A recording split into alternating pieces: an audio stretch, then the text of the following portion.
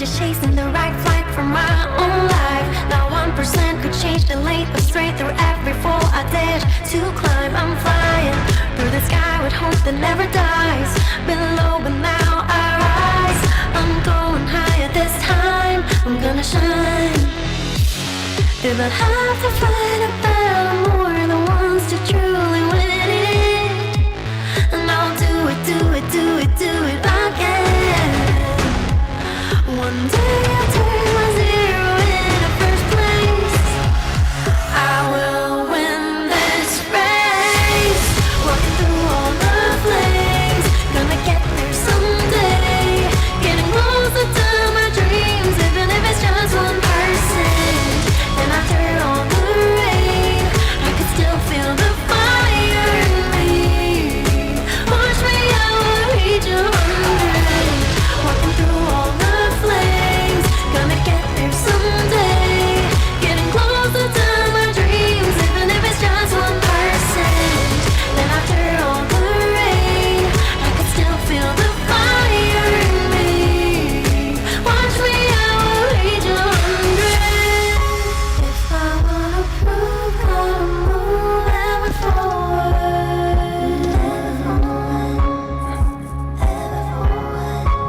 If I wanna prove, gotta move ever forward. Ever forward. Keep it moving, don't stop. Tell you we won't stop climbing up to the top. Yeah, even if the weather's cold or it's hot, if you're ready or you're not, go show 'em what you got now. Been grinding for my whole life, so do what you gotta do. Keep it moving, this is your life. I spend days chasing dreams for so many nights. Still here, never last, cause I do it right. Get the fire inside, I keep burning. Every time I breathe, yeah, we live and we love it. And you know I never leave it even done yet. I got that heat, gotta keep it 100. Never have to fight a battle, more than once to truly win it. And I'll do it, do it, do it, do it again. One day I'll turn my zero into first place. I will win this race. Walking through all the flames, gonna get there someday. Getting closer to my dreams, even if it's just 1%. Then after all the rain, I can still feel the fire in me. Watch me, I will reach 100. Walking through all the flames, gonna get there someday. Getting closer to my dreams, even if it's just 1%. Then after all the rain, I can still feel the fire in me. Watch me, I will reach 100.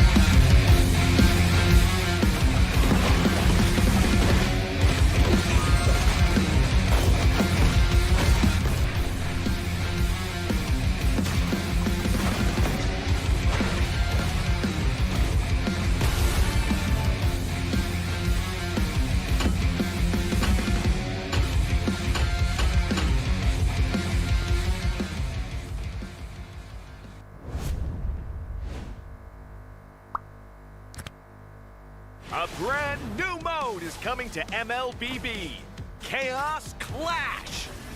Team up in trios, begin at level 3, and fight on a fresh map with no minions or turrets. During the preparation phase, grab Chaos Fragments to boost your power. As the match goes on, the Annihilation Tide emerges, pushing the action to the limit. Here's a closer look at how this new mode works. Chaos Clash is a multi-round 3 versus 3 mode. Wipe out the entire enemy team to win the round. Teams lose HP each time they are defeated. If a team's HP drops to 0, they're eliminated. Rounds continue until only one champion remains. When there's an odd number of teams, one team will sit out the round. After certain rounds, heroes automatically level up and earn gold. Use this time to buy equipment and boost your power. All full equipment except boots costs 2,000 gold. From round 11 onwards, teams earn bonus gold. Adapt your loadout and strategy to stay ahead. At the start of each round, you will receive random chaos fragments that boost your power. You can also refresh fragments to re-roll their effects, with 2 refreshes per round. The game offers a wide variety of fragments, each with unique effects, so you can mix and match to create your own playstyle. For example, tank fragments make your hero tougher and deal damage back to attackers. Marksmen who pick range-enhancing fragments can safely deal damage from afar. And that's just the start! Countless other powerful fragments and combinations are ready for you to try. As rounds progress, the Annihilation Tide starts shrinking across the map. Heroes outside the tide take sustained damage. Master this mechanic, and it can swing the battle in your favor. For instance, heroes with knockback or displacement abilities can push enemies into the tide. Surprise your opponents and watch them struggle against the sustained damage. The new 3 versus 3 mode, Chaos Clash, is coming soon. With a variety of chaos fragments, every match brings a fresh experience. The shrinking zone adds fast-paced, thrilling action, and new map buffs further empower heroes. Exciting, innovative, and powerful new strategies await. Are you ready to try them all?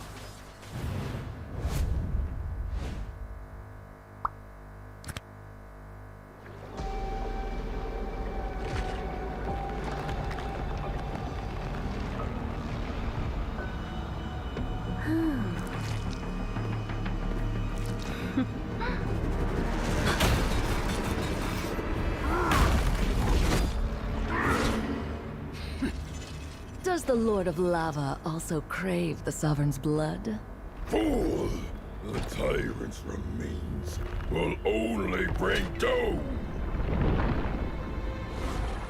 Their brutal dominion, our warriors were corrupted into foul bonds of decay! Sovereign of the Abyss, Obsidia. The curse still flows within the Sovereign's blood!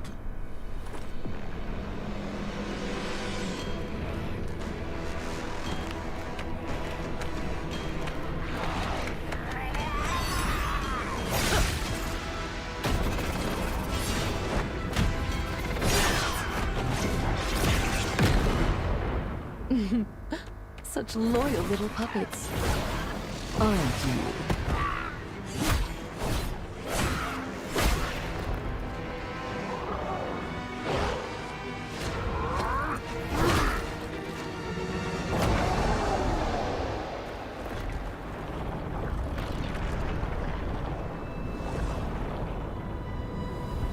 You are merely a puppet, no different from my spawns.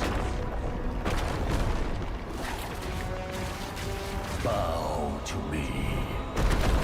Keep your throne, or be destroyed.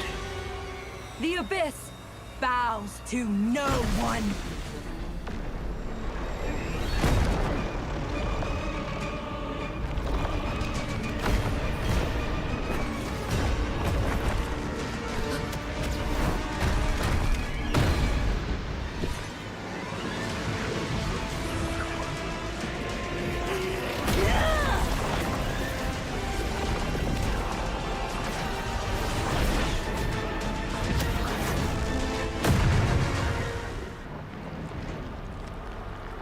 For the Abyss!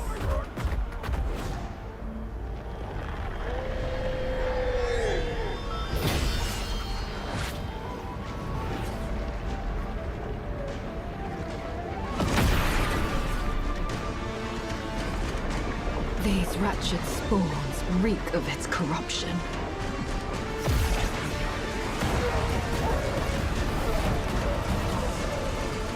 Your sovereign has a god to kill.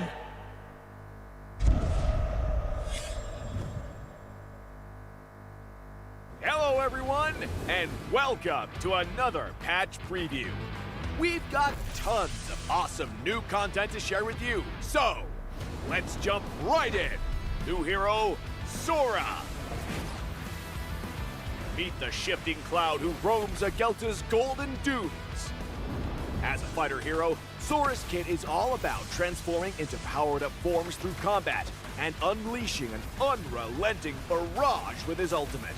We can't wait to see you guys pop off with him.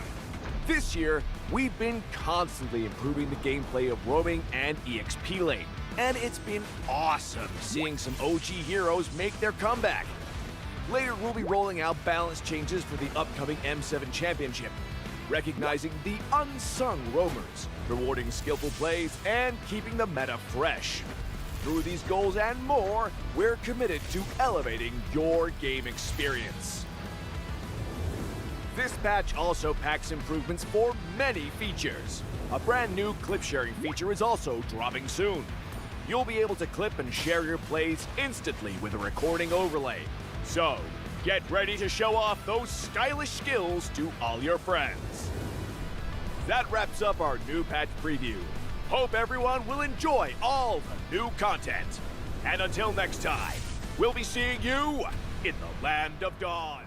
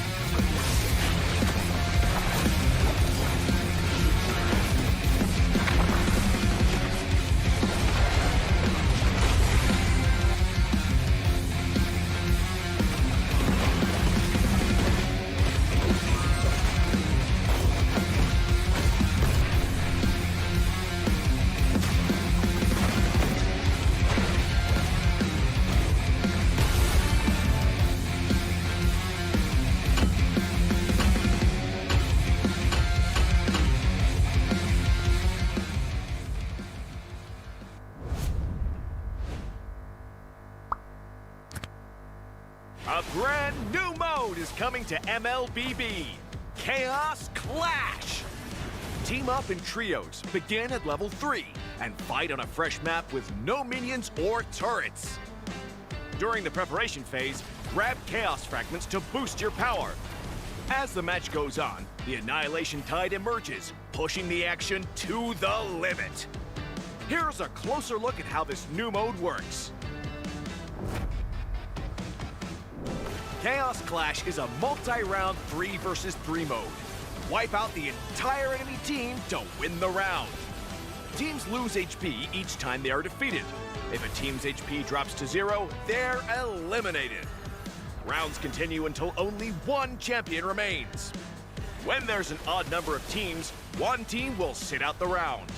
After certain rounds, heroes automatically level up and earn gold. Use this time to buy equipment and boost your power. All full equipment except boots costs 2,000 gold. From round 11 onwards, teams earn bonus gold. Adapt your loadout and strategy to stay ahead. At the start of each round, you will receive random Chaos Fragments that boost your power. You can also refresh fragments to re-roll their effects, with 2 refreshes per round. The game offers a wide variety of fragments, each with unique effects, so you can mix and match to create your own playstyle. For example, tank fragments make your hero tougher and deal damage back to attackers. Marksmen who pick range-enhancing fragments can safely deal damage from afar. And that's just the start! Countless other powerful fragments and combinations are ready for you to try. As rounds progress, the Annihilation Tide starts shrinking across the map. Heroes outside the tide take sustained damage. Master this mechanic, and it can swing the battle in your favor. For instance, heroes with knockback or displacement abilities can push enemies into the tide. Surprise your opponents and watch them struggle against the sustained damage. The new 3 vs 3 mode, Chaos Clash, is coming soon. With a variety of chaos fragments, every match brings a fresh experience. The shrinking zone adds fast-paced, thrilling action, and new map buffs further empower heroes. Exciting, innovative, and powerful new strategies await. Are you ready to try them all?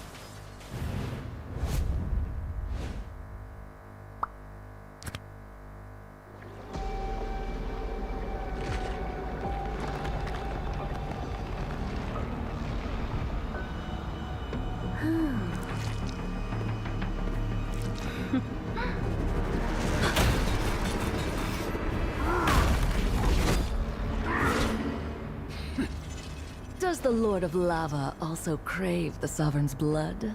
Fool! The tyrant's remains will only bring doom! Their brutal dominion, our warriors were corrupted into foul bonds of decay! Sovereign of the Abyss, Obsidia. The curse still flows within the Sovereign's blood!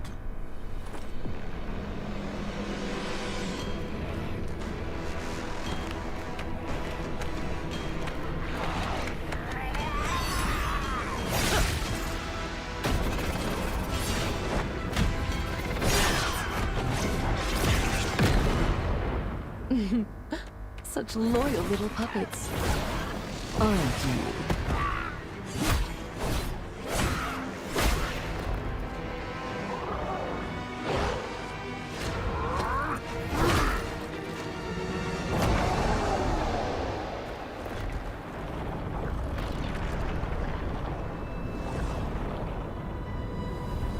You are merely a puppet, no different from my spawns. Bow to me. Keep your throne, or be destroyed. The Abyss bows to no one.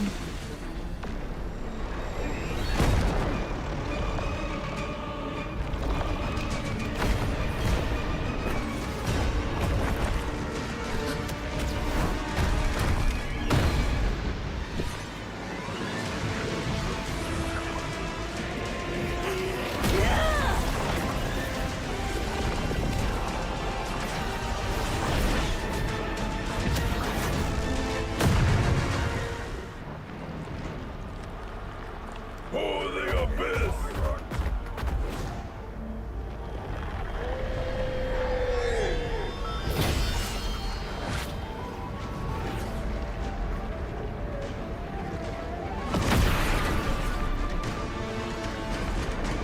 These wretched spawns reek of its corruption.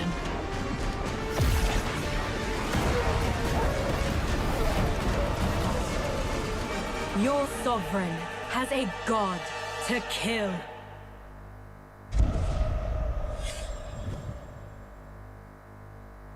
Hello, everyone, and welcome to another patch preview.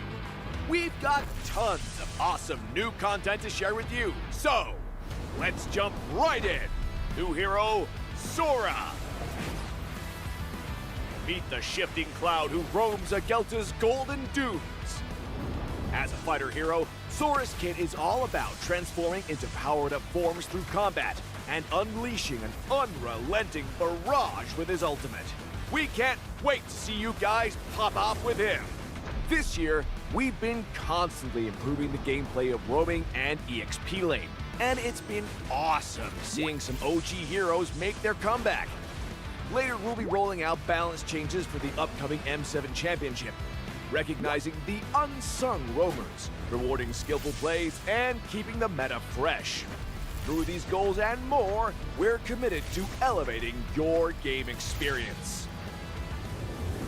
This patch also packs improvements for many features. A brand new clip sharing feature is also dropping soon. You'll be able to clip and share your plays instantly with a recording overlay. So, get ready to show off those stylish skills to all your friends. That wraps up our new patch preview. Hope everyone will enjoy all the new content. And until next time, we'll be seeing you in the Land of Dawn.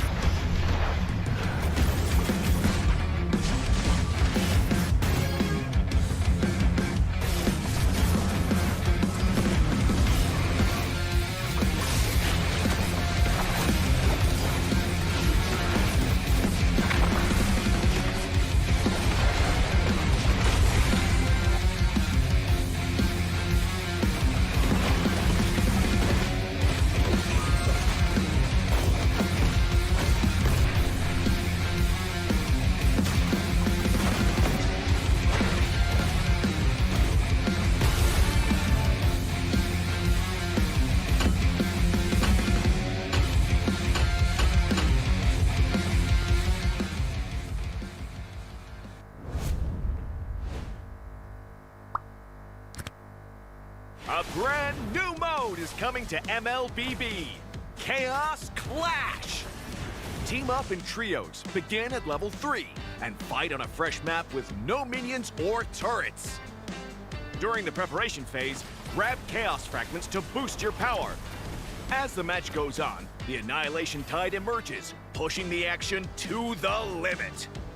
Here's a closer look at how this new mode works.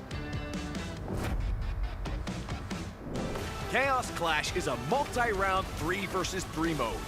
Wipe out the entire enemy team to win the round. Teams lose HP each time they are defeated. If a team's HP drops to 0, they're eliminated. Rounds continue until only one champion remains. When there's an odd number of teams, one team will sit out the round. After certain rounds, heroes automatically level up and earn gold. Use this time to buy equipment and boost your power. All full equipment except boots costs 2,000 gold. From round 11 onwards, teams earn bonus gold. Adapt your loadout and strategy to stay ahead. At the start of each round, you will receive random chaos fragments that boost your power. You can also refresh fragments to re-roll their effects, with 2 refreshes per round. The game offers a wide variety of fragments, each with unique effects, so you can mix and match to create your own playstyle. For example, tank fragments make your hero tougher and deal damage back to attackers. Marksmen who pick range-enhancing fragments can safely deal damage from afar. And that's just the start! Countless other powerful fragments and combinations are ready for you to try. As rounds progress, the Annihilation Tide starts shrinking across the map. Heroes outside the tide take sustained damage. Master this mechanic, and it can swing the battle in your favor. For instance, heroes with knockback or displacement abilities can push enemies into the tide. Surprise your opponents and watch them struggle against the sustained damage. The new 3 versus 3 mode, Chaos Clash, is coming soon. With a variety of chaos fragments, every match brings a fresh experience. The shrinking zone adds fast-paced, thrilling action, and new map buffs further empower heroes. Exciting, innovative, and powerful new strategies await. Are you ready to try them all?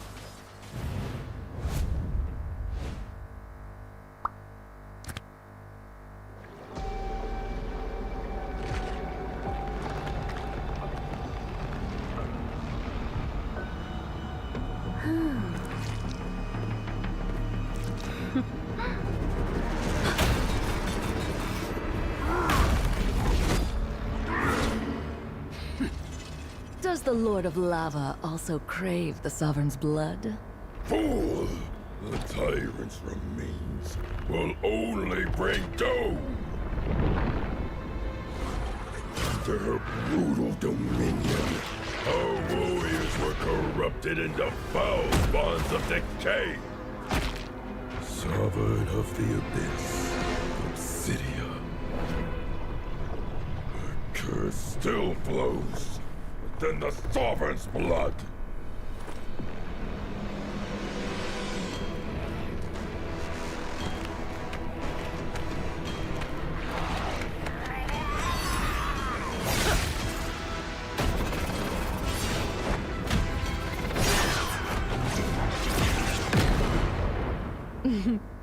Such loyal little puppets.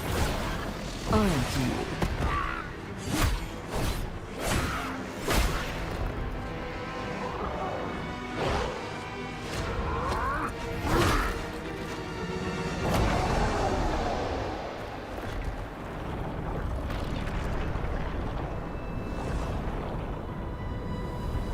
You are merely a puppet, no different from my spawns. Bow to me. Keep your throne, or be destroyed. The Abyss bows to no one.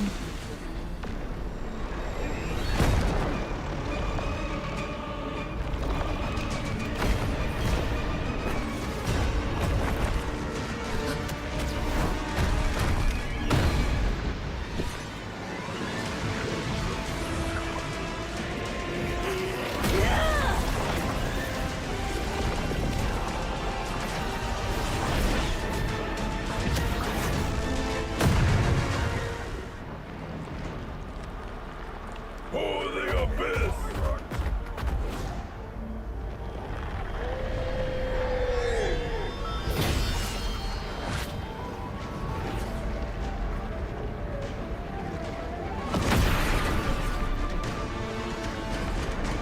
These wretched spawns reek of its corruption.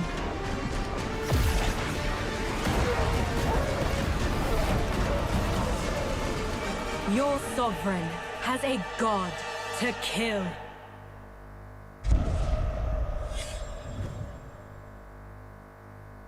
Hello, everyone, and welcome to another patch preview.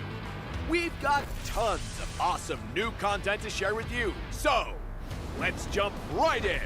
New hero, Sora. Meet the shifting cloud who roams Agelta's golden dunes.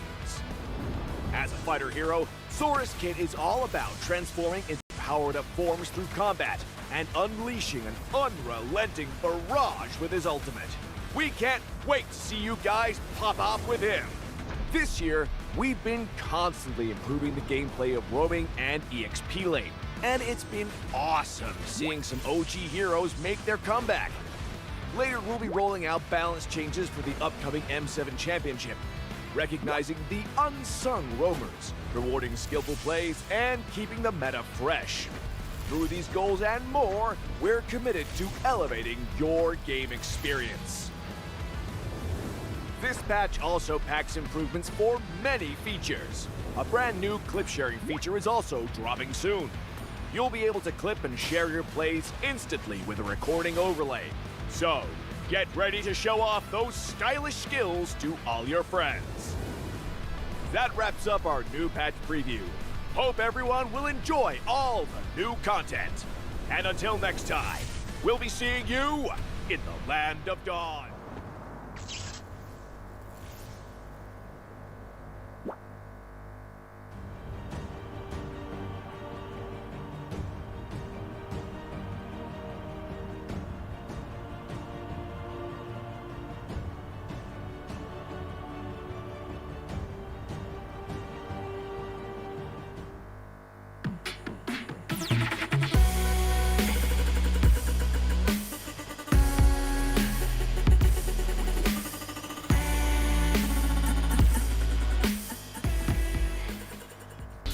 The shape, the speed, the precision. Built with pros, made for esports.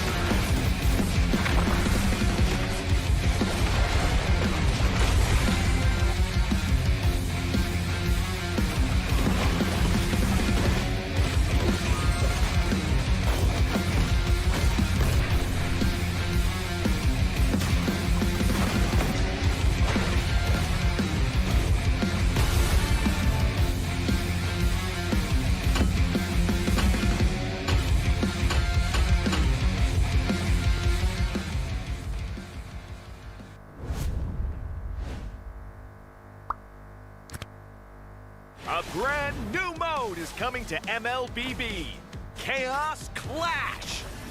Team up in trios, begin at level 3, and fight on a fresh map with no minions or turrets. During the preparation phase, grab Chaos Fragments to boost your power. As the match goes on, the Annihilation Tide emerges, pushing the action to the limit. Here's a closer look at how this new mode works. Chaos Clash is a multi-round 3 versus 3 mode. Wipe out the entire enemy team to win the round. Teams lose HP each time they are defeated. If a team's HP drops to 0, they're eliminated. Rounds continue until only one champion remains. When there's an odd number of teams, one team will sit out the round. After certain rounds, heroes automatically level up and earn gold. Use this time to buy equipment and boost your power. All full equipment except boots costs 2,000 gold. From round 11 onwards, teams earn bonus gold. Adapt your loadout and strategy to stay ahead. At the start of each round, you will receive random Chaos Fragments that boost your power. You can also refresh fragments to re-roll their effects, with 2 refreshes per round. The game offers a wide variety of fragments, each with unique effects, so you can mix and match to create your own playstyle. For example, tank fragments make your hero tougher and deal damage back to attackers. Marksmen who pick range-enhancing fragments can safely deal damage from afar. And that's just the start! Countless other powerful fragments and combinations are ready for you to try. As rounds progress, the Annihilation Tide starts shrinking across the map. Heroes outside the tide take sustained damage. Master this mechanic, and it can swing the battle in your favor. For instance, heroes with knockback or displacement abilities can push enemies into the tide. Surprise your opponents and watch them struggle against the sustained damage. The new 3 versus 3 mode, Chaos Clash, is coming soon. With a variety of Chaos Fragments, every match brings a fresh experience. The shrinking zone adds fast-paced, thrilling action, and new map buffs further empower heroes. Exciting, innovative, and powerful new strategies await. Are you ready to try them all?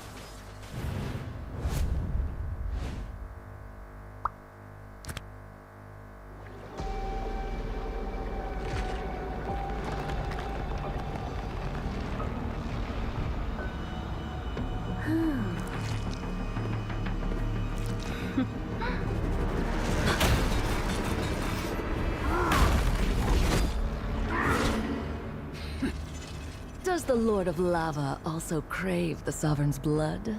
Fool! The tyrant's remains will only bring doom! Their brutal dominion, our warriors were corrupted into foul bonds of decay. Sovereign of the Abyss, Obsidia.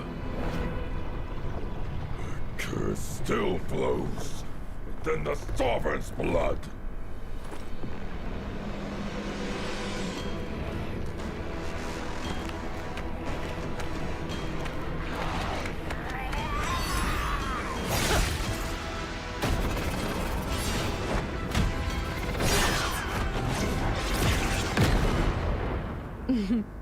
Such loyal little puppets. Aren't you?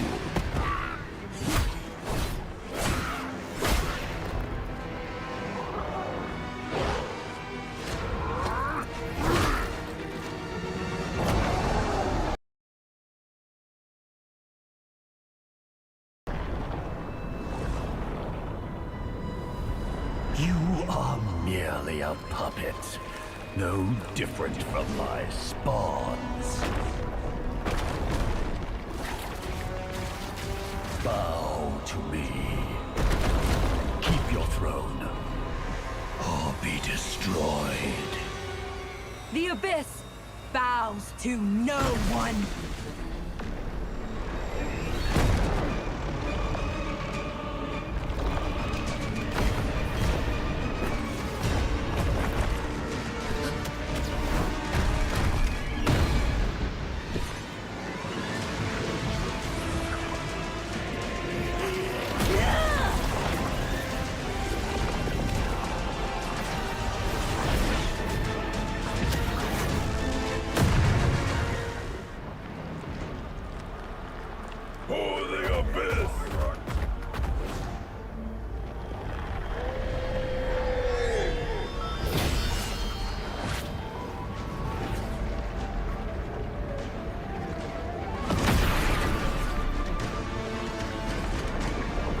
ratchet spores reek of its corruption.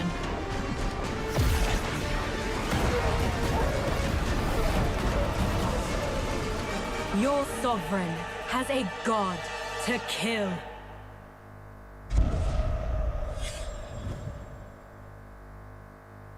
Hello, everyone, and welcome to another patch preview. We've got tons of awesome new content to share with you, so let's jump right in. New hero, Sora. Meet the shifting cloud who roams Agelta's golden dunes. As a fighter hero, Sora's kit is all about transforming into powered-up forms through combat and unleashing an unrelenting barrage with his ultimate. We can't wait to see you guys pop off with him. This year, we've been constantly improving the gameplay of roaming and EXP lane, and it's been awesome seeing some OG heroes make their comeback. Later, we'll be rolling out balance changes for the upcoming M7 Championship, recognizing the unsung roamers, rewarding skillful plays, and keeping the meta fresh. Through these goals and more, we're committed to elevating your game experience. This patch also packs improvements for many features. A brand new clip sharing feature is also dropping soon. You'll be able to clip and share your plays instantly with a recording overlay. So, get ready to show off those stylish skills to all your friends. That wraps up our new patch preview. Hope everyone will enjoy all the new content. And until next time, we'll be seeing you in the Land of Dawn.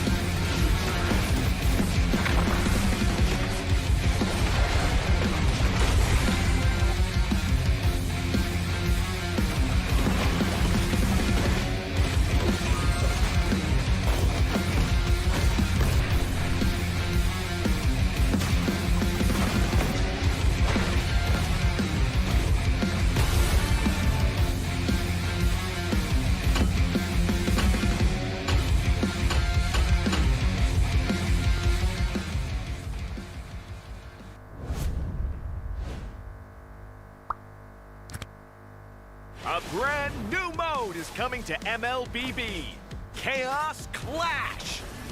Team up in trios, begin at level 3, and fight on a fresh map with no minions or turrets. During the preparation phase, grab Chaos Fragments to boost your power. As the match goes on, the Annihilation Tide emerges, pushing the action to the limit. Here's a closer look at how this new mode works. Chaos Clash is a multi-round 3 versus 3 mode. Wipe out the entire enemy team to win the round. Teams lose HP each time they are defeated. If a team's HP drops to 0, they're eliminated. Rounds continue until only one champion remains. When there's an odd number of teams, one team will sit out the round. After certain rounds, heroes automatically level up and earn gold. Use this time to buy equipment and boost your power. All full equipment except boots costs 2,000 gold. From round 11 onwards, teams earn bonus gold. Adapt your loadout and strategy to stay ahead. At the start of each round, you will receive random Chaos Fragments that boost your power. You can also refresh fragments to re-roll their effects, with 2 refreshes per round. The game offers a wide variety of fragments, each with unique effects, so you can mix and match to create your own playstyle. For example, tank fragments make your hero tougher and deal damage back to attackers. Marksmen who pick range-enhancing fragments can safely deal damage from afar. And that's just the start! Countless other powerful fragments and combinations are ready for you to try. As rounds progress, the Annihilation Tide starts shrinking across the map. Heroes outside the tie take sustained damage. Master this mechanic, and it can swing the battle in your favor. For instance, heroes with knockback or displacement abilities can push enemies into the tie. Surprise your opponents and watch them struggle against the sustained damage. The new 3 vs 3 mode, Chaos Clash, is coming soon. With a variety of chaos fragments, every match brings a fresh experience. The shrinking zone adds fast-paced, thrilling action, and new map buffs further empower heroes. Exciting, innovative, and powerful new strategies await. Are you ready to try them all?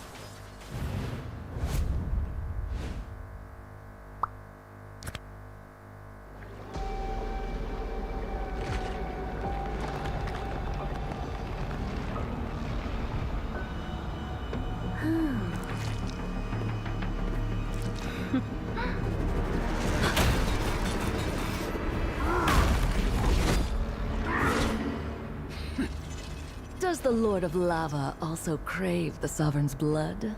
Fool! The tyrant's remains will only bring doom!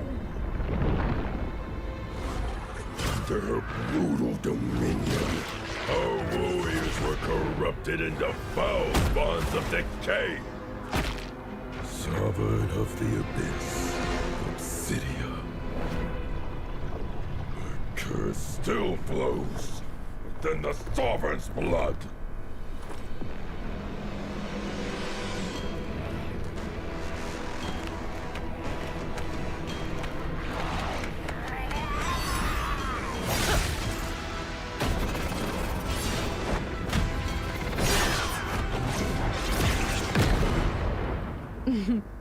Such loyal little puppets.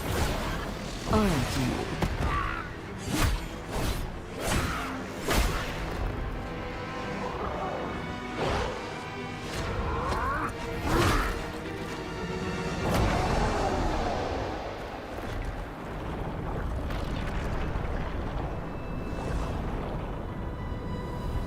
You are merely a puppet, no different from my spawns.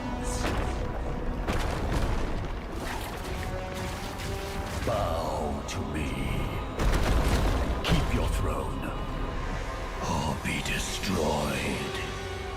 The Abyss bows to no one.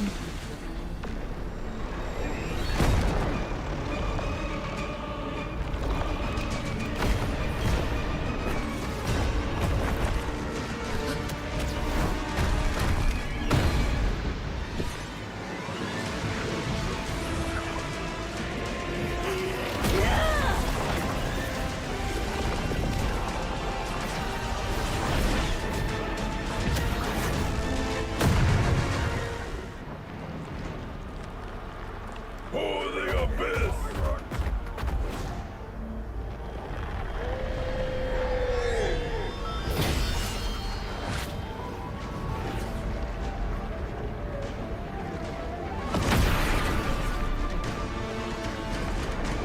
These wretched spawns reek of its corruption.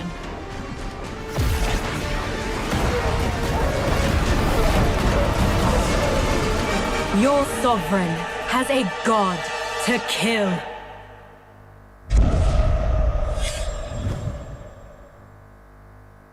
Hello everyone, and welcome to another patch preview.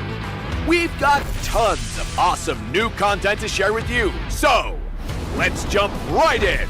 New hero, Sora. Meet the shifting cloud who roams Agelta's golden dunes. As a fighter hero, Sora's kit is all about transforming into powered-up forms through combat and unleashing an unrelenting barrage with his ultimate. We can't wait to see you guys pop off with him.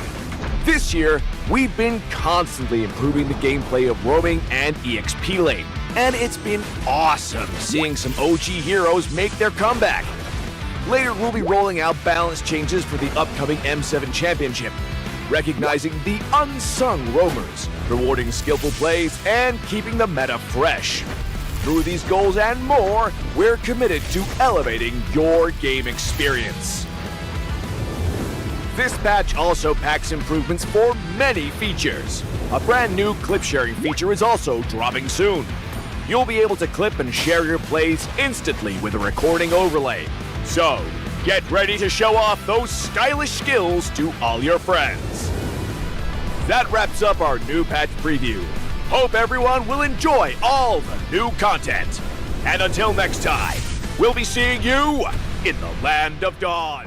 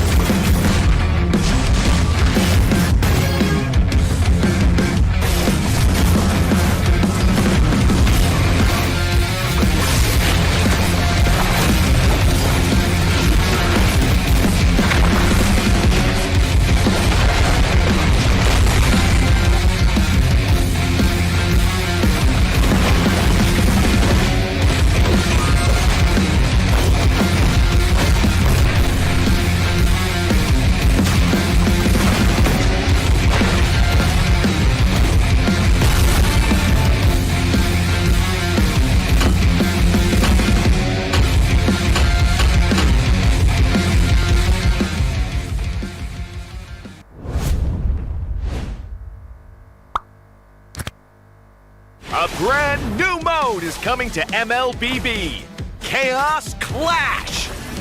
Team up in trios, begin at level 3, and fight on a fresh map with no minions or turrets. During the preparation phase, grab Chaos Fragments to boost your power.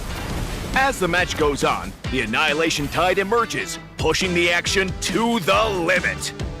Here's a closer look at how this new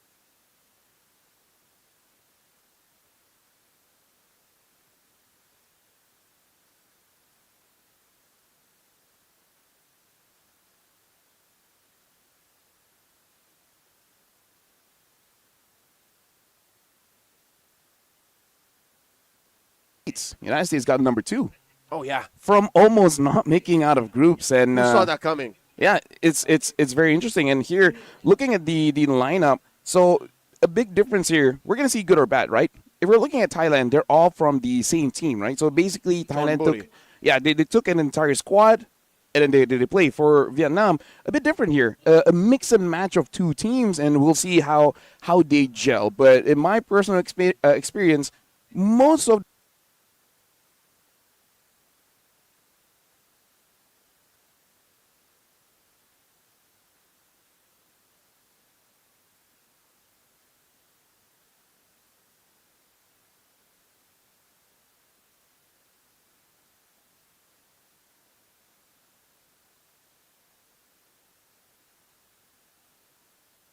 how that works out, the dynamics and the dichotomy of such. Again, this is a team called Trumburi facing off against a hybrid of players from Virtus Pro out of Vietnam and what's the Spirit Evolution. Spirit Evolution. So it's a 3-2 mix, but what I'm glad about to say, at least for Team Vietnam, is some of the players that we know and love from that scene is in this squad. So they took Sa, they took Kao, that one other player from Virtus Pro out of the EXP lane. What was this young lady's name? Hold on, give me a second. Like Daisy. Daisy's here too. So if you are a fan of them from EWC, they'll be here today. They're opening up this best of 2. Yeah, so again, just to remind everyone, in case people don't know about the format, it is going to be a best of 2, so no matter what, we're going to be playing 2 games, and it's all about getting those points. Don't worry too much about the points, because you win 1 point, you lose, you get no points. And at the end of the day, top 3 makes it to the next round. Number 1 of each groups survives for 1 match. Number 2, number 3 fight against each other. What's cool about securing number 1 slot in your group is you are minimum. If you literally just play bad in the opener for your matches, you can compete still for the bronze medal. Yeah. So that is what you get. Playing well in groups gives you so much. That is currently the seat that Myanmar Group A in the men's division and the Philippines out of Group B are enjoying now. That's the privilege they have. Who will do that here? For the ladies, we'll find out by the end of the day. Yeah, so in terms of the picks here, I'm really looking forward to see if the side lanes will be influenced based on yesterday's games, because I don't know about when did the players flew in. I'm pretty sure most of them flew in yesterday.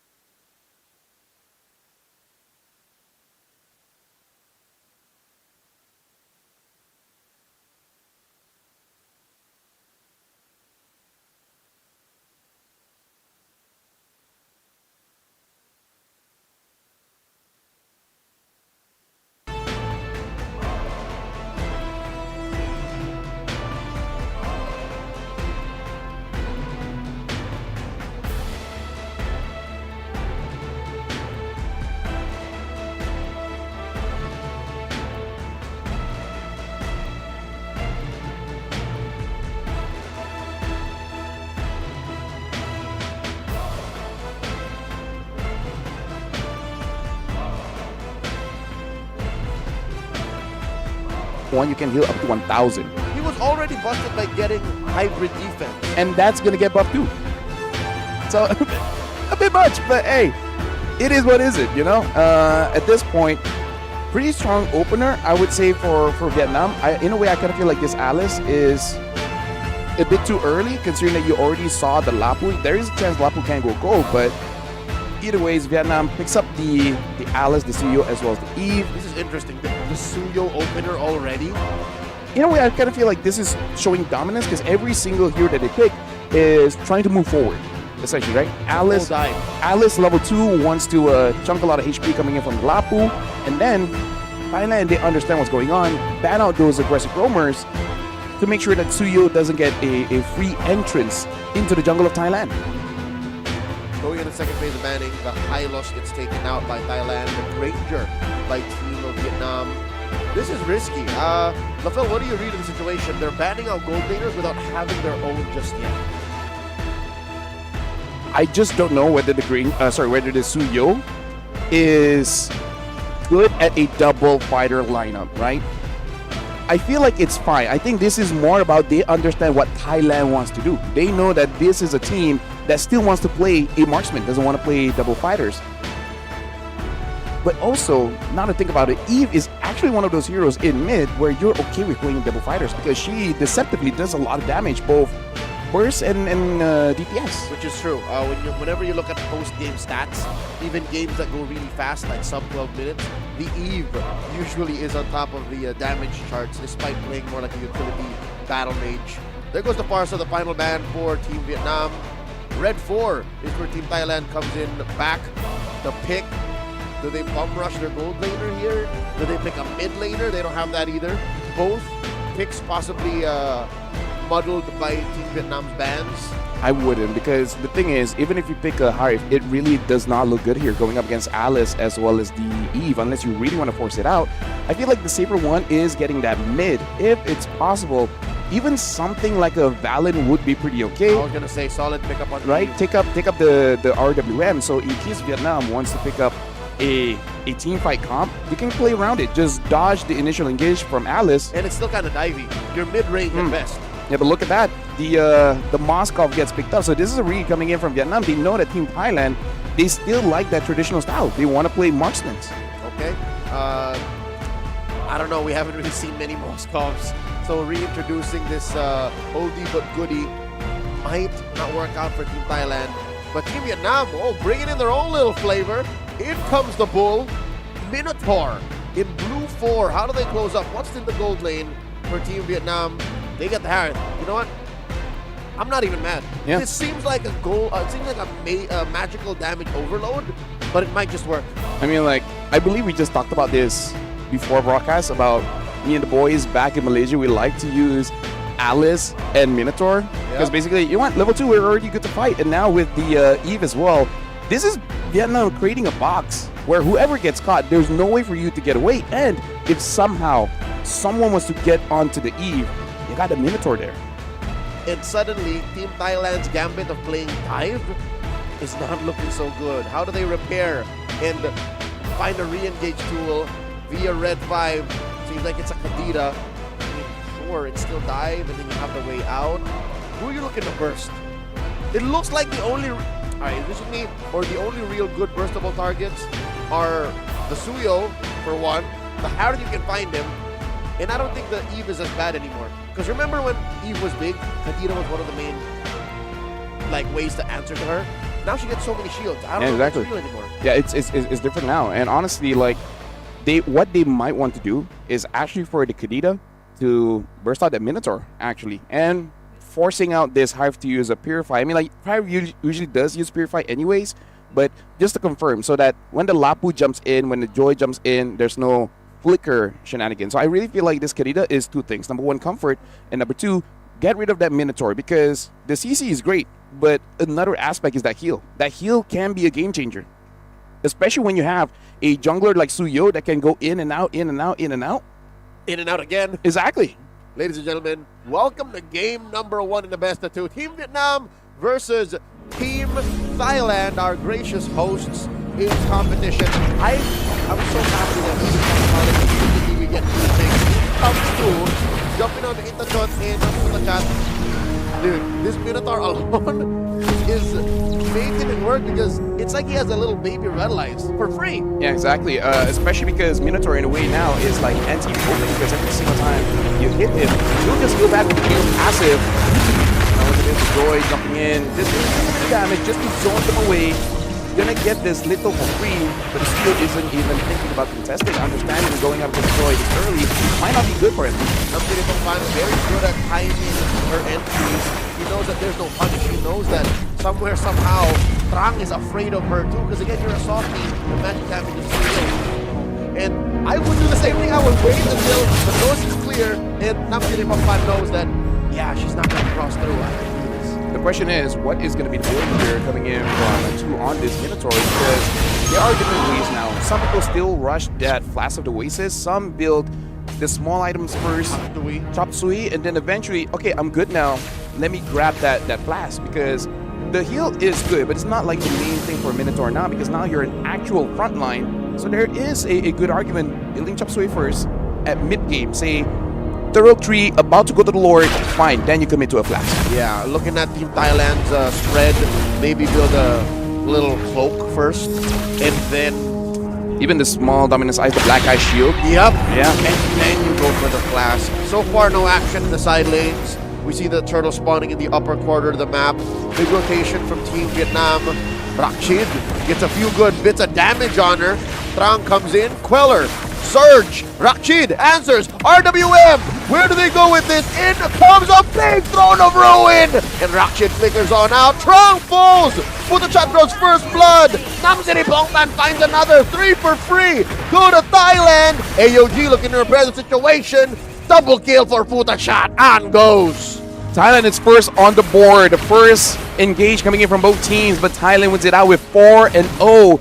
A good engage, and this is where we see the benefits of magic damage, essentially. They're coming for the Kadita as well as the Joy. A lot of bursts, and yeah, the Suyo was just not ready for that. Like, you go in and out, but the moment you stay in place for even half a second, that's it. You're taking way too much damage. And at that point, Thailand would be okay to stop the engage, but because Vietnam was not able to get away, hey, might as well. There was a huge part of that equation missing. Sure, you can go in and out almost infinitely with Suyo, but the damage isn't there just quite yet for Team Vietnam. Looking at their damage profile, it's a lot of DOT, a lot of DPS, yep. No real burst just yet. If anything, the only real burst that they can get is on Chow, and that's post 8 minutes. And honestly, it's pretty much just poking out. Like, it's just like, okay, I'm gonna siege, zone you away, and then try to get this without fighting. Like, a very peaceful battle. Rakshid gets caught between 3! And only in situations like that can Team Vietnam say, yeah, that's enough damage, but they were all raining down on one hero. And you gotta say, he's like, Rakshid should not be there, probably thinking of cutting the wave, but yeah, you gotta be careful. You don't know what your opponent is really doing in terms of the rotations here. Putachat is there. Chow does have that Purify. Jumps in with the AOG. Easy dodge by Chow. But the Joy is here. Namsiri Bongpan has ill intent for Chow. She reads the situation. She knows that there's shenanigans afoot. In comes Tu, Trang, and me. Big jump. Minnow and Fury catches the tail end of that Gatot Cha. Drops the Zaman Force. Namsiri Bongpan answers back. RWM Chow just bites it. Trang falls as well. Yet 2. The damage from Namsiri Bongpan is real in that shot. 3 kills already. Vietnam was too eager there. Alpja just pushes knee away. And here's the thing, man. It's just that, yes, that was an engage, but a revitalize on that Gatot with the passive. Dude, the Gatot can sustain for quite a while. He doesn't mind 1v5. I could have sworn Putachat was done for. Because again, she started it off very honest with an AOG, missed the mark. Yep. And the fact that she understands the situation, saying, I'll stay a little. Yeah. I think what I bring to the fight is enough. And Upja was not going to miss this. She comes in via the SOD. Another AOG coming up. Knocks up knee. There she falls. An barely survives. 1 HP in a dream. Vietnam cannot afford to contest the turtle. Team Thailand, go for it. Another big win. Safe to say, Intachat on this Kadita, that's probably a comfort, man, because she doesn't miss, man. She goes in, gets the necessary burst. Even if you gank her, she deals more damage to you than you do to her. And all the while, Upja is getting free farm on this Moscow. So part of the problem about marksmen right now is you don't have space to farm. It looks like Upja has plenty. Team Thailand, this mid trio is so dangerous. An running away from 3 in the shot, blocking off the exit. Can she survive? An just clears away. Vietnam currently struggling to keep control of the map. A push up top for Team Thailand. And the Chota had to use the Petrify, unable to get a target, but still getting the turret at this point with about almost 5,000 gold. In fact, clean. It's amazing for Thailand, considering that they're a draft that are pretty okay at scaling up both the Joy as well as the Moscow. And then eventually this Lapu will be difficult to deal with. Not to mention Intachot she will have another mid-game power spike once she finally builds some solid penetration. So no matter what Team Vietnam builds, she will be, what, a step ahead. That's dangerous. She's going to overload Chao's Purify, and it'll be so hard for Vietnam to get reliable damage. Sure, Chao gets a Starlium Sight, but I think the damage has been done. Futachat gets flushed out of this brush here. Would be nice to see a full item spread, no? Well, right now we do see a Golden Staff onto Abja at 6 minutes, considering that might be the second item. Probably just waiting for a Demon Hunter. So that's the attack speed trio. Yeah, I really feel like the first item was the Corrosion Scythe, just in case. Help out Intachat by slowing down whoever Abja is able to hit, making it easier for the Kadita to burst someone out. And all the while, Intachat is just there just to make sure that this bush is mine. I don't care about anything else, but this one, this is mine. This specific one, near the spot, near the spot where the Lord has been spawning twice now, but it's the opposite corner of the map. On here, gets a few hits on her by Abja. Turtle spawns, clearly. Nam Siripongpan very quick to respond. It's just her there. I think Vietnam has gotten the fear of God put into them by Team Thailand, and Trang isn't even thinking to contest. That's all three going over to Thailand. Like it or not, Team Vietnam, they gotta wait for the item power spike, right? For the Minotaur, gotta wait for the flask, for Ni. Oh, and all the while Trang! God! Gets caught by Intachat! Didn't even let you finish the sentence. I didn't even know she was there. She was hanging out there this whole time. Look at this. The box is zoning. It's enough. It's good. Nam City Pongpan falls. In comes Abja trying to repair the situation. A lot of damage put on the An. It was a 2-for-1. A delayed trade, but still Vietnam happy to have taken down Nam City Pongpan. Could have sworn she was never going to die. Yeah, in a way, jungler for jungler, right? And in that situation, that's the best thing that you could ask for. You would prefer something like an Intachat so that you can get shut down go, but hey, it's good because now you know when you do create a box, you can get that kill. Getting the box though, getting to that point, getting the items, getting the position, that's tough. And here's what I'm questioning. Was that a planned, synchronized ult? Or did they just say, hey, they're all here, why don't we just go? No, I think they all just go. Yeah, so it wasn't to their plan. It wasn't something that they proactively set up. So imagine how lethal that would be if it was something that they orchestrated, if it was something that they planned for. And now it looks like Abja has the full 3 items, getting the Demon Hunt Sword, and now 2, looks like is going to delay the Flask and is going for basically a frontline build for this Minotaur. Chao with the Feather of Heaven, I'm guessing does not have the Holy Crystal, so going to be able to spam, but doesn't have that burst just yet. And Ni is delaying some damage item by going for the Bloodwing, so I'm probably not going to be seeing a Wishing Lantern anytime soon, which I feel like is kind of needed to make sure that you can deal with Rockchit as well as Futachat. Economy is still pretty tight for Team Vietnam, so let's see if that's in the books in the near future. In that near future being about 2 to 3 minutes from now. I doubt that Team Vietnam can fully contest. Folks, doing the math, they're down 7,000 gold, and I think a good chunk of that is on Abja. Free farm, let's see, 7 to above. Yep, that's a 2,000 gold lead, a full item between this Moskov and this Harith. And you can see, 2 was thinking about building a flask, but she's like, yeah, no, I can't even tank, man. I need some defense items. Not even going for a Chop Suey here. Trang does finally get that War Axe, but probably a little bit too late here, considering that the Joy does have that Holy Crystal. Basically, everyone from Vietnam is going to get bursted down. Oh, speaking of getting bursted down, that was a 2v1 situation, LaFell, and Abja won. Might even get another in 2! Double kill! Then that's when she falls. Part of the plan. Get 3 kills on the Moscow, shut her down. Like a piñata. Exactly. So but all this while, Thailand was taking the Lord, so I think there was another plan on top of that. Yeah. But either way, Vietnam, in terms of scaling up, we really got to look at the Eve, and I feel like it's not going to be there for a good 5 to 6 minutes. Yep. So they got to try their very best to make sure that they are able to defend their base, and how you kind of do that is make it so that Thailand has to move forward. Use the Eve, clear it out, and hold on. It's there. Oh, throw it, no one home. Futachat survives with about half health, popping that Revitalize. A little too greedy for Team Thailand to try and push that mid lane, but this did distract Team Vietnam, allowing for them to get this Lord onto that inhibitor up top. Quick knock up. They will take care of it. Team Vietnam take care of the siege. Yep. Either way, still pretty good defense so far by Team Thailand. Ratchet looks like is trying to find an angle to flank, but Nee does see Ratchet out, and Team Thailand, this is going to be a test here. See that how good are they at sieging when they do have this lead, because some teams just, they know how to get to the end. They just don't know how to finish. Uh-oh, hit the shot, looking for a combo. Pops the Petrify, does not get anyone.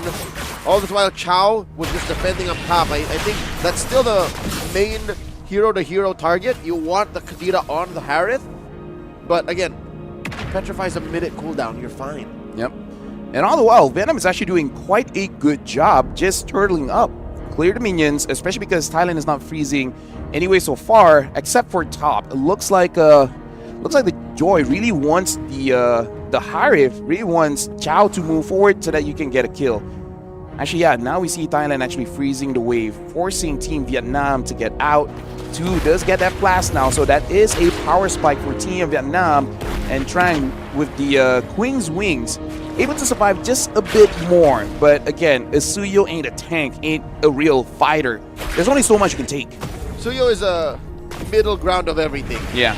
Which makes him an interesting contributor to the current metagame. Let's talk about that power spike. Again, Flask of Oasis on the Minotaur. It's a power spike that you have to see in action to really feel.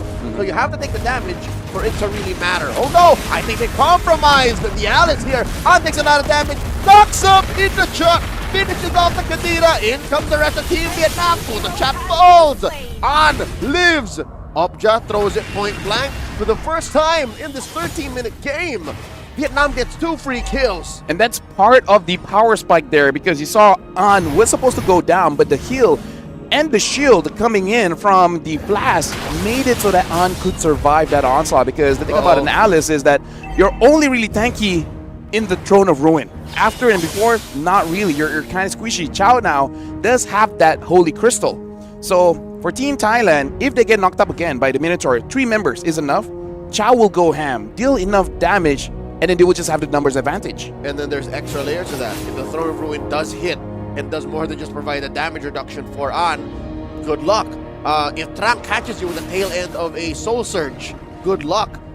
If the RWM drops you when you're trying to escape, that's a little bit more damage that Chow will be dealing. So again, it looks like the turns are tabled here for Team Vietnam, but contesting the Lord is maybe a step too far.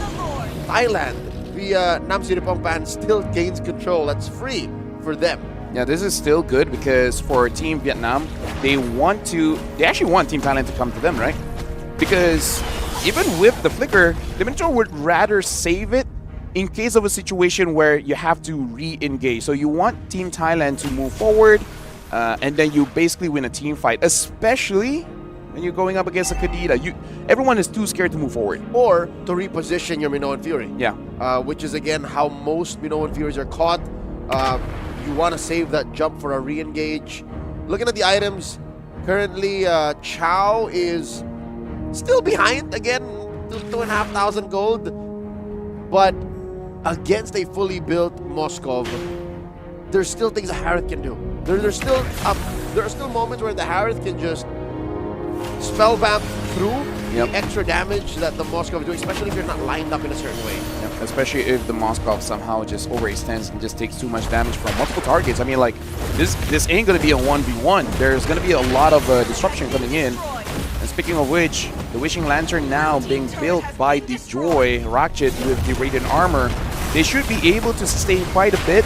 Nee does have that Wishing Lantern as well. So at this point, basically everyone has their key items. So the damage should be enough for both teams. It really is just about who dies first, honestly. Like, if Team Vietnam is able to get the Joy, then I think that's good enough. Even though Aubja as a Moskov at 50 minutes is pretty scary, it's manageable in this current meta. Though I do have to say, Vietnam, we don't see any Chastile's Pauldron just yet. Not yet, no. Given that it really only affects Obja. Yeah. And I don't think they feel that Obja is such a threat yet. AOG coming through. Putachat looking to engage. They get the answer. The Minoan Fury, Rakshid barely survives. And look at this. Namsiri Bongpan gets shut down.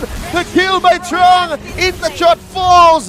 They overextend. No kills, no turrets. Vietnam with the punish. This is what Team Vietnam was waiting for. They understood they don't need to contest with the Lord because Team Thailand, you will feel like they have to force things out. And this is what we were talking about. Team Thailand didn't know how to get there, but do you know how to finish?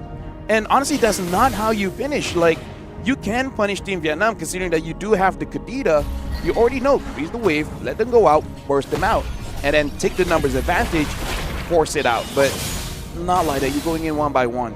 LaFell, you know I'm not one to point the finger and spread the blame, but where was Rakshid in this situation?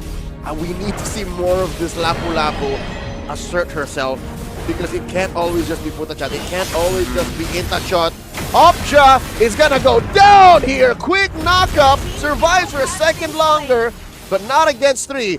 Rakshid, take it easy. I said I needed to see more of you, but not as a late entry. In comes the rest of Team Vietnam. Cho bites it! And Throne of Ruin is good, but where's the follow-through? Putachat with the Revitalize. In comes Intachot, dropping the combo. Gets the rough wave on out of here. Namjiri Bongpan! Not enough to finish the job! She falls. Another winning trade for Vietnam. Team Thailand right now, they're getting a little overzealous. They need to understand the timers, right? This is 17 minutes. This is not the time for you to make solo plays. This is the time where you start controlling the map. This is the time you control your zone. Now they're able to get Trong, but Trong is able to get out of there. One of the advantages of a Suyo, even if you're caught, are you really though? Team Vietnam, they're just playing as a team. They just play the waiting game. They say like, hey, it's only like what, 11 in the morning? Chill, we got all day. We literally got all day. Can we break the record? Is the question. We're approaching it, folks. And This is just the first bout of that we have on broadcast. Let's see. Opja and Namsiri Bongpan have already respawned. Yep. So I'm pretty sure they've learned their lesson. If they haven't yet, then this is their game to lose. So this is what Team Thailand needs to do, right? Rakshit, show your face. Try to beat that bait because you have ways to protect yourself, right? Yep. Let people from Vietnam move out, and then eventually Putachat, either with the Unbreakable AOG, doesn't matter, set things up so that Intachot can actually go in, because that's the big difference between the early game and now. Intachot is having a tough time. Whoa. Throne of Ruin compromises Team Thailand's Lord take. In comes Team Vietnam, the RWM, the big knockup, Trong with the steal. Down goes on. Numbers advantage over the Team Thailand. Opja throws out the SOD, does not click it. I don't know if Team Thailand is happy with this. A pick off on An, but they'll have to deal with the Lord the old-fashioned way. I think Team Thailand was surprised by that, because even I was, because I thought that was a weird timing coming in from Vietnam. But hey, don't let your opponents know your next move, right? Jumps in, and then Trong, during all that chaos, as a Suyo, has better execute damage on the Lord, able to secure it for themselves. But it looks like Team Thailand will deal with this Lord. So what happened just now? Kinda nothing happened. Kinda nothing. If anything, this allows for Team Thailand to repair the situation. Lord was a non-factor on the map. In comes Rakshid. I want her to be this assertive when actual fights break out, not when they're just playing with the waves. Yep. If she can do that, then Team Thailand can get back to the momentum. If not, then Vietnam is going to gain control, which I think they're slowly doing so. LaFell, Goldie's gone. Yeah, it doesn't matter at this point. 20 minutes of the game. It's all about that item switch-ups. Here she goes! Rakshid jumps in with the bravest fighter. Backs off, pops her immortality. The RWM. Down goes Intachot. Everyone else survives. Opja comes through. Intachot pulls off her combo to no avail. They only lose one. That's all that happened in that push and mid. And again, awkward timing. Could have just managed the minion waves, make all of them crash in, let Vietnam choose, do you want to stay for a fight, do you want to clear the minions? But all the while there's no threat to Team Vietnam, Thailand forces it out.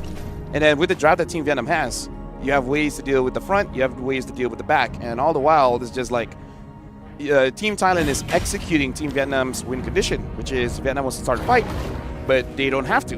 They just wait for Team Thailand to start a fight. Speaking of, we're going to be looking at the items here. Full build for Chow. The same can be said for Opja. Maybe the immortality is on cooldown, so no immortality on this Moscow. And the item change here looks like Chow is going for an Oracle, which really helps considering that you have a Minotaur with a flask, and it looks like it is a favor roam. So Chow, even if gets very low with the Oracle, swapped out the Concentrated for the Oracle, but still a lot of sustain for this Harif. Yep, they know that Futachat and Rakshid are getting desperate. So they're expecting that we'll take extra damage, we'll last longer in the fight, and then we'll go from there. Because economy is down the drain. They've equalized, and they're literally just playing with what they think will work in the weirdest situations. And they're keeping Chow to defend against Intachot and Okja.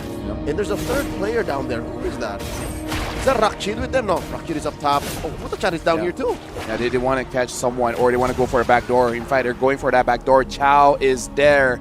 We can see two, understanding that probably not going to be a solo Moskov. I just like the fact that I called out a sustained heal will come out, and it does. SOG jumps in, finds on. Big knockup, thrown over Ruin, plus the RWM, the combo wombo by Team Vietnam. Nam City Bomban and Obja fall. Still no trades. Vietnam standing tall. Down goes the Lord. Trang secures. It's looking really bad for Team Thailand right now. And even though Intachot got all the way to the back, found the Eve with the immortality, still surviving. At the end of the day, the ordeal was to get the Lord. They got the Lord, and everyone from Team Vietnam is still alive. Intachot having that holy crystal, making it so that no matter who, even if it's two, even if it's unable to deal enough damage to get a kill, but at this point, now it's for Team Vietnam. They gotta be careful because honestly, Team Thailand could do the same thing. You want to engage? Thailand has ways to counter-engage and get a wipeout. I'm actually on Team Thailand's tail right now. I wish that they finished the game earlier. Yep. Because we're at the point where, yeah, they could have. Yeah, because I'm looking at Intachot. I did mention earlier that she can always be a step ahead as long as you followed her build path and dealt extra damage more than what Vietnam can do on the defensive side. But we're past that point. Yeah. That was about 10 minutes ago. Long pass. And now 2 is at the proximity of Intachot as well as Joy. So even if someone wants to go for an engage, even if you don't catch him with the knockup, the heal is going to be more than enough to survive. Nam City Pongpan catches Chow, forces the Winter Crown freeze. Here's a heal, the Minoan Fury, and Nam City Pongpan goes. Futachat looking to try and save her teammate, not going to happen. AOD plus the Revitalize used up. Chow dealing damage. This Gatotkacha is not long for the world. Down she goes, Trang gets the kill. Intachot looking for the combo in the middle of everyone. Alpja finds me, so it's a 2-for-1 here. Underneath this tier 3 down bottom, Vietnam must break into the base. That was a big mistake because again, On jumps in the tot. Got life for Trang, unable to get away. Only a single minion is going to be enough for them to get the inhibitor. And now Alpja gets second down, double kill for Trang. What's Rakshid gonna do? And it looks like Team of Vietnam will score the first point going up against Thailand. And look at that, they're celebrating because even they knew they should not have won that one considering what happened in the early and mid. Massive comeback. Team Thailand missed their train. The opportunity for them to finish and end sooner passed way before them. And Team Thailand, they really need to figure this out. They need to talk about everybody's role. They need to know that. Again, Nam City Bomban saying, I was doing this. Where was you? Where was you? And here's the thing. This is what we're talking about. In Thai. Yes, of course. In the female scene, you have two different thought processes, which is number one, you dive the damage leader, you win, and then you win the game. And another one, I just survived longer. We saw both, right? Thailand tried to burst out the carry, and then Team Vietnam is just like, if we're here long enough, eventually something will happen. And that something definitely did happen.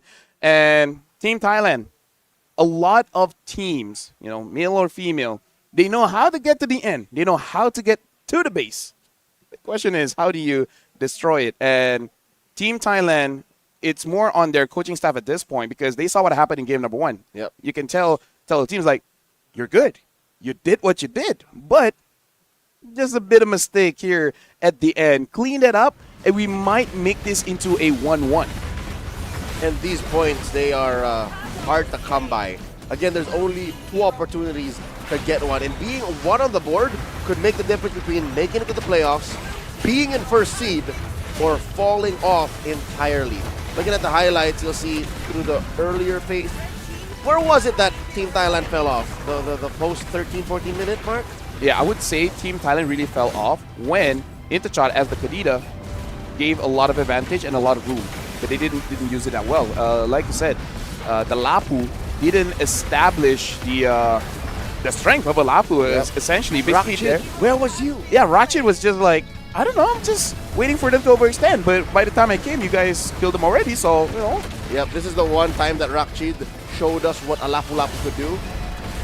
But it's the wrong time. Right So place, wrong. right time, wrong place. No, wrongest time. You did that when the minions were spawning. And I guess wrong place too, because you did it under a turn. Exactly. So even if, best case scenario, you got a wipeout at about what, 14, 13 minutes? Even if you get a wipeout, the minions are there. By the time you clear the minions, 1 or 2 might have come back, and then, hey, you might die against 2. So, wrong time, because I feel like it happened twice. At least twice, where the minions spawn and then they jump in. So that's something they have to really address going into game number 2. It's clear that they know how to win. Yeah. They know what works. This is a draft that I will not scoff at. It's very respectable, very strong. It's just... They know how to fight. It's not a matter of what you got and how you use it. It's when you use it. So Rakjin, she tried to come in at the wrong time and she got punished. Something tells me after that moment, right, underneath tier 3 in mid, she's like, see, I told you guys it's not working. Let's do something else. I just wonder if Ratchet is just really not comfortable with a backline diver. Maybe she's more comfortable with something like maybe a Phovius, something like a high loss EXP, you know, like be a frontline instead of diving. Yeah. But again, it's kind of like the meta of EXP being divers, right? So I wonder if that's something that the coach will talk to the players like, what's going on? You did, like every time you dived in, it was bad for the team. I'd like to see her on an Arlott or a CC. Because those are more on CC, honestly. Yeah, because those are more intuitive heroes that dive when they're ready. Lapu Lapu is... It's kind of counterintuitive to see a Lapu Lapu dive because he relies on hitting people for his damage reduction. Damage reduction, the spell vamp. Yeah. So you'd have to put yourself in danger first, and then that's when you're most dangerous. Yeah. But for CC and Arlott, it makes sense. Like, I spell vamp naturally, I deal damage, I get out. You overstep, whoop, come in. Exactly. So it's more 1 + 1 = 2. There's algebra involved for Lapu Lapu sometimes. Yeah, so now even looking at the items and everything, Ratchet, even with that Winter Crown, I saw her build that at about, what, 17 minutes of the game. So I'm guessing wanting to jump in as a distraction. But this is the thing that I learned as a roamer. Sometimes, even if it looks good, I shouldn't engage because my team could lose us the game, right? Because your intention might just be to waste some ults. Your team thought it was a full engage, so everyone just jumps in and they're like, no, it's just I was just trying to get a purify, guys. Chill. Come on. Yeah, I mean, like, again, like, this is something that the team maybe is the first game, you know, playing on stage in front of a crowd, hearing in your hometown, hearing the casters. So you're like a bit nervous, you're not talking to your team, but this is something that you have to communicate. It's like, I just want to get their spells and then I'm getting out. You guys don't dive in with me, right? Because sometimes it does look like that. It's like you jump in and then your team looks like they're forced to jump in when you're like, no, I'm just trying to get spells. That's it. Which is weird because Team Thailand, this is the team that is literally just a team. They've been together for the longest time compared to Team Vietnam, who is literally 2 teams squished together. Again, Chonburi for Thailand and Virtus Pro and what was the other one? Evolve? Spirit Evolution. There you go. See, it's a hybrid team. So it's odd to see that it's the team that is fully built with chemistry and synergy already there that's, you know, got jitters like this. Yeah, and we're watching the first match, which is Thailand going up against Vietnam, and I believe Timor-Leste is playing after this. But of course, we're seeing Thailand against Laos and then eventually Indonesia against Myanmar. And I believe it was Indonesia going up against Timor-Leste in game number 2. But as of now, this is the schedule for both the main stage and Stadium A. And closing things out, it will be Laos against Vietnam and Myanmar against Timor-Leste as the final game of the day. Yep. If you're in town, come visit us at the Sala Phra Khiao Chulalongkorn University. It's a hall here that they've converted fully to provide the battlefield for all the esports action. I'm excited. All throughout the day, it seems like we got a good flow going. Even if this went the distance, about what, 24, 25 minutes? Felt shorter than that. Yeah, the back and forth was so rich. I agree. And in terms of like switch-ups, like in terms of the ban, maybe Thailand can consider banning out the Eve, because other than that, I really feel like everything else was manageable. If you get onto the second phase of the ban, you can consider the Harif, because it does look like Chow was pretty good on that Harif. Maybe consider the Minotaur, but I believe that you don't really have to go that far. Yeah. On the pick side of things, reconsider Rakchen's hero selection. Yeah. Givers, again, Lapu Lapu is good, but it just doesn't seem to fit the play style of the player, nor the team's overall approach. So change the Lapu Lapu, give her something again like that Arlot or the CC. Hell, even an X-Borg. Oh, yeah. It makes more sense. The dive on the X-Borg is more intuitive than the dive on a Lapu Lapu. Yeah. I played X-Borg last night. So, I think against a Minotaur, especially against a sustained lineup, X-Borg would ruin that thing. X-Borg would split that thing up in about 2 seconds. Although we do have to say, if I'm correct, the arrangement was the Gatot, Lapu into the Joy. So they invested quite early in the EXP, so they're locked in, as well as the Gatot and the Joy. So there was no flexibility in the draft at all. And then Red 4, they pick up the Moskov and then ending up with the Kadita. There's the thing, The right? order, yeah. Yeah, the order, and I'm not even mad at the 4 and 5 picks. Like, Yeah, they it's make okay. sense. It's just how you... It's like having a... What's that called? A peanut butter and jelly sandwich, right? Then you just sneak a shrimp in there. That's what this felt like. Okay. It was good, but they're like, something. Is that a shrimp? Something's off. You didn't even take out the egg sac. What egg sac? You know, the black string thing. You have to take that out? Well, you know what? I'm allergic to seafood, so what do I know, all right? Either ways, they committed on the Lapu, and that becomes the question, was that just... You can't even see that's a takeaway because... Yeah, I don't know. Meta-wise, it's the correct call. It is correct, yes, it is. But in execution, it just did not fit the play. That's why in my head is like, I think they did that to make sure that Vietnam doesn't get it. Because Vietnam first picked Eve and then they got thought Lapu. Right. So it could be, okay, either we ban the Lapu or we take it away. We don't give it to them. But they ended up with an okay hero just as well. Yeah, with the Alice, yeah. It's a sexier Uranus. You know what? Alice is a sexy Uranus. I'll take it. You know, I forget that this is a thing that hasn't made it to the international just yet. It's the first time I dropped it in MPLPH, like, you know what, you're right. Yeah. The same reaction. Yeah, so first time I heard it, I was like, you know what? Yeah. Yeah, because she does the same thing, right? She provides sustain. She's okay at cutting through to the back line, but she has more CC and a little bit more mobility. Like, that's it. Between the two, I'll take Alice all day. Oh, for sure. Yeah, of course. Because, again, we saw yesterday how even in the hands of a veteran like Leonardo, aka Kabuki, sometimes the Uranus does nothing. Yeah, it's just like, I'm just letting you guys know I'm here. Anybody? Like, you guys want to fight me? Look, I'm here. All right, fight me, but then where's my team? Bro. Yeah, see, bro, I'm taking for a while here. But with Alice, you're able to do that and say, okay, no one's going to say hi to me. All right, trampoline. Yep, gleam out.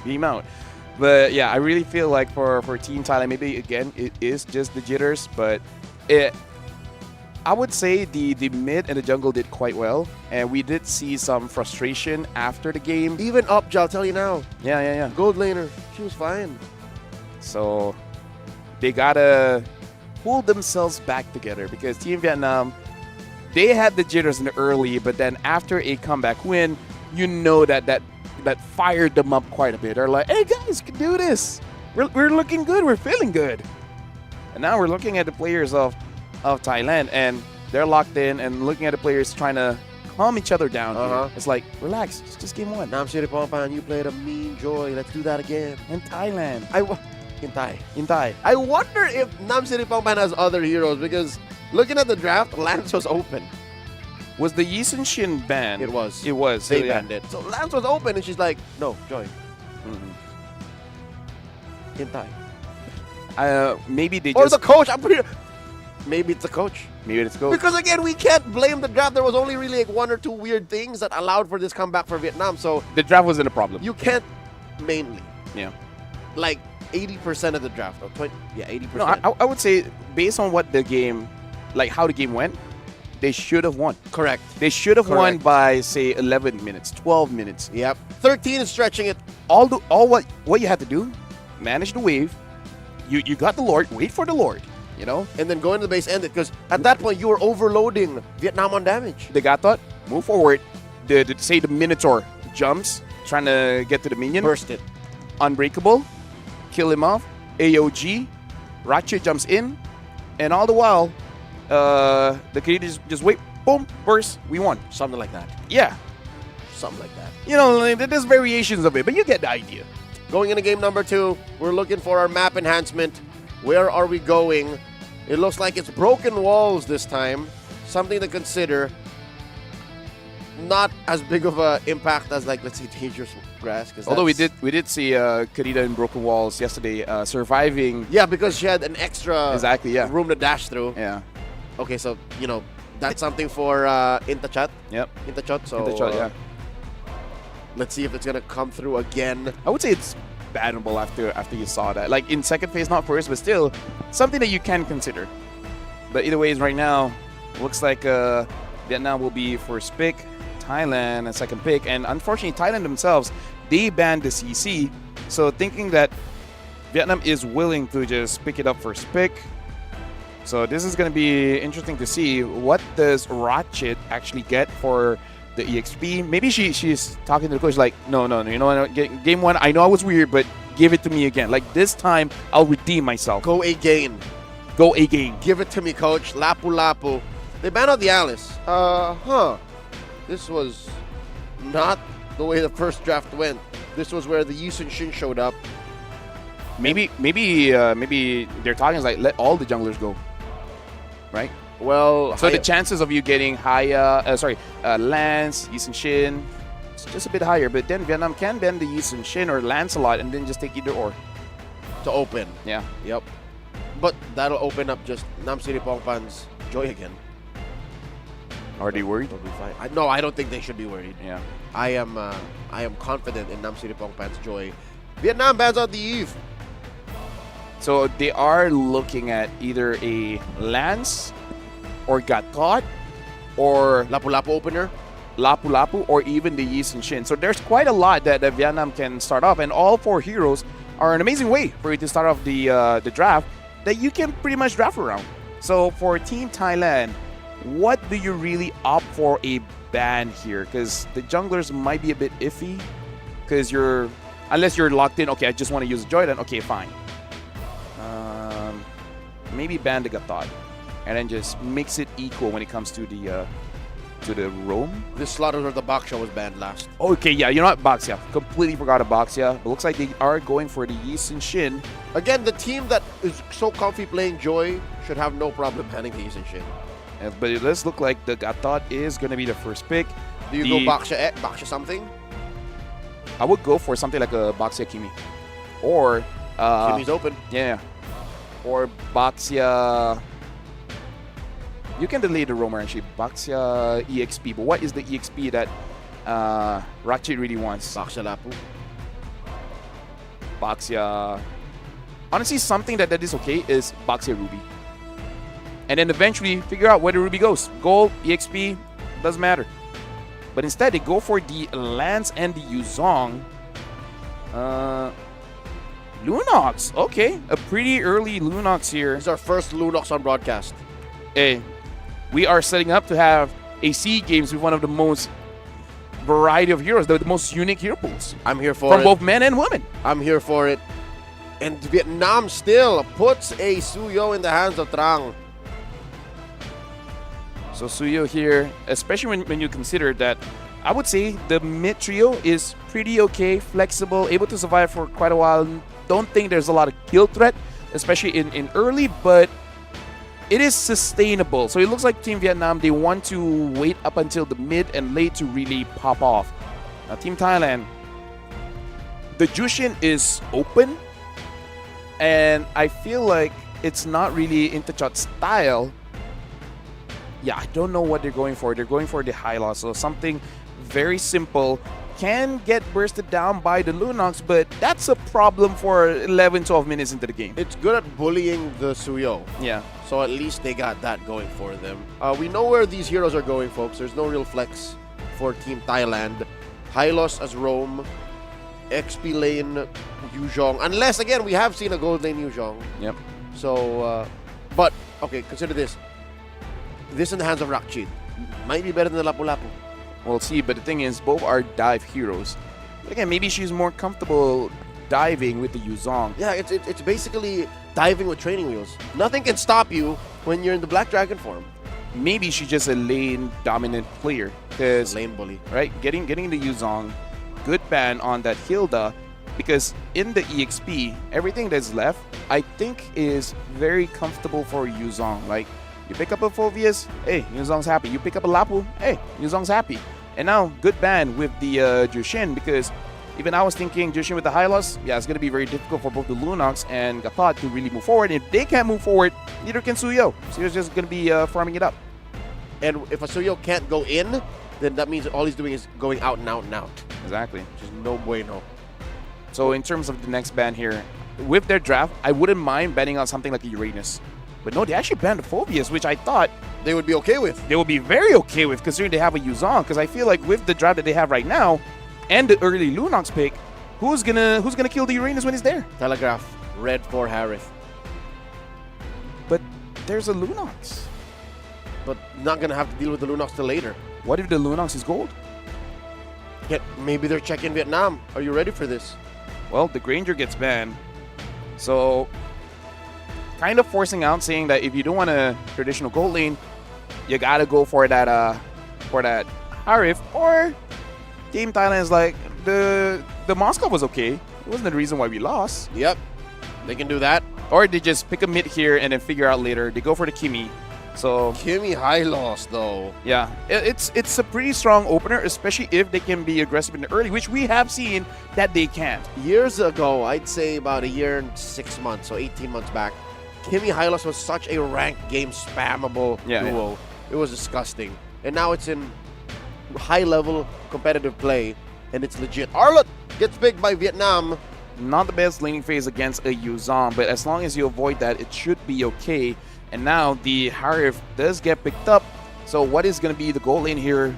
Early pick, not early, but fast pick coming in from the Esmeralda. Gold lane Esme is it? Honestly, Thailand's draft is pretty legit. It's actually looking pretty strong. But again, you got to be careful of that Lunox. Eventually, the Esme would not want to deal with the Lunox. So this Lancelot got to make sure that you deal with this Lunox, at least force out the Brilliance so that you don't have that confidence moving forward. And it becomes a fair fight. You can have the Esmeralda Hunter down. You can have the Yuzhong Hunter down. Much safer to pull off the Petrify combo there. And then suddenly half of Vietnam's damage sources are out of the... Or do you agree with me that Suyo isn't really even a solid damage source anymore? Yeah. He's more of a finisher. He's more of an annoyance. He's a different Lancelot. Lancelot deals more damage, but it is annoying with all the dashes. And CC, he has like a couple stuns. What I'm going to say is, Team Thailand, they got a draft where basically you win all lanes, right? Yuzong wins against the Arlott, the Esme wins against the Harith, and then the mid trio, Hylos, Kimi, Lance, they have more kill pressure compared to the Gatot, Lunox, and the Suyo. So, Team Thailand has a draft where they can dominate early, and then at that point, you got to be a bit more controlled. You can't just dive for the sake of diving. We got one more look at the draft. I do believe we have our XP and Roam and mid kind of mixed up. We'll see when we get into the map to see where these heroes actually going. But yeah, no, I think this is a Roam Gatot for sure. actually, and then a XBR, like that's how it should be. You can have two jungles, right? So, yeah, that's what I think. There was a world where that was possible. Hey, that world has left us. We lived in that world. Hey, it was. Remember the machete? Yes. Oh, the good old days. You remember we had a support item. I really forgot the name, but it's a shield, bulwark something. Yeah. I remember the mask. I really liked the mask. You remember the silver mask? Dude, I remember that was so five mask. Yep. Coming from you guys, the Philippines. Yep. That was a bit annoying, but that hey. was a trip. Honestly, like I like that we have a dedicated fan base. They already have a lot of graphics for the graveyard of items. Oh yeah, so much is in there. The Bloodthirsty King. Oh yes, that one. The Scarlet Phantom. The folks, just go down memory lane with us while we wait for the game.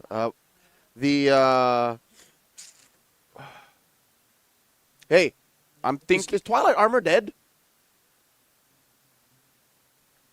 Twilight Armor is dead. It's so difficult for the devs to. It's dead. It's so difficult for the devs to basically balance it out. The only way they can make people build Twilight Armor is basically making into a Dominance Ice. Hey, you want anti-heal? Get the Twilight Armor. Oh, is it? I remember. No, it's there, but they changed the the thing. So because I thought it died, and then they took a chunk of the skill, gave it the Guardian Helm, exactly, and then gave the other half to Chastise Pauldron, made it a new item. But it's still there. Wait, hold on. You know what I mean? Like now I'm questioning. It's like, right? Is there a reason for it to exist? So that how about Shadow Twin Blades? Now it's in MCGG. There you go. There you go. Hey, recycle. Okay, you know what? We're looking at the items. Hold on. Because I think, homie, it's dead. It's dead. Oh my god. That's how much. That's a trip. That's how much you don't use the item. That was 2 patches ago. That suddenly Twilight Armor's dead. I'm gonna look at an item. Mant is not ready. I'm gonna see what's next on the chopping board. Something tells me you remember eventually Bloodlust Axe. Something tells me eventually Sky Piercer will be on the chopping block. What? No. Maybe not in 1 or 2 years, but I feel like if you look at all the items, it's either Sky Piercer, the Genius Wand. Like I think Genius Wand was still there, but like they might change it just a little bit because not a lot of people use it. In terms of the physical one, I should feel like physical is pretty solid. All the physical items? Maybe Great Dragon Spear, but I feel like it's more of a meta thing. Like eventually when Irithel starts to come back and everything, Bruno, and then the Great Dragon Spear will be a great item. But yeah, I feel like something in my head tells me Sky Piercer is so unique that they might put it away. I like that it exists. No, I do. But this is the trend.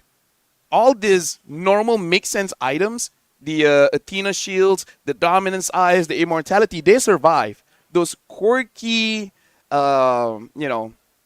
unique items, they get to the chopping block. Either they change the design, give the passive to something else, or, Okay, now that we're going down this route, we're given the opportunity as we wait for game number 2.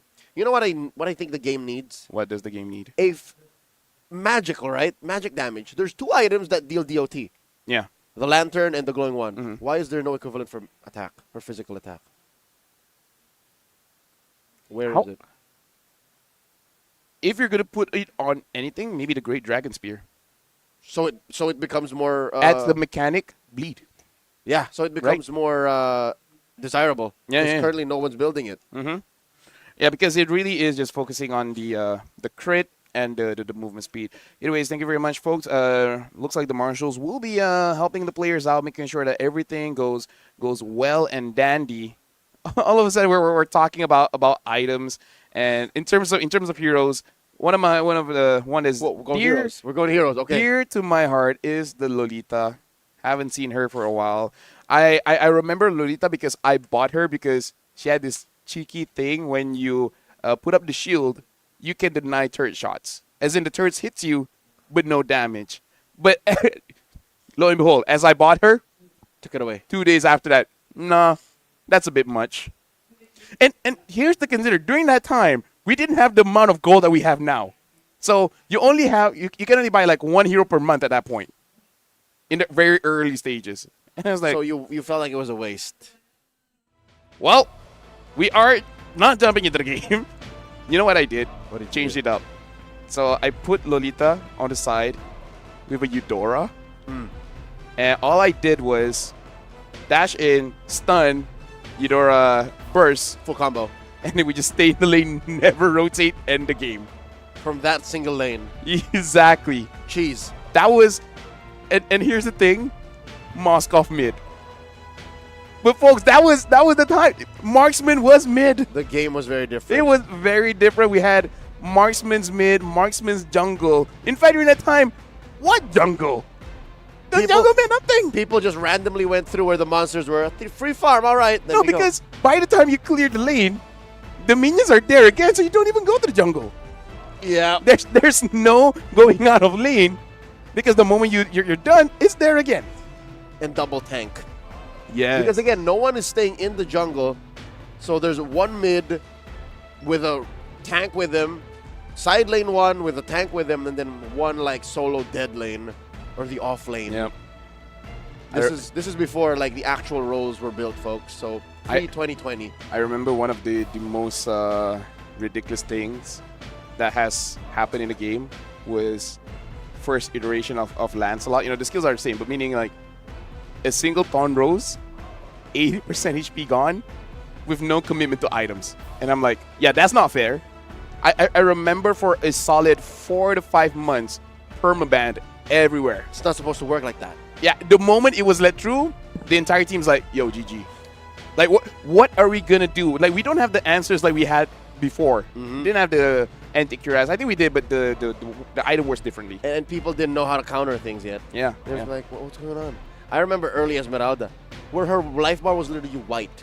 Yes. Because they put a cap on the amount of shields you could gain. So she was just basically all shields. I remember Kaja having a double dash, but you have to dash on your team. I remember Uranus holding someone down. I don't remember that. Oh, you don't remember that? I don't remember that. That was first iteration of Uranus where he just does this like a laser towards your opponent, and then that's it. You don't even deal damage. So it's kind of like a different Kaja. I remember weird Faramis ult, where they'll let you die, but you will be a ghost, but you're still technically dead. When you're talking about that, I remember in the Philippines, Bane, Selena. Faramis, and then you just stay one lane, end the game by 6-7 minutes. Yep. You what was that? You arrival into the Selena trap. Yes. And then you just go ham. That's because of that. Disgusting. Because of that, the turrets needed protection. The game changed. Yes. That's where we got the shields. That's where we got damage reduction with the turrets. That's where we got you can't fight turrets without minions. Yes, that's the one. Yeah. At the crystal. Oh no, all turrets. Turrets just don't take damage when there's no minions. Yeah. Only after a certain timer, because sometimes you would try to kill a turret. Yes. But yeah, regardless, this is because of certain ways we tried to push the game. You guys brought us Diggy. Yep, and we also brought the base being chunkier because of Beatrix and Benny Cutie. Oh, don't even remind me on that one. All right, back to the real world, ladies and gentlemen. This is Game 2 of Vietnam versus Thailand, and just a quick recap. We feel like just me, Lafel and I, we feel like Thailand have adjusted pretty well. Yes. The draft is looking very good. They can force things out. 2 jumps in. And looks like the Litho is in the hands of Thailand. And I wonder if Vietnam really wants to stay this far forward. But hey, they're not going to get punished. It's all good. Okay, confirmed. This is a gold lane Esmeralda and an XP lane Arlan. I had no doubts. I mean, let me just say that. We just wanted to know. That's what opened up the whole conversation. Yes. Oh, good old days. Either way, Chow basically has to stay inside the base. Looks like 2 is going for the conceal. Even that matchup down in the bottom, the Esmeralda versus the Harris, I remember that opening conversation that lasted about 45 minutes. And I wasn't there. So legendary. Yeah. So now looks like the Lancelot is going to get level 4.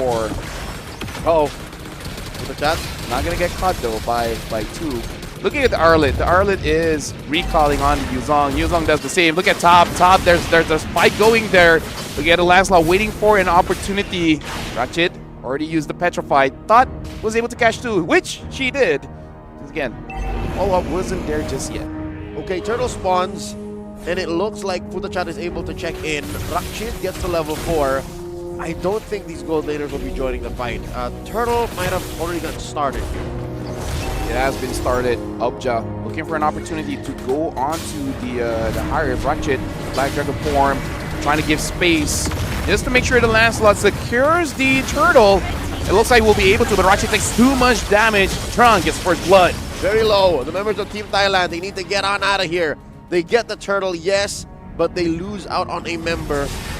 I'll say, at the end of the day, if you can make something of that turtle take, it's worth it. But it looks like Team Thailand are just taking it slow now. That they're figuring out what to do with that advantage. I don't think Rakshit should have died there. Yeah. Like, I really feel like you could have gotten a lot of HP away, but hold on, put the shot. Having to use the Glorious Pathway. AOG closes the exit. In comes Upja and Nansiri Pongpang, and she is going through, takes down Knee. Again, that's what you do. You force out the brilliance of timing, and you pick her off.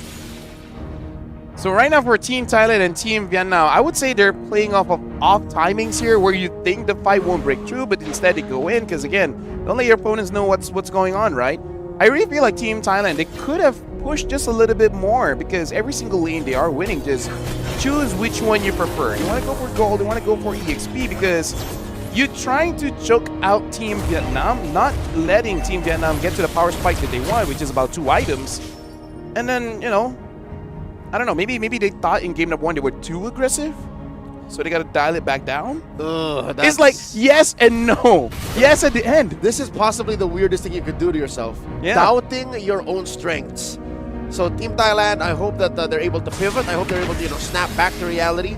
And I hope that the second turtle, we see the same kind of full committal and leaning into your main objectives and agenda going into game number 2. 4 minutes in, second turtle spawning, Rakshit holding on to the Y-Brush. All I'm asking for is Attraction Pulse into a Fierce Dive, and then I'm happy. But Rakshit looks like having to use the Black Dragon form, and the Attraction Pulse hits onto no one.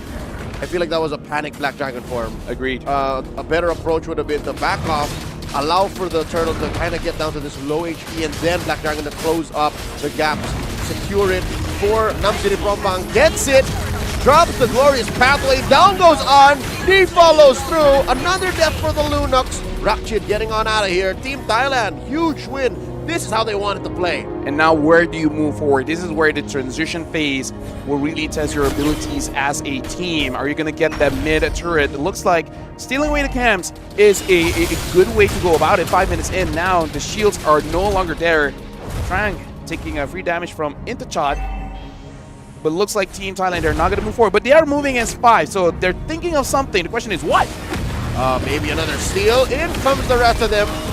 This looks like An is trying to deal a lot of damage. Trang gets on out of there. Glorious Pathway slows the exit for Team Vietnam. 2 falls. No one from Team Thailand just yet folds. And that is them pushing the advantage. A proactive approach going into the mid-game. And this is what we were waiting for, because even we understood that Team Vietnam, their draft right now does not really have damage. If you jump in, if you force it out, the chances of you dying is actually quite low. It looks like they were waiting for the items as well. And the first item for the Lancelot is going to be that War Axe. So making sure that this is more of a safer Lancelot. Make sure that you don't die in the first instance of damage. Aubjado gets caught by 3. It looks like he's not going to be able to get out. Knee gets killed. Aubja not used to playing with a hero that is high committal, or at least it seems when it's the downtime. She did not expect 3 members of Vietnam to be hiding in that brush, so she suffers her first death. Team Thailand up by about 1,000 gold. Going into the third turtle, it's a closer game between them and Vietnam compared to game 1, especially in the early game. But I think they're fine. They're still on schedule. That push up top really helps. If they're able to get 2 turrets off of the next turtle, then they should be very happy with themselves. Intachot finds 2, and all the while, Intachot is making sure in the mid lane no one really gets to rotate. But Chow, getting a lot of free farm here.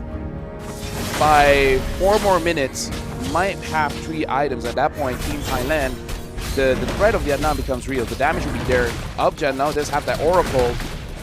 If I'm Team Vietnam, I would go for a kill, not even trying to contest for this turtle. Rakjid playing Patsy, the scapegoat for this turtle cake. She suffers and sacrifices herself. Now Trang able to get out of here. On falls, looking for more.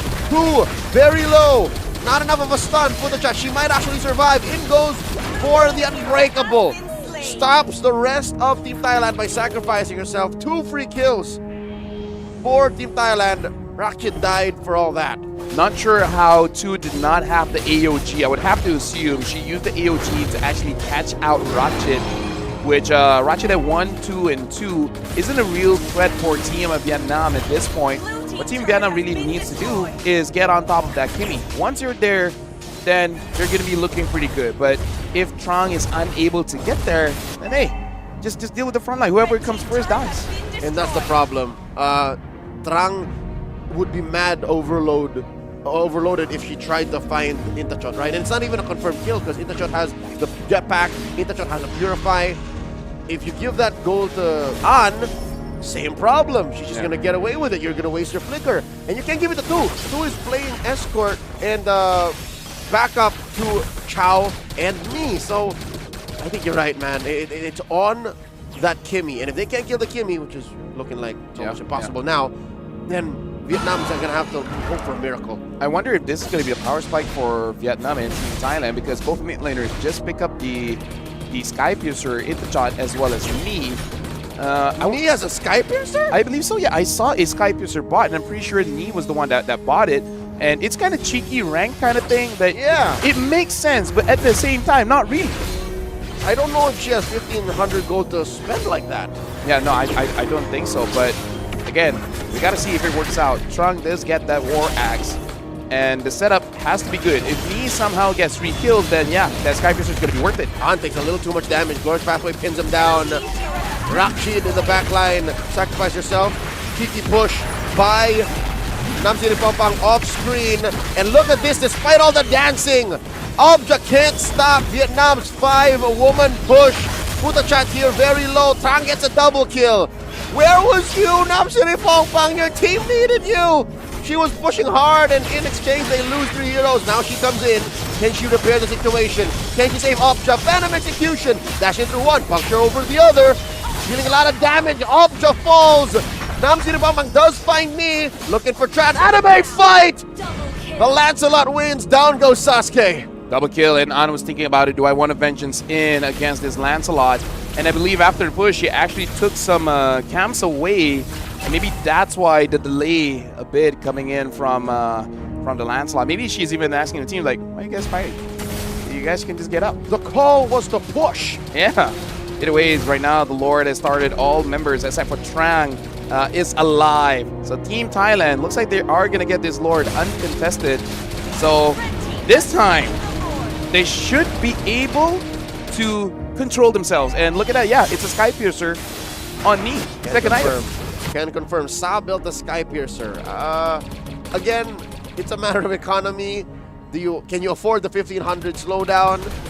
It's a matter of stacks. Can you get enough stacks? Because she keeps dying as she gets these kills. AOG coming through, plus the final slash. Rakjid defensive, Black Dragon form. Intachot takes a lot of damage. Intachot falls. She was way too close to the fight. Glorious Pathway dropped in by Putachat. And now Rakjid gets one on falls. Obja, look at Namsiri Pampang hiding, dealing a lot of damage. Phantom Execution dodges it. Thorn Rose, no one home. That was a 1-for-1. Yeah, in a pretty long team fight, I would say Team Vietnam still got what they wanted. But look at the Lord. They're quite focused on mid. The Lord might get the inhibitor for free, but Obja taking quite a bit of damage. Having to use the Purify and all the while. Dealing a lot of damage underneath tier 1. They're going to get the push, and Chow is going to be sent to take care of the Lord alone. Nee falls, all the dancing all around her. And now Grand Theft Orange. Thailand, wow, winning across all 3 lanes. Yeah, that's what they can afford. Putachat is making sure that Trung is not able to protect the tier 2 up top. And now Team Thailand, they're getting everything. If they can get an inhibitor, now that's a huge win. Well, they're going to get some holy shields, Rafael, and I think that's the next best thing, especially if you're going up against a lineup like Team Vietnam that has decent damage. It's just they can't hold it down. It's just they can't sustainably pick these fights over and over again to the same kind of, how do I say, consistency that Thailand can bring it. Yeah, they're pretty, I would say, skill dependent, considering the Lunox as well as the Harif. For Team Thailand, they can just wait for the Zaman Force to go out. You wait for either the Brilliance or the Chaos Assault to go out, and it's like, okay, you're good. Sure, the Suyo, very spammable hero, but even though it's 6, 1, and 2, this Suyo ain't tanky. The moment you overstep your bounds, the damage and the punish coming in from Team Thailand is going to be pretty strong. So this is where Team Thailand, they might want to be aggressive, but they really don't have to. They just have to force out a few ults, wait maybe like 10 seconds, and then you go back in. You got that right. Again, the map is on their side. They have a pretty solid 5,000 gold lead, the biggest they've had in this game so far, 12 and a half minutes in. Just play the map. Again, as weird as it is, even if this is a fighter lineup, it's the kind of timing in-game wherein you have to play like a marksman lineup. So force the advantage. Look at these side lanes, they're pretty soft. They're already ripe for the slow pushing. I mean, considering they have the Kimi. Exactly. They kind of do have a marksman lineup. Kinda. Yeah, kinda, like, it's range. Kimi also has a gun. She has a gun. And marksmans, not all of them use guns. Some use a spear, some use demonic energy. Bow and arrow. Bow and arrow. But either ways, Intachat does have that concentrated energy, so able to survive just a little bit longer. And Chao, wait, what happened? Why does the Purify was used? I have no idea, but in comes Rakchi just to stop any possible contests, and that's a free lord for Team Thailand. And this is looking bad. Trong, what's happening to Trong? Defensive use of the Retribution. AOG 4-2. Down goes Rakchi. Chao gets her, but they are going to be trading out for An unless An survives. The burn is real. Fine. And they get kicked out of the base. Thailand suffers one loss. Might be another. Upja dancing around 4. Saman Force able to take her down. Serves up a kill to the knee. Stack, please. Yes, ma'am. Glorious Pathway out of here. And now Intachat falls 2. This is game number 1 all over again. An tries to get the Lancelot, able to get away, but the Chat is a very tanky Hyla, so should be fine. But Team Thailand, they're pushing when they really shouldn't. They fought in the Zaman Force. Let Aubja absorb all that damage. And they left the Glorious Pathway. They left the Glorious Pathway while they had the Lord. They just wait for the minions and the Lord.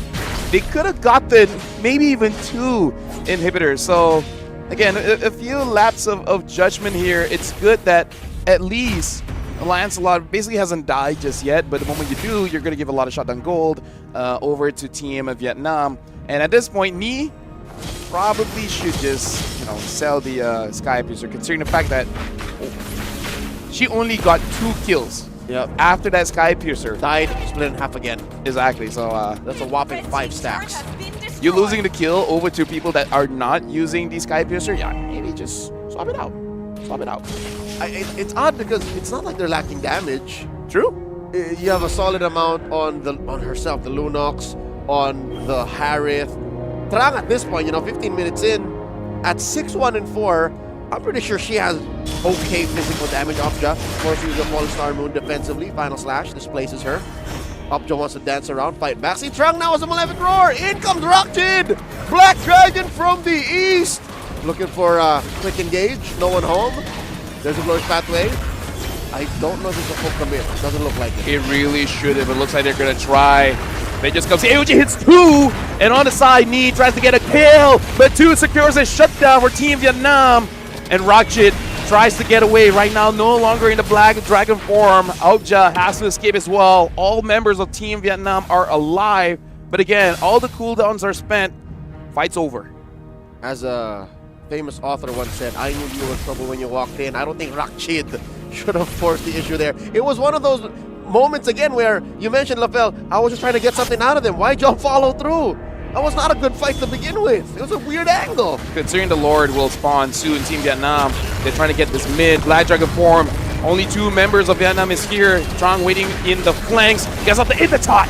Long haul trick for Team Thailand because now it's their turn. Vietnam suffers 1 loss. Down goes D, but Rakchid traded out for with the shot very low. AOG, down she goes. An gets a kill with the shot dealing a lot of, taking a lot of damage. And Intachot, she's not as strong as she was in the mid game, I'll tell you now. Chow 2-0-7 with the Wishing Lantern. What high loss? This is where the high loss falls off because your opponents not only has burst but even have dot damage. Looking at the build coming in from the Lunox, glowing plus the Divine Glaive, the high loss is not going to be a problem. Now the having that, wait, did she sell the Wishing Lantern? Is she going to change it for Holy Crystal? No, not Holy Crystal. She might change it for the Winter, right? Winter Truncheon, but oh yeah, there it is, Winter Crown. I don't think you need to. I feel like the Wishing Lantern is okay. It's good. She did anyways. Yeah. Which is fine. I'm okay with it. I think, weirdly enough, the Winter Crown is more aggressive for her now. Yeah, true. Because it means she can stay in, wait for the rest of her team, and then finish the job. So it makes sense. Team Vietnam, I think they're about to pivot to a winning position now, despite losing the map for a majority of the 17.5-minute game. Looking at items here still, I think for Team Thailand, it's really about how you approach the fight. Because I feel like it's not been great. On finds Putachat should be fine. The Lord is on Vietnam's side, and Lancelot is coming over. But all the while, An is just there to space people out. Yep, and An is doing a great job. Like he's dashing and dodging through these 4 members. Final slash, knocks up 2. Rolling pathway, the answer from Putachat. And there's a lot coming through. Black Dragon, in comes Rakchi, forcing out the brilliance from Ni. Salmon Force by Chow, dealing a lot of damage to these 3. Oh no, it's looking bad for Team Thailand, but 2 just to walk away. She still has her immortality on. And just a bit, we will get another Salmon Force off of Chow. That's how long the fight is becoming. Down goes Putachat. That's 1 free pickoff. Traction Pulse, no one home. Another Vengeance coming through, and there's a Salmon Force. Rakchi falls. And this is why it was so dangerous not to go early against Team Vietnam. Tran gets her in the shot 2. Nam Pong Pang, the only one left. LaFell, it happened again. It happened again. Game 1, Game 2, off of the mistakes of Team Thailand. Deja vu. The game was in their hands. Look at that. The inhibitor up top is no longer there. What they had to do is just set it up, end the game. But now we're going to the 19 minutes. 4 heroes had to die, and they had to give up the Lord for that inhibitor. I don't think that was necessary. There was a better deal on the board. I'm with you on that one. But, you know, what's done is done. You know, what happens in Diamond stays in Diamond, right? So, right now, with... The world is watching. All the world is watching. That is true. That is true. Ratchet not having a good day, by the way. 3-6-2 on this Yuzong. But she's more impactful now compared to Game 1 with the Lapu. Look at this, Team Vietnam. They're setting the waves. They're waiting for the Lord. And at this point, waiting for that Zaman Force is pretty difficult because, as we saw, the cooldown makes you feel like, is this a Hive or a Cyclops? Because that cooldown is way too low. Exactly. And I think that's what the Winter Crown is for. You know, it's there to kind of force these fights and the extra 2 seconds. Oh no! Trang, she's fine. Yep, able to get away. One of the advantages of a CEO. The moment you feel like it's a bad trade, just get out of there. Skedaddle. Heal up, and then try again. And if you fail again, get out and try it again later. Eventually, someone's gonna crack. And it's not you. Yeah. You have all the dashes in the world. Hey, that's the mindset of a CEO. One of us will crack. I just hope it's not me. As long as I'm far over here, it's not me. Well, Ratchet now does have that Hunter Strike, so she's probably thinking whoever she gets on, you know, hopefully it's Chow, will be enough damage for her to, like, trade. You know, like, I might die, but if you die with me, that's good. That's good. Yeah, the Dragon for the Harith. Final slash by An, attempting something onto Nam Pong Pang. Lord crashing into that tier 2 turret up top, and they're slowly losing control of the map. Warrior marches in. It looks like an engage coming in from the Esmeralda, just pushing them away. But 2 inhibitors are down. Final Slide gets 3. AOG on the 2. Salmon Force from the bot side of this fight. Chow is going through them like hot knife on a butter. And all the ults have been spent. This is not looking good for Team Vietnam. Object down. It's a free pickoff. Chow needs to get out of here. 2 bites it. 1 for 1. Vietnam happy with what they got. 2 inhibitors. But that was unfortunate because the timing from Team Thailand just a little bit off, because using the Thorn Rose predicting for the Winter Crown to basically finish his animation. Unfortunately, just a little bit too quick. Delayed that just a little bit, and you could have gotten the kill onto Chow.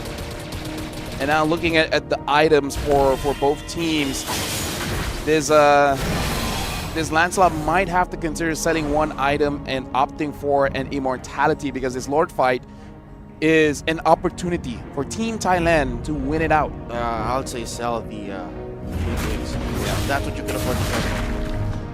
And looks like two now having the well, even Knee goes for potion here, the magic potion. So not gonna be juggling the items around. Not gonna invest in immortality or anything like that. He's gonna die on this hill, bro. Yes. He built the sky Yes. so she's gonna get stacks on it, Yeah. one way or another. Or you know, sell it for immortality. Sell it for a Winter Crown. We're approaching at the point of the game where she can. Yeah. But you know what? She's right. Kill them first. Are they losing? That's a question. I don't need immortality if I don't die. Exactly. They will die. Exactly. And I will get stacks. There you go. Current mentality on the Team Vietnam's Knee. And it's not like they're suffering for it. They're actually winning. They are 2 turrets up on Team Thailand inside the base. And it looks like the dance is about to begin. But looks like Team Vietnam. They roughly understand the positioning of Team Thailand. And right now, looks like the purple buff for the Lancelot has to be picked up first. The Lord is reset though, so this is good for Thailand. They're taking a bit of damage, but they're slowly healing everything back up. Thailand, they just gotta figure out a way to get those ults and then safely disengage. I think they were fortunate to see that Vietnam did not rush the Lord. And now they're all here, Team Thailand and Team Vietnam in the vicinity of this Lord pit. This could be the game-ending Lord. In comes the AOG coming in from 2. The answer, the Glorious Pathway. That's the Immortality pop. Rakshit taking a lot of damage. Rakshit does not want this. Down goes Futachat. Rakshit still alive. Members of Team Thailand are falling slowly. Rakshit falls. And we're going to see another Glorious Pathway. Another Zaman Force. In it goes. Pops Immortality onto 1. Goes into shot. Alpja as well. And it's all on Namcity Fonfan. Takes down 2. That's an Immortality pop, and there she goes. It's a wipeout. Team Vietnam takes them down. Team Vietnam forces a separate fight going on. Now look at the timers. 30 seconds, 50 seconds, 60 seconds. That's it. Team Vietnam starting off the day with 2 clean points. Team Thailand will have time to recover, and they got it. And it's deja vu, very similar approach to how they won Game 1, and in about the same time too. Yes, roughly the same amount of time. So you can say the Team Vietnam is a comeback team. Just because they're losing out early, hey, give them time and they'll make it worth it. Right? So and it's like they read Thailand like an open book. Like I feel they did, yeah. Okay, it's the same kind of thing. Hard carry that jungle. Wait till the EXP runs out of mental fortitude, and then we take it from there. Good. Feels just a bit bad for Namcity Fonfan because she did great both games. Oh yeah, right. Both games. Joy as a Lance. Yeah. At one point, there's only so much you can do. Right. There's too many threats from Team Vietnam, where you jump in, you kill one, the rest is waiting. So I hope they take this game as a lesson, take the time to study back what really went wrong. Yep.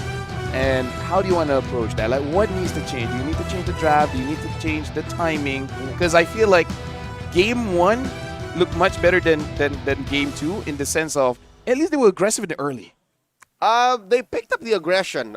They were more all in after the 5-minute mark, which is, I think, fine. If in Game 1 their margin and their window was at like 12 or 13 minutes, here I'd like to think it's closer to like the 15, 16. Mm-hmm. But we went past 20 again. And that's where Team Vietnam goes like, all right, we're sure we can win.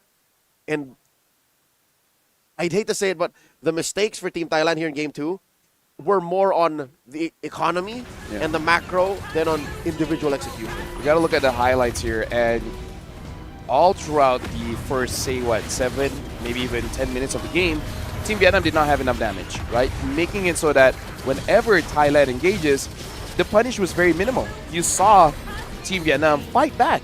It's just that no one is going down. No one is dying. But give enough time, items will start to pop out, and then at that point, you're at equal ground. And then it's all about how do you juggle the abilities, how do you juggle your positioning, and make sure you wait for someone to be out positioned and then catch that person, which is what Trung has been doing the entire time. It's like, I jump in, I wait in the bush, they move forward, I get the Kimi. Yeah. Also, as a big picture assessment of these lineups, it's so full committal what Thailand is doing, right? You have Esmeralda jump in, Falling Star Moon. Her only way out is to walk. Yeah. You have Rakcheat come through. Black Dragon form, her only way out is, again, to walk. I mean, as a half dragon, but it would be better if they jump in together. Which they have been doing, right? But once But separately. Yeah, once we get past the 20-minute mark and they've already broken into the base, I think there's a sense of panic that comes into Thailand. It's like, how do we take care of that? Oh no, here comes Vietnam. And then, as you mentioned, it happens separately. Yeah.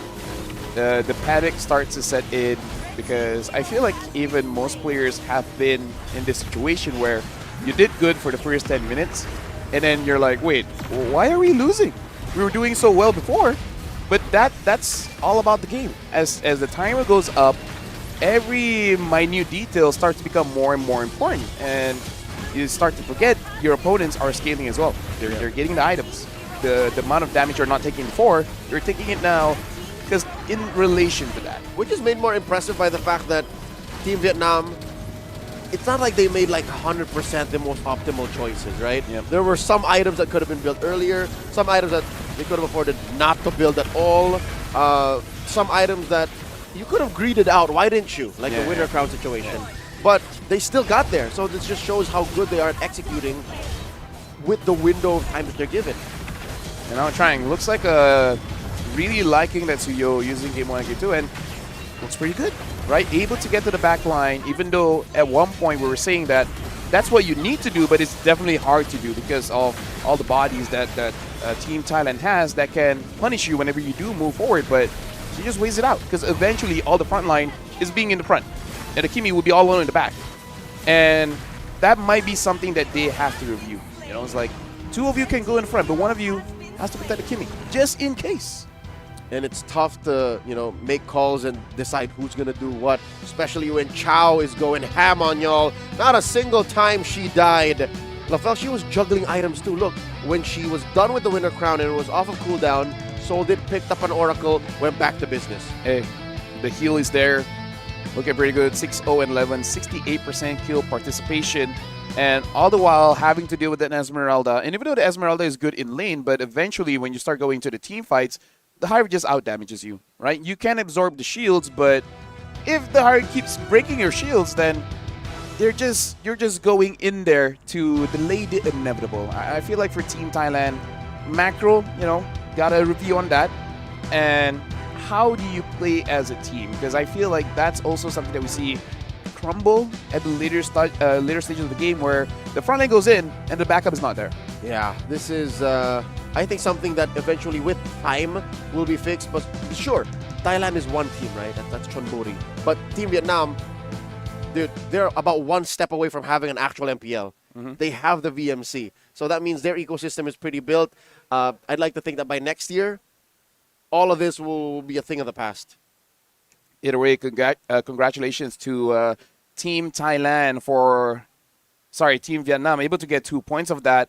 Thailand, good early game. Just gotta work on the transition to mid and late. They got 2 more chances to score. 2 more chances, and again, you only have 4 teams in Group A. So like yesterday, margin of error, pretty small. All right, so every point matters. Every point matters. Differentiating number 1, number 3, and not being in the top 3 at all. With that being said, that is game number 1. After this, we will be having game number 2. Unsure how the schedule is looking like. Hoping things don't change. It's in flux. Like yesterday, we got a couple of changes. We got more interesting matches to watch. Today, we opened up already with, 2 25-minute bouts? Yeah, it was quite extended, but I feel like it was pretty much planned because Team Vietnam needed that. With that being said, that was game number 1. We're going for a short break, but after this, it's going to be more MLBB action.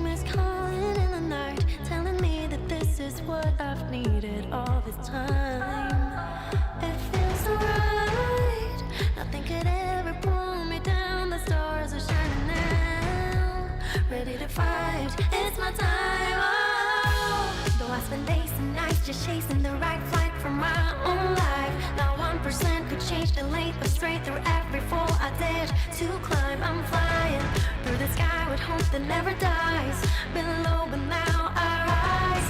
I'm going higher this time. I'm gonna shine.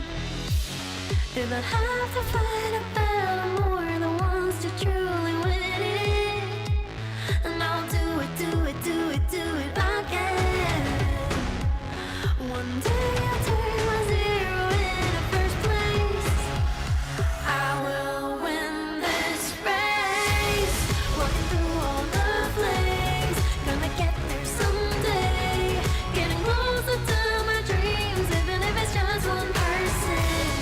And after all the rain, I can still feel the fire in me. Push me, I will reach 100. Walking through all the flames, gonna get there someday. Getting closer to my dreams, even if it's just 1%. And after all the rain, I can still feel the fire in me. Watch me, I will reach 100. If I wanna prove, gotta move ever forward.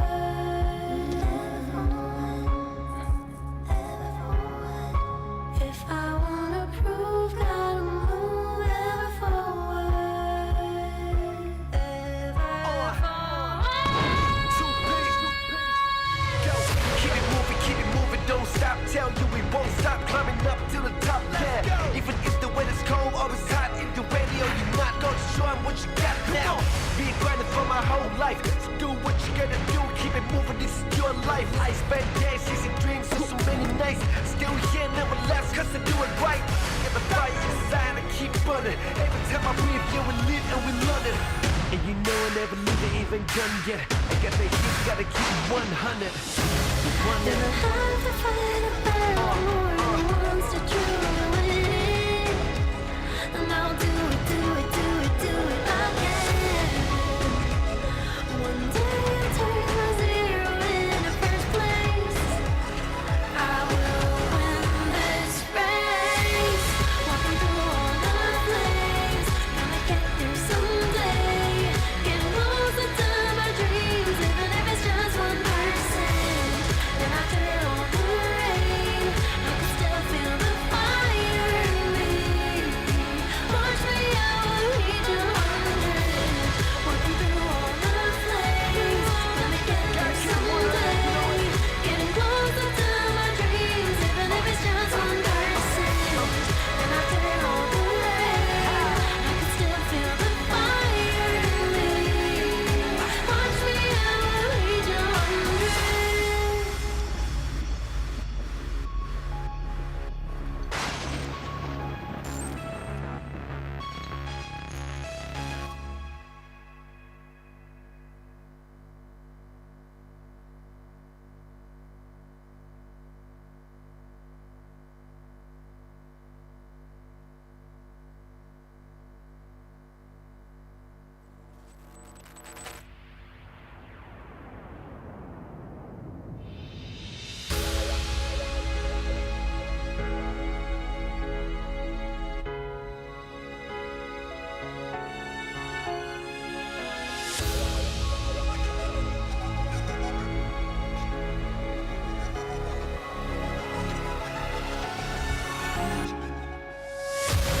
Walking through all the flames, gonna get there someday.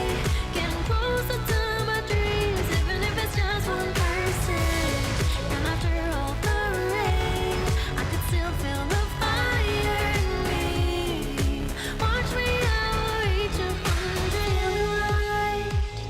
The dream is calling in the night, telling me that this is what I've needed all this time. It feels so right. Nothing could ever pull me down. The stars are shining now.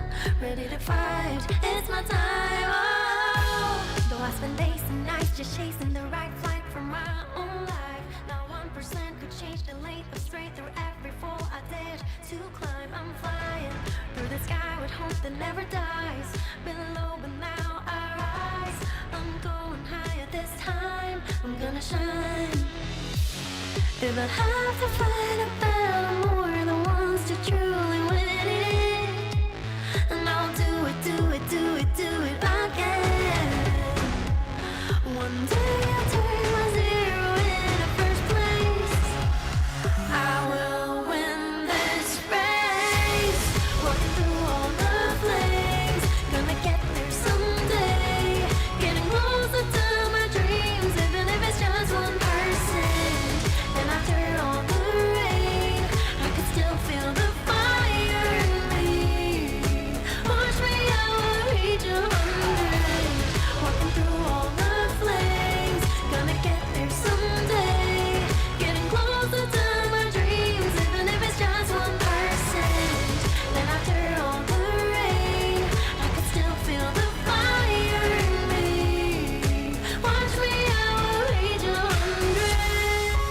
If I wanna prove how to move ever forward,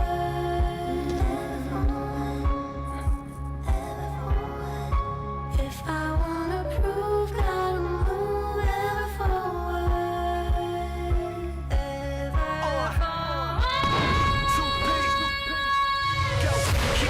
Keep it moving, don't stop. Tell you we won't stop climbing up to the top. Yeah, even if the weather's cold or it's hot in the radio, you're not gonna show 'em what you got now. Been grinding for my whole life, so do what you gotta do. Keep it moving, this is your life. I spend days chasing dreams for so many nights. Still here, never last, cause I do it right. Get the fire inside and keep burning. Every time I breathe, yeah, we live and we love it. And you know I never leave it even done yet. I got that heat, gotta keep 100. Never have to fight a battle, more than once to truly win it. And I'll do it, do it, do it, do it again.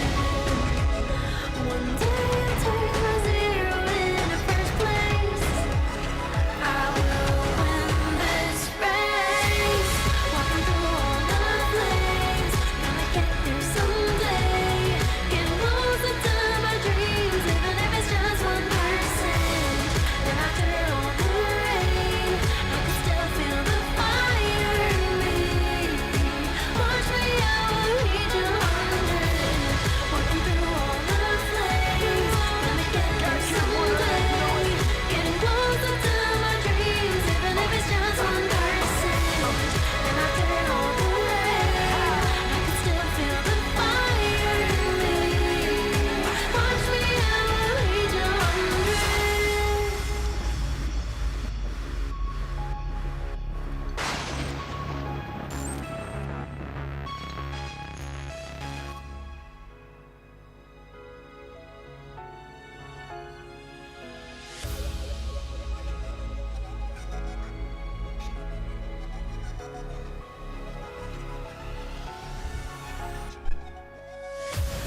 Walking through all the flames, gonna get there someday. Getting closer to my dreams, even if it's just 1%. And after all the rain, I could still feel the fire in me. Watch me, I will reach 100. Light, the dream is calling in the night, telling me that this is what I've needed all this time. It feels so right. Nothing could ever pull me down. The stars are shining now. Ready to fight. It's my time. Oh. Though I spend days and nights just chasing the right flight for my own life. Now 1% could change the length of straight through every fall I dared to climb. I'm flying through the sky with hope that never dies. Been low, but now I rise. I'm going higher this time. I'm gonna shine. If I have to fight a battle, more than once to truly win it. And I'll do it, do it, do it, do it again. One day I'll turn my zero into first place. I will win this race. Walking through all the flames, gonna get there someday. Getting closer to my dreams, even if it's just 1%. And after all the rain,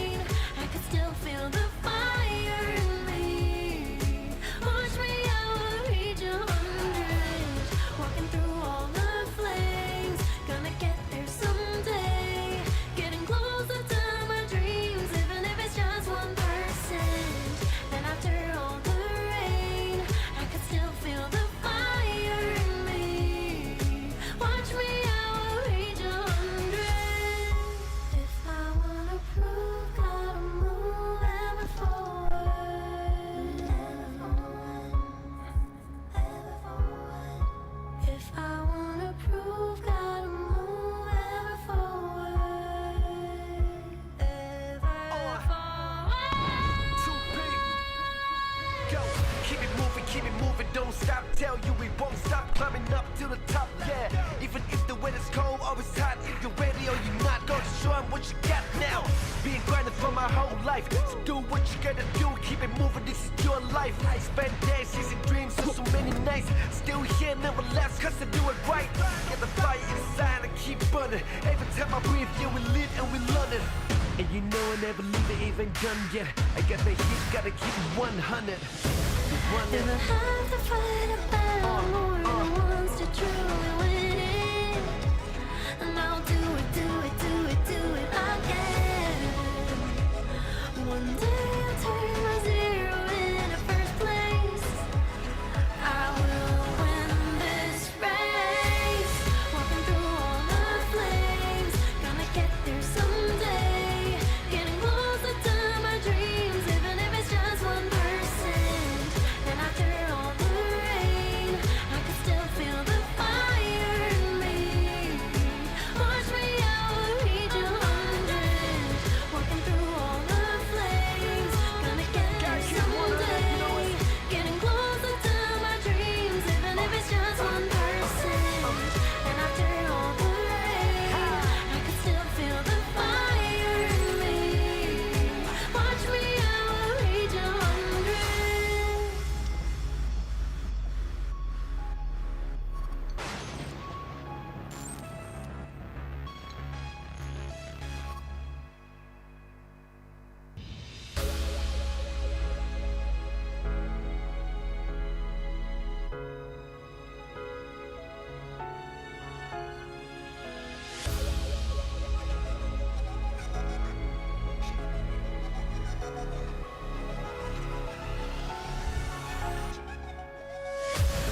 Walking through all the flames, gonna get there someday.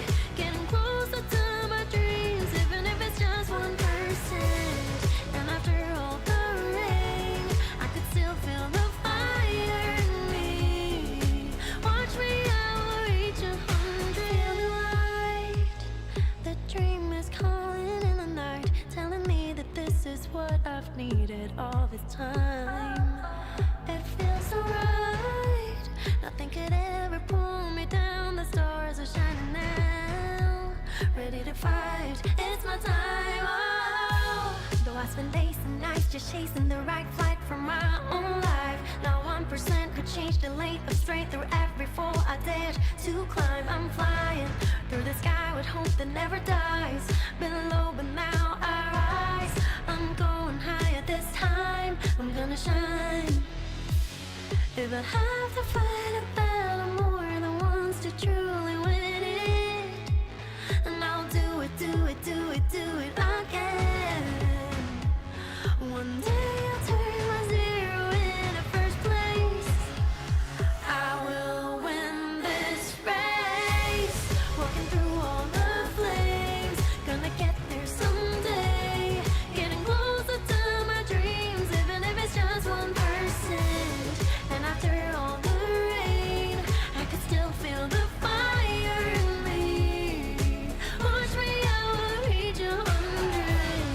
Walking through all the flames, gonna get there someday.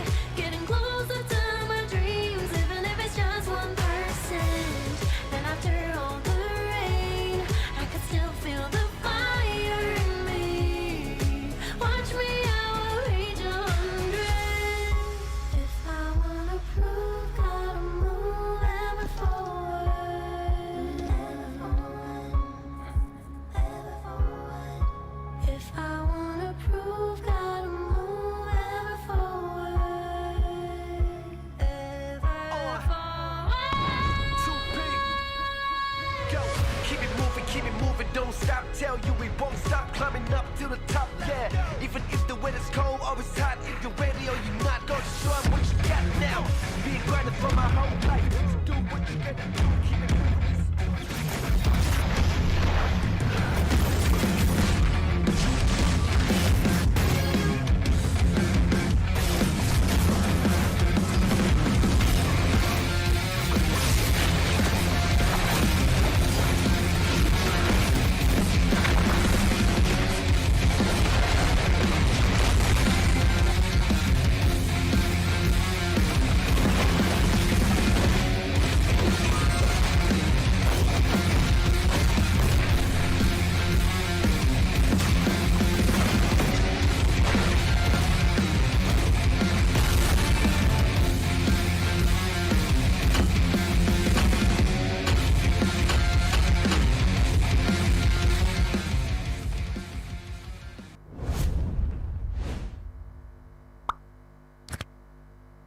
A brand new mode is coming to MLBB, Chaos Clash.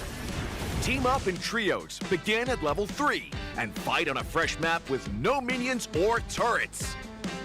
During the preparation phase, grab Chaos Fragments to boost your power. As the match goes on, the Annihilation Tide emerges, pushing the action to the limit. Here's a closer look at how this new mode works. Chaos Clash is a multi-round 3 versus 3 mode. Wipe out the entire enemy team to win the round.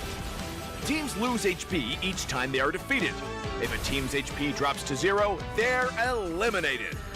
Rounds continue until only one champion remains. When there's an odd number of teams, one team will sit out the round. After certain rounds, heroes automatically level up and earn gold. Use this time to buy equipment and boost your power. All full equipment except boots costs 2,000 gold. From round 11 onwards, teams earn bonus gold. Adapt your loadout and strategy to stay ahead. At the start of each round, you will receive random Chaos Fragments that boost your power. You can also refresh fragments to re-roll their effects, with 2 refreshes per round. The game offers a wide variety of fragments, each with unique effects, so you can mix and match to create your own playstyle. For example, tank fragments make your hero tougher and deal damage back to attackers. Marksmen who pick range-enhancing fragments can safely deal damage from afar. And that's just the start! Countless other powerful fragments and combinations are ready for you to try. As rounds progress, the Annihilation Tide starts shrinking across the map. Heroes outside the tide take sustained damage. Master this mechanic, and it can swing the battle in your favor. For instance, heroes with knockback or displacement abilities can push enemies into the tide. Surprise your opponents and watch them struggle against the sustained damage. The new 3 versus 3 mode, Chaos Clash, is coming soon. With a variety of Chaos Fragments, every match brings a fresh experience. The Shrinking Zone adds fast-paced, thrilling action, and new map buffs further empower heroes. Exciting, innovative, and powerful new strategies await. Are you ready to try them all?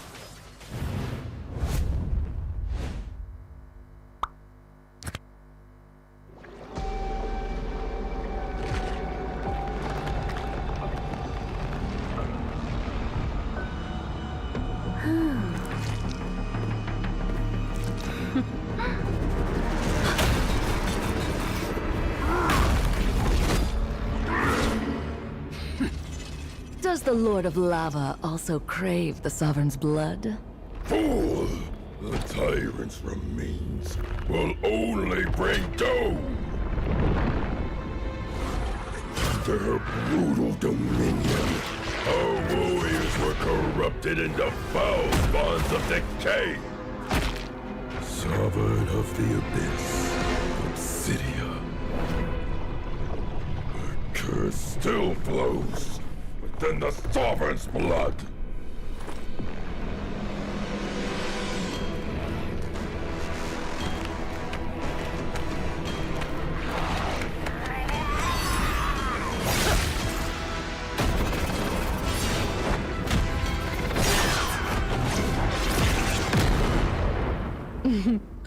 Such loyal little puppets. Aren't you?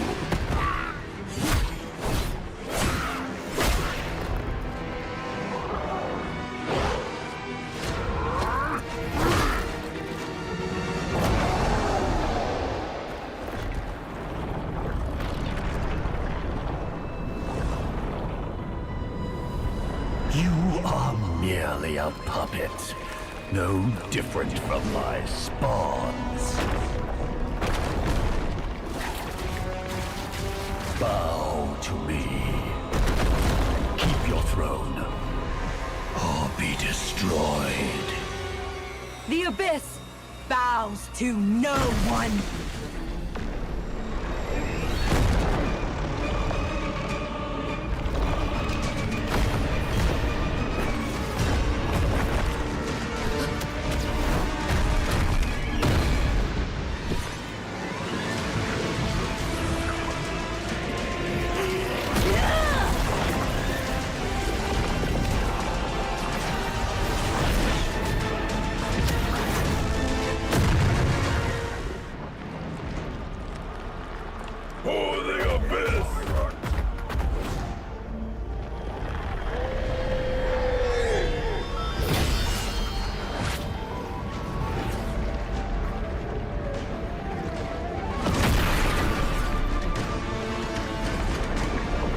wretched spores reek of its corruption.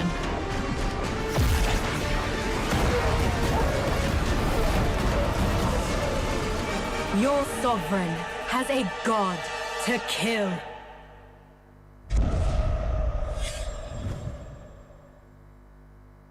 Hello, everyone, and welcome to another patch preview. We've got tons of awesome new content to share with you, so let's jump right in. New hero, Sora.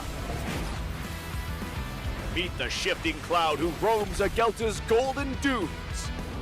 As a fighter hero, Sora's kit is all about transforming into powered-up forms through combat and unleashing an unrelenting barrage with his ultimate. We can't wait to see you guys pop off with him. This year, we've been constantly improving the gameplay of roaming and EXP lane, and it's been awesome seeing some OG heroes make their comeback. Later, we'll be rolling out balance changes for the upcoming M7 Championship, recognizing the unsung roamers, rewarding skillful plays, and keeping the meta fresh. Through these goals and more, we're committed to elevating your game experience. This patch also packs improvements for many features. A brand new clip sharing feature is also dropping soon.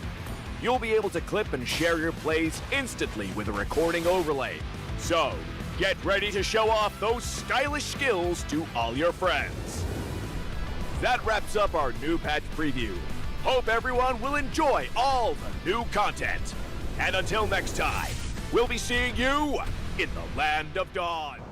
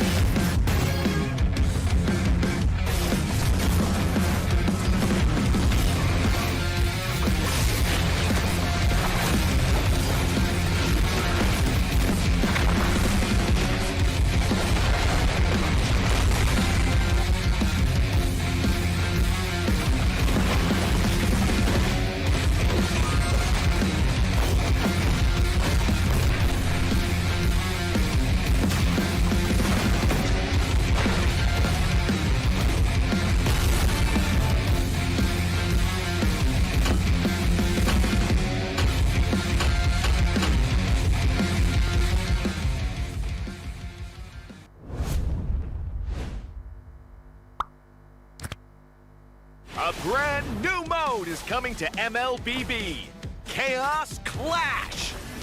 Team up in trios, begin at level 3, and fight on a fresh map with no minions or turrets. During the preparation phase, grab Chaos Fragments to boost your power.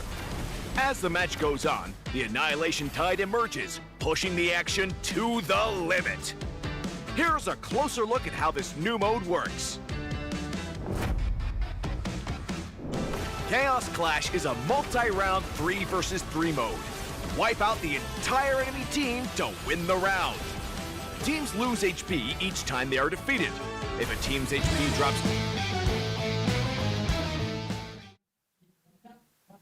Sawadee krab! Welcome back to the 33rd SEA Games here in Thailand. My name is Rafael. Alongside me is Leo at your service, and we're still doing the females MLBB. The women have put on quite a show. If you're watching the same broadcast, thank you again for coming back. That was quite a bit of a break. I'm hoping that you guys have had your lunch, your breakfast, your dinner, a quick little snack, whatever time Supper. it is from around the world. Tea time. Second breakfast.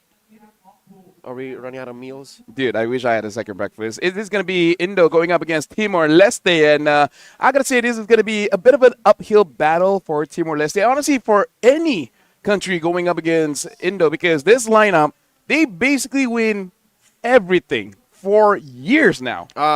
It was about only one blemish, but other than that, it was almost 3 years that they had an undefeated streak, winning literally everything and touching a tournament and turning it into gold. But then in 2024, a team known as Smart Omega Empress, now known as Navi PH, also known as Team Philippines here in SEA Games, took it away from them. But this year, they're back to their winning ways. So Who's to say? In the previous international world tournament that they just played, which is about last 2 weeks, is they went lossless. They went through the entire tournament without dropping a single game. Nothing. And when it comes to the drafts, they were given the opportunity to show up, even with picks like the Fanny. Okay, looks good. Fighter or marksman in goal, all looks good. Kadita looks terrifying. Anything that they touch becomes an absolute unit. Such is the way of Team Indonesia, also Sorry if that, known as... Wait. Nope, they are Vitality. Thank you very much. This is Team Vitality. Yes. So, either ways, Timor-Leste, in my understanding, talking to their coaching staff, is relatively a pretty new team. So, even if their mechanics are up to snuff, going up against, I would say, a very 2-3 years, maybe even 4 years worth of experience going up against Team Indonesia, it's going to be quite difficult. Even if you're ahead, they'll find a way. They'll find a way to come back into the game. So, just to put it into context, if this is your first time watching MLBB Sports, specifically for the women's division, this is a David versus Goliath situation. And that's putting it very lightly. That's an understatement. I don't think there is enough words in the English vocabulary to explain how difficult this is going to be for Timor-Leste to get one over, not even the whole series, to get one over Team Indonesia. Yeah. When it comes to powerhouses, it's really just, the problem is, who do you target? Are you sure you want to target the mid? Are you sure you want to go after Vivian, the Mother of Tanks? There's no right answer, because when it comes to the strategies, quite plentiful. And they're basically running into a problem is that no one is stopping us. So we can just kind of do whatever we want. Here in the SEA Games, this is where they're really going to be tested. Timor-Leste, again, at this point, you just got to hope. Just try. Get on the stage. See what happens.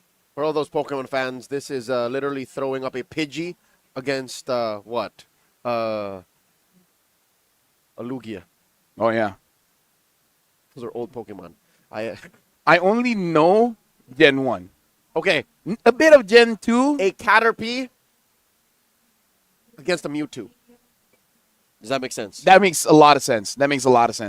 And shout outs to Mewtwo. But either ways, we will be going into the game, and I feel like just to be safe, don't let Vivian get the Grok. That's it. I know. I feel like that's a practice in futility. That's like telling someone walking into a boxing fight to not let them touch you in the face. Like, thanks for the tip. But that's a good tip, though. Don't get punched. I have used that information quite a lot in my life. If I see danger coming towards my face, step aside. Try to dodge. Okay, so yesterday was about kicking. Yes. It's about punching. Yep. It's the powwow. Hey, I like. How are you liking? I do. The blonde-headed Lim, also known as Fumieko. That's new. Yeah, that is new. She looks amazing. Just saw her again on stage a week or two back. Everyone from Team Indonesia looking very confident on stage, whether it's in the game, interviews. Again, this is basically a different country, but familiar territory. Give them phones, give them a stage, put some spotlights on, and then they're like, feels like at home. Go time. At this point, the Land of Dawn is their home. Because I feel like they're just traveling all around. It's like, okay, we're going to dominate here and there, here and there, here and there. And then we're going to get back home just to eat some nasi padang. And then do it all over again. I think if you would put it into perspective, these athletes play MLBB and are on their phones more hours in their waking time than anything else. Exactly, yeah. Let's say there's 24 hours in a day. You sleep 8, there's 16 more hours to play with for about 10 hours a day, give or take. Scrims, practice, rank games in between. That's what takes a majority of your time. Maybe even while you're resting, you're just watching clips of other players, right? Watching the MPLs, what the other teams are doing. And now we're looking at the standings here. And it looks like everyone from Group A has played a game. Vietnam as well as Philippines are starting off pretty strong with a win each, 2-0. Laos and Thailand hasn't gotten a point just yet. For Group B, it looks like we haven't started just yet. Yep, this will be the first match in Group B. On broadcast, I believe there's another simultaneous match happening. We are blessed to be witnessing a Team Indonesia facing off against Timor-Leste. Yep. And I would say for Group B, it is going to be a bit interesting because we're talking about global powerhouses. We got Indonesia, Malaysia, as well as Myanmar. Myanmar in the previous World Tournament, they did pretty well, but again, some roster changes has happened. We'll see how they have really adjusted coming into the SEA Games. This is Team Myanmar here at the SEA Games. It's a lineup made up of a team known as Falcon Esports. And they're not the team that played in the larger tournament earlier this year. I'm excited to see how that'll pan out. I do believe we have one match for them on broadcast coming up. Yeah, apparently it is going to be Myanmar against Malaysia. Woo! We get to cast that? No, but meaning like it's live right now. So we'll get this happening somewhere simultaneously with Indonesia going up against Timor-Leste. So we won't be seeing it, but we can watch it later on. Later on, you know, we'll get the score, right? We'll get the score. Right now we're seeing the players setting things up. Nice that we can see the phones. Looks like they haven't jumped into the draft just yet. It's a couple of minutes. Just a couple of minutes. You know, we had a timer earlier. Yep. We're counting it down. Mentally. Mentally. Thank you very much. I was about to say invisibly. Also true though. Hey. Unless you count with your fingers. Can you visibly think? I'm counting now with my fingers. You can see this. Well, you know what? That is visible. You got me there. I did. I'm stumped. You are flummoxed. Now that's new. Perplexed. I am flabbergasted. You are vexed. I'm vexed. Speaking of, in the put away this thesaurus. Yeah, you know what? At this point, we're making the thesaurus even bigger, even thicker. I don't know why I packed it. We're just adding more and more words, and then they're like, hey, you know what? That's good. This thing weighs about 1 kilogram, and it's in my luggage. Hey, you know what? We need to work out somehow. Meaning like during working time. One day we'll do squats while casting. We're working while working out. Yeah, there you go. Squatting while casting. You know what? Burn them calories. About half of the MLBB esports organizations I know introduce physical exercise into the regimen. And they started to invest on like actual physical health coaches. Yeah, that's amazing. Yep. So I wish I had one. At least a nutritionist. That's all I ask for, because for me, I eat everything, man, because everything is so good. Except pork, seafood, and alcohol stuff. Right. Here's the thing. I love food, man. See? I love food. So I would... Working with a nutritionist is like saying, yeah, let's make your world smaller. Exactly. How about we lock some doors? Yeah. After an hour talking is like, yes, I think we're not going to work. I think this is the end of our relationship. Thank you. I appreciate you for coming, and you seem like a nice person. Can we discuss that refund? Anyways, yeah. So the teams are getting ready, but they might changing animations right now. It might as well. You gotta you gotta get the right recall. Recall the emotes, the stickers. Well played, bro. Yeah. Yeah. Or the ones you leave on the ground. I don't do it, so I don't know. It's a very specific part of the preparation tab. Yep. I'm honestly more just a recall guy. I don't even spam the emotes that much. Oh yeah, dumping a couple of thousand diamonds on a recall is worth it. In my book. Yeah. Honestly, especially when it has that instant, like. You know how recall some they take their time to have the animation and the sound, and it's quiet. Yeah. I want one that's instantly you can hear it. Yep. You know what? You can just cut straight to the point. You want something that's annoying. Oh yeah. I mean, like, who doesn't? Who wants a slow recall? Or you can have it both ways. Something that's cool and annoying.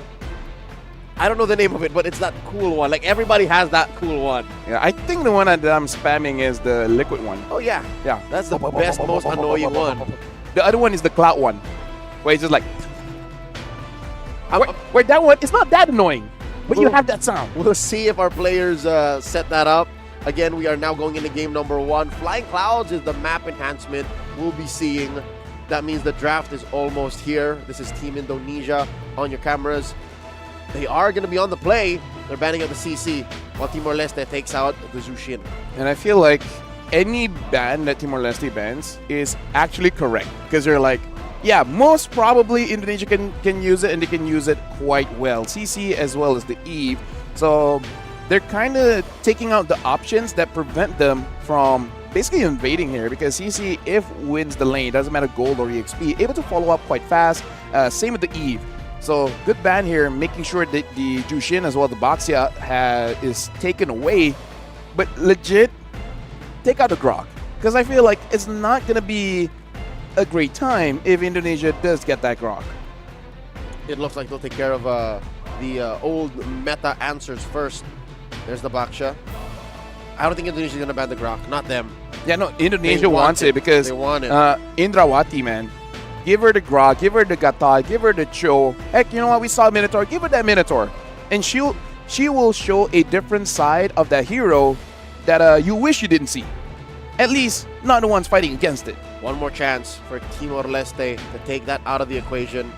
They don't. It's the Alice. Okay, now that's different. Considering the Lapu is there, Yuzong is there. Indonesia, they have options here. They might, like, the Grok is there. They're going to delay it for a bit. They're going to get the Yi Sun Shin first. And I was about to say, even if the Grok gets taken, later on you might opt for a Kalia instead.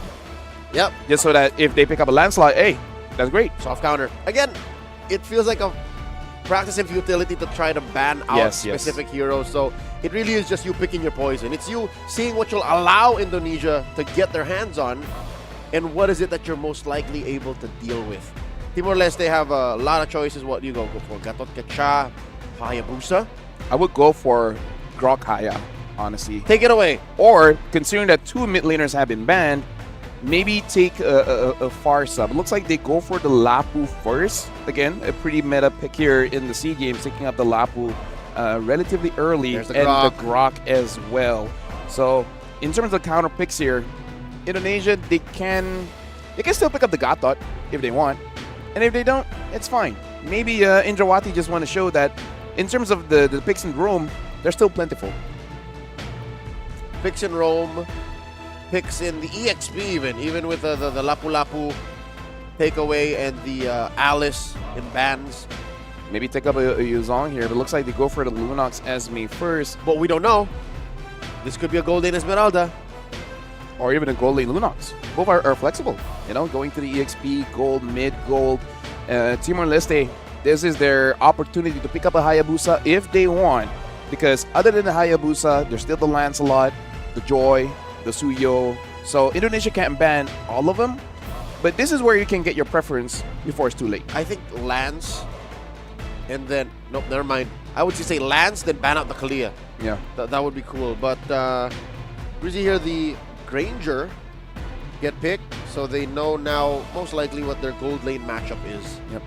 Maybe Timor-Leste again, as we see in the SEA Games, quite a few teams still wanting to play a traditional role. You know, have the marksman in the gold lane, and we can definitely see it work. But it's punishable, right? Especially going up against a team like Indonesia, where they're known to be quite fast. So Timor-Leste, they gotta ban out things that makes their comp fast. Banning out the Yuzong, the other pick that I would consider might be, because the Esme might just go EXP anyways, right? So makes it a bit annoying. There goes the Lance. So what's left is the Hayabusa. I think Coach Casius of Indonesia would just ban that too. Just to shrink the hero pool even more. Though I do gotta say, because they do have the Granger, they have the option if they want to go for a tank jungle. Yeah, like Frederick Nakai, you know. But Frederick will be really difficult to use right because now. of Lunox, Esme, yeah. Okay, there's the Kalia. I mean, the other one is basically Suyo, right? Yep. Kalia is still a pretty good ban here because, again, let's say you end up with the Hayabusa. It doesn't get banned here in Red 5. Then at least you have a solid way to catch the Yusun Shin or find the Lunox. And probably saving the mid as well, because Timor-Leste, they have an opportunity if they want. Go for something like a Farsa, right? Try to prevent the fight from happening by chunking chunking them out low enough or forcing an engage and then try to punish. The Joy does end up getting banned here. So Timor-Leste, if they want, the Hayabusa is still there. But you can't delay because you know the Yusin Shin is most likely going into the hands of Chen. Yeah, there's no rush. Indonesia won't contest it at all. So you go for mid. I'm looking at the Farsa. I'm looking at Farsa. That's it. No Valentina, no Kimi. Whoa! Well, Vex news. I'm vexed. Yes, you are. Bringing back an oldie. I don't know if it's a goodie in the current metagame. There's a reason why we don't see her anymore. I think it's okay. Like, it's not the... Like, you get clear lane pretty fast. And in case things goes wrong, ask some help from the Lord. And then hope it's enough. So, I think starting out the game, this is where you try to get comfortable, get used to the stage. And now a Cho gets picked up. That's got to be Indrawati's pick, the mother of tanks. And the thing is it going to be a tank or is she going to go damage? I think she can afford to go go tank. She can afford to go tank. Unless it's a Cho gold? Yeah, because we have a Khalid now. And the thing is, you know, in the... okay, you know, I probably said this yesterday, but there was a Cho that soloed the Lord before. So that was a very, very fun time. At least for us watching it. So Suya does end up getting picked up. I would say for Timor-Leste, this seems meta-ish, but really it's more, I feel like, more on comfort. It's meta-parallel. Because looking at their lineup, it looks like you can delay the game. With the Grok, with the Suyo, and the Vex. You can defend forever. Exactly. So maybe that's their idea. You know, 26, 27 minutes, maybe Indonesia will make a mistake. Maybe. That's a pretty big maybe. But Indonesia has done this, if not 1,000, 1,000,000 times. They know how to find these holes. They know how to crash through even in the most impenetrable fortresses. Look, one more look at the lineup and confirmed it is a gold lane Cho in the hands of Sisuanto. And her sister will be playing the Lunox in mid. And Indrawati will get that Khalid. Yeah, well, we'll see how this Joe Gold will deal with the Granger. Ladies and gentlemen, welcome to the second match of the day. It's Indonesia going up against Timor-Leste. Siswanto already showing up, trying to push Jennifer as well as Grace away from the minions, trying to delay just a little bit. But as a Vexana, quite big range. It's pretty hard for you to freeze against. Look at this. Siswanto already attacking Madrika around the buff. Uh-oh. And it looks like a first blood there. Madrika! Taken away by Indrawati. Yep. Again, the mother tanks. Indrawati, also known as Vivian, always in control of her squad. And I think, yeah, Shell, Siswanto, M. Siswanto was part of that. So again, these fighters, side lanes, they're never offline. Mudrika can't even touch her orange. And Mudrika is level 1 at 1 minute of the game. No jungler wants this. Even the opposing roamer has more EXP than you. Indrawati, a few more seconds, gets level 3. Okay. But Mudrika does secure that. But look at this cost. Look at this. Like, Siswanto is basically saying, like, I don't need a lane phase. Nope. I can just stay in the jungle. She's playing a different game from what look Arwana Look at the Suyo is doing. Suyo's walking in. 1v1 against a Cho, a gold lane Cho. Oh, she wins. She kicks out Mudrika at level 2. And Siswanto is almost level 4. Forces out the flicker. But look at that, Indrawati doing a lot of damage on Arwana. Arwana also flickers out. So at this point, Indonesia, they're controlling legit from the first 10 seconds of the game. Mudrika tries to get away, and somehow she did. While they're getting an economic lead.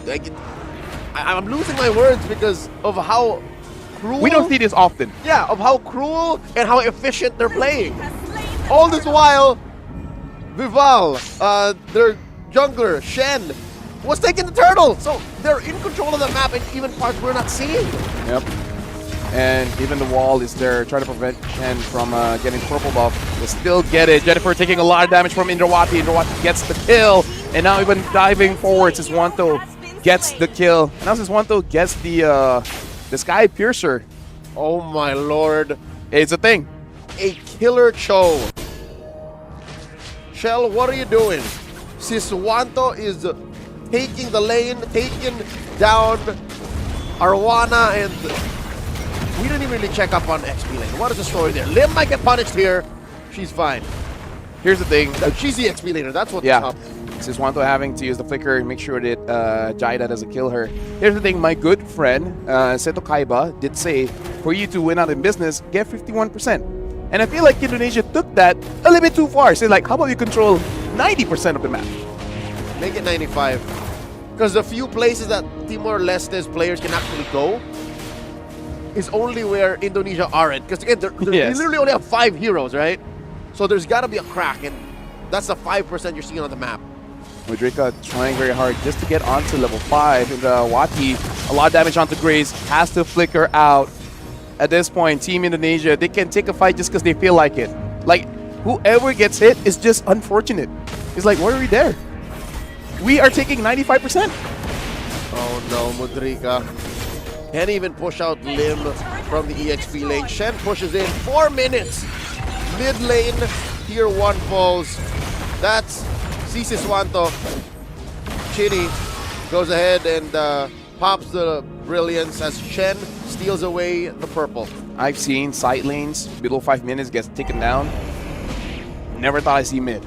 Now that's quite rare. Just like that. Quite rare. And it's not even they're making full rotations. Yeah. Indonesia was just passing by. Like, okay, the minions are, you know, dead. Might as well. And all the while, Chen. Oh, but Jennifer gets a kill, though. Over to Siswanto. Yep. Shell was overextended. I think she tried to go for a flicker kick. Missed it, got punished. Very understandable. There were literally 4 members of Timor-Leste plus a turret. Yep. Which also means she probably should not have made that play. But hey, correct. You know, it is what is it. At this point, Too close to the sun. Almost 5,000 goal difference. Probably trying to get up to that point. Because Indonesia, they got another kill onto Arwana. And at this point, you know what? Rotations be damned. We'll just be everywhere and then just take the game by storm. Speaking of, they're going to get this bot turret at 5 minutes. It almost feels like the call is get a turret every minute. Let's try that. This feels like another, Mudrika taken down by Lim. It feels like another escape room situation. Yeah. Like, how do we get out of this lock that Indonesia's put us in for us to actually play normal MLBB? Because this is not MLBB. This is not how the developers designed the game to be played. Not while you're down 6,000 gold at 5.5 minutes. Looking at the items here, I don't even know much, but Siswanto, Chen gets a kill onto Arwana. Grace nowhere to go. Killing spree for Siswanto, and the Lapu tries her very best, but Jaida, at this point, you're too far behind. Double kill on Siswanto, and now with the Genius Wand, Jennifer with the glowing. Indonesia might try to end the game as fast as possible and setting a record here in the SEA Games. We're at about 6 minutes now. We've seen games end at about 7.5, 8 minutes with the current settings of the game. But as it is, with Chen getting slowed down here and one more turtle spawning up top, I feel like we might still see at least one Lord. And then end from there. Well, Lim is trying her very best to get the tier 2. Mudrika and Jaida pulling the minions away. Doing quite well. Oh, hold on. Flickers forward. Tries to get a kill onto Mudrika. Indrawati, though, might have made it so that Siswanto is positioned away where Arwana is able to get that shutdown. So Chini bites it. Her first death in this game. She was sitting at 5-0 until now. Endless battle onto Shell. The Cho has started to change its priorities. She started to now attack turrets more, tried to play more macro. I think that death down bottom, like she understood, yeah, I'm a little too forward. I'm a little overextended. Let me try to secure the game first before I start playing around like that. Oh, quick knock up on a Jaida. Jada hasn't died, so she's one of those players for Timor-Leste that's like, we can do this, ladies. Yeah, honestly, she has been quite aggressive, trying to jump in, hitting her abilities, making sure that the she survives. But again, you don't have the items because how far is this? About 5,000 gold, 7 minutes in, and they're threatening to take all the holy shields down here in mid, up top, and all the while, good from Mudrika, trying to proxy the wave, to make sure at least the bottom doesn't get taken down. But look here, the top, the mid, no more defenses in terms of the holy shields. Yep, bottom has just one left, and I think that's what Mudrika is investing in. She's gonna slow push that, leave it, and know that this is as deep as she gets to cross the river. Lord over to Indonesia. This was prior a turtle that they just on purpose allowed to evolve. Again, we'll see at least one Lord at 8 minutes. Arwana does get the Malefic Roar. Understand that you really need some form of penetration. Jaida, a few basic attacks from Siswanto is able to chunk out about what? 10%, 20% HP, and that's like just not committing. Just gonna punch you and then see how it feels. And then I get out of there. Feels good for me. Wait for the rest of my team to come through. And they're synchronizing these waves perfectly. Immaculate symmetry across the map. In comes Jaida, trying to push out Team Indonesia. And the jump in by Lim. That could be one more massive hit on the Eternal Guard. Siswanto falls. Traded out for Jennifer. Arwana as well. 1 for 2. Turret falls. There's still a Lord up top. And mid as well. They just got to deal with that one minion. Not even the minion has died. So they can threaten top as well as mid. 9 minutes in. Are they looking for a sub 10-minute end? At roughly about 30 seconds, Jaida has to jump back. And Indonesia, they're getting the mid inhibitor. Oh no, Jaida does not survive this game deathless. Down she falls. Grace at half health. Gets a few shields from her passive. The Lord quite healthy. Still a full HP bar. Now can Indonesia find it, thread the needle, end it now. Grace healing up. Timor-Leste looking to clear the waves. Get some shields. Here comes Siswanto. Looking for that massive. Oh, down goes Mudrika. There's still a couple of minions. Ladies and gentlemen, Indonesia end sub 10, 9:59, game 1. And we talk about a David versus Goliath. Like yeah, that's how it looks like. Like you said, that was kind of unfair. Like 10 seconds, 20 seconds, you're already inside the jungle of your opponents. And then there's really nothing your opponents can do. And the developers have designed the game patched quite a few times to make sure this does not happen. They broke the system. Team Indonesia just knows the game well enough, and they know themselves well enough to know how to return and revert the game to pre-changes by our developers. They know what it's like. Vival, their jungler, is known to do this. In the heyday of their dominance, when they had that almost 3-year win streak, they would constantly do. That was one of the ways that they won, is through sheer invasion, and here they did it again. Imagine whoever came up with that idea, right? What if Shell is like, okay, how about we do this? And then you know the rest of the team is like, are you crazy? And then they're like, come on, what's the worst that can happen? Let's try. You know, if it works, it works. If it doesn't, hey, more MLBB to play. And I gotta say that might be the reason why she just wants to use the Cho, because she's more of a marksman player. But as time progresses, I'm pretty sure she's tried out new things, and then she's like, hey, you know what? Fighters are pretty cool. I wish I can do this with, say, a Claude. Nope, not gonna happen. But well, it's not capable of that. But again, this is not an isolated incident. We've seen Gold Lane Chos. Yeah. So she just pushed it to the limit. Although it might be the first here in SEA Games. Right. At least the ones that we cast. Correct. Yeah. And she pushed it to 11. You know, she's turned the knob up to 11, the aggression, the damage. I'd like to see how hard she leaned in the damage. I think at least 2 damage items, and only the reason why is she might not have enough time to build a 3rd. Correct. So there's no defense at all. Yeah. At most, brute force. Or just build some like a robe or something, and then that's it. Sub 10 minutes, able to end the game. So far, should be the fastest game time here in SEA Games. Fastest, yeah. All right, we will double check on that. But at least in our experience, that was definitely the fastest game, and it all started from just a few seconds into the game. And the MVP is Siswanto. That is the player also known as Chini. She dealt a lot of damage, and just like me in game 2 of her previous series, she also built a Sky Piercer on the Lunox, but in contrast to that, she actually, in my opinion, deserves to build it. I mean, like, for Team Indonesia, she can afford to. Can you really argue? I think all of them could have built a Sky Piercer. Yeah, because here's the thing. If you keep on winning, what can you really say? You know, you're like, oh, that's not optimal. And you're like, but did we win though? All right, you know what? You win. So, okay, so same for Ni. Yeah. So Sa can look at me and say, Leo, did we lose? And it's like, you know what? There's no argument. You won. So, hey, look at the items here. And yes. So Siswanto actually got the third. And yeah, it's the brute force, right? So just War Axe, Endless, brute force. And then up to you. Do you feel like immortality? Go for it. Do you feel like more MR? Sure. Go ahead. But Timor-Leste, they try their very best, but against this kind of lineup, and it's something that you don't really prepare against. Like, I'm pretty sure even in scrims, you don't see this often. Maybe in some ranked games, but you always feel like in SEA games, everyone's just gonna play fair, right? But what is this? When you consider you can't prepare for this, what are you talking about? Facing off against a lineup like this with a draft that similar heroes are in, or playing against a team like Team Indonesia?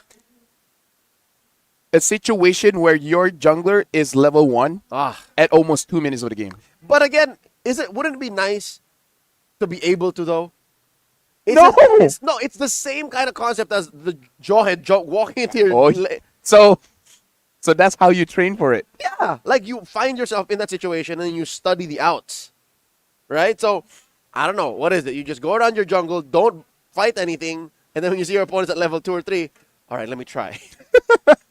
Well, that was a pretty tough situation, but again, Indonesia, the clear favorites, have been dominating for quite a few years now. We haven't found a solution yet, by the way. I mean, like, here's the thing. I'm pretty sure the other countries are watching this game, and then they're like, we knew what was going to happen, but wow. Still, sub 10 minutes. The developers are aiming for something around 14, 15. Yeah. And the developers did say they want a meta where a lot of fights break out. But even they're like, okay, yeah, but not like that.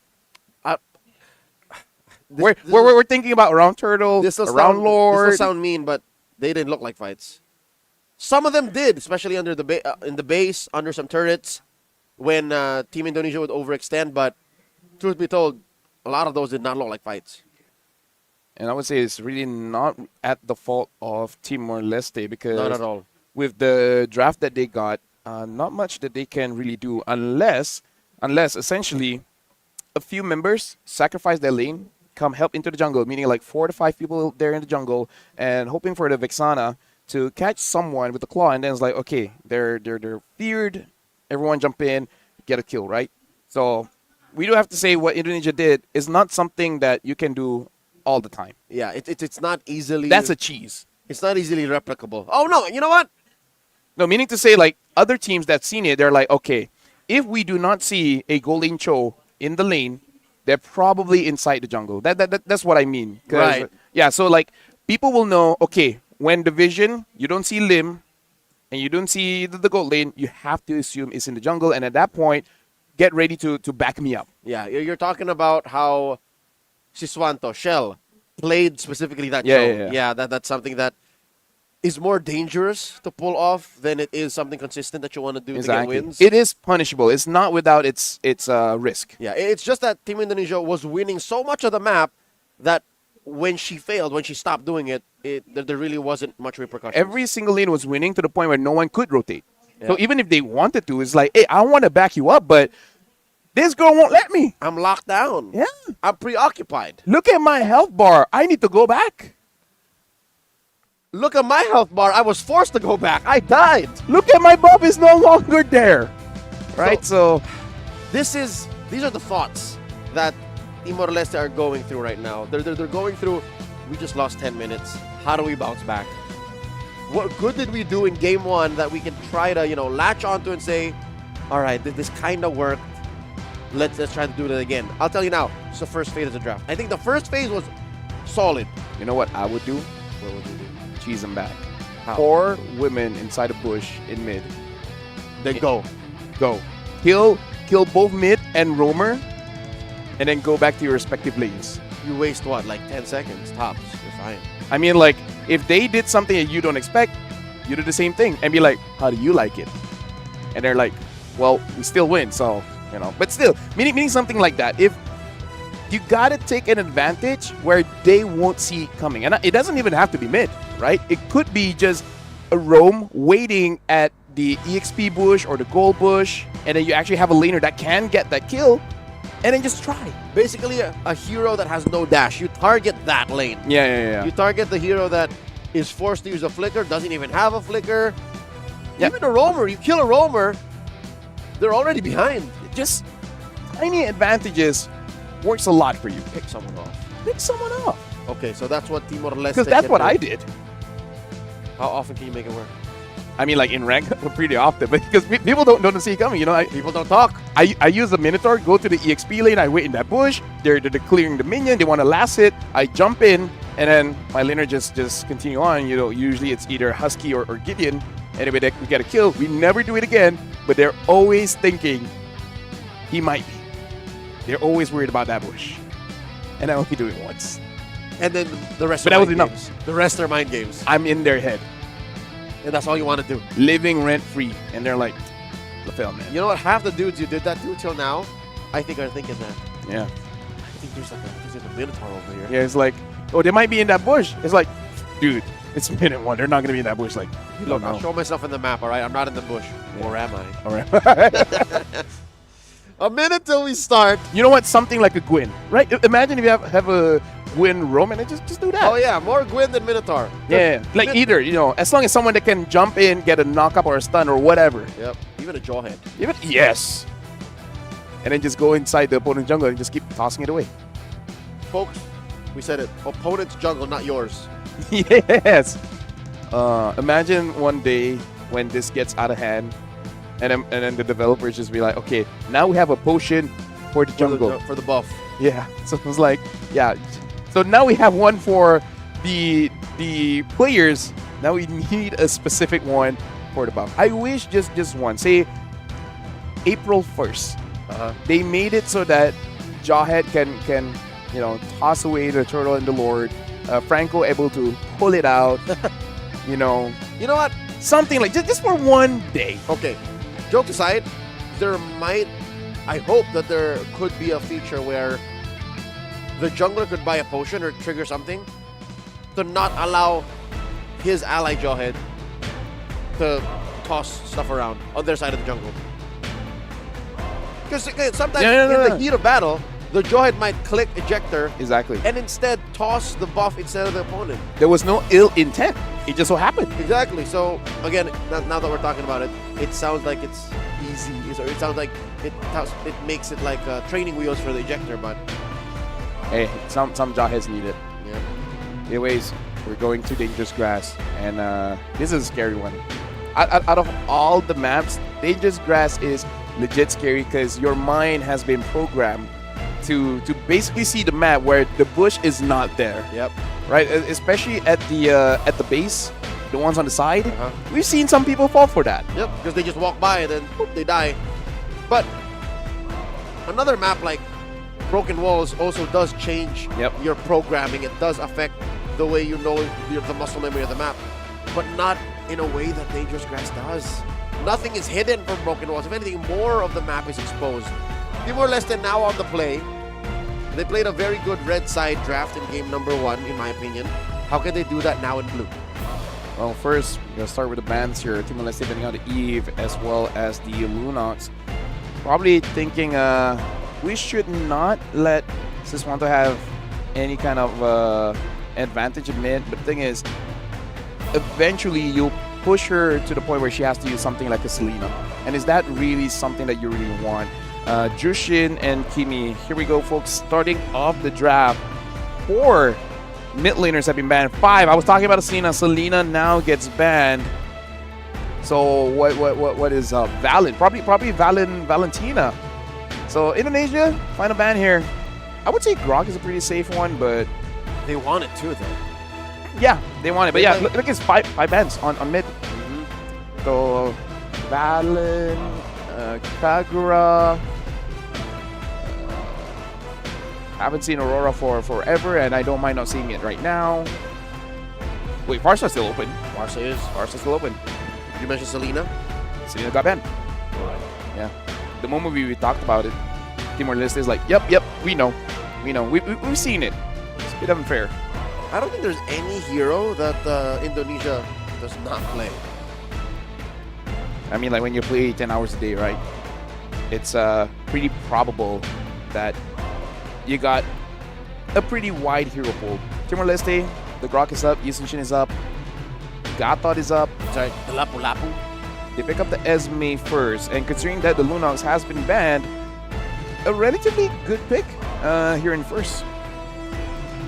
So now in terms of following up, the Farsa is still there in terms of mid, because again, 5 has been banned. But you can delay that. Say if Timor-Leste did themselves pick it up, you can just pick a Valen and roughly do the same thing. Yusenshin though is going to be the pick for Chen again. Grok, Gatot, Open, Lapu, Zong. I think I would prefer the Grok though. Gives a lot of forward momentum. With 10 seconds left. Yeah, the Grok was untouched. We keep talking about how important it is.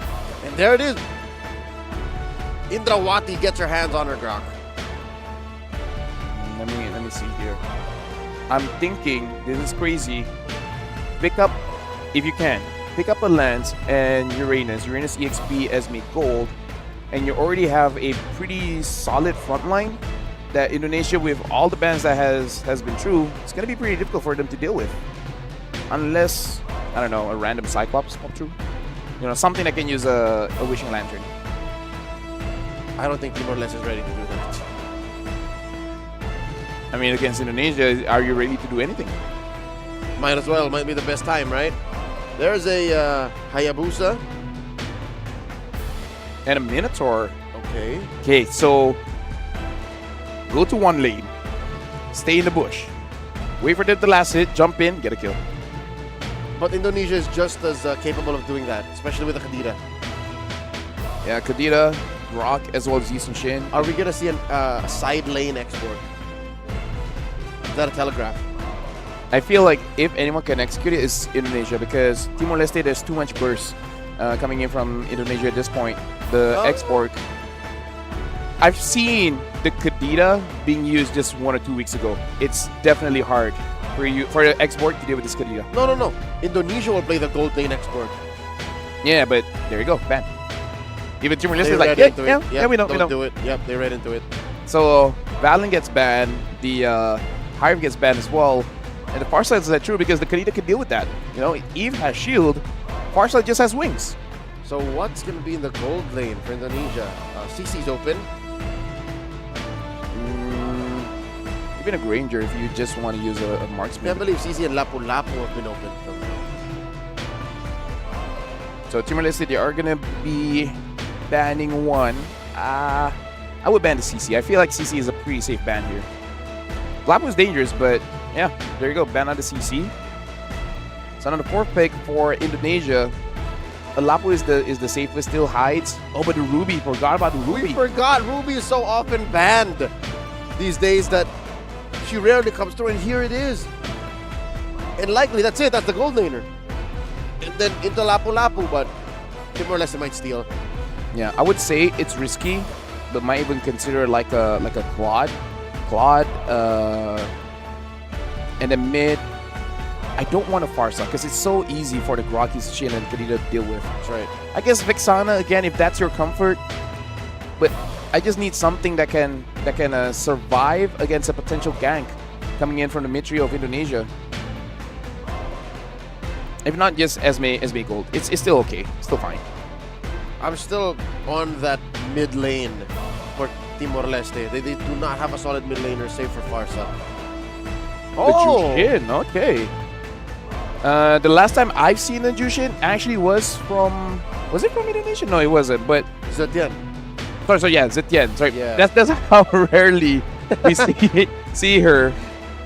You don't even say her name anymore. I don't even say her name. Zetian, yeah, no, So, yeah, we were so scared of heroes jumping onto the mid that she has a built-in mechanic. I don't know if it's worth it. It helps set up the and Fury, though. But here we see, I would assume, a side lane, an XP lane Khalid. Yeah. The thing is, with Zetian, is that she can kind of poke out the mid. So she has pretty good range, okay damage. But the thing is, as you start to go into those team fights, Zetian really, you don't really feel Zetian. Yeah, no, her damage is her weakest aspect. Yeah, the thing is, like, it used to be, Eve used to be like that, where you don't see anything and you don't feel anything. With Zetian, you don't feel anything and you don't see anything. She invests quite heavily into vision and then a little bit in the crowd control, but very little damage. So that's the main problem. Going into game number 2, we concluded the first one in about a blink of an eye. Now let's see how far Timor-Leste can push Team Indonesia here in their final game in the series.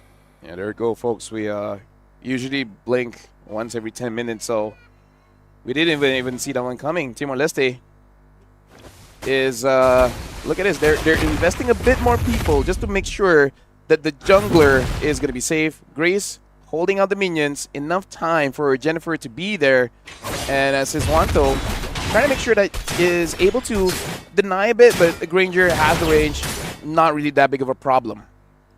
One of the few times you're going to have to do it. Oh, it looks like old habits die hard as Team Indonesia cannot resist and still cross the river, confirming the Little Wanderer, compromising the early farm of Mudrika.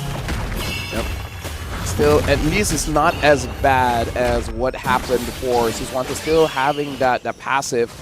Doesn't matter getting engaged on by Grace. Timor-Leste just has to wait out just a little bit. And maybe with both the Minotaur and the Zetian, they can have something insane happen, you know, like a good engage. But the problem is, you have the damage, because that's the thing. Set up good, but can you kill someone when you have the opportunity? Yep, they're going to rely hard on that Granger. And, of course, Mudrika for the killing blow. If they can't do that, Indonesia will plow through them once again, just like in game number 1.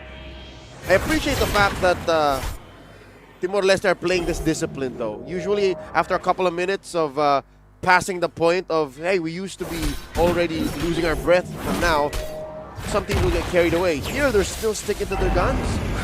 And they're moving as 4. Really try to be careful, but Mudrika is not level 4 just yet, so it does look like compromise just a little bit with all the engagement. There you go, the Karita gets first blood. Instantly on the Hayabusa, Shan follows up, stunning up Jada. And all the while, Grace tries to get away. Jennifer is not level 4 just yet. And they all just have to back off. Jaina jumps back in, probably to her death. Gets engaged on and Chan secures the kill. I was going to say, the turtle take will be the true challenge. Have they really learned from game 1, and can they, get one over Team Indonesia? The answer seems to be no. The passive has already popped. Jennifer has no protection from what Indonesia brings to her. Indrawati and Siswanto inside the jungle. Arwana looking to clear out members of Team Indonesia. In comes Shen and Lim. Goes in, looking for targets. Shen does not have the Mount Shocker, could not take down Grace. Grace gets away. Jaida, though, does want to punish Lim at least. Moving far to forward, looks like able to get away. Siswanto goes back, finds Grace. And the Earthen Rampart basically puts Arwana in a very tricky situation, has to flicker out. Mudrika did not hit the shadow onto anyone, cannot get back into the fray. No, they all want Jennifer. Jennifer gets knocked up and taken down. Killing spree for this Kadita. And this is why I say I've seen it like, what, 1 or 2 weeks ago. It's oppressive. There's nothing you can do. Grace might get taken down again.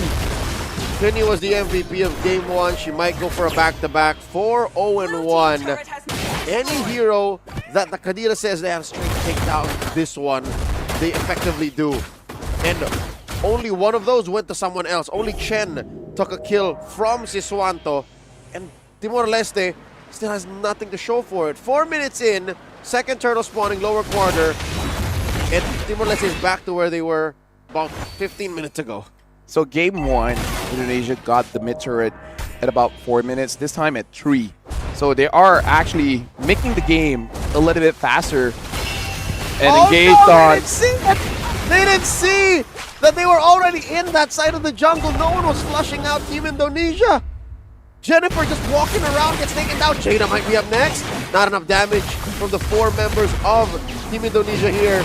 They'll be happy with stealing away the orange. Yeah, the only problem is even if you know that they're there, it's inevitable. Even if you don't walk in, you're just essentially wasting your time because you're not farming up, right? You want to avoid them, and they are staying close to where you want to be. And now Arwana is all alone. Tech charge didn't hit, but it really doesn't matter. Arwana still surviving though, quite a while. But Indrawati does get that kill and even goes for a Blade of Epicles. Even with mistakes, Team Indonesia are able to repair situations and get back to what they were going for. Both a free pickoff and a turtle, all for Indonesia. Off camera, Jada bites it. Shen had her way down bottom, letting a lane push. Swanto up top, taking care of that tier 1. But I don't think you're wrong. This might actually end up being faster in game 1. Well, Arwana gets picked up again by Siswanto. Talk about dangerous grass. You're not accustomed for a bush to be there. And it's just like, well, I guess I'm going to go in. 6-0-2. What are you going to do about this Kadita? Who can stop her? It's got to be a combination of ults coming in from Jennifer, from Grace. And if somehow they can get Mudrika to get the perfect shadow kill, but that's a long shot. Yeah. That is a miracle play you're looking for. Holy Shield in mid pop. Bottom lane, tier 2 still standing.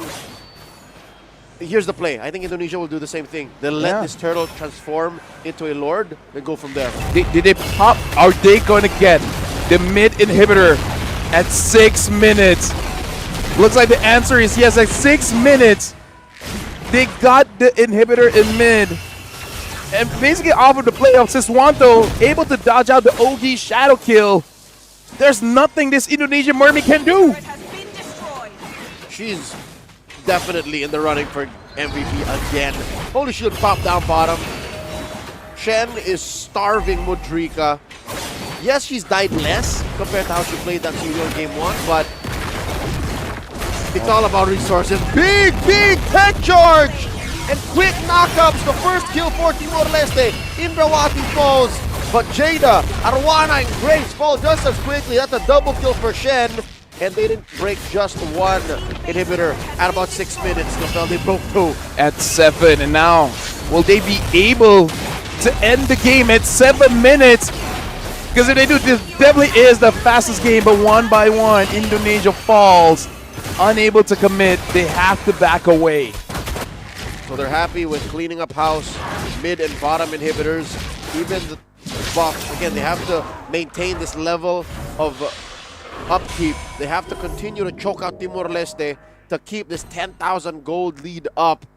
So, as expected, they're doing that. 30 more seconds and then this turtle becomes a lord. Yeah.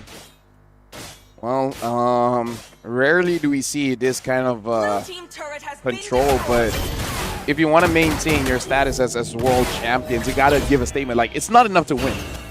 Yep. You got to let everyone know.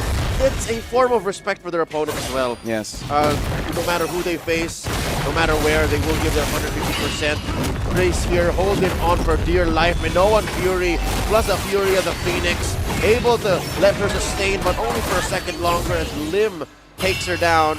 All of this in an effort to divert Timor-Leste's attention. Shen is taking the Lord for free. Yeah, but the thing is, even if they try to contest, most likely they will not have enough resources to actually to secure it for themselves. Indrawati tries to zone them away, but Jaida very confidently staying in the front, making sure this inhibitor doesn't get taken down. Minions, though, coming in from mid. Can Timor-Leste do it? Because looking at the ult here, Grace does not have the Minoan Fury just yet. They do have chubby waves coming through all lanes. Top lane, that inhibitor, say goodbye. Lord in through mid. And look at Indonesia, slowly but surely living inside Timor-Leste's base. Another Fury of the Phoenix halts Indonesia's momentum, but only for half a second. To 5v5 inside, the final siege is imminent. Yeah, Lord is marching in alongside with a minion wave. Grace is up front. Minoan Fury gets 3, but look at Siswanto diving in. Same as Lin gets Arwana shut down. Jennifer able to get the kill. The Lord is still healthy though, and Team Indonesia will end it at 9:24. Almost a full half minute. I'll say 31 132 seconds faster than they finished game number 1. And that is despite Timor-Leste already adjusting their draft and their gameplay. What a performance. The crazy thing is they could have ended it like 1 or 2 minutes earlier at 7. But again, the timing of the minions, and at 7 minutes, it doesn't take that long for you to revive after death. And we can see Timor-Leste is still in high spirits. Because like I said, Team Indonesia, this is how they show respect, right? You know that we're dominant. We're going to be dominant because you guys are the same as all of our competitors. You guys want to win. We want to stop that. That is sportsmanship on display. Timor-Leste, happy to have experienced competition against the world champions, against the strongest team in women's MLBB currently here to date. And that's another series done. 2 games, 2 points over to Team Indonesia. Yep. Very happy to see Timor-Leste still in high spirits because, again, part of the journey in any internationals, but especially here in SEA Games, is the experience and the bond, right? This is where you meet people. This is where you expand your horizon and be like, so this is my MLBB in my own country. It's like, so this is what it feels like to face someone else from somewhere else. Yep. It's a form of cultural exchange. Yeah. Oh, this is how you guys do it here. Where we come from, we don't even use this pick. Right? Maybe in Timor-Leste, they're like, we fought a few Kadidas, but not like that. It's a different Kadira. Not like that. It's a very specific kind of Kadira. And this is something to take into the next stages, into the next matches of our broadcast here today. The group stage is panning out to be quite the interesting beast. The ladies, I think they're willing to take more risks in the draft. Yeah. It's kind of like going as expected, and yet we're still surprised. Yep, every game has a unique pick. Every game introduces some heroes that we haven't seen yet. Yeah, and again, the SEA Games is showing out why we say this meta is pretty okay. There are some picks that I'm sure someone's like, I'd rather not be there, but still, relatively, the hero pool just keeps on increasing and increasing and increasing. There's something for everybody. Yeah. Empirically, though, there are some picks that, as much as I'd like for them to work, they just don't. Yeah. My eyes are on the Not Suyo. yet. I really like the Suyo. It's just, whenever someone picks a Suyo, it's just, okay. It's kind of like, this draft isn't for the Suyo. Yep. Suyo is just there to kind of like fill some holes. It feels like a support jungle. Yeah, he's about a 51% win rate, something like that. Yeah. More teams win with him, but it was not because of him. Yeah, that's where we are now. I'm hoping that the next bout that we watch in past has more new picks. Yeah. Eventually, we'll run out. I'm waiting for the day someone picks up Diggy. Diggy, gold, cheese, kill out the goal lane over and over again. But Diggy is bad against heroes like this. Yi Sun-shin, in the hands of Shen, she's our MVP. Diggy doesn't do anything to Yi Sun-shin. I mean, like, what's the best case scenario? You times journey the boat. You still die. No, just bombs. Just put it in the bush. And then have him in walk dangerous grass. Have him walk in. Wait for someone, and then they're like, "Trust me, someone will walk in." I hope you built a robe. I hope you have an Athena shield. And here you go, 9 minutes 24 seconds in terms of the build from Indonesia. Roughly everyone gets 2 here, except for Indrawati, but that is even her. She got the Blade of Heptases. Right. Alongside with the Immortality, only Shen gets more because again, as the jungler, you just farm up a little bit faster, getting She 3 almost items. hit 1,000. Yeah, almost 980 something just now. Yeah, 957, I think. Either ways, still very, very high, and it shows how difficult it is to actually get over 1,000 despite that dominating game, almost ending at 7. Even 900. Yeah. Even 900 gold per minute is like, yeah, it's pretty high. That's pretty difficult, but shout outs to Timor-Leste, both the men as well as the women. We can see the heart there. They're trying their very best, and if they keep it up, hey, who knows? They might get a game off of their groups. Hey, if there's anything we can say about Timor-Leste, is that they love MLBB. Oh yeah, they love MLBB. They really love MLBB, and I would like to see more of them. It seems like here in the SEA Games in Thailand 2025, it's the writing's on the wall. All right, for the men's, they did make it. For the women's, I think it's just a matter of time unless they pull something out. I mean, here's the thing. In their group, they got Indonesia, sure, Malaysia, and Myanmar. So if anything, if they're able to win against Myanmar, there's still chance. yeah, the math checks out. So we're early on in the day. We'll check in again, but regardless, I'd like to see more of Timor-Leste. No, same. In the near future. Same. But again, that is the second match of the day. We still have more MLBB action, about 4 more matches. 4 best of 2s. 4 best of 2s. We love MLBB. And there are some teams that we haven't seen just yet. In Group A, we've seen Thailand, Vietnam. In Group B, we have seen Indonesia, Timor-Leste. So we haven't seen Malaysia, Myanmar, and we haven't seen the Philippines as well as Laos. So hopefully we get to cover at least one game of all of them so that we have a good idea of the, let's just say, power level of all the countries here in the SEA Games. Yep. If not their power level, their flavor at least. It's nice to see those that picks. Yeah, like, back home in their little pocket meta, in their leagues, they run this. And they have a Kaja. Sometimes that's enough to cheese out even a matchup that you wouldn't expect to win. So, again, bring on the pocket meta for MLBB Women's here in the SEA Games. Yep. So, looking forward to see the third match popping up. Should be going for a break soon. And after this, we'll see. Because even for me, the schedule, I'm a little bit unsure about what's coming up just next. Because, again, sometimes they change it. Sometimes they decide, hey, those fellas over there, they want to see something else, then they switch it up. According to the schedule, we're not going to be seeing Malaysia at all. As a Malaysia, I'm like, hey, maybe one game. That's unfortunate. I would love to see the Malaysian ladies play. Just once. Yeah. Because if the other team gets to watch, that's amazing for them, but we want to know what's going on. With that being said, we are going for a break. After this, we will start the third match here in the third SEA Games.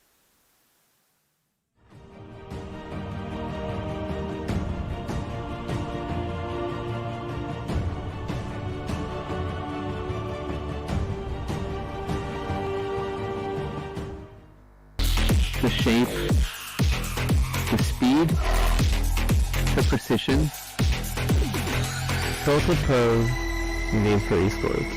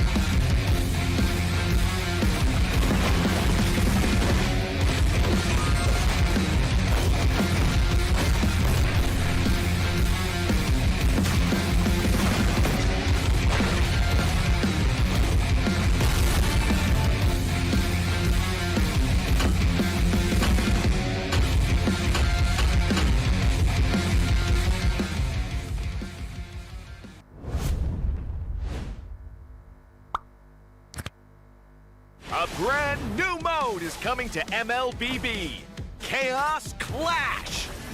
Team up in trios, begin at level 3, and fight on a fresh map with no minions or turrets. During the preparation phase, grab Chaos Fragments to boost your power. As the match goes on, the Annihilation Tide emerges, pushing the action to the limit. Here's a closer look at how this new mode works. Chaos Clash is a multi-round 3 versus 3 mode. Wipe out the entire enemy team to win the round. Teams lose HP each time they are defeated. If a team's HP drops to 0, they're eliminated. Rounds continue until only one champion remains. When there's an odd number of teams, one team will sit out the round. After certain rounds, heroes automatically level up and earn gold. Use this time to buy equipment and boost your power. All full equipment except boots costs 2,000 gold. From round 11 onwards, teams earn bonus gold. Adapt your loadout and strategy to stay ahead. At the start of each round, you will receive random chaos fragments that boost your power.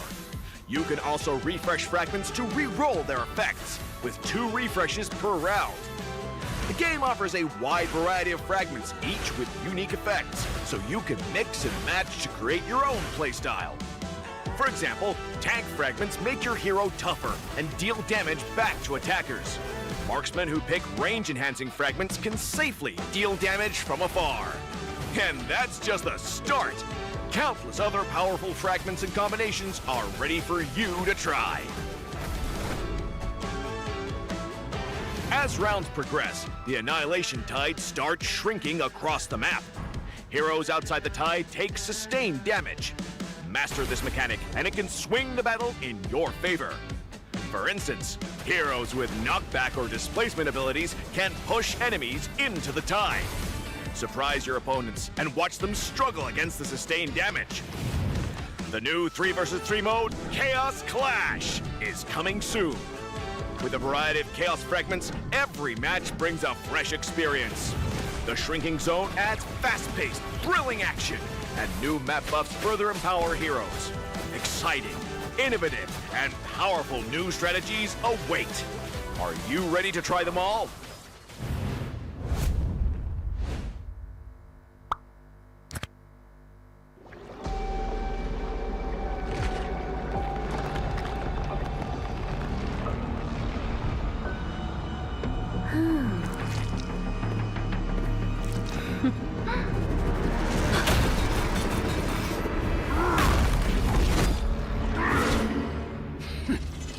Does the Lord of Lava also crave the Sovereign's blood?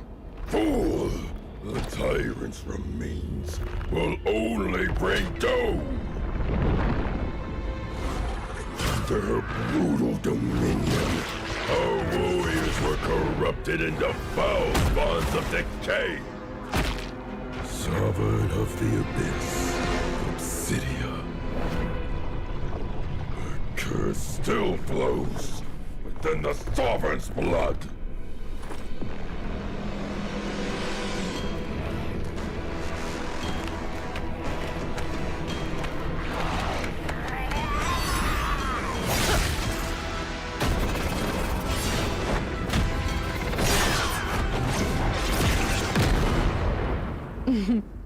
So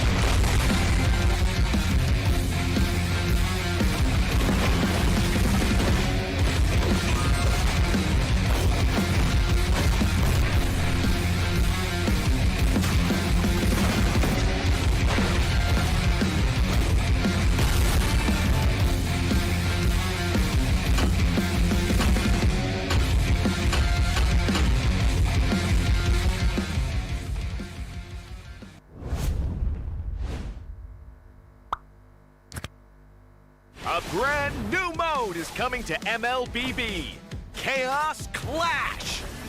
Team up in trios, begin at level 3, and fight on a fresh map with no minions or turrets. During the preparation phase, grab chaos fragments to boost your power. A brand new mode is coming to MLBB, Chaos Clash. Team up in trios, begin at level 3, and fight on a fresh map with no minions or turrets. During the preparation phase, grab chaos fragments to boost your power. As the match goes on, the Annihilation Tide emerges, pushing the action to the limit. Here's a closer look at how this new mode works. Chaos Clash is a multi-round 3 versus 3 mode. Wipe out the entire enemy team to win the round. Teams lose HP each time they are defeated. If a team's HP drops to 0, they're eliminated. Rounds continue until only one champion remains. When there's an odd number of teams, one team will sit out the round.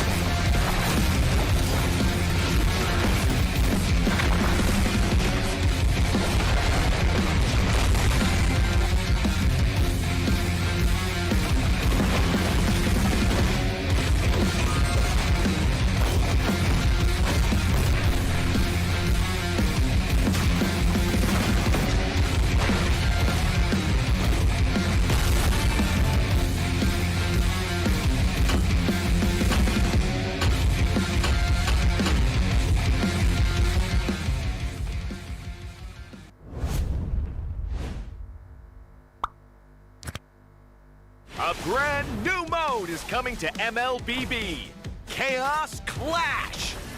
Team up in trios, begin at level 3, and fight on a fresh map with no minions or turrets. During the preparation phase, grab Chaos Fragments to boost your power. As the match goes on, the Annihilation Tide emerges, pushing the action to the limit. Here's a closer look at how this new mode works. Chaos Clash is a multi-round 3 versus 3 mode. Wipe out the entire enemy team to win the round.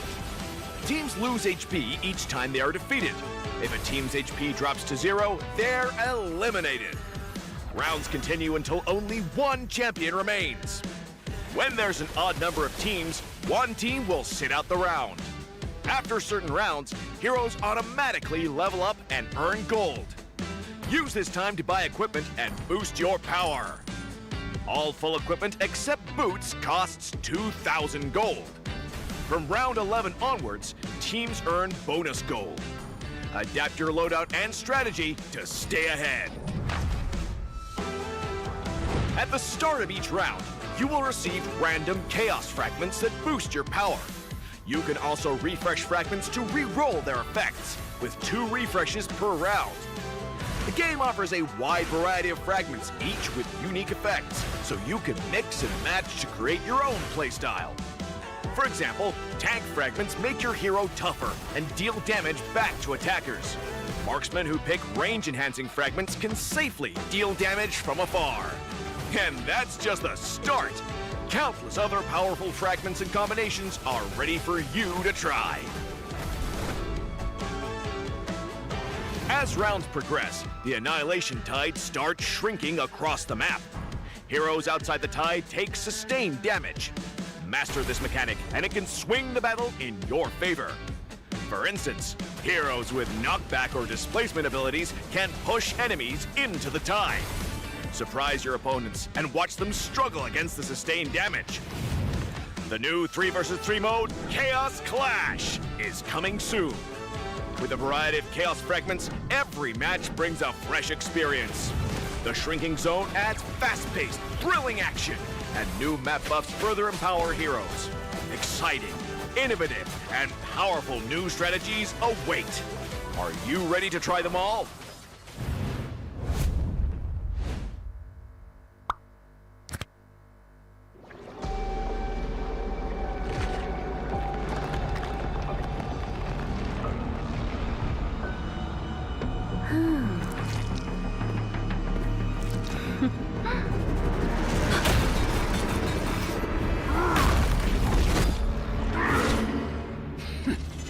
Does the Lord of Lava also crave the Sovereign's blood? Fool! The tyrant's remains will only bring doom! their brutal dominion, our warriors were corrupted into foul bonds of decay. Sovereign of the Abyss, Obsidia. A curse still flows within the Sovereign's blood.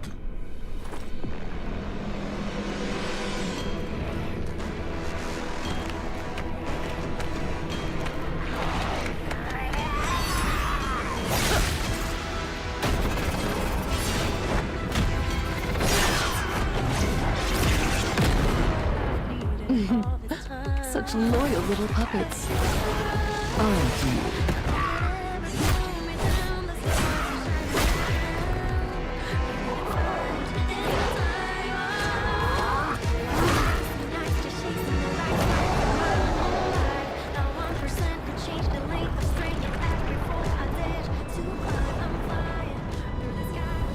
You are merely a puppet, no different from my spawns. Bow to me. Keep your throne, or be destroyed. The Abyss bows to no one.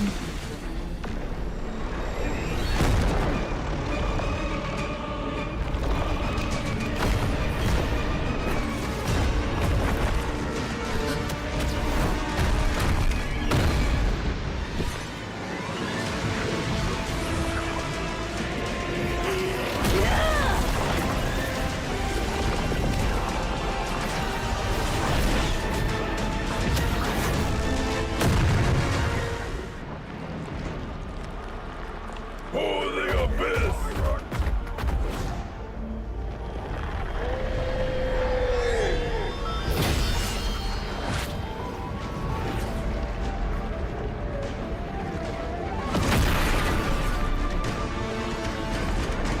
These wretched spawns reek of its corruption.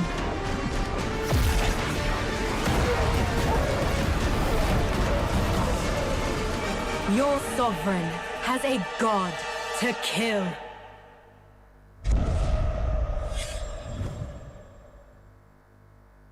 Hello, everyone, and welcome to another patch preview. We've got tons of awesome new content to share with you, so let's jump right in. New hero, Sora. Meet the shifting cloud who roams Agelta's golden dunes. As a fighter hero, Sora's kit is all about transforming into powered-up forms through combat and unleashing an unrelenting barrage with his ultimate. We can't wait to see you guys pop off with him. This year, we've been constantly improving the gameplay of roaming and EXP lane, and it's been awesome seeing some OG heroes make their comeback. Later, we'll be rolling out balance changes for the upcoming M7 Championship, recognizing the unsung roamers, rewarding skillful plays, and keeping the meta fresh. Through these goals and more, we're committed to elevating your game experience.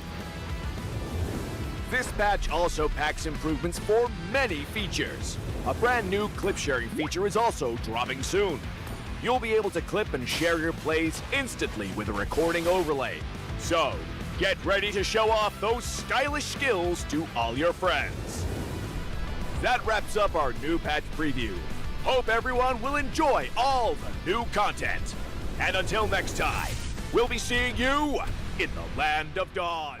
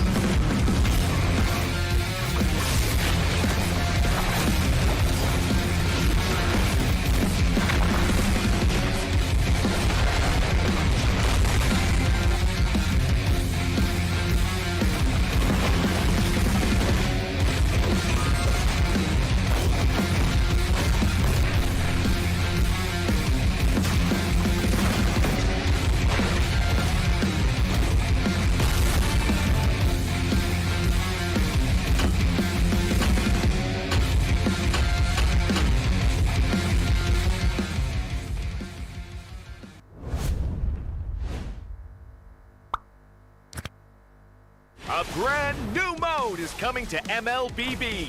Chaos Clash! Team up in trios, begin at level 3, and fight on a fresh map with no minions or turrets. During the preparation phase, grab Chaos Fragments to boost your power. As the match goes on, the Annihilation Tide emerges, pushing the action to the limit. Here's a closer look at how this new mode works. Chaos Clash is a multi-round 3 versus 3 mode. Wipe out the entire enemy team to win the round. Teams lose HP each time they are defeated. If a team's HP drops to 0, they're eliminated. Rounds continue until only one champion remains. When there's an odd number of teams, one team will sit out the round. After certain rounds, heroes automatically level up and earn gold. Use this time to buy equipment and boost your power. All full equipment except boots costs 2,000 gold. From round 11 onwards, teams earn... Welcome back, ladies and gentlemen, to the 33rd SEA Games here for the female division. My name is Rafael. Alongside with me is Leo. How's everybody doing? Sawadee krap. Sawadee krap. We just finished the first 2 best of 2s. We witnessed a win for Team Vietnam, back-to-back with a win for, honestly, tournament favorites, Team Indonesia. Now, we'll be watching Thailand Laos. Another match that might go the distance. Oh, yeah, for sure. Because I feel like for Team Thailand, they have something to prove at this point. Because they have shown to the people of Thailand that we are strong at this period of time. Should be enough time for the coach to sit down the players and like, okay, let's re-strategize. How do we end? Because we know how to start, right? That's good. They know how to start. It's just how to end. And I believe watching Indonesia against Timor-Leste might give them a rough idea, because even an aggressive team like Indonesia, you can also see that they're waiting just a little bit. But we haven't seen Laos in action just yet. That's true. Not That's on true. broadcast. They may have played off broadcast against, what was that, Team Philippines? Yes. Against they Team got Philippines. Swept. Yeah, but again, it is Team Philippines. It is Team Philippines, former world champions. So with that said, what'll this be? Because if there's anything I know about the Laotian MLBB ecosystem, Lafel, they love MLBB. Some big names out of Laos: Nightmare Esports, Leon Esports. If I'm not mistaken, some parts of... yeah. Honestly, I'm looking at the lineup here, and most of it are I don't recognize. But they got cool names. I know these names. Karawap? Yeah. Karawap, Uwi, Nu. Yeah, Nu. they've competed. Check the XP laner. Hold on. Plateau. See, check the XP Plateau. laner. It's Syndicats. Let's see. Mani. Oh, Señorita. I was naming a player from a different country. Never mind. But yes, we've known these players. They've played in previous MWIs. So for Team Thailand, I just want to see a bit more from Ratchet, because she, in the sweetest way, she is the one that we are watching. Sometimes she goes in too deep. Or not enough. You know, you got to have that sweet spot. In Malaysia, we say playing EXP, kena ada seni, which means that there's an art to the EXP. You know, it's like, it's not all about showing strength. There's a bit of finesse. You have it's like a showmanship. Of course. Right? You want it to look flashy because ultimately if you make a play, it's supposed to look flashy. Unless you're Reynes, then it's just there. There are ways to make your Reynes look flashy. Dude, Alice, you can make it look flashy. The Lapu, you can make it look flashy. Arlet, flashy as flash. Of course. So Uranus is like, be gone, intruders. For Uranus, it's not about the one time, big time. It's the long time. Can you imagine the heroes that you just mentioned doing that for about a minute? No. It's impossible, but Uranus can. Hey, a few buffs to Thamus. Maybe he's the next one. No, not even, because you need Quadrant Inferno. Yeah, no, I mean, like, what if they buff it so that he don't even need it? What if they just revamp for a different ult? You're asking for a what if, but I'm saying Uranus can do it now. Touché, sir. Either ways, we are waiting for... Checkmate. Hey, the day is still young. If the day goes long enough, I will get so creative even I don't know what I'm saying. And at that point, we both lose. but It's- the viewers win. Hey, you know what? As long as you guys are having an amazing time, that's all we can ask for. It's all that matters. Speaking of, during the break, we did see the players are up on stage, probably just setting things up, making sure that everything is up to par. So again, for Thailand, again, we just want to see their EXP just perform a little bit well. We want their jungler to get the vindication she deserves. Yeah.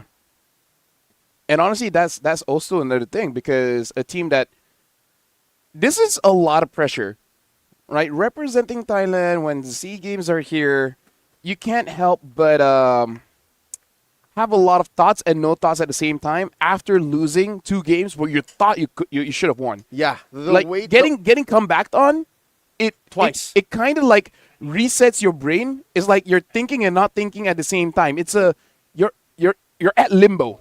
The weight should have been lifted, but maybe today, maybe now it weighs even heavier.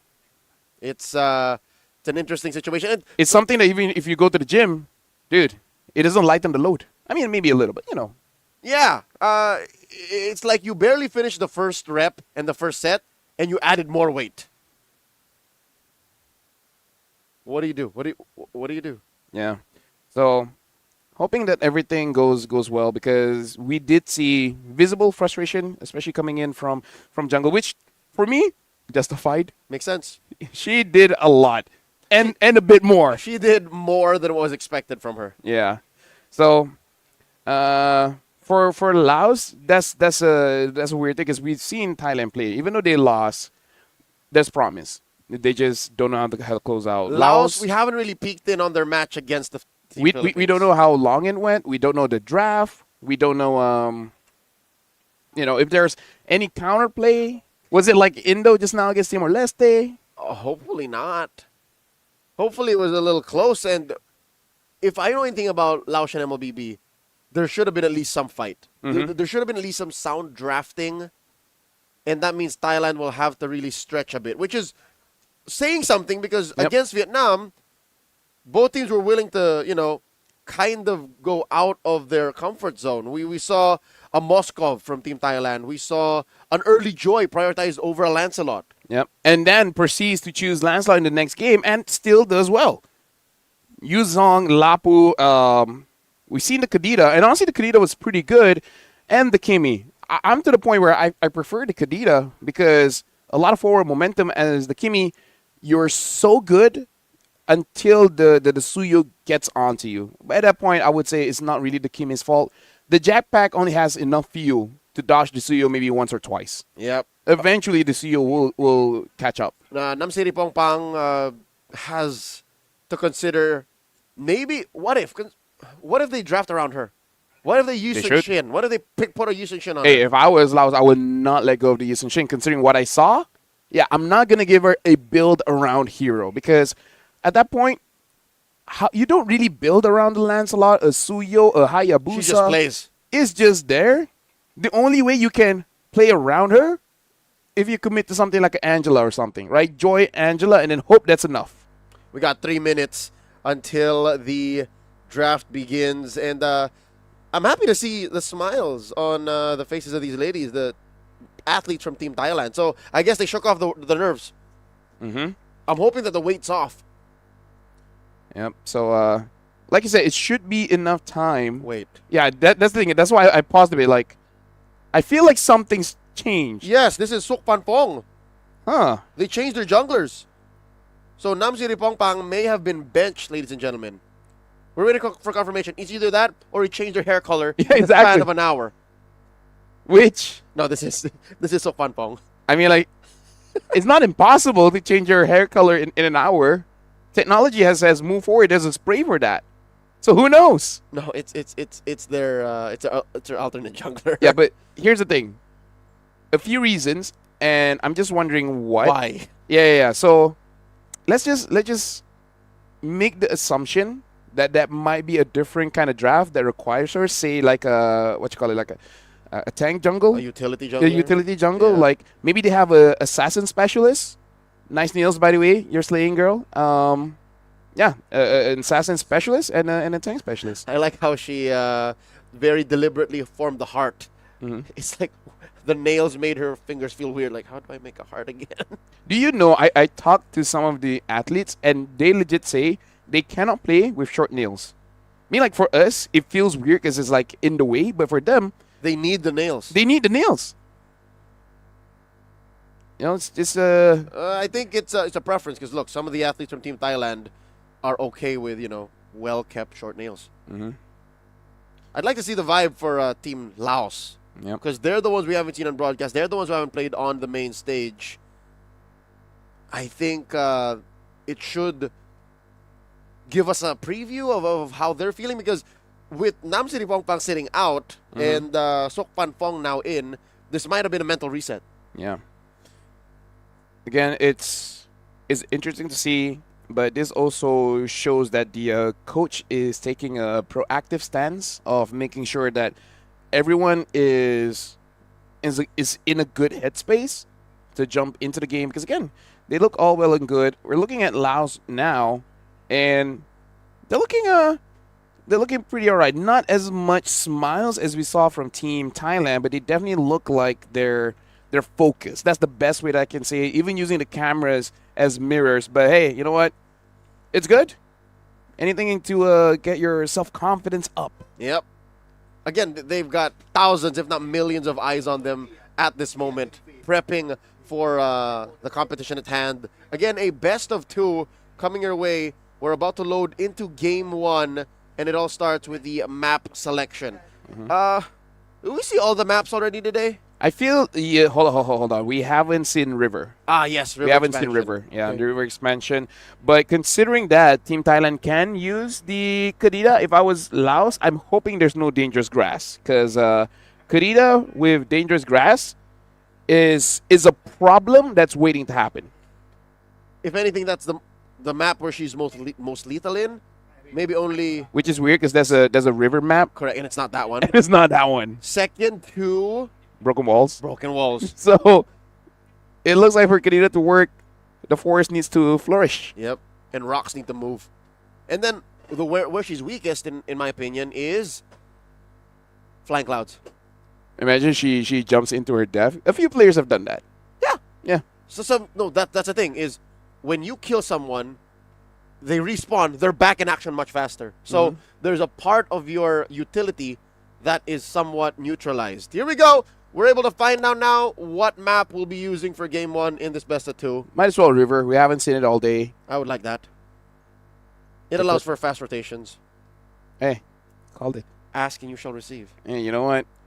There's I'm liking that the predictions coming in from us is looking pretty scary good. No wonder we were selected. So be careful what you say now. Hey, be careful what you wish for. Oh my goodness, I wish for a good dinner. I would like a burger, a pizza. I would like a second cup of coffee. And you know what? Be careful what you wish for. Either ways, Thailand. Is that a threat? Hey, are you threatened? No, that's the question. I won't tell you. Thailand is first pick here and instantly batting out that Hayabusa. So we'll see. Maybe this is a switch up of draft where opening up the options for something like a Fredrin and a Kai, heck, maybe even a Martes, who knows? Because at this point, like I said, we want to see a little bit more heroes, a bit more flavor. Team Laos taking their time for their first ban here. I think the fact that the jungler changed is also making them question just a little bit. That's right.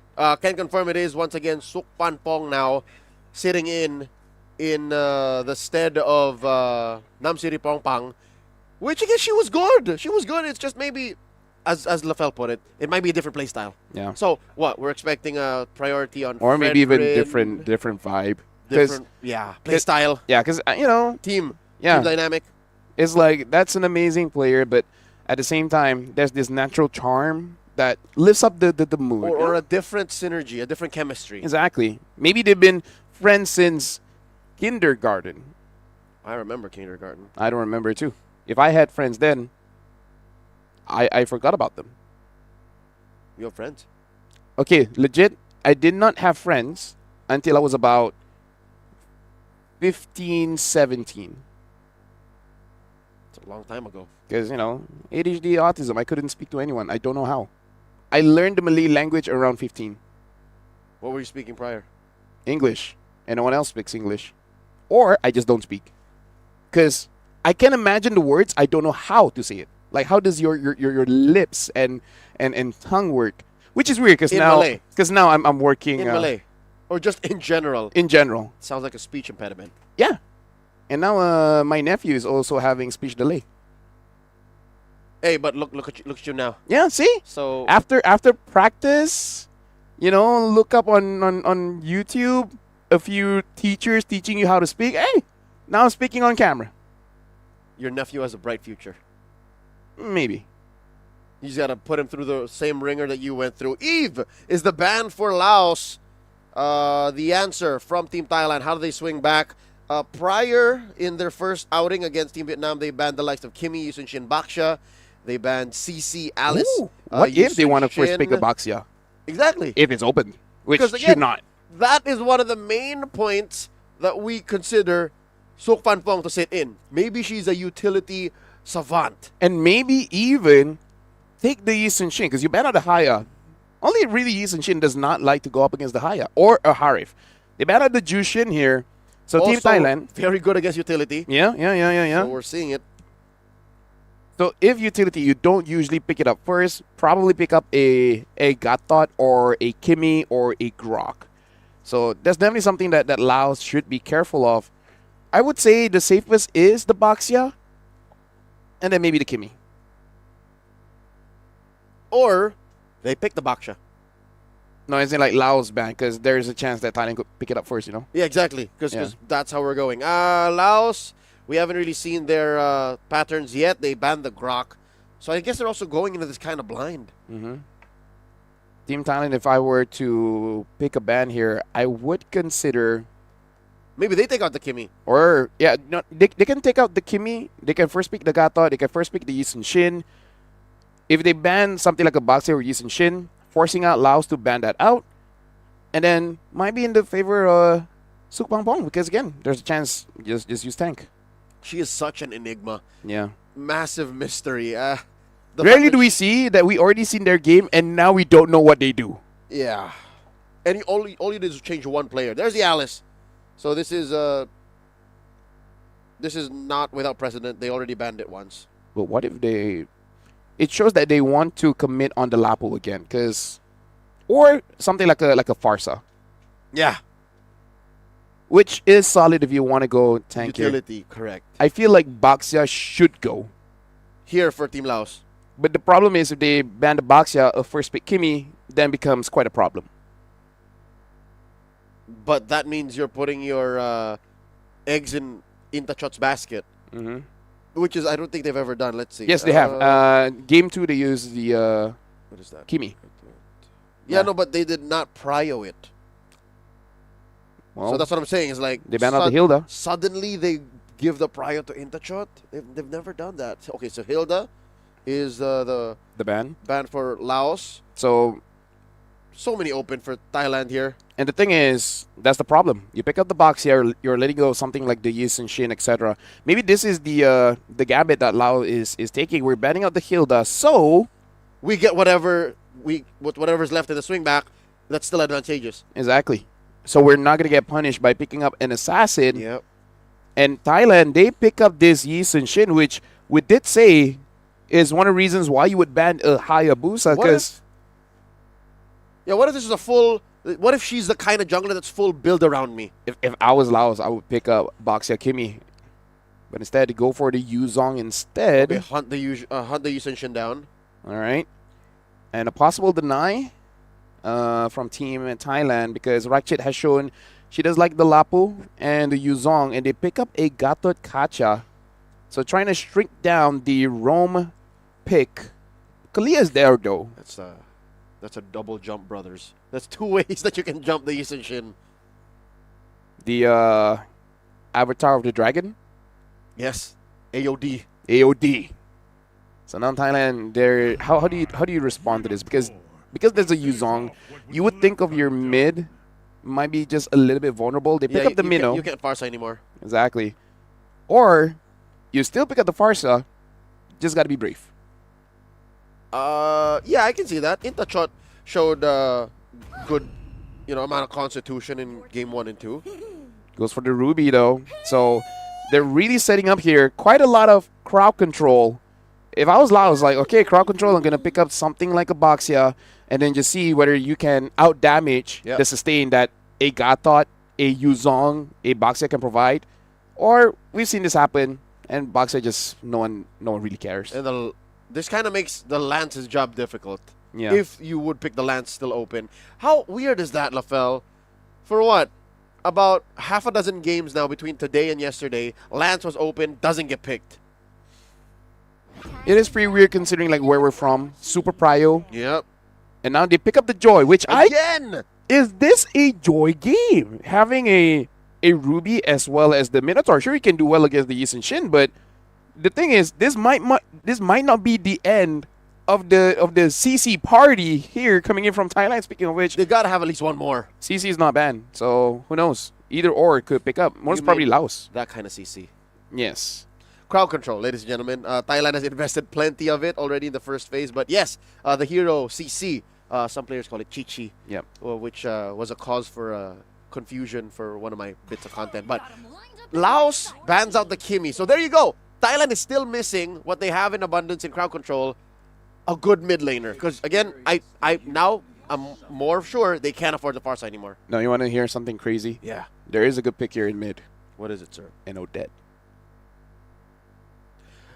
That usually would come out as a pocket pick before when carry was a thing. Yeah, I know, but here's the thing. You might think dive, but then I answer you with the Winter Crown. Who? Yeah, because here's the thing. Ult. I've seen it, right? I've seen it, and because I've seen it and it works, it's possible. Is it the most meta thing? No. If it's S tier, no. But there's always that what if.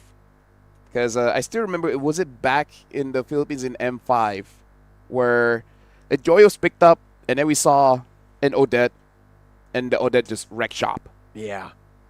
Again, that was a little... Yeah, I know. A little pocket in time where it could have happened. But yeah, no, I think we are still on cue. There is a quota that every game we play here in the women's group stage... There's at least one. At least one new pick. So Team Thailand here, now that the Harif is out, the Granger is out, is there any more worry in the gold? Because mid both have none, and they ban out the Farsa here. See, we can't play it, neither can you. For Laos, I would consider something like a Valen so that you get the minion free. Or the I'm offended. Or the I'm offended. Or the Mount Shocker. Yeah. All good. Options, and whatever mid Thailand takes, you got that too. You affect the last two picks. You get the ROI. I'm with it. Version for me though, yeah. Laos, red 4 pick here. They still are lacking a... I mean, CC is open if they want to put CC in the gold to deal with the Ruby. I wouldn't say it's that great because there's so much crowd control. And there you go, the Valentina. Nope, this one made just too much sense. Yep. So now they're just missing a gold laner. Let's look at Thailand. If Thailand wants to avoid value for Valen, it's a Kagura. Well, I don't even know if Kagura is good here because you want to kill the backline. Who's the backline? Everyone's moving forward. Yeah, everyone is kind of at mid-range at best. Who is Lunox? True. Lunox is pretty good, yeah. Good luck stealing the brilliance. What are you going to do with it? Lunox, Sky Piercer, and then whatever. Yep. No, again, it makes so much sense. Thailand was in the receiving end of a Lunox with Sky Piercer in the hands of Ni. So there it is, Lunox Arlet. Which also is another ult for the Valentina, so... Pick your poison, but also option paralysis. There's so many things. Which one do you really want to go for? Yep. If anything, in this order, these are the best picks for the Valentina. The Final Slash, the I'm Offended, the Minoan Fury. I would go for X-Borg. There's a problem with the Lunox, but trust. So X-Borg, Gold Lane. Yeah. To deal with the Ruby. Or the CC. There's options. In fact, even the Lapu is open, but I don't think the Lapu is all that great here. Because, actually, no. As long as the Yuzong and Gatot is there as well, the Lapu will feel right at home in Thailand. There you go. X-Borg. They really... I'm Laotian. ...are not scared of that Lunox. And if this was me and Coach was asking, would you like the X-Borg or would you like to... Lapu? Lapu, I will say X-Borg. Yeah. Because again, it's on them to burst my Firaga. Yeah, I have control. Because in the previous playoff back in Malaysia, we even have this thing. It's like, you want to pick up the export, but what about the Lunox? You just fight back. What about the Lunox? Yeah. What about it? It's the Lunox's job to pop your ult, and you can do it yourself. And if she does it, she might put herself in danger. Correct. It's not for free. So I love the drafting principles and just how Team Laos attacked it. Lafel, on behalf, I love what your people are bringing here. Smash them. Thank you. Thank you. Did say your Laotian. Oh, yeah. All right. Now that makes more sense. Welcome, ladies and gentlemen, to the match between Thailand going up against Laos. And here, I really want to look at what's going to be happening in the EXP, because for all intents and purposes, the Yuzong should have an advantage. With the chat, very aggressive. Again, free engages. It's basically having two battle spells. A little Revitalize and a Flicker on this Minotaur. And quick pause real quick. Allows us to digest the situation. Something that I like here, being in the SEA Games, it does feel like with every match we go through, I just increase in nationality. Apparently, I'm everywhere. Give me all the passports. You're of all sorts of descent. Exactly. Which I think, in reality, when you dig into our gene pool, into our Probably. DNA, we're all a mix of at least like 5 or 6 different things. Yeah, exactly. Might be all sorts of different colors of the rainbow in our DNA strand. At the end of the day, we're all just people. Exactly. Like, and then that comes to the question how the future is going to look like. What do you mean? Eventually, you will have that one person who's everyone. You mean everything? Everything. Not everyone. Hey, English is hard, okay? What was your first language, though? I didn't speak until I was like 50, so... Put that into context. Put that into context. So, yeah, we are having a technical pause here, but again, should be A-okay soon. This is just to make sure that all our athletes are having an amazing time, which, by the way, getting to play on the stage is must be quite invigorating. And then nerve-wracking. A lot. There's a lot. Adrenaline pumping. Lafel, because especially for me, like, you know, even as a caster, we just talk, right? Yeah. But every once in a while in our own league, we'll have, like, say, 2 days where, like, hey, let's have a mini us competition, right? Right. So that we can feel like players. And something about being on that stage. It never feels comfy. I mean, like, some people don't feel comfy. Some people are, like, overhyped. It's like, yo, you don't play like this when we're at home. Because take it like this, all right? All right, I'm taking Playing it. MLBB is such a mundane thing because you can literally do it anytime. People play in the toilet. Yep, your phone is in your pocket. It takes you about 10 to 15 seconds to queue in and get into a game, get drafting, get playing. Imagine that experience amplified to about 1,000 because of the seats, because of the lights, because of this fans, this intricate rig right in front of you, cables upon cables of electronics and high-tech gadgetry that allow for us to all enjoy this spectacle worldwide. That's what it is. And here's the thing. Some people legit get a buff off of that. Some like the spotlight. True. Right? Some is like, the more people watching, the better I get. Which is you? Debatable. Are you the former or the latter? I can do both. I'm a switch. All right, Versa. That's what they call it. I'm a Versa? I'm the latter. Yes. I've won more of my show matches than I've lost. Oh, really? Yeah. I don't think I've lost any. But then again, after 3 or 4 straight wins, I stopped going. I'm like, you guys got that. It's one of my points of pride. That whenever I lose, it's because there's a clear reason. But when I win, you're gonna hear about it for about the next 5 or 6 years. It's like, can you give me your email in case I don't see you in a week? Yeah.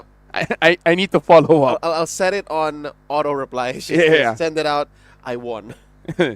Just gonna send you a screenshot. I attached it in this email. It's a selfie of me winning. Anyways, right now, looking at the players here. It's like one of them is out of the game, right? The one at the end. No, all of them. They seem to have reset the lobby. If we're putting 2 and 2 together, I think we're getting a full re-lobby. Yeah. So perhaps something about emblems or etc. etc. It happened yesterday. There's a So lot of things going on in a game of MLBB. yep. So if there's a specific thing that our athletes were not ready for or did not do on purpose, then that's what this process is for. Yeah, it's all right. It's all good. Because honestly, looking at the draft, you wouldn't think like anything was going on. So yeah, I feel like everything should be a-okay once the draft jumps in. Quick pick, quick ban. Unless someone accidentally bans the hero that someone has already picked. It's which honestly happens more often than you think. Either ways, right now I'm trying to look at the score coming in from the other groups as well, the ones that we're not watching. Yeah, these are all happening simultaneously. Yeah, unfortunately, I don't have the information just yet. Keep on refreshing, just to see what's going on. And it looks like we're just gonna have to wait for that.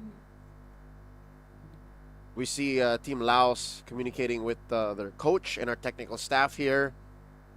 Ooh, it does look like not great for Malaysia. I'm not sure who they're fighting against, but it looks like it's not looking good for that one. Now I'm curious. Hold on, let me just... All right, here we go. Scrub through, Rafael. Let's give our viewers on this stream a quick update. Oh, it's 1-1. Between them and Myanmar? Yeah. Oh. So that's interesting. At least we get some info there, and it looks like Malaysia won game 1, but Myanmar was able to win game 2 somehow.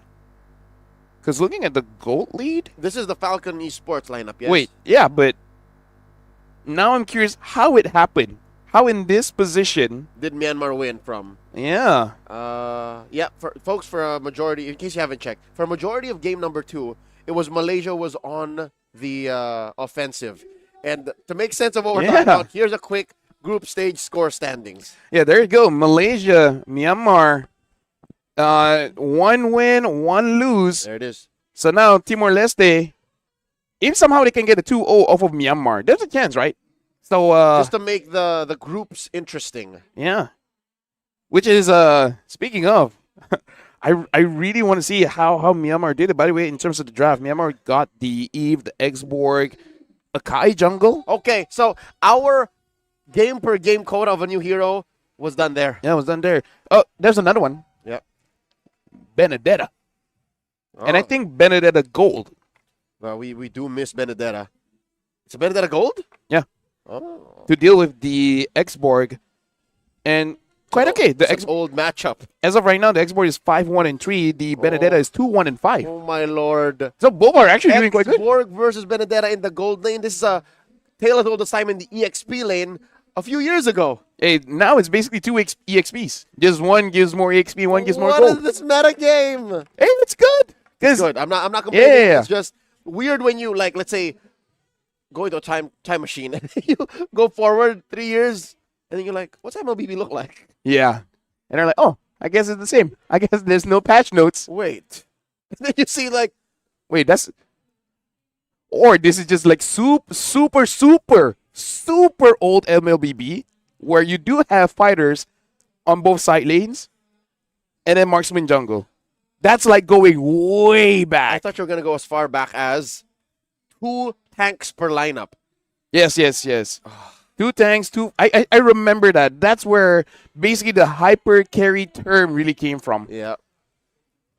So it looks like Group A matches aren't happening as fast as they are for Group B. But folks, mind you, this is still 4 per group. Yeah. And we're about to see one just about now. This is Laos versus Thailand pending. The re-lobby is in process. And I would say this is really where you start to have a rough idea of who's going to be third. Or at least like in the top 3. Yeah. Especially after this. Especially if it's a 2-0. If it's a 1-1, anyone's game. Makes it more interesting. Mm-hmm. So okay, now I see it. Now I see what happened. I think there was a botch around the Lord. Myanmar got it, and somehow they got to come back off of that. Because at least that's what's happening now. What was the econ diff? How much? Not much. By like 2,000 at 70 minutes. That's so very, very recoverable. Yeah. Okay, here we are. She made a crane? Yeah. That's Wow. that's the Japanese art of paper Origami? folding. It's called origami. Yeah. Origami. Yeah. If someone tries to steal it away, it's copygami. Get it? Or robbery. Theft. Get it? Origami. Copy. Because ori is like original. Yeah. And copy means like a... Yeah, take it away. You got me there. Yeah.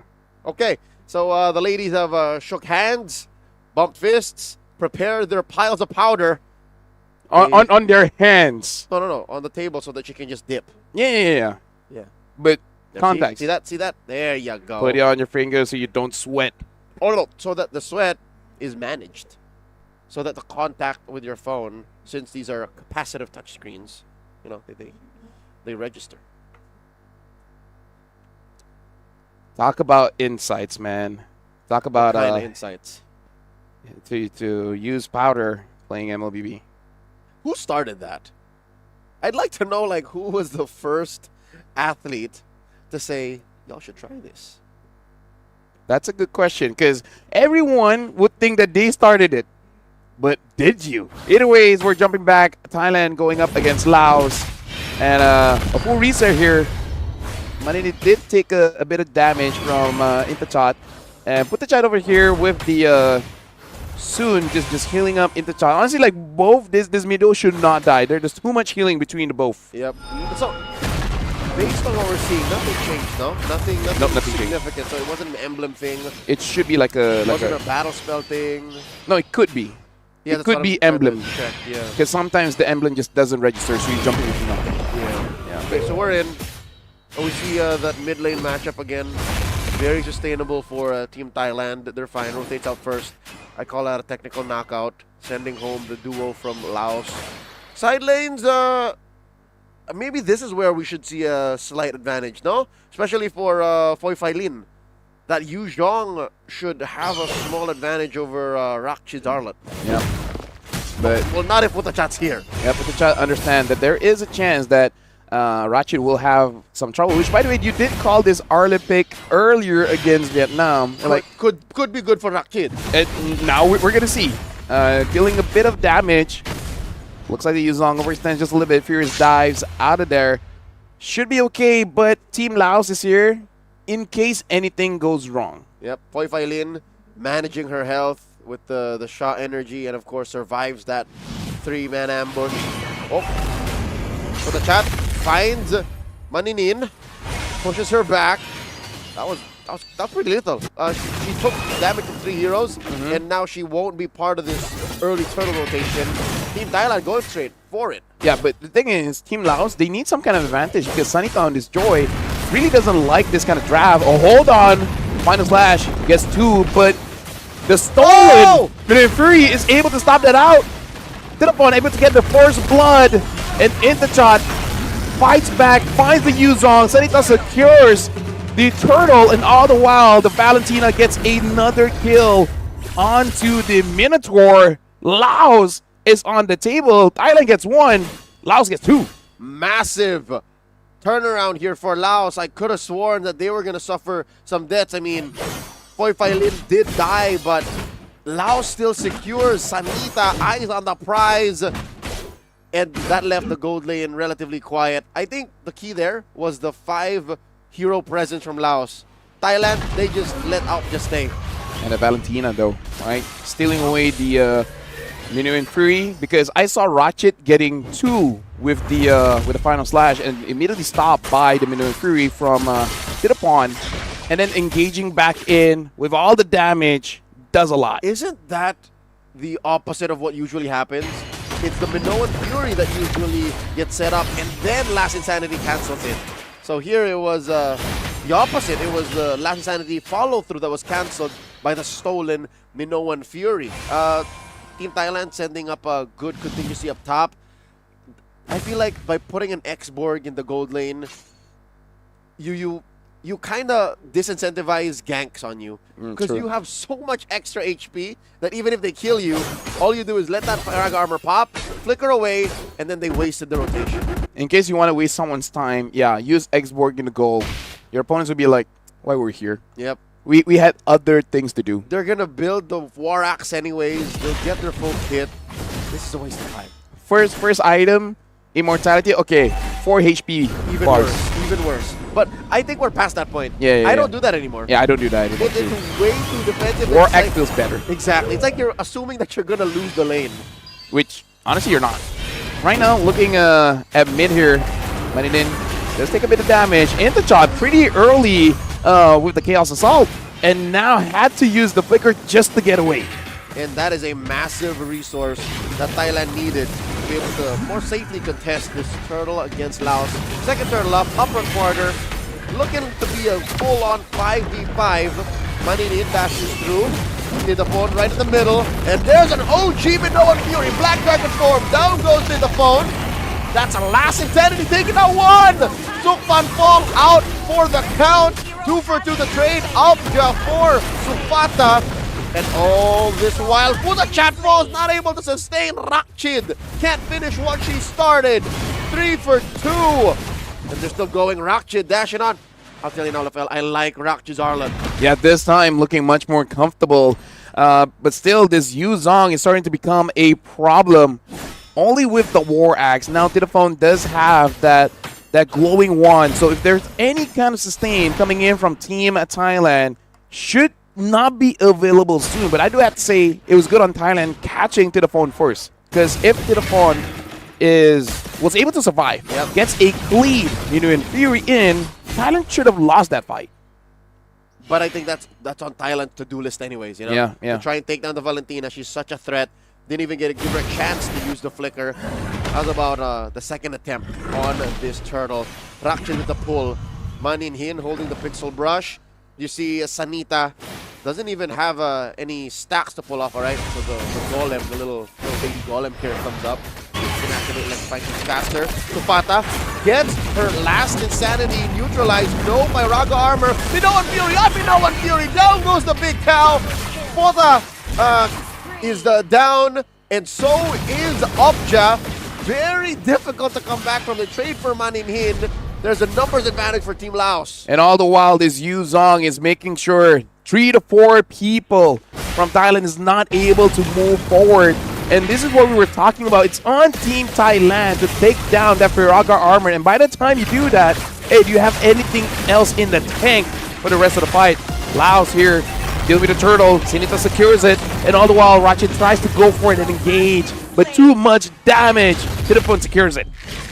Tidaphone, the fact that as long as she survives makes such a big difference in how Team Thailand reacts. And now it makes sense. If they target her first, they have a much better angle at winning fights. Looking at the map, though, they're not really converting much. No turret taken down just yet. 7 minutes in.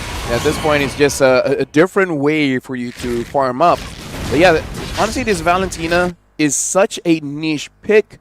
But when you get the draft for it, man, does it feel good. Oh, before it's spammable, right? Even first pick Valentinas. Now, not really. Yeah, there was a time. Now you gotta be a bit careful, but when it's time for the Valentina to shine, oh, does she shine? In 2022, Valentina was first pickable, but now I see her living in about the second pick first phase or somewhere in the last phase. Red 4 kind of thing. Yeah, red blue 4, 5. red 5 even. Something else to note, Sanita hasn't died yet. This might be one of the cleanest Droid games we've seen all SEA games long, not just in the women's division, but all across MLBB. And the tip is just to make sure that you don't go in a fight where you can't get out of, right? You go in, deal damage. Is that enough? No, well, I'm going out. Which is easier said than done because Team Thailand, a lot of their eyes are on Tidaphone. A lot of their eyes are on the Valentina, so that leaves the threat of the Joy to be but a thought in their subconscious. Well, but the chat is very close to Sanita here. And Sanita is found out, able to get away. Uh-oh. But look at this. Around about 3 members are up top. Ratchet and Interchot alone down bottom. This Arlet has to flicker away. And you can see Ilzon thinking about it. It's like, not worth it. Not worth it. But what is worth it is the fact that that rotation allows them to trade passively. for the turret up top that Team Thailand took. Okja, very low. AOG trying to stop him. Big knockup. Last Insanity looking for Okja. The flicker. Committal by Sufata. 1 for 1. Make that 2 as Maninin falls. And the damage that Intachan is placing down on Sufata pops her immortality. Lord the Witness. Pop that by Raga armor. Sufata running out. Suk Fan Fong takes her down. 3 for 1. And all the while, Tidaphone could not do anything because the mana was not there. Sanita is waiting for Puthachai to find Sanita. But I feel like this is still okay for Laos because the members are up. Team Thailand understands that, so they're not going to threaten the Lord just yet. Sanita now with the Holy Crystal. If Sanita finds, honestly, anyone from Team Thailand, they're going to take too much damage and they might just fall. Anyone save for Puthachai. Puthachai can like kind of tank it, but everyone else is going to run away from the Joy. And the Joy can run quick. The Joy can dash onto you. Another dance has been initiated here by Team Laos. They leave it to be able to help balance the other lanes first. Spot Sufata here going straight to the top lane. Maybe get a slow push on that. Orange buff, the first order business for Sanita. And then down bottom, that's where Team Thailand will make up for it. They sent Rakchi to take care of the lane. Something about Team Thailand that they have to be careful of because sometimes they do overcommit even if the engage is bad. Fighting around the Lord here at 10 minutes, this is where you are punishable. You go in, you use all of your abilities hoping to get a kill. If your opponents just dodge all of it and you have nothing else, then you're done. So Team Thailand, they have to be careful with this engage. By the way, we got to talk about this change in the jungle. It does look a different kind of vibe here for Thailand. Uh-oh. Talk about it later. Manin hit. They get a lot of damage. That's a double Minoan Fury interaction. Tidaphone unable to be taken down that quickly. Sufata helps get a kill. Puthachai down. Finally, the X-Board gets popped here. And they try to take down Suk Fan Fong, and Tidaphone finds her. The shutdown. 3 for 1 this time for Laos. Tidaphone here having an amazing game with the mid Valentina. Team Laos, 3 members are up. And I feel like the Yisun Shin try to get a little bit of lifesteal, but again, your HP was too low. You're too close to both the Valentina as well as the Yudong. Suffers a death there. 4-3 and 4 for Sukpapong. Sanita secures the Lord, and again, like I said, pretty clean so far. 4-0 and 5, and now with the Divine Glaive for Tidaphone, able to engage, able to deal damage, even having a double dash. LaFell, this was before the Lord take, right? This gold lead, this KDA for Sanita. Last time we checked in, she was actually behind Suk Fan Fong by almost 1,000. So the Yusichin was farming better than Sanita's Joy, yet still here we are. Team Laos up by 4,000 gold. Team Thailand, how do they defend against the first Lord? Where's it going? It's going down bot because right now, yeah, you can see Alja trying to deal with that.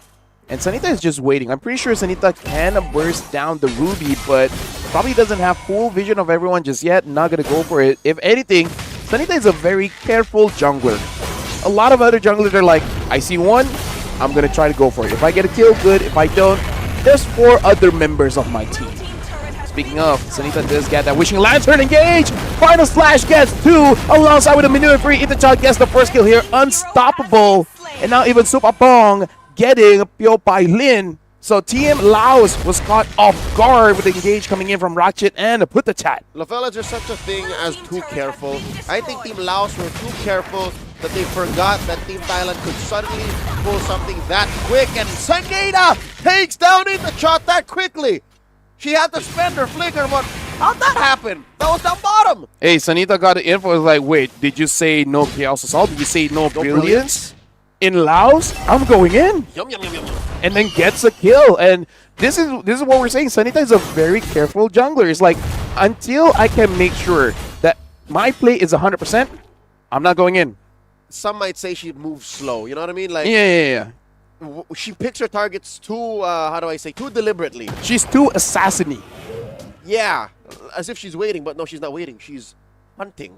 Yeah. And you know what they say, slow is smooth and smooth is fast. And that's what this Joy is looking like right now. 505. They try to take down Sufata. 2v1. They pop her by Raga armor. It's just too much work. It's like, you know what? Not worth it. I mean, like, we tried. And it was good that they backed away because we saw Laos was pretty close, so that even if they do manage to kill Supata, the follow-up engage is going to be too much, especially considering that the Lord will spawn in roughly about 20 seconds here.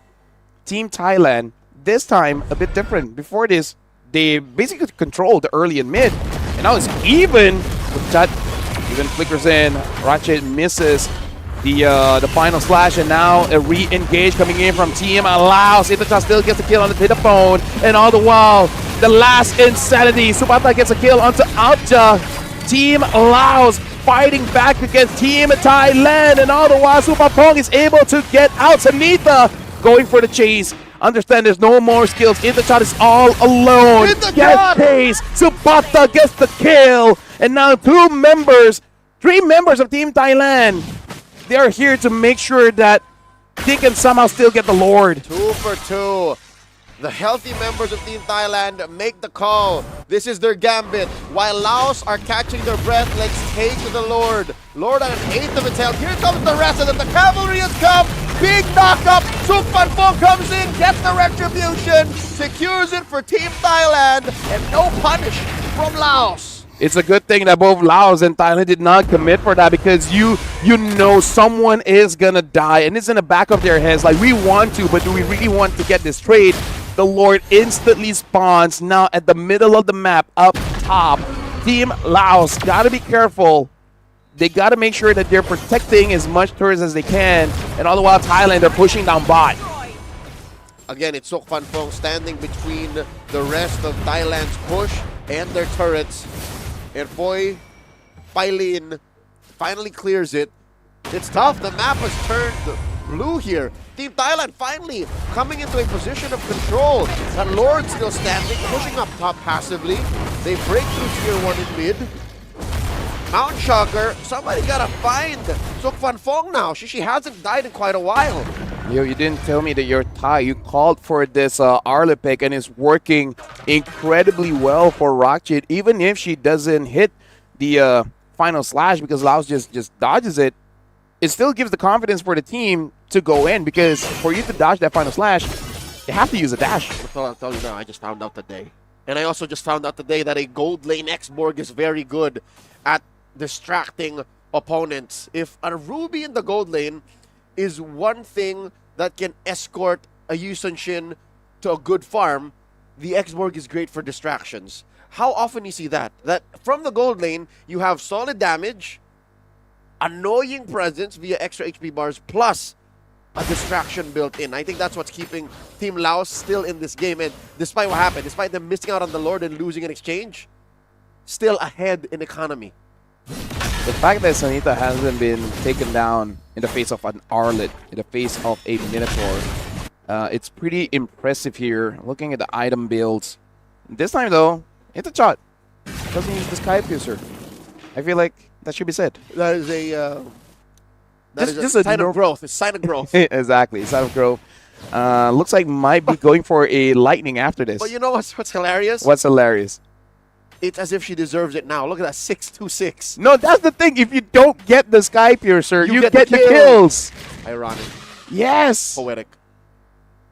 Because what is this life? There's no magic damage. I mean, like hybrid, but still, you know. What else, man? What else? What else? It is what it is. Still, it is even with Team Laos having a majority control of the economy and the map, it's still anybody's game. Putachat looking to find a quick knockup, but the follow-through isn't there. Again, that's one of those situations of, I'm just trying to get something out of it. Yeah, hey, we talked about this, right? Before the game even starts. Laos and Thailand will go the distance. Anita does get caught, and this is going to be the first step shutdown. Itacha got it. 7, 2, and 6 for this Lunox. With no exchange. Sanita forced nothing out of Team Thailand, and now they have the man advantage. With no Fury used by Putachat, AOG to close off the exit, and Maninhin keeps herself scarce. Boy Pailin is pushing that boss. Laos over here. Interesting, I would say, decision here. Instead of slowing down the Lord, but again, considering that you're going up against a Lunox, the Lunox just burst down the Lord a little bit way too fast down bot.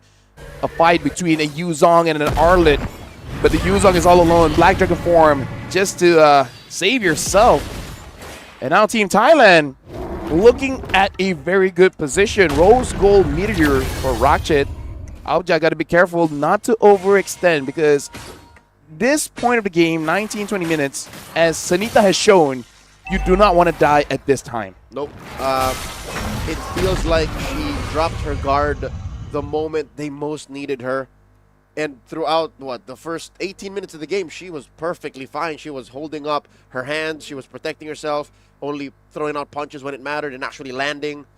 How do they recover? That's the question, because I feel like Laos will lose at least one inhibitor. If Team Thailand can do this right way, the way I think they should, they're losing at least one inhibitor. Wait out for either the Final Slash or the Maneuver Free. And then after that, go ham. Because that really disrupted the team fight a little bit too much. Uh-oh, here comes Rakshit, forcing something out of Supata.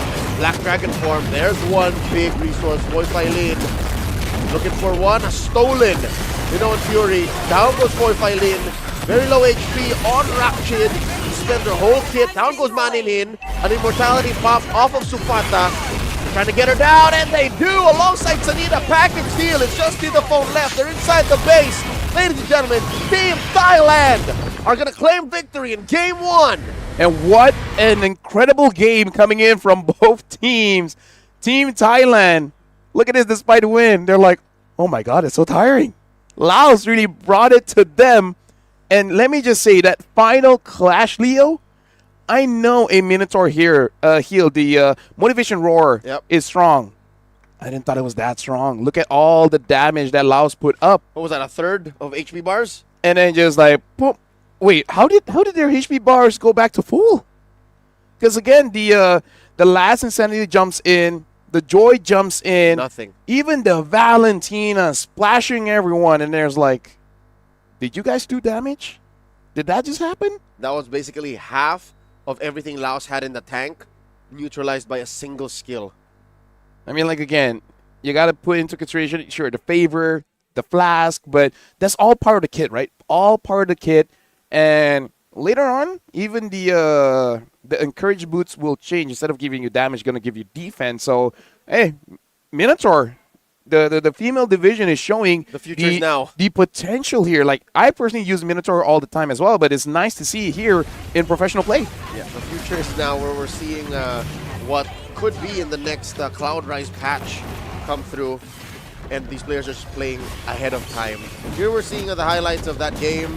It really looked like a coin flip throughout. No, I mean, sure, for a good amount of time, Laos was winning more. Laos was gaining control of the map, and it looked like they were playing cleaner. But Team Thailand were just really waiting for their moment, especially seeing their jungler on that Yusun Shin continue building a farm despite the pressure Team Laos was placing on it. What I would say is they look calmer, right? Thailand this time looks more calm. We don't really see them forcing things out. Like, when they do make a play, everyone's on the same page. They were more patient. Exactly. So it does feel like they're more cohesive in this. And honestly, Team Laos, they were very good. They were very good. It's just that at the end, it just seemed like they just didn't have enough damage. They could not out-damage the heal. They could not out-damage the sustain. Without the last Insanity or Sanita, doing what she does, sometimes I don't even understand how a Joy could do that, because literally her damage source is her dancing around. Yep. Without those two things, yeah, Team Laos was lacking.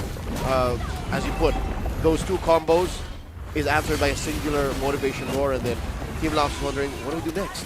It hurts when all that you do is neutralized by one skill. One hero. And it's even a skill that doesn't take a lot of mechanics. It's not even an ult. You just like press a button randomly in a fight. It's enough. Yep. So everything y'all did is just this. Yes. Yeah. It's not going to change. What Minotaur is doing, Rafaela wish she could do. But she's the one that says healing for everybody. And they literally just changed Rafaela like 6 months ago, right? Exactly, yeah. Was that a year? No, it was in a year. Look at this. Look at the engage that Team Laos jumped in. Look at the damage. And then all of a sudden it's like, wait, everyone is actually pretty healthy. The heal was received by Abja. And then just go back in, go back in, go back in. Even the Luna was like, yeah, I'm in position that I can do damage. And all the while, Supapong, 7, 3, and 10, 94% kill participation. Good call, subbing in. Yep, this was a longer fight. I wonder which of these items were juggled items, or if there were any at all. You know, if she considered. I don't remember an Immortality or Winter. So this might be it. Or a Wind of Nature. Because I feel like I saw quite a few potions coming in from both teams. So she had farmed up enough to get potions. Mm-hmm. I mean, like it is around 20? 2020. 2020. Perfect. Perfect. I love it. Because, yeah, I feel like not a lot of juggles happen in the previous game. And Sanita, with this Joy, it seems like a comfort because she knows when to go in and out. It's just that there's a reason why we don't see the Joy as well as the Suyo much anymore, where if you want to do damage, you got to take some damage. In comparison to like a Haya, a Lance, and a Yisun Shin, they're just too many iframes that they have. I think that's the thing. Joy doesn't really have iframes. Yep, she's more honest, but she has True Burst, which is a very delicate balance. Look, she's dealt maybe the second most amount of damage, only second to Tidafone, who again is such a key player. Towards the last quarter of this game, Thailand figured out, hey, if we take down Tidafone first, their whole lineup breaks down. So that's a good call, great way of figuring out your opponent's weaknesses.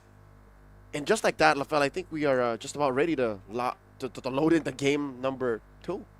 The question is, what do you really adjust? Because you can say a different jungle pick, but I feel like the confidence is showing that that's just what they wanted, right? They really just want the Joy, because the Joy was the third pick. They pick up the Yuzong as well as the Gato at first. Maybe consider...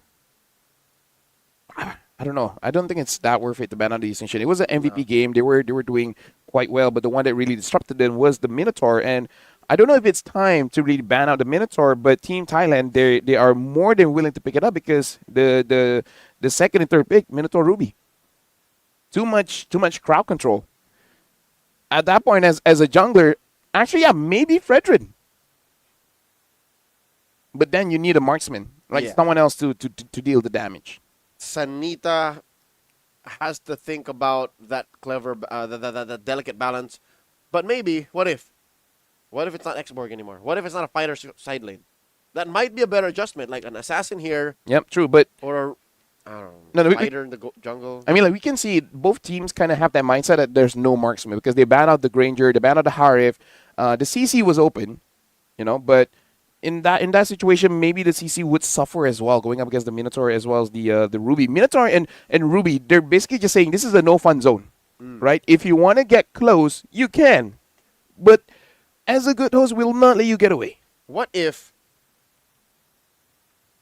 Team Laos doesn't reveal if they're playing with a traditional side laner in the first phase?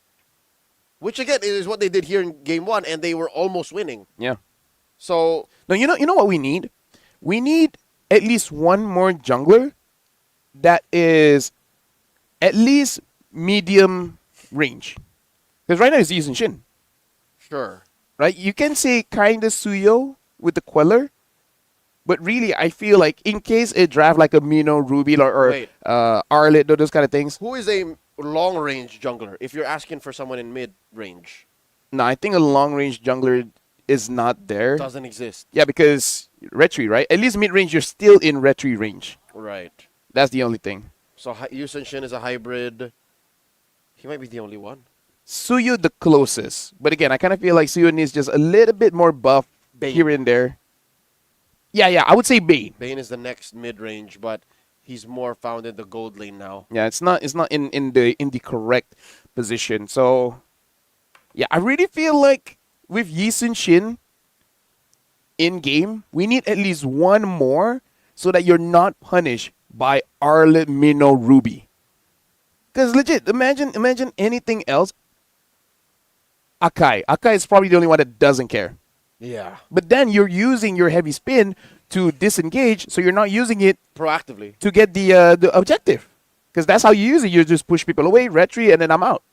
You know what? Sadly, I think you're right. And this does put us in a weird position of utility junglers. It's not exactly a 50-50 between them and assassins anymore. Yeah. about a month or two ago, maybe it was. But yeah, slowly but surely now it's become top of the food chain for junglers. Joy, Lance, Haya, Yisun Shin. Weirdly enough, Fred. That's it. Fred and Baksha. Like those are the only options. Honestly, with Baxi, I probably do not want to deal with Amino, Ruby, and Arlet. You can tank, but eventually you're going to get taken down. Speaking of, Broken Walls is going to be the map here. So, Team Laos, how do they respond to this? Because that was, in a way, quite a devastating loss, because I really feel like they felt like they should have won. Yeah, they had it. It's just they weren't able to pivot, and I don't think it's a matter of ending soon enough. I wouldn't say it's their fault, honestly. It's more on Thailand playing well. Yeah. Right? Making sure that Laos does not get any more advantage and then eventually scale up. Like, it really is just Thailand using their draft really well, and Laos just does not have enough experience dealing with a Minotaur and Arlet and Ruby all in the same team. And I don't blame them, too, because this is a new frontier. Like, the combo of those heroes all being in the same lineup, it's not like we've been here before. It's not like this is a prio in the recent years. Yeah, we rarely see it because usually not enough damage. But eventually, if the Lunox and Yisun Shin does enough, then it's fine. Right? Because a lot of teams are opting for something a little bit more early. So if you have a lot of crowd control, you don't have enough damage. You have a lot of damage, you don't have a lot of crowd control. And I think that's why the whole, we are a mostly sustained lineup versus Yisun Shin, fighter side lane. It's technically still double core for Thailand earlier. Yeah. Because you got the Lunox. And the Lunox was possibly my second MVP. So here we are trying to repair the situation. From Team Laos, they want to they want to even the odds. Hilda is their second ban. The three junglers are out now. Yep, for Thailand, they got the Yisun Shin, the Hayabusa as well. Does Thailand ban the Joy? And then do they challenge Sanita and say, what else do you have? Yeah, because here's the thing. Laos even ban out the Hilda. So they're showing we want a assassin. And then if you ban out the Joy, the Suyo is still there. Which I feel like is still okay. What does the Suyo don't want to face up against? Well, the Gatot is banned as well. So this makes it so that a little bit less crowd control. So that when you go in, you actually have an avenue to do stuff. So Grog gets banned. First pick here for Laos. Zushin. Oh yeah, Jushin. Jushin would be amazing. Did the phone? Do you want it? Do you need it? Have they planned? Wait, Eve is open too. Yeah, Eve. Yeah. So Eve makes it so that even if you pick up a Jushin or a Kimi, the Eve can handle that perfectly. Team Thailand, Eve makes it so that Fredrin is awkward. The Suyo and Joy are still up. I wonder if you want to take that Joy away. Because if you do pick up the Suyo, I feel like Laos just like, yeah, I'm okay with Joy into Suyo. So I don't know. I feel like it's okay for you to take it away, but it really depends whether do they have a Joy in the pocket. We haven't seen Supapong's hero pool. We only seen Yisun Shin. We just know that she has the capability to play around, to be played around. But now they don't have it. Alice left open. Okay, is that another Rakchid hero that works better for her, alongside a Minotaur? So that is for the chat second outing on the Minotaur. Okay, so Laos either take a hero that has anti-CC, or I might get my troll pick, which is the Diggy. I don't think so. Let me just say, I see your face. I don't think so. But when push comes to shove, you think Maninhin be like that? Someone would be like, enough is enough. Hoot hoot. Diggy is my name. Well, they still have the Joy here. It's been a while. Has it been like a year? Has it been 2 years since we last saw Diggy? Not long enough. Still? I'm okay for a few more months. All right. Well, the CC, but let me just say, you know how I don't like to feel disgusted using a certain hero? Diggy might be the exception. You okay to be a little dirty with Diggy? I'm like, you know what? Hoot hoot. I'm okay. So that's the first phase closed up by Team Laos. One more for Team Thailand before we go into bans again. The Harith. Which we don't know which it'll go into. Will it go into a CC? Or will they throw the CC back up into the XP lane?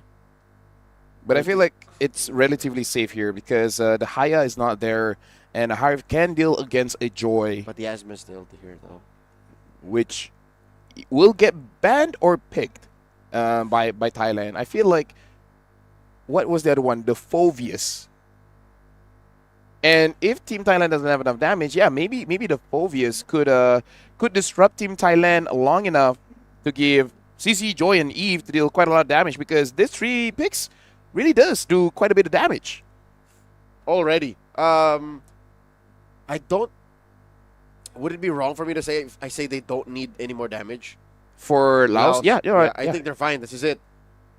It's physical in CC, magic for Eve, and then Joy. Just more utility, please. CC, Joy, and Eve, all 3 can shred. So even if Thailand gets tankier after this, they'll be fine. Funny enough, Minotaur is there, and we still don't see a Baxia. I don't think teams are respecting the Minotaur the way I think they should be. Or they're just like, I don't know what I'm rolling into. They're just like, Coach, I tried it, don't understand. I smell an X-Borg for Team Laos again. Which I'm okay with. The Valentina is not there. The Hive will take some time. Well, after the Holy Crystal, not a lot of time. But before that, not able to deal with the X-Borg. But it doesn't mean that they're not that tanky. So they might have to opt for something like a high loss in Rome. So XP lane CC, gold lane X-Borg with a high loss or in Rome or something. Like, doesn't... I mean, Esmeralda is still up, right? Yeah. So Laos could take that still. Yeah. So pick up the Esme. Esme or X-Borg, yeah. Right, Suyo gets picked up, though, for Team Thailand. Ooh. So Sok Fan Fong can also play Suyo. I'm liking the Esmeralda. Esmeralda, Purify, and then a high loss. If not a high loss, if there's a no, not even a Cho. I think a Cho would be not so great here. It's gonna be very difficult. What other front line is there? Do you need a front line, or do you need someone to answer to? Oh my lord! Here's that new coda. Every game we need one. Yep. We need one, so Bruno is there. I don't know. Atlas. You need a roamer. Maybe not Atlas. Carmilla. Okay, we got two. We got two. It's like, oh, you want a team fight? We'll give you a team fight. How blessed are we? And let's talk about this. You get caught in the Carmilla ult. There's already quite a bit of a big AoE from the Eve, and all of a sudden Joy feels like a huge AoE. I'm liking this. It's very what you call it, execution heavy. Mm-hmm. But if you make it work, it looks amazing. This is the kind of lineup that goes moment to moment. I have to make the right calls to build up to a massive advantage eventually. Team Thailand closes up their draft with a Farsa, so they will reach the range of the Eve with Feather Airstrike, and they're capable of bursting down the Bruno before things get really dicey. But the problem is the natural predator of the Joy. We've seen games where the Farsa is standing still and the Joy just dances on her. Basically, what was the thing called when you get on top of a person and just go up and down, up and down, up and down? What was it called? Excuse me, on top of a person? Yeah, the one that has died.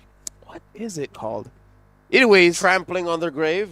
Sure, let's go with that. We're jumping into game number 2 here between Laos going up against Thailand. Thailand does have the first point here. Can Laos equalize or Thailand secures 2? Let's see the early rotations. Again, new heroes in play. A Bruno into a Harith and a Carmilla into a Minotaur. We know how the Minotaur behaves. This is put the chat back-to-back playing Minotaurs. Maninin, I don't know how it's going to work. We haven't seen Carmillas in Rome in a while. Okay, let me just say this. Real manipulation. Yeah. And then you Curse of Blood. Not the other way around. It's easier if someone sets it up for you. Because Curse of Blood, like, randomly, rarely hits. Yeah. Personally for me, at least. So they can loot that, and then stragglers get hit by the CC. Yep. In comes with the chat, pushing 2 back, and Intachot is okay. For now, Intachot has very little to worry about. It's only until Sanita gets maybe 2 items, like something like a genius into a holy. Then at that point, it's like, okay, guys, I need some backup. Put the chat. No one else needs help. I do. So you just stay by me. Even if you don't knock anyone up, at least give me the heal, and then they're good. Rakshid here on a new hero. Again. I hope to see this work as good as the Arlott. Because again, I think Arlott was open. Yes, Arlott was open, but she made it a point to pick the Alice. Every single game, she changes her hero. We've seen 4 different heroes on Ratchet. And if she wins this, it's a 50-50. This whole per game swap, you know. She lost 2, she wins 2. Yeah, she's used the Lapu, the Yuzong, the Alice. Yeah, Alice as well as the Arlott. One with the Arlott. After this, it's a Phobius. Turtle spawns up top. I can't wait for her to start playing CC or something. Turtle spawns up top. Massive presence from both sides. But it's Thailand first to the scene. Go ahead and wailing at this Turtle. Actually throws out a Glimmer. Yep. Tries to get in position. Possibly use the Throne of Ruin, but everyone's spaced out. But the S-Right Q doing quite a bit of damage, and now the Throne of Ruin, if the target scores blood, Ratchet is able to get Sanita. Team Thailand is looking pretty good, but Pio Papong gets put the chat, and all the while, Alpja is here, and Ratchet secures a double. No one's taking down his Alice so far. The phone falls too. So it's an exchange 4 for 1 with Thailand converting into a turtle. That was all Team Thailand, and that was a beautiful combo. Lafel, you saw it. Minoan Fury into Throne of Ruin. Basically, you're in the air for like 5 or 6 seconds. You might as well put your phone down, go to the bathroom real quick. Let me just say, Minoan Fury plus whatever. It would look amazing. With a Final Slash, Last Insanity, RWM. I don't think there's anything that... Okay, you know what? I have one that's bad. What? Minoan Fury, Heavy Spin. That's a numbo. Yeah. Hell, even Minoan Fury and Implosion sounds fun. Oh. So what? But that's a weird lineup. Why would you end up with those 2? I'll tell you how. Tigreal EXP? No. Valentina stealing away an Implosion. There you go. There you go. It's doable. We're figuring it out. Speaking of, Thailand is looking down bot, and Laos is there to make sure that they are able to protect Zapata. The question is, I don't think the Bruno has a 1-item power spike. Before this, yes, but with the changes, I'm not entirely sure. So maybe Team Laos, they're playing for more of a mid-game power spike, especially considering that their draft is more combo-centric. It's not really a, we can fight at any time. We will fight eventually, when the time is right, when the stars align, when it's at, I don't know, 421. And Jupiter is not a retrograde. And we have 1 extra planet. What? Things need to go well for you to get your combo. But when you do, it looks good. And of course, power spikes. They need items, I think, more than Team Thailand. Look at this. Zaman Force comes in. Supata put down about a third of her health. Put the chat, flickers in, misses the tail end of that big jump. And now Intachot, it's her turn to back out of here. That short flicker was not going to be enough. Rakchid, Maninhin able to be stomped down, but it's the Carmilla. What are you going to do? Back goes Tukpong on that Suyo. Gets hit with the curtain call. She's fine. Everyone here is trading hits. And there we can see a glimpse of how the execution is going to look like. RWM into the Curse of Blood. It's unfortunate you only hit 1, but still, you can start to see even the damage coming in from Bruno. From the Worldie almost taking a kill onto the Suyo. Yep, but as you can see, Sok Fan Fong has the clutch retribution. She had competition. Sanita was also in the area. She also used her retribution, but the turtle still goes over to Team Thailand. So they're keeping up with their performance in game number 1. Tight decisions, correct calls. Sure, game 1 was a bit of a comeback, but here we're seeing them keep about 1,500 gold up. Where is a majority of it? It is on. I would say it's quite a good spread here. Quite a good spread. Yeah. It's just the jungler. It does look like Sanita is a bit lower, but we see this in game number 1. Should be fine. Boy Bailin able to get out, but Team Thailand will secure this turret for free. And now in terms of the item, big power spike for Putachat, actually getting an early flash of the Oasis, which does encourage Team Thailand to kind of like fight whenever, because the heal is going to be there and the shield is going to be there, and just feel good by getting more kills. Which is almost as effective as physical and magical defense, right? You're going to take the damage, that's your HP, you heal it back up. It's the same.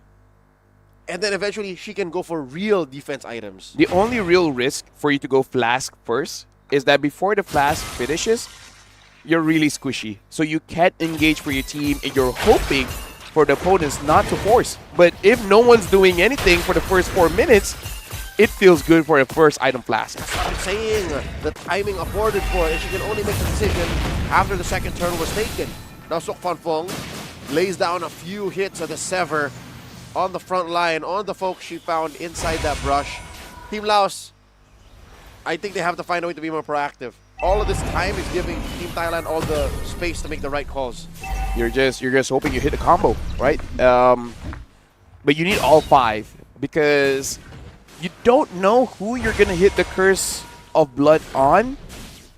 But you're right, at this point they have to do something. So I'm looking at RWM right now. Turtle Ruin hits on the tree. Everyone is stunned up. Turtle goes over to Team Thailand. Ratchet is all alone, but against a Bruno doing her job. Glimpse out. Object gets a kill on the money.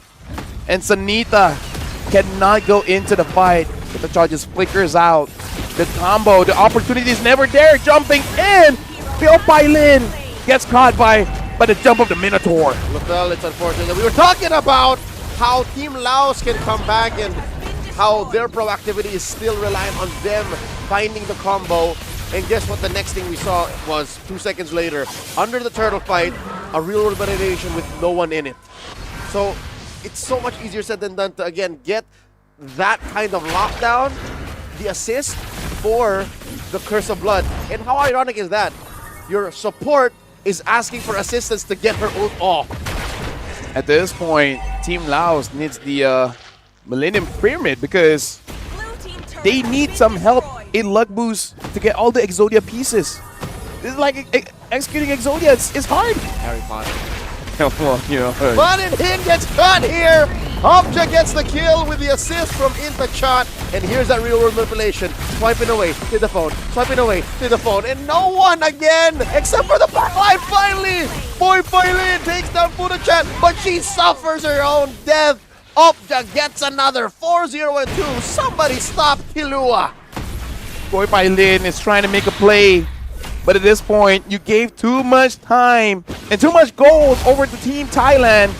They're about 5,000 up, and with this kind of draft, they can really push things forward. Putachat now even getting a Winter Crown, so thinking of jumping in, freezing in time, all the while hitting that Minuan Fury. And look at this. Supapong on this Suyo. The KDA doesn't look that impressive, but once she gets onto someone, trust the burst is there. She is 2 directives on her as she plays this Suyo. Secure objectives, secure kills. That's all she's doing. Anything else is just to help her teammates. Now they begin the lore take. Manin Hin looking for targets. Sanita coming in. He finds it. Putachat, Imminawan Fury, the secure on the Lord. Sanita falls. The real manipulation might have been 2 seconds too late. Forced to be cancelled. Hit the phone. All she has is regrets. Team Thailand looks much cleaner here, especially compared to game number 1. And yeah, Supapong is like, I'm here to get objectives and kills. And the objective is down. There's another. That turret down bottom. They are escorting the Lord. Manin Hin gets taken now. Sok Fan Fong ends it with a Quella.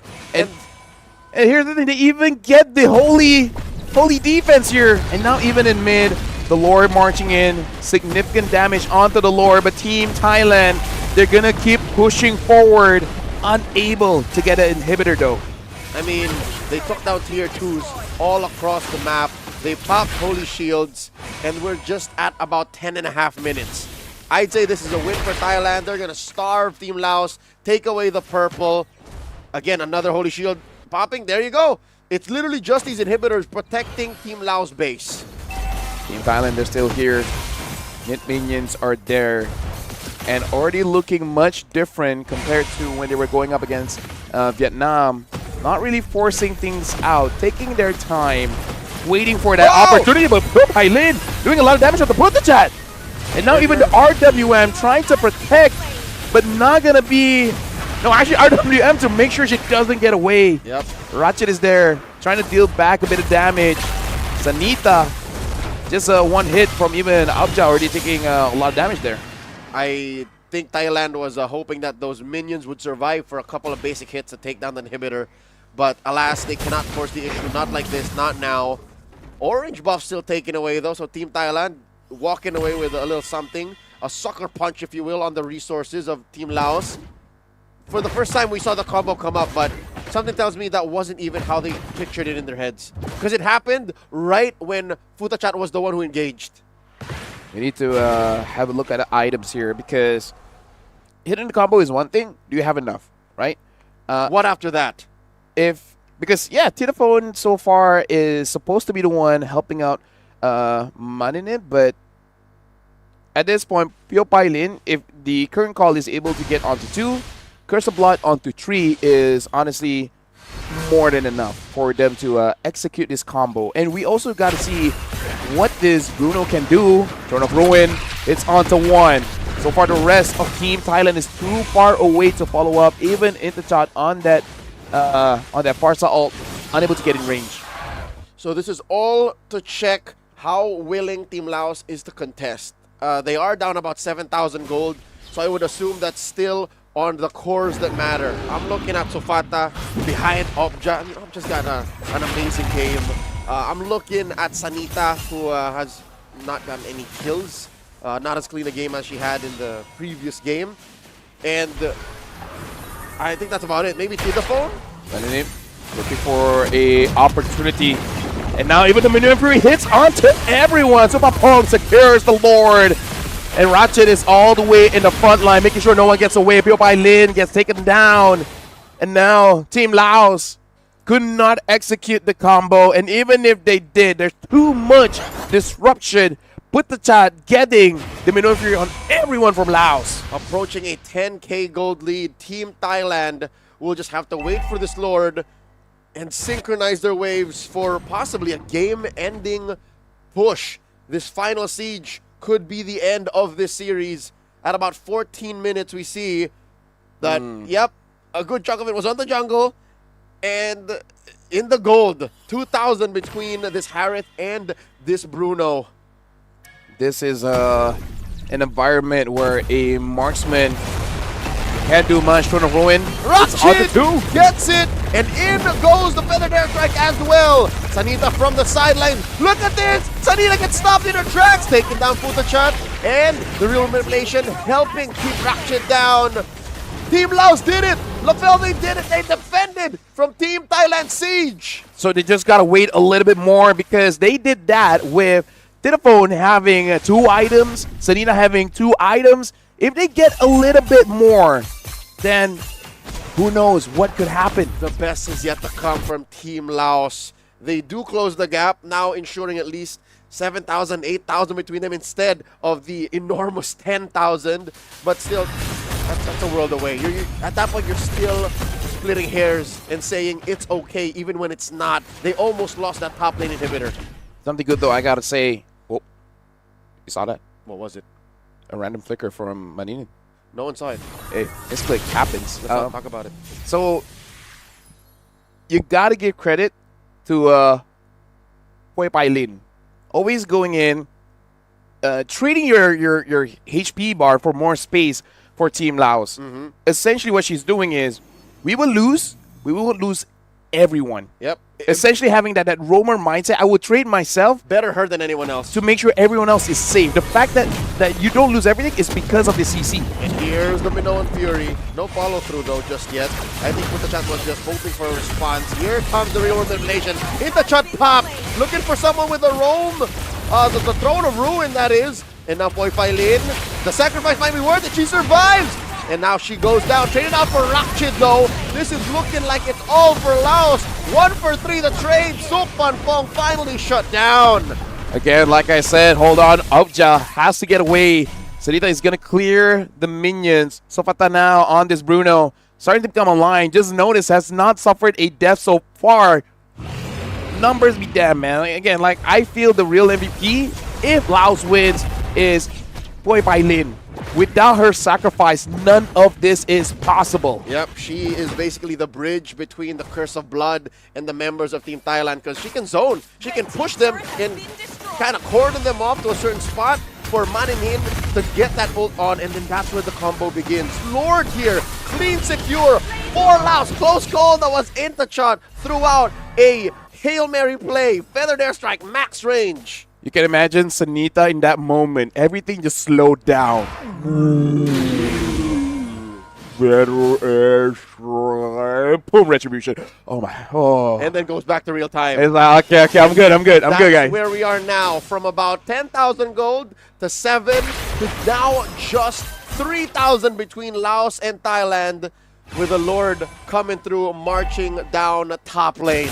And this is what we call in the business geekable. This is comebackable. Laos now, they're in good position. And Team Thailand, they got to be careful with their resources because Putachat going for the Minion Fury with the flicker when no one's around might have costed them that. Yep, it's fine though. Battle spells all almost online. Rakchid waiting about 15 seconds. I feel like Thailand should be fine. They might lose a few good resources, but wait, what is Boy Pailin and the Sufata up to? Unsure. Sanita is just here, maybe waiting for Aubja, but reveal too soon. Aubja gets a kill. I don't know why she moved forward. Did not respect the damage that Aubja was playing with, and down she goes. Lord easily taken care of by Team Thailand. The only push they got was all the way to tier 2 down bot.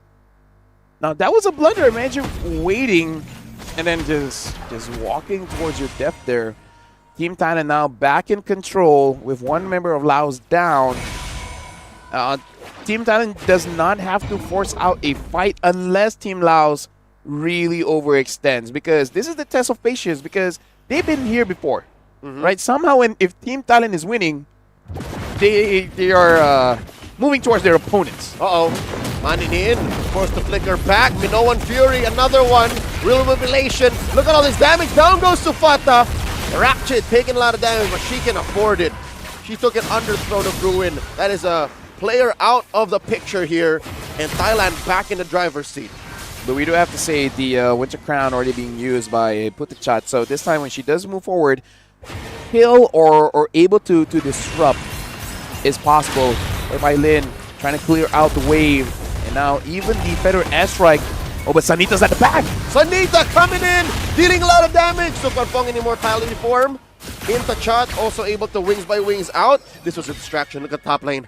Yeah, all the while Ratchet is pushing up, but with the Eve there should be able to clear with the minions. But the minions at this point is a little bit too tanky.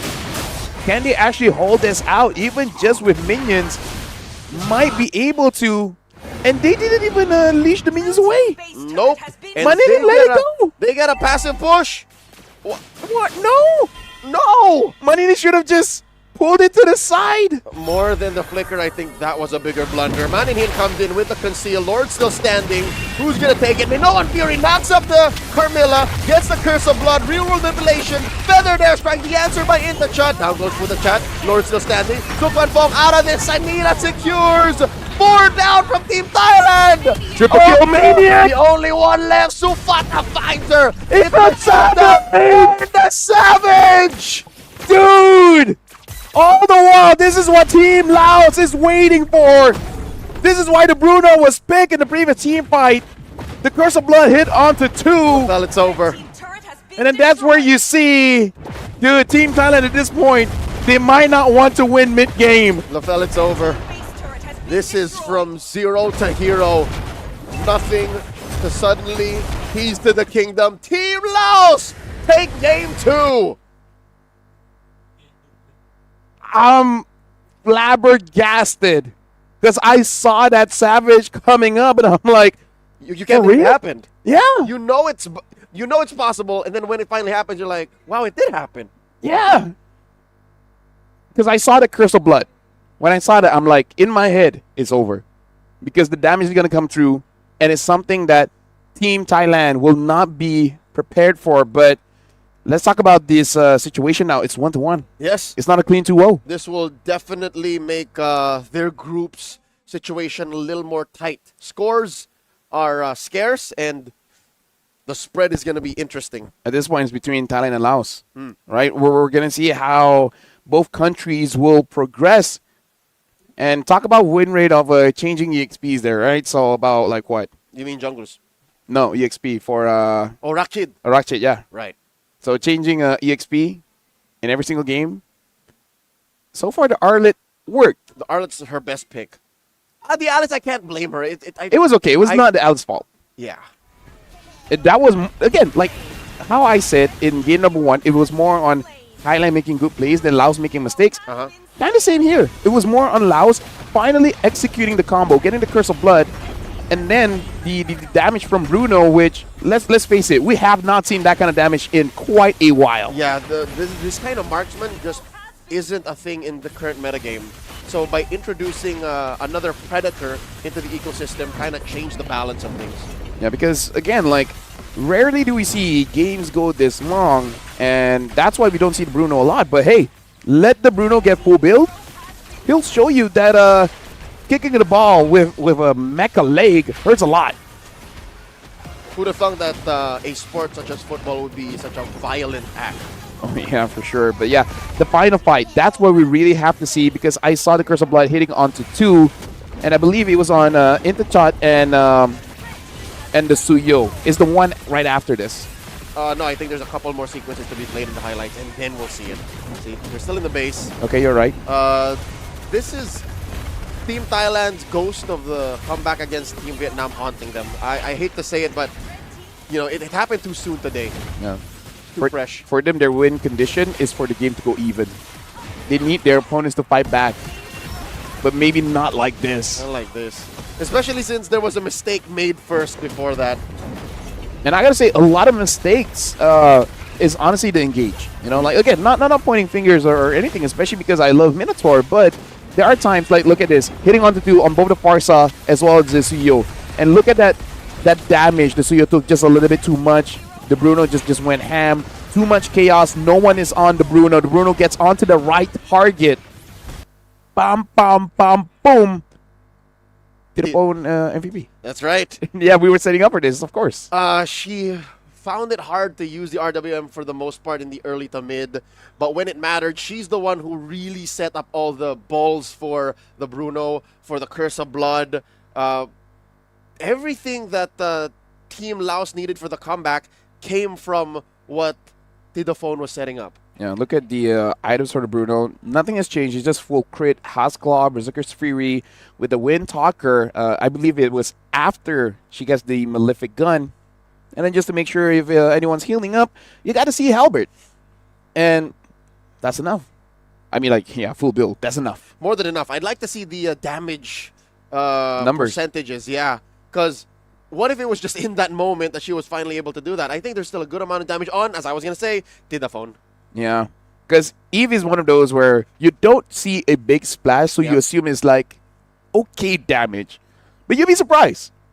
I mean, getting hit by a star. Yep, apparently hurts. Apparently hurts. And getting hit by a star like several times a minute over a 20-minute game. Every second, essentially. Adds up. Adds up. So yeah, Eve rarely seen open, but picked up first pick. There's a reason why. There's a reason why. Setup, control, good wave clear. She's got good peel because she now builds shields on herself. Range. I've plenty of times I use an Eve and able to outplay a Lancelot. It feels good because other mid laners, you can too, but rare. Yeah, the equivalent of a Farsa going with wings by wings out is just her standing there getting shields, fighting back. And there you go, folks. Congratulations to both countries. 1-1. We'll see how this progresses. But for now, we are going for a break. But again, after this, more MLBB action at the SEA Games.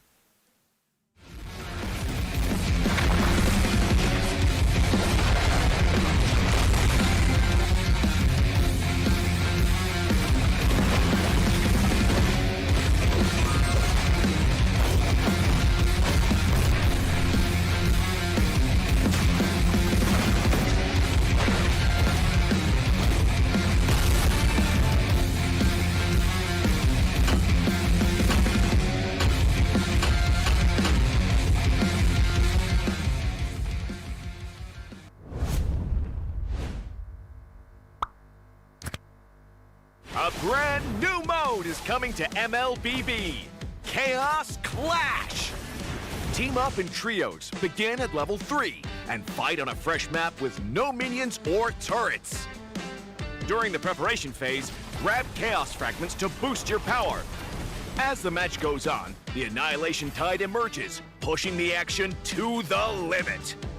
Here's a closer look at how this new mode works. Chaos Clash is a multi-round 3 versus 3 mode. Wipe out the entire enemy team to win the round. Teams lose HP each time they are defeated. If a team's HP drops to 0, they're eliminated. Rounds continue until only one champion remains. When there's an odd number of teams, one team will sit out the round. After certain rounds, heroes automatically level up and earn gold.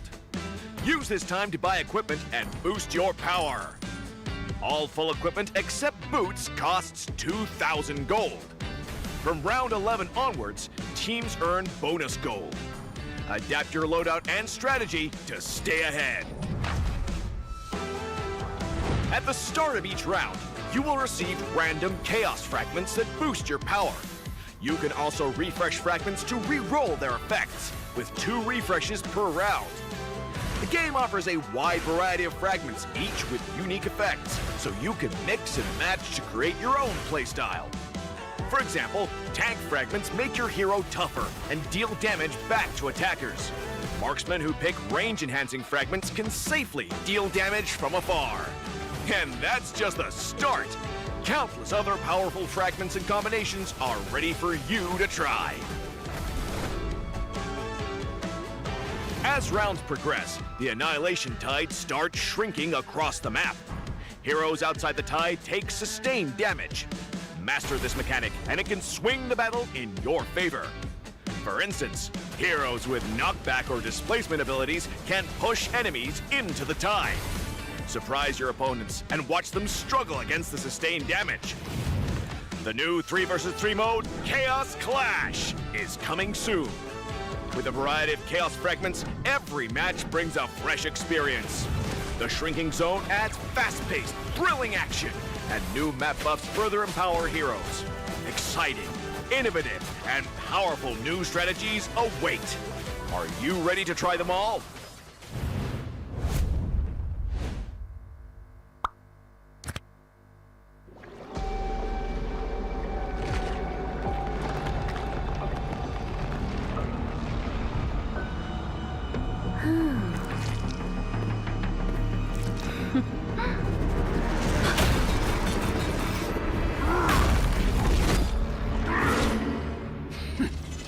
Does the Lord of Lava also crave the Sovereign's blood? Fool! The tyrant's remains will only bring doom! Their brutal dominion, our warriors were corrupted into foul bonds of decay! Sovereign of the Abyss, Obsidia. The curse still flows within the Sovereign's blood!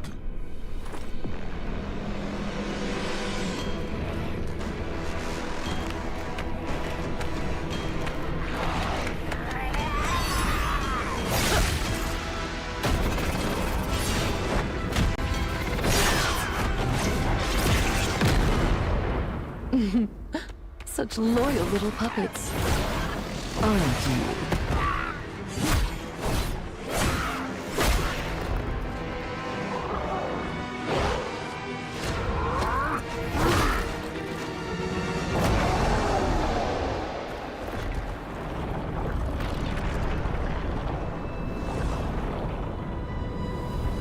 You are merely a puppet, no different from my spawns.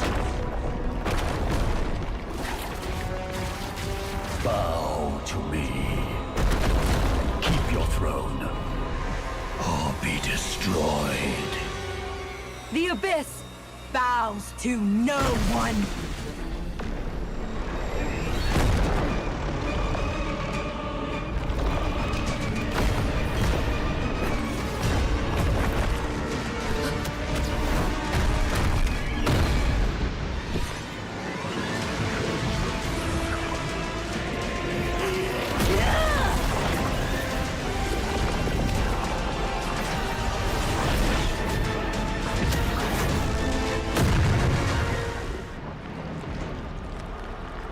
For the abyss!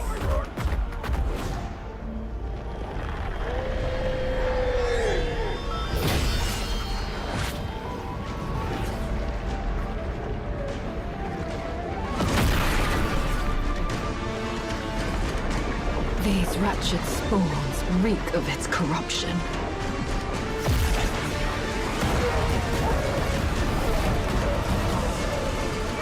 Your sovereign has a god to kill.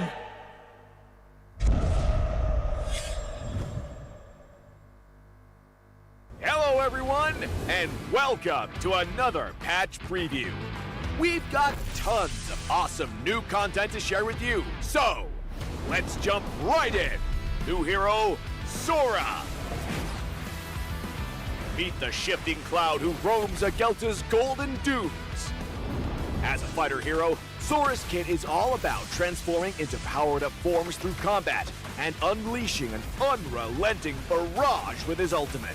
We can't wait to see you guys pop off with him. This year, we've been constantly improving the gameplay of roaming and EXP lane, and it's been awesome seeing some OG heroes make their comeback. Later, we'll be rolling out balance changes for the upcoming M7 Championship, recognizing the unsung roamers, rewarding skillful plays, and keeping the meta fresh. Through these goals and more, we're committed to elevating your game experience. This patch also packs improvements for many features. A brand new clip sharing feature is also dropping soon.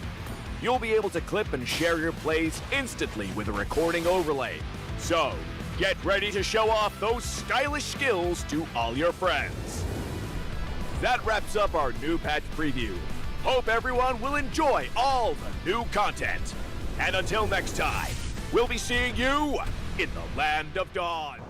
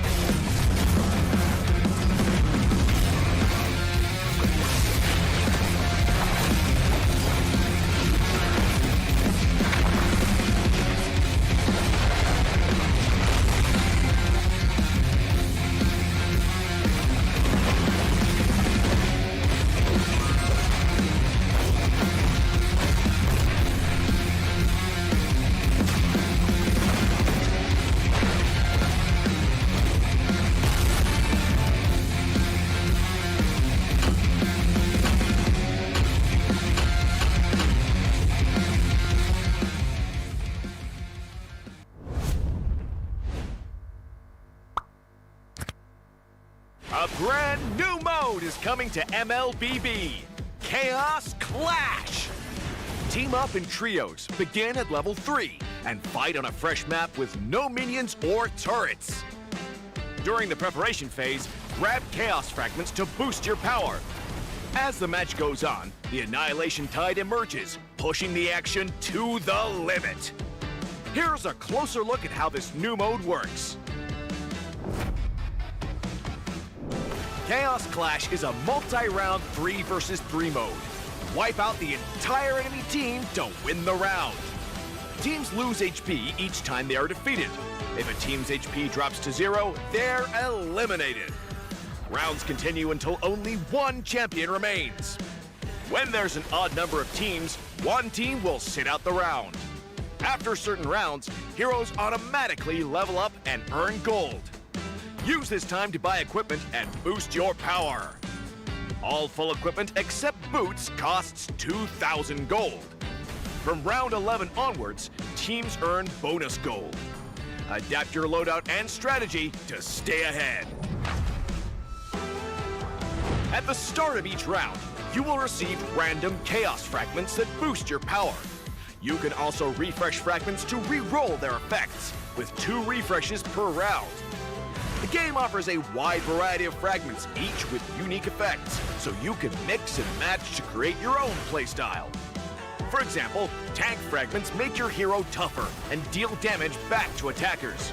Marksmen who pick range-enhancing fragments can safely deal damage from afar. And that's just the start. Countless other powerful fragments and combinations are ready for you to try. As rounds progress, the Annihilation Tide starts shrinking across the map.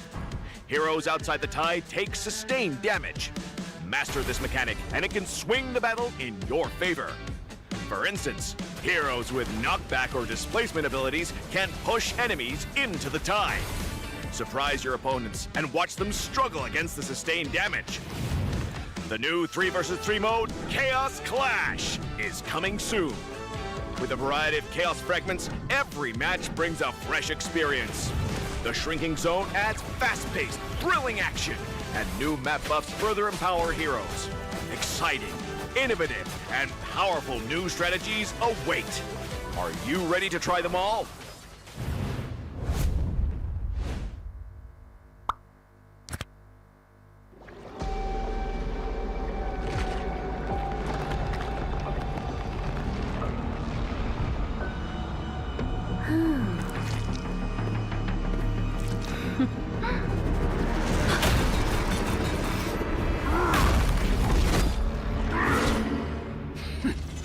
Does the Lord of Lava also crave the Sovereign's blood?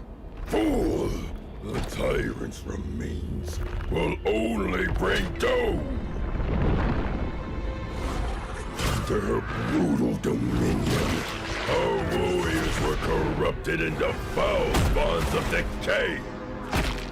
Sovereign of the Abyss, Obsidia. The curse still flows within the Sovereign's blood!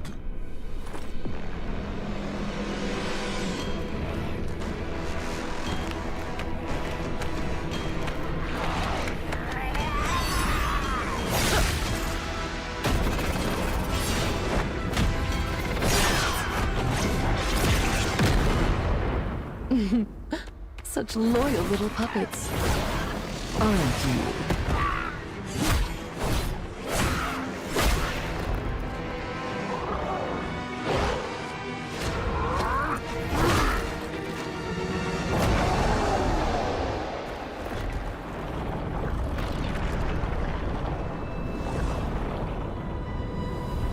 You are merely a puppet, no different from my spawns. Bow to me. Keep your throne, or be destroyed. The Abyss bows to no one.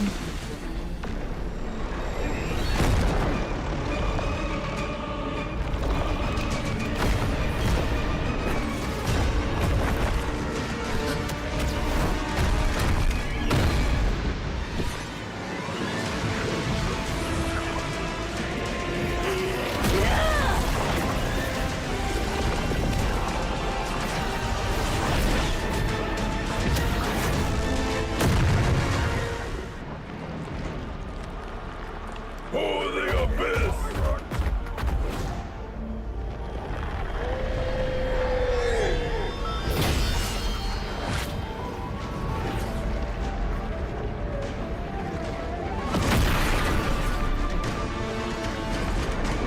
These wretched spawns reek of its corruption.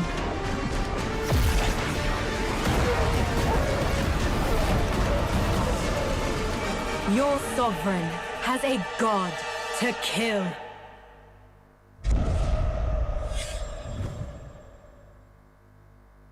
Hello everyone, and welcome to another patch preview.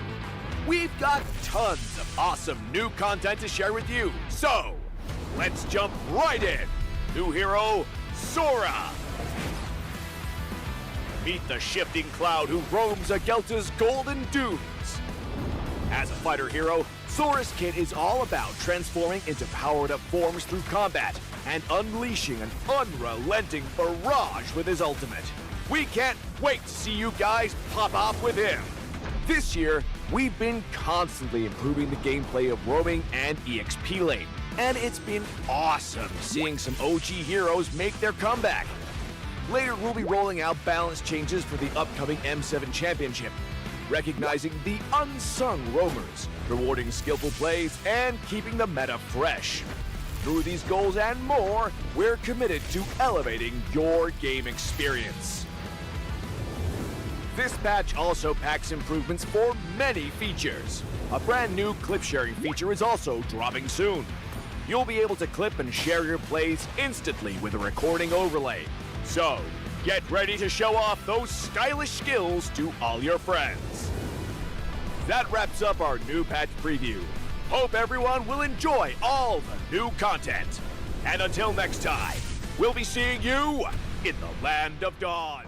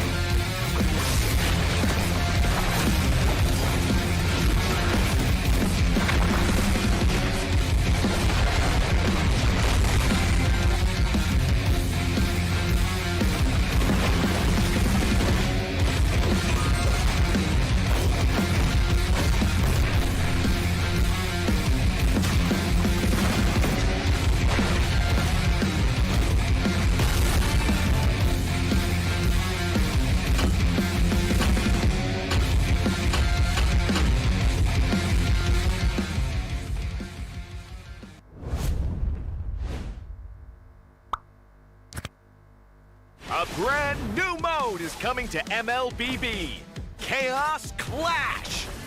Team up in trios, begin at level 3, and fight on a fresh map with no minions or turrets. During the simulation phase, you have chaos fragments to boost your power. As the match goes on, the Annihilation Tide emerges, pushing the action to the limit. Here's a closer look at how this new mode works. Chaos Clash is a multi-round 3 versus 3 mode. Wipe out the entire enemy team to win the round.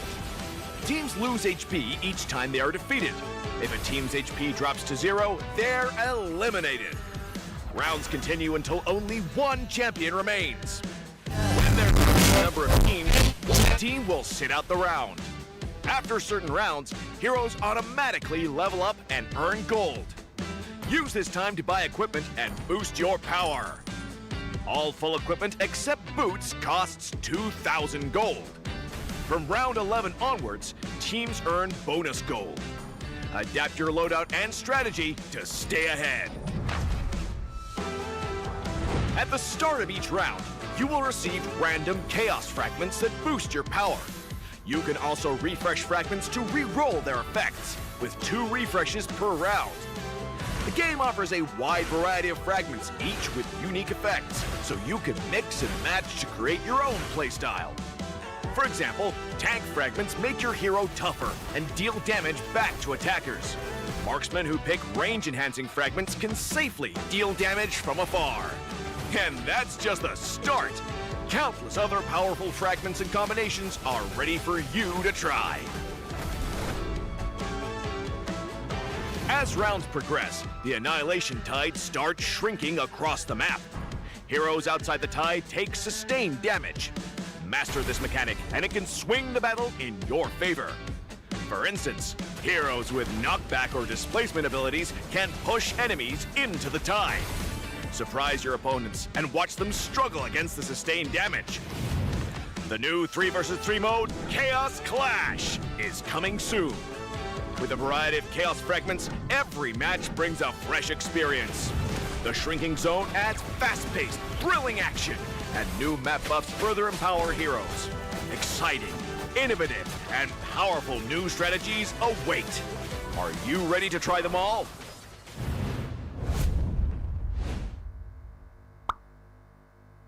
And ladies and gentlemen, welcome back. As you guys saw on the stage now, it was Team Indonesia as we're continuing the 33rd SEA Games hosted here in Thailand. This is the female division. Welcome back. My name is Rafael. Alongside with me is Leo.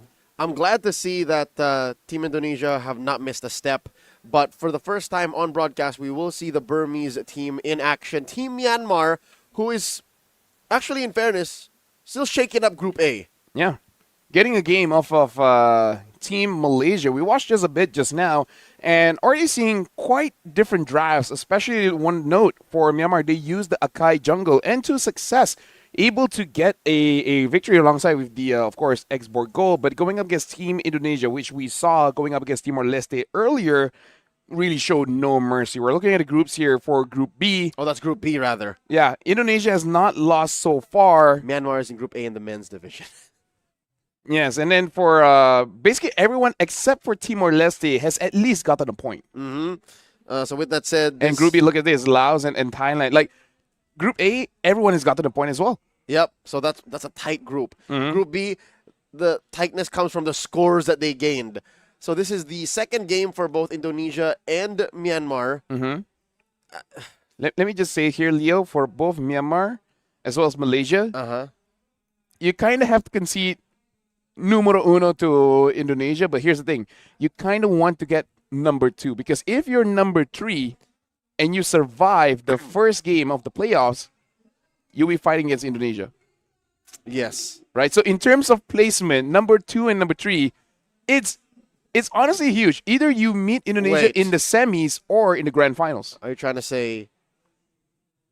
No, I mean, being in the other spot is just as bad. You face the Philippines. Exactly. No, so let's see here. I believe... Oh, no. Group A will face the Philippines. Like, you'll end up fighting... Yes. All right, never mind. Meaning to say, for Group A and Group B, it's tricky because I believe in Group A, you want to be in third so that you will fight with the...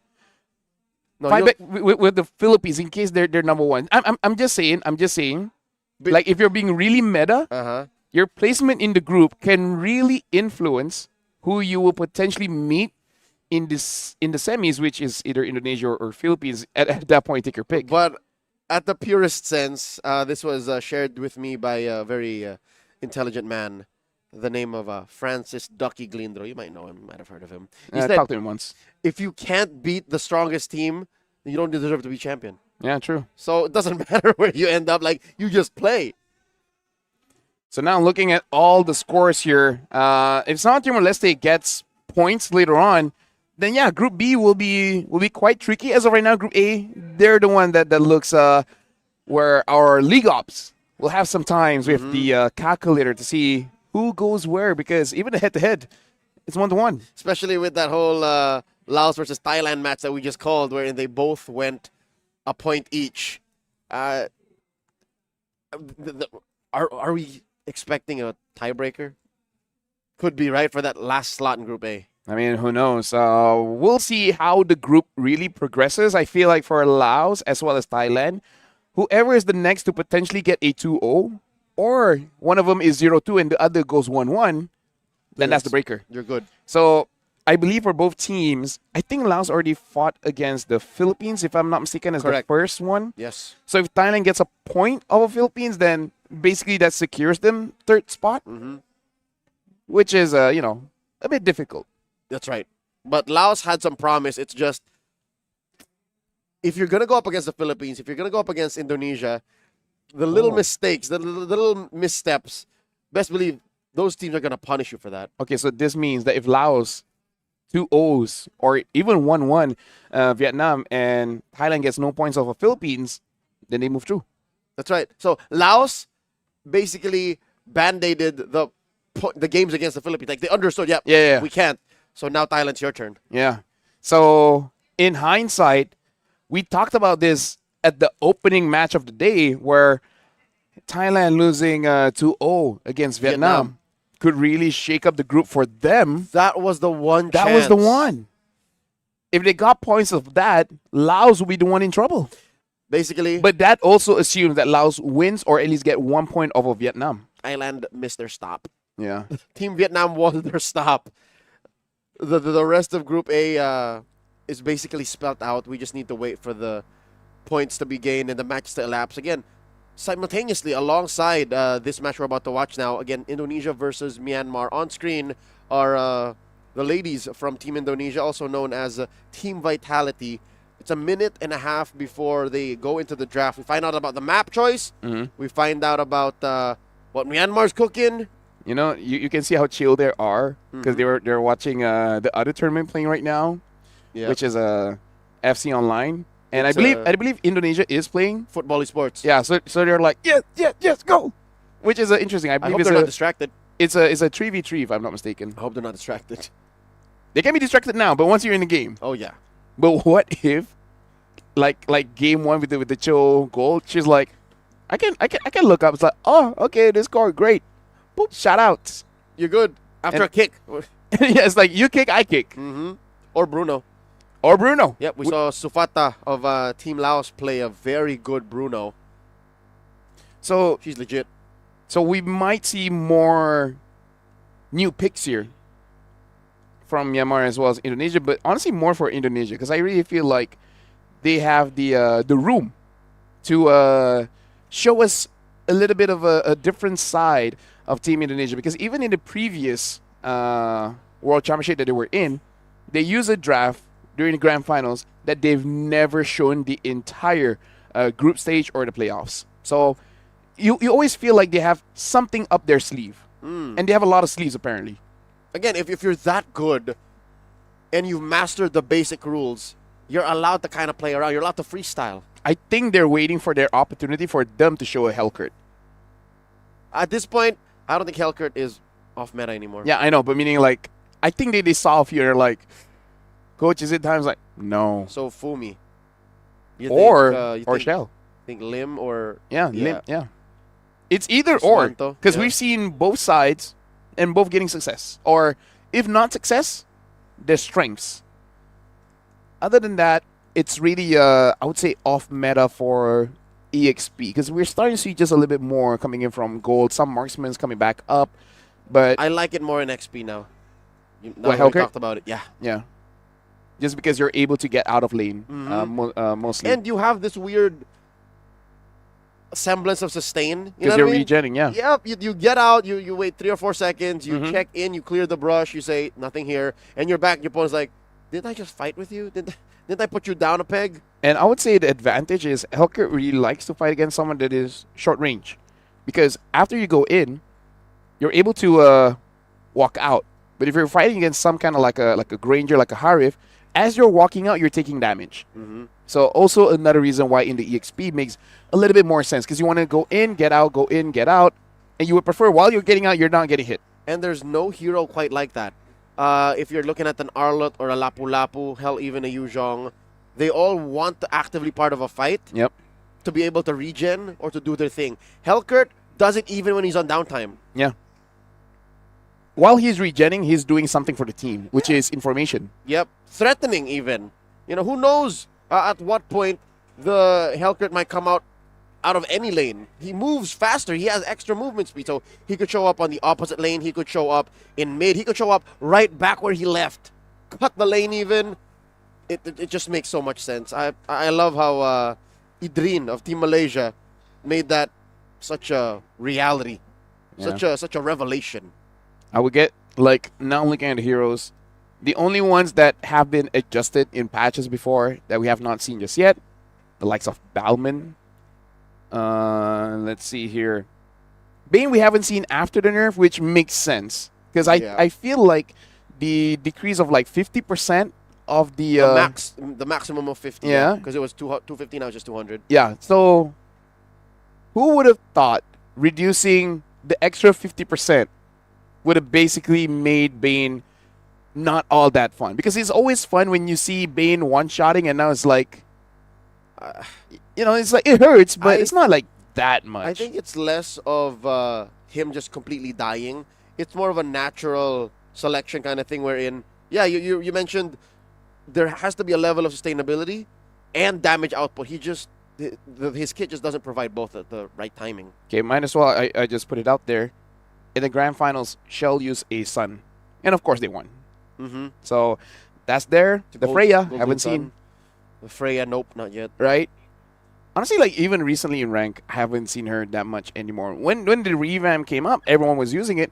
And you have a set few of people that spams Freya all the time. They're like, we don't like this. Like, you always have that, right? Yeah, people who are not, just so good at accepting change. Yeah. But I like her though. I do. In practice and in theory, her having that second skill, no cooldown, just keep tap, tap, tap. Like, she just wants to fight. Mm. That's what Valkyries do when they go to Valhalla.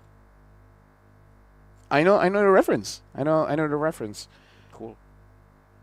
Other than that, I would say everything is pretty solid. I don't see any other picks. Maybe a Kaja could come around. Kaja is one of two heroes that provide a very unique mechanic, right? The suppress. We've seen pocket Francos. We see Kaja like a fraction of the time. I remember the most impactful Kaja I've seen in tournaments is, I forgot which tournament I was casting, but there was an OP Lapu on the other side, and they could not figure out a way to stop this Lapu until they pick up a Kaja and basically say, Lapu, stop for a bit, we're gonna burst you down. And then that was the answer, and the opponent could not recover. And that's it, GG. Win off of the Kaja.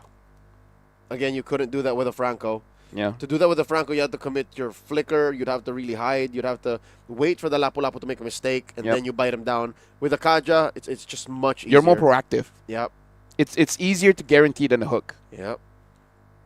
But, some people are that good. We even saw Zetian today.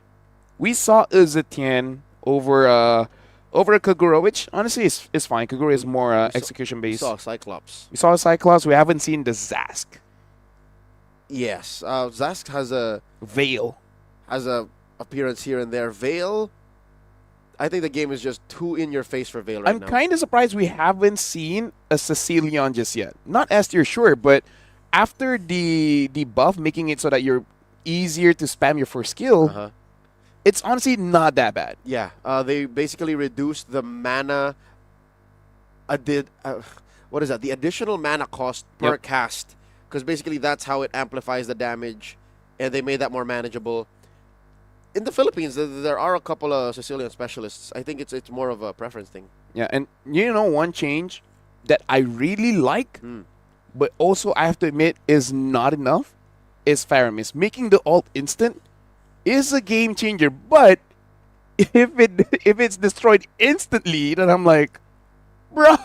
Why even? Yeah, I mean, like, you can feel the difference, right? Instant ult, saving your teammates at a clutch time, because that a charge up before the NetherRealm spawns, like, okay, that's not great. Again, it's just how in your face the meta is right now. Yeah. So extra life, like via the. And the thing is, like, it's so weird that everyone has enough damage to burst you out in that form. It's the name of the game. We're going to Broken Walls for game 1 in this best of 2. And we're off quota by 1 game to see new picks. So I hope Myanmar and Team Indonesia are up to the task to try and show us something new going into game 1. Speaking of, Indonesia will be first pick, banning out that Eve.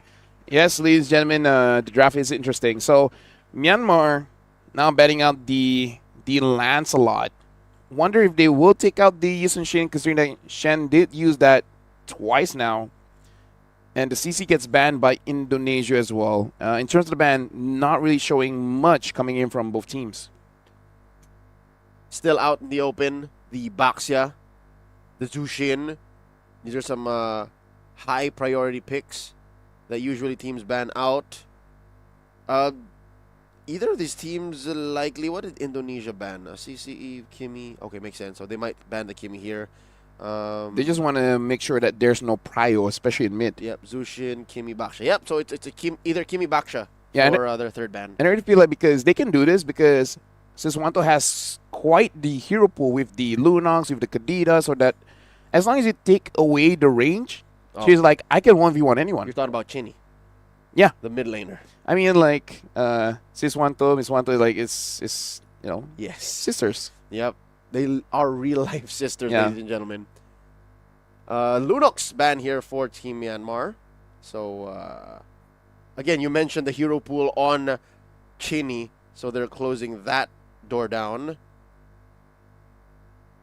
So Indonesia usually bans the Kimi here, I'd and say then Kimi, yeah. and then first picks the Yusun Shin. I wonder if Myanmar will try to take that away. But even if they ban out the Yusun Shin, maybe Indonesia will just take the Baxia. And the thing is, most likely it's not even going to be the jungle. It might be in the hand of Lim. Yep. Or Indrawati. There's a Hayabusa. So the Kimi's left open.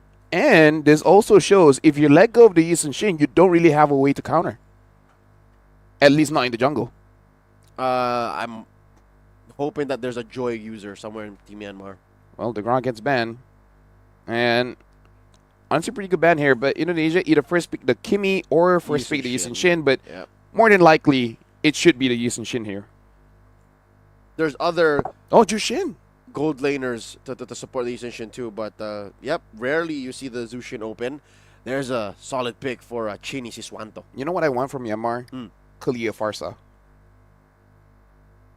Because the Farsa can deal with the Jushin because you need some kind of range. And then the Kalia, just in case Shen picks up anything. The Yusun Shin is hard to catch. I understand, but at least you have something. Both heroes still left open. But the must bans are the first to be picked up. The Baksha and the Kimi. So now it should be like a Gatot Yusun Shin. That's a super strong mid trio. Yeah. If they want to go for something else, they might go for an EXP, but Lim has shown quite a variety of heroes that she can use.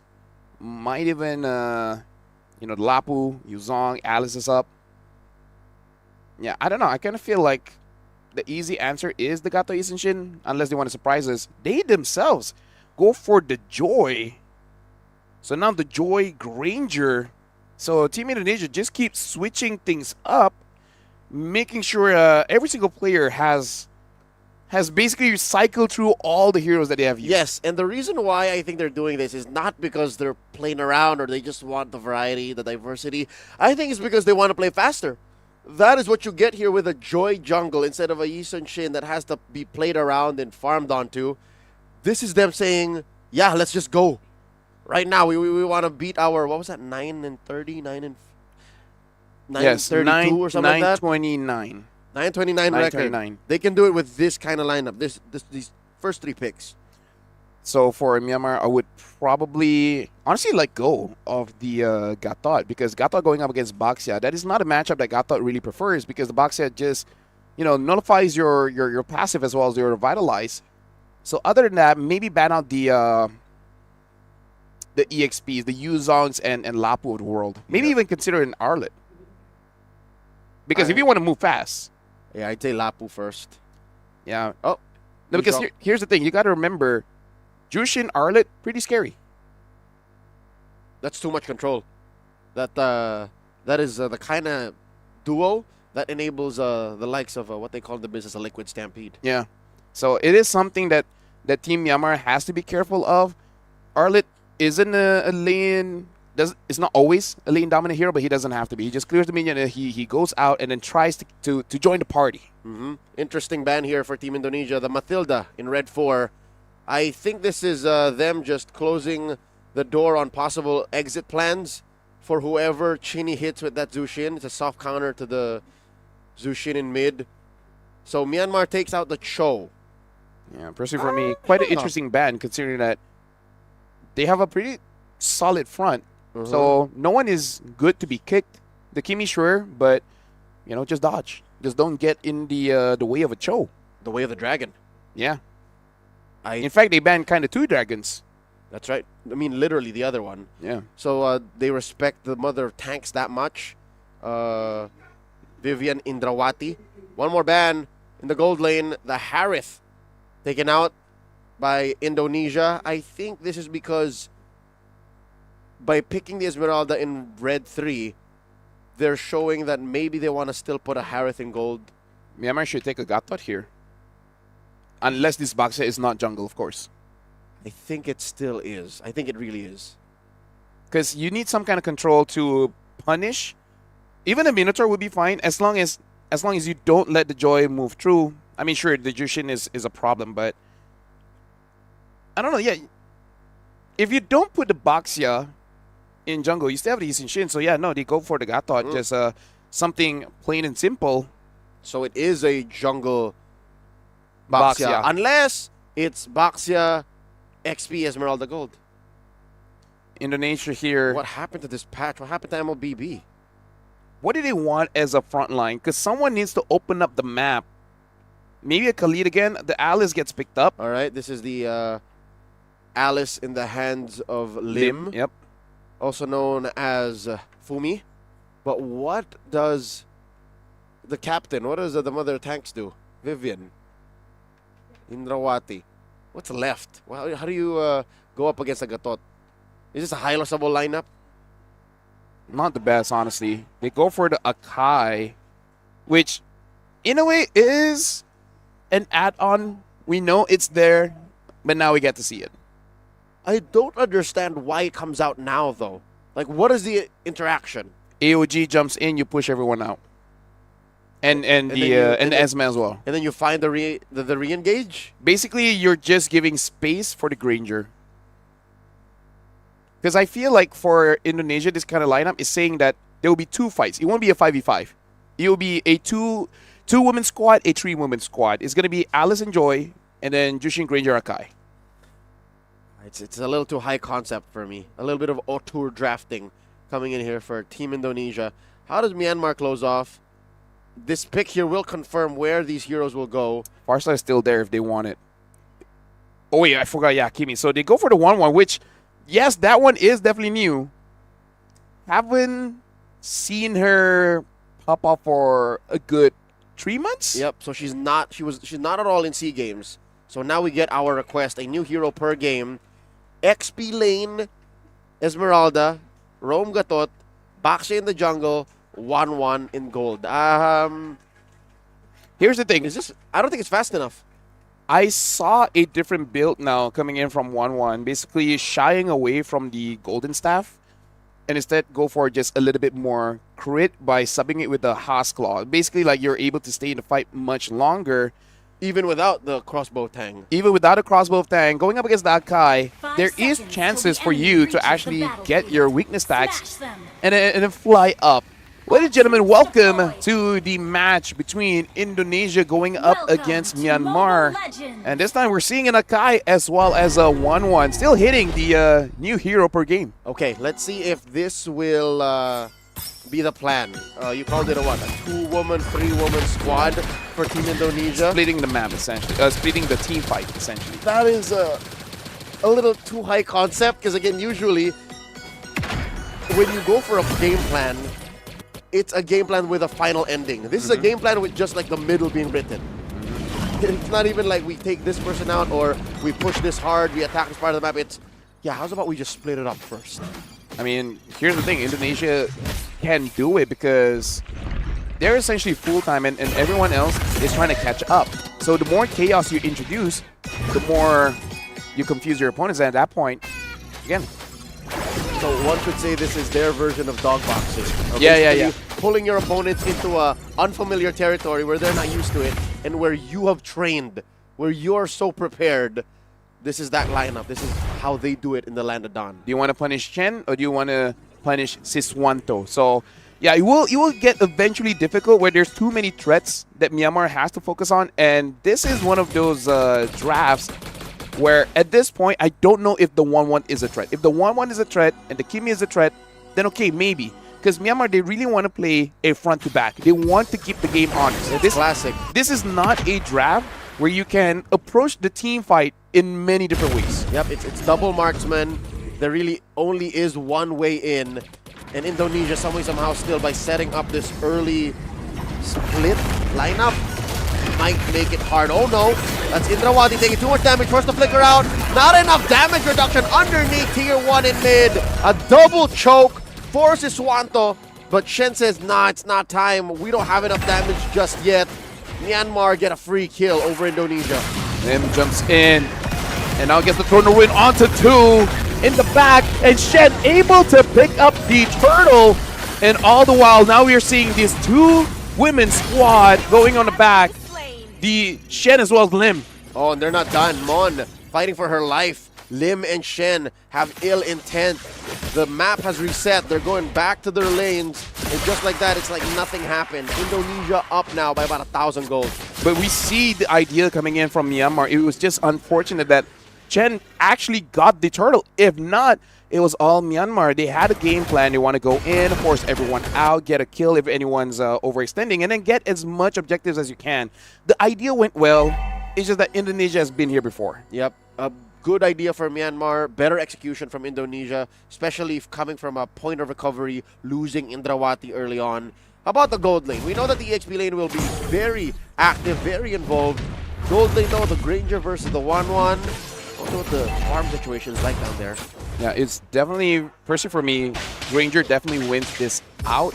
Unless the Granger uses the Rondo early, so not able to dodge out the 1-1 with the Inspire. Basically, 1-1 wins the lane by inspiring, and then after that, just denying minions. But I really feel like Siswanto is holding on to that Rondo not to get caught by this 1-1. He knows that that is a key resource. 2v1 here. Lim with the Glimmer out. Big fight about to break down here. That is already the clear. Can't save her. Tiriko falls. Indrawati traded out for the AOG. Able to find a trade. Myanmar, that's her second kill on Indrawati. Yeah, and now it's an even score. Indonesia 2, the 2 off of Myanmar. Mon now does have that Enchanted Talisman and already winning out quite confidently against Lim. Because even though Lim is 1-0-0, we do see unfavorable trades. Look at up top here. Chen wants to take them on. And this Esmeralda is still just a little bit too tanky for the Joy to basically go for the 1v1. Turtle spawned already. Indrawati taking her time. Does not have a heavy spin just yet. Did throw out a Glamour. Not sure if there was going to be anyone hit there. Big scrum here near the turtle. Coco finds that Unite, jumps onto Vivian. Traction post, a lot of damage coming through. Indrawati falls, and in comes Shen. AOG attempt just to retreat, and she's not done. Looking for Coco. Coco backs off. Crimson Beacon, enough damage versus Swanto coming through. Quick rotation from that Granger. And they want more. Or instead, go for the turtle. Just kidding. May falls. Mon jumps in as she watches her sister fall. Myanmar at this point, they just got to concede and allow the 1-1 to farm up down in the bot lane. The shields is down, so there is a chance, and it's been taken. Rico getting that turret. Basically, at this point, you just want to put everything for the 1-1. 1-1 even using the Inspire just to ensure the turret is gotten there. And up top, it looks like it's a lone Esmeralda gets pinned down. This Wanto gets another kill. 4-0-0. Indrawati, even with her 3 deaths, is able to calculate as to which is the most significant thing she can do on the map. I think it was unfortunate that in the last death, in that engagement in mid, she was waiting off of her heavy spin cooldown. She was a slave to her own hero's mechanics. But for now, again, that cooldown will slowly go down much faster. It'll be up much sooner. A minute and change till the turtle spawns.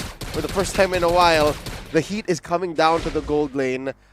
And I guess kudos to Myanmar. Again, credit where credit is due. At least they were able to push that in. So the map isn't as small. They were trading for that turret. Who's going to answer this Jushin? Because that's the biggest problem. They have such a heavy front line, and that's what Jushin wants. The more people surrounding her, it's pretty easy for the Jushin to set things up for her team, especially considering the fact that this team does quite a lot of damage. Coco in the front line. AOG comes in, hits no one. And May just has to get back. Team Myanmar, they are fine with basically just hurtling up and not losing much more. Because even looking at the second tier turrets, the shield is up. It's going to be difficult for Team Indonesia to push. All that Team Myanmar has to do is to ensure that this mid doesn't go down. Mon jumps in, and now Indrawati with a heavy spin tries to set something up. Team Myanmar, Coco goes back in. Throne of Ruin hits onto everyone. Unstoppable for Siswanto. Chen in the back gets a double. And now Team Indonesia with a triple on Shen gets everyone except for Mon. That was almost a wipeout. And Indonesia, they're in prime position to get mid and maybe even getting this top turret. One with a falling Star Moon, just charging up, trying to make sure able to clear the minions safely. All the while, Indonesia is up by like what? 7,000 gold, 6,000 gold-ish? Indonesia at 7 minutes of the game, 8 minutes of the game. Probably not going to be getting the turtle, waiting for it to turn into the Lord. You have to be careful. Indrawati is looking for a target. At this point, anyone is fair game because Siswanto with 5 kills probably does have that Sky Piercer, so about 50 stacks. Anyone gets caught in the front should be easy pickings for his Ranger. Rico with the Wind Talker. Chen comes in. Gets the Lord for free. Holy Crystal for the Joy. Team Myanmar, they want to turtle up for sure, but the question is until when? Eventually, Team Indonesia will just overpower them, making it more dangerous for Team Myanmar to really defend. Indonesia will get this tier 2 for free. Chen goes into the mid. It's all about when will this 1-1 get online. The Holy Shields down bot gets destroyed. Mei has no more HP. Siswanto gets a monster kill. Indrawati tries to get away and able to Throne of Ruin. Hits onto one. The 1-1 flies, unable to get a kill. Double kill there, and Siswanto even gets Rico. Team Myanmar, they're losing every single fight because they have no damage. And at this point, this Granger's doing too much damage. I hate to say it. We were right.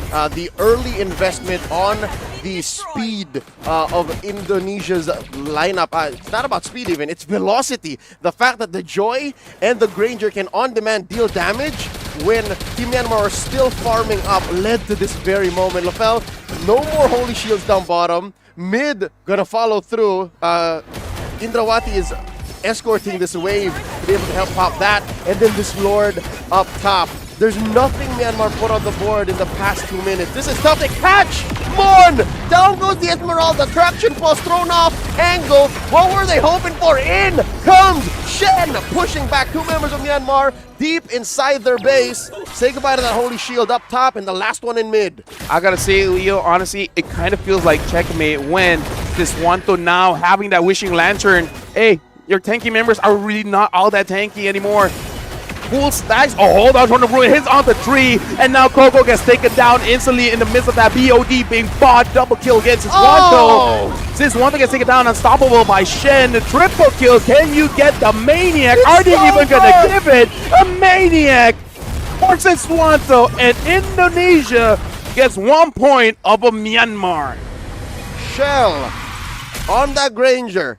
Earlier today, she played a Cho. That was what we call in the business interesting. But with a more traditional marksman like Granger, she's just like, yep, she's that anchor being. Again, when you play a lineup that's slightly off kilter, you need at least 1 or 2 heroes that hold the fort down. That's what Shell's Granger was. You cannot ban out Indonesia, man. They have too much. Letting go of that Jushin, and you still go for a very heavy lineup, 3 members in the front. It's too much. You're like, Indonesia, you're too much. You have too much problems that Myanmar can solve. Yep, here you'll see in this sequence early on the first turtle, Lim alone was able to handle 3 members of Team Myanmar. And again, this is after 2 deaths on Indrawati. So it's not even the fact that Myanmar got some kills on Indonesia. It's the fact that Indonesia planned for that. Indonesia allowed for that. And it's like they were just following a flow chart. It's if this happens, this follows. If you have this, we do this. And that's why they end. What was the time? Oh, yeah, I didn't know. But I feel like it was around 11 because... Not as quick.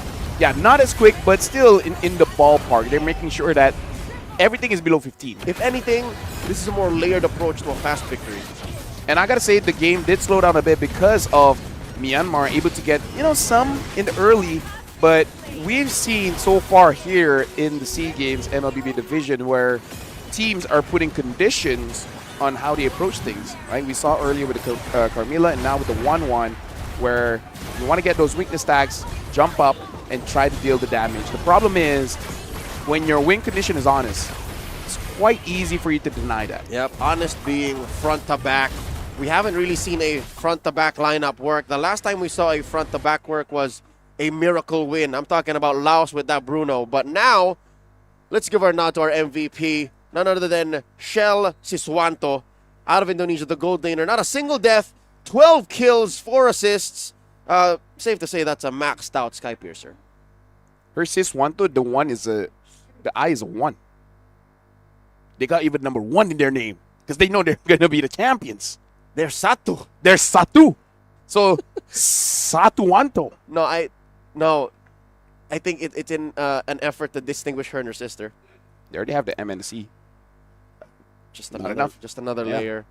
But yeah, again, like I feel like 37. either way. Oh yeah, 10:37. So yeah, almost 11, but still almost 10 even. Almost 10. The Granger is a problem, but I feel like it's a problem because of this Jushin. That Jushin made it so that the Esme, the Baxia, and the God thought they're just jumping for joy. And it's not up to them. It's not up to them. They don't want to. It's like you will celebrate now. We are happy, are we not? This is when you say, when I say jump, you say how high. We are happy. Smile. Yeah. Again, too much problem. I want more teeth. The Jushin, man, it was too much, and you can still have the sense that this is Indonesia's way of making sure that they're ready for anything.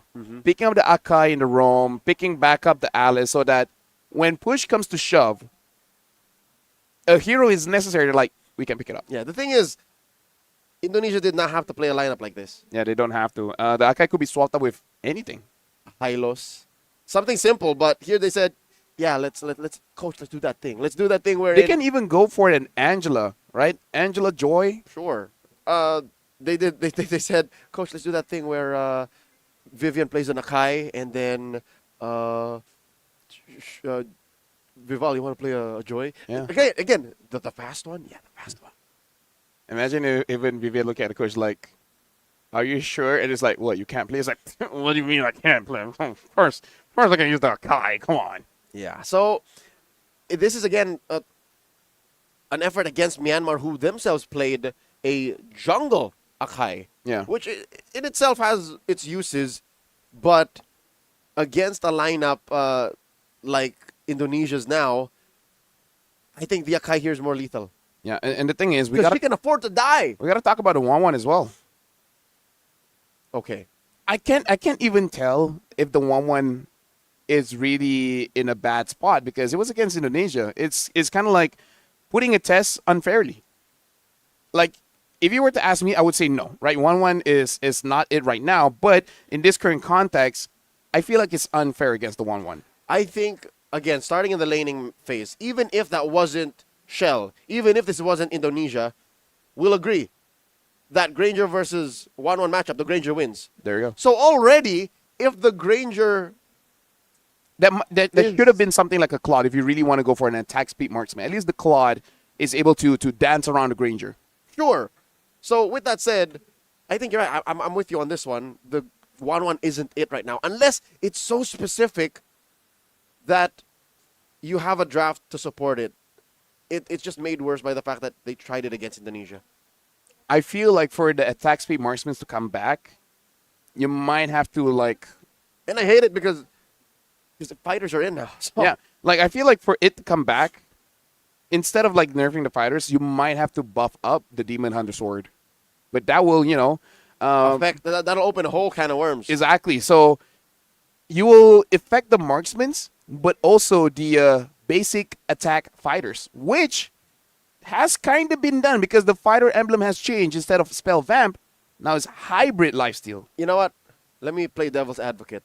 I think Moonton and the developers have built in the solution anyways if this does in case become a problem. The Chastise Pauldron. Exactly. So maybe. No, that's why I'm like, I think the Demon Hunter Sword can be buffed. Which is weird because it's like, it's the opposite. Moonton sold us a solution first and then created a problem. If it were to happen in a future patch, I'm sure it's not going to be in Cloud Rise. No. So maybe after. I feel like definitely next year, maybe mid of next year. Mid of next year, I'm thinking it has to be coming soon. Because the meta needs to shift. No, World Championship. Oh yeah. Will end at Wait, is February. Is Cloud Rise the last patch? Yes. So that is the M7 patch. Exactly. And then M7 ends at February, and then then MPL starts around So- March. So before the MPL. So there's at least 2 patches before the MPL. Indonesia is a point up against Myanmar. And the thing is why I say the Demand Sword is going to get buff is just for the fact that I feel like Corrosion Scythe, especially Golden Staff, if you buff even just by a bit, it might be too much. Because Golden Staff is Percentage attack speed. exactly. Yeah. It's so easily exponentially abusable that enhanced attack effects just go up the wazoo. It's ridiculous. But That's the one where if you change, you will bug the game. yeah, Like but- you will create an attack speed that the system can't even calculate. Yeah, because of how it was, I don't want to say nerfed, but the adjustments and the tweaking that's happened through the years has stopped the abominations such as Marksman Changa and Marksman Nana. Yeah. In the old days, that's what happened. But you know how you're gonna make Golden Staff broken without adjusting the attack speed? What? Make it usable with crit. But that changes the game. That changes Exactly. the item. No, exactly. That's not the same beach anymore. You know, you can change the sand in the beach, but how much sand can you change without it being a different beach? Hey, imagine Golden Staff and Berserker Fury not stepping on each other's toes. Now that's a dangerous meta. Hey. Now that's a meta where I don't want to play a tank. Even if I do, make a tank that reduces attack speed. This is dangerous waters we're walking. We should not give them comfortable. idea. I'm not comfortable. We with should this not give them one, ideas. Let's rewind and undo the previous conversation before we get into the game. Hey, we just jumped in. Here we are. The draft just started. Game 2. Myanmar first pick, banning out the Lancelot as well as the Grok. Indonesia banning out the CC. And pretty sure they're going to be banning out the Eve. Because so far, Eve is a bit too good. But no, they banned out the Gatot first. She's open. But then, Eve and Jushin both will become a question. And if Myanmar picks up the Jushin, I think Indonesia will be the one with something like a Farsa, someone that can attack from afar. So Myanmar now, in terms of the bans, what would Myanmar like to first pick here? I mean, if the Eve open, sure, but do they want to go for a Yusin Shin? Do they want to go for a Jushin? Because I feel like if Myanmar takes a Jushin, Indonesia is pretty comfortable with that. Yeah, Indonesia will have the answer instantly. With something like a Haya or something? Honestly, Yes. any assassins, yeah. Yes, even like the Kimi Farsa is a great answer too. Oh my, the way Shen played that join game 1 just traumatized Team Myanmar. The crazy thing is, I think you and me can agree, I feel like they won't pick up the Joy. Meaning, like, even if it's open, I think Indonesia They will use won't. something. Right? Yeah, they won't. No. Like, something in itself is like, yeah, but they weren't planning on that anyways. Exactly.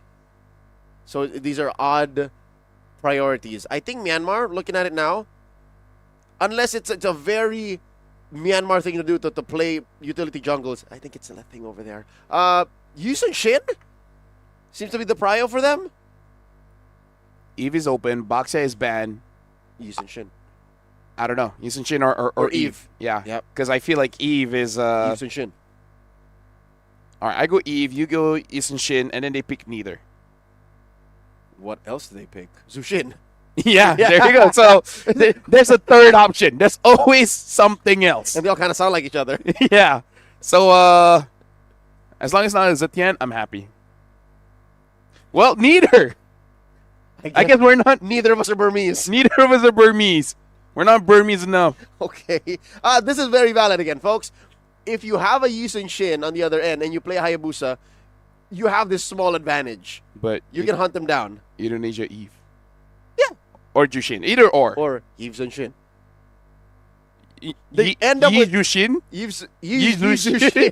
end up with there's so many broken heroes on the board. Myanmar decides to pick the solution. There you go. I like the way that you answered that. Yeah. So okay, go for it. Are they a step ahead? Oh, Hilda, no. Hilda against the high. I mean, like, it's not that bad. We haven't seen Hilda in a while. And it's neither again. At this point, Indonesia, they're flexing. They're like, how deep does this go? no, imagine Shell asking Coach, like, Coach, what am I going to use? Oh, you're going to use a Moskov. Okay. It's like, not now. It's like, picked it. Too late. Too late. Deal with it. And it's weird to me that the Eve hasn't been picked up just yet. Yeah, no, again, the Eve, Zunshin. The fact that YSS, Eve, and Zushin are still on the board. And here's the thing. I would pick Jushin here, considering there's Hilda. Sure, yeah. Or Eve. Jushin Hylos. Or Gatot. Gatot Band. So, Gatot Band. Right. yeah, so Jushin Hylos, Kimi Esme. You know what? I think we run out. I think we're more Laotian. We're more Timorese sometimes. We're more Timorese. We're more Thai. We're not Burmese enough. We're not Indo enough. Mingalaba is the only only Burmese face I know. Let's see, one more pick. How is Zushin? I know more Burmese words. It's just not good on broadcast. So that's why we don't get it. That's why we're not there. Yeah. And again, picking the solution to the problem that's not there yet. The Esme is probably for the Eve. But nobody's picking the Eve. Yet. But they're like, watch. Indonesia, Eve. Or Yusin. And you don't even need a Yusin. You got Moskov. Exactly. So they can pick up a scene. Of course, it makes sense. You know what? This feels like a game of tag. And it's a hybrid of game of tag and hide and seek. It's just like, whoa. You know when's the last time I felt this? What? Back in like 2020, 2021 in the Todat days. Where you never know. You never know. And once they even pick up the hero, is it really the lane that you think it is? Yep. Pick up a Lunox and then goes into the jungle. The likes of a Lunox jungle, Haya gold lane, Minotaur mid, Atlas jungle. Hey, Chico guys, I'll see you soon, huh? Whew. Well, the Hive does get banned out here. I wonder if they want to even push him forward, ban out a Granger. But Myanmar could easily just put Esme in gold. Or something. But you're going up against the Moskov. You lose the range battle. The Spear of Misery just pushes you back. True. So I even forgot the Moskov counters. That's how long I haven't seen a Moskov for a while. Mm-hmm. The Fredrin, though, does get banned. So Team Myanmar, they're feeling like Indonesia is cycling through the pages of their book and be like, okay, coach, are we going to use draft 341C-8? You know what that sounds like? What? Lex Luthor. Yeah. Pilot gets banned. You know what? Even the bands feel like they're just shooting in the dark. Just yeah, maybe this one.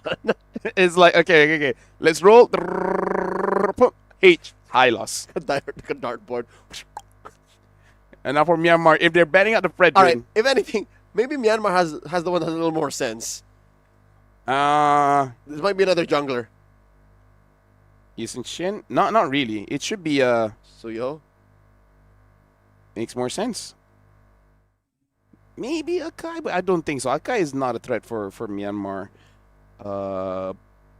Cho? In case this Hilda goes EXP and then Cho roam? They did ban the Cho in game 1. All right, Suyo. They banned on the Suyo. I mentioned that. Oh, I got something right. We got one. I got something right. We're more Burmese than Indonesian. Oh. So Indonesia here. You gotta get one, dude. At least one. Okay. Jungle. That's how low the bar is right now. No jungle. Well, I wouldn't have guessed that anyway. So, all right. Arlet. It's not a shot you miss. You weren't gonna take it. So this is a jungle. Hold on. I'm thinking wrong. XP Hilda. No, Rome Hilda. Minotaur. Rome Hilda. XP Arlet. Myanmar. Okay. A Minotaur. A wild Minotaur appears. And then what's in the gold lane? It doesn't matter. I'm picking one, okay? Nothing. Oh, that's a winning matchup. Myanmar catches the Arlet off guard by running a Fulvius into it. Gold lane. Esmeralda incoming. Okay. Export jungle. That one kind of makes sense. I really like that. That's really good. So are you ready for it not to get picked up? I will laugh so hard. It's hilarious. But because here's why. Because it makes sense. The Xborg jungle is so good in this case. Okay, either Xborg or Lunong's jungle. Since we already brought it up. If it is, shout outs to Chiku, you know? That was for the road. That was just for old time's sake. Alpha, last one. It's between those three. That's the last one. All right, Yisun Shin, let's go. Nothing for Lavelle in this round. Hey, I got so many correct in these past 2 days. This just shows, dude, I'm done. No one remembers when you're right. That's true. They remember That's when true. you're wrong. I'm not Burmese enough. I'm not Indonesian enough. Call me Laotian. Timorese. Vietnamese even. I'm everything but Burmese and Indonesian. We would love to visit someday. But ladies and gentlemen, going into the final game of this series, this was one hell of a roller coaster of a draft. And we both participated with blindfolds. Dude, the moment the Moscow was first pick, I'm done. At that point, I was like, what can I call? Can you call it first pick Moscow? And here's the thing, Moscow was the first pick. Yes! So you know you were messed up. You know you were done for. You were cooked, as the kids say. You know what? Maybe something is cool because they're not moving. Maybe they're like, wait, that was not supposed to happen. Why do we participate all the way to the last pick? Nah, I'm pretty sure that's all the picks will go through. Again, maybe it's just a emblem thing, maybe spell thing. Someone's charger needs to get plugged in. Because if it's really at the end, it's like, wait, did we just first pick a Moskov? Can we? No, they did. They did. I'm pretty sure. Yeah, I'm pretty sure they did. I'm pretty sure they I'm did. sure it's not a pick-related technicality here. Yeah, because honestly, all the picks still make sense. The Selena was used before by Cine, and pretty strong, mind you. Okay. Here is my working theory. Go ahead. As to why Indonesia drafted this way, and they dragged Team Myanmar down this abyss of mayhem. I think it's another effort. How do I say this? Confuse them. No. It's another effort to push the velocity. Remember how in Game 1 it was weird? Like, oh, all of these heroes are open and then they go for the joy. I think it's the same thing. Look how fast this lineup is. Hilda, Selena, Arlott, Hyper Farm on the Yusin Shin, and then the Moskov is just there to like, yeah, I can go coast to coast. Well, speaking of, right now we are jumping straight into the game. Game 2 of Indonesia going up against Myanmar. We'll see how fast the game really goes because I'm pretty sure Arlott does not want to deal with the Phoveus. Gonna get out of lane. Maybe level 2, level 3. But you're still looking at a level 2 power spike for Siswanto. See Siswanto, that's Chinny. Very dangerous. Indrawati catching a few stray shots here. May looking to get her down. Stacks off of Coco's Hayabusa. Okay. Ooh, quick 3 rotation. Arrow caught here by Trico, and she falls. And again, this is a very scary Selena. And Mon gets onto Shen. Shen using the Retribution, getting a bit of HP. Mon taking way too much damage. 2 minutes in, not the time where you want to spend in your opponent's jungle. Massive start for Team Indonesia. Up by about 300, 400 gold. May looking to punish Lim. Lim very low. Lim gets taken down. And all the while, May is healing the team up. The arrow did not hit. Let me just say, there was a game where me and Husky, we see a Selena, and all of a sudden, the game feels like it's on slow-mo. I don't know if it will happen for this game, but it will be interesting if that does happen. I wasn't there when it happened, but is it because everybody's afraid of traps? No, like, it's one of those things, when you see it, then you get it. Like, I don't have to explain to you, you're like, It yeah. just feels that way. Like, everything is moving.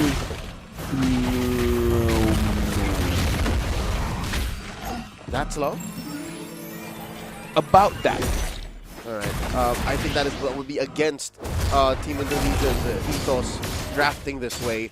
Looking at the turtle spawning in the lower part of the map. First turtle already up. First of the scene, we see Indrawati, the queen of the mother of tanks here, has 4 members of Team Myanmar on her. Yeah, and now May is maybe a little bit too far forward. Lim, level 4. Coco is able to get the turtle, And Lim is all alone. The Ogi Shadow Kill all onto this Arlet. And Team Indonesia, they were nowhere near. Look at that knockup coming in from the Kalia. And now Hung Long gets taken down, the same as Shen. Team Myanmar, they're the one with the lead at this point. Team Indonesia, they are behind on map presence and rotations. That is a tsunami slam. About to take down Siswanto. Got that double dash with the flicker. She's fine. Was that a Selena or a Lancelot? That was a Selena, but you know what I mean. Yes. A lot of dash. Or a Suyo. Or a Suyo. Now Lim goes up against Mon. Mon using this Phoveus expertly. And I do miss Phoveus in the meta. It's the natural predator to the Arlet, and it shows, all right? Even besides the fact that the map mostly belongs to Team Myanmar, lane per lane, just in this 1v1, Mon is bullying Lim, and Lim might fall. Final slash coming through, arrow, dodge, flicker, infernal pursuit. She's gonna get punished underneath the turret 1-for-1. Mon should have been happy with the lane control. I understand. When I play EXP, man, it's like, I don't mind losing, but I'm not gonna lose the lane. Like, if I can kill you, I want me to be in your head. Winning isn't about me winning, it's about you losing. That's where you say winning is subjective. And then your coach is like, what? Stop that. No, the crystal means you win. Is like, coach, you don't understand. You don't play EXP. You're a roamer. Just do your job. Tell me what to do. Indrawati opening up the map. Don't do that. Yeah, folks, just saying, as an EXP learner, we get that mindset. The coach sometimes just doesn't agree. There's a job to do. Yeah. And that's what makes the most successful XP leaders when they focus on that job. Lim and Mon back at it again. I love that these ladies aren't afraid to get their hands dirty to try and get that winning position from the lane. Mon and Coco holding this brush here. They are way far off from where the turtle actually spawned. Indrawati holding this pixel brush. Does she know that May is here? May catches her! Well, now she knows. Tsunami Slam.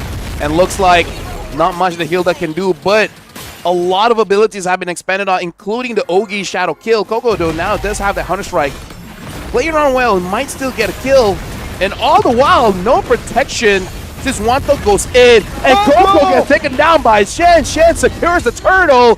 Team Myanmar, they're in shambles. That was a two-woman kill squad. And yeah, sure, Siswanto, Chini was a little farther off, but there were three in the pit. And all that they needed was a Mount Shocker and a final slash. And suddenly, Indonesia took the turtle from Team Myanmar like candy from a child. Dude, Siswanto with a C at this point, she's like, you know what? I'll do it myself.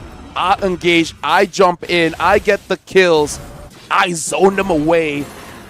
But honestly, that was pretty weird because they saw that the Kimi got hit by the arrow. And look at no one was really prepared to either zone the Selena away or to catch when she comes in. Rafael, this is just supernatural game sense. This is superhuman instincts and reaction time from Team Indonesia. Again, you play this game for hours, millions of times. You end up with this kind of response. Mon now, bullying Lim, Mount Shocker used. What's the plan here? Oh, Shen just scouted. Yeah. I am interested to know whether Mon is going for full defense or investing in a War Axe at this point. Because I feel like you can get away with it considering that there's a Moskov, there's an Arlet, a Yusichin, a Selena. I actually wouldn't mind seeing a little bit more damage. And now Tsunami Slam, Indrawati taking quite a bit. The SOD connects, probably not going to be jumping through. Team Indonesia able to protect the turret down bot. This was the lane prior lost by Lim. Mon committed so much just to get this far in, and unfortunate that this is where the turtle spawns. May gets caught by Shen. Shen's not done. Finds one. Takes Full Moon down on the way back. Tiriko falls, and just like that, Indonesia back in the driver's seat. These arrows keep on hitting. This one with a C here. It's okay, right? He's Siswanto with a C, and it's Siswanto with an M. He's just throwing out these arrows. It's Chinny and Chell. Dude, at this point, even Myanmar is like, wait, what? Like, guys, wasn't we winning? Dodge! Everyone dodge! Like that, dodge the Ogi Shadow Kill. Oh. And like that, dodging the SOD. Coco close call. Imagine, what if Chell found her? She would have been done. She had no part shadow. Me now. Looks like wants a little bit more cooldown. Indrawati scouting everyone out. Siswanto with an M, trying to push out. Chell. Yeah, no, but dude, their name is there. With a 1. With 1. Maybe I'll use that one. Either ways right now. Traction falls with 2. Phobius jumps in, doing quite a bit of damage. Fulon getting Indrawati first. And now in the fray, getting a double kill. The Arlet is down. Coco shuts down Siswanto with a C. And Siswanto with an M. Jumps in, dealing 3 damage as the Moscow of Shen is there. This Yisun Shin is out of control. Mon jumps in to give a triple kill onto Shen. Shen almost single-handedly turned things around. It's just her and Siswanto with a 1. Also known as Shell. 2 marksmen against the world. Coco does get the shadow onto Siswanto with a 1, but now the Demon Hunter Sword has been built. Without an Ogi shadow kill, not going to go for it, but we can see that Team Myanmar has the damage to fight through the front line because Indrawati and Lim are not able to tank it out. Here we go and engage. May fails to find the Tsunami Slam, feeding over the members of Indonesia over to her team. Shen pushing through, Priestess through that wall, trying to push that turret passively. Instead, they'll go for Grand Theft Orange, not without Tiriko saying something about it. They got to deal with this Selena somehow because that disrupts so much. It's just Siswanto slowing it down. Is this what you meant by the...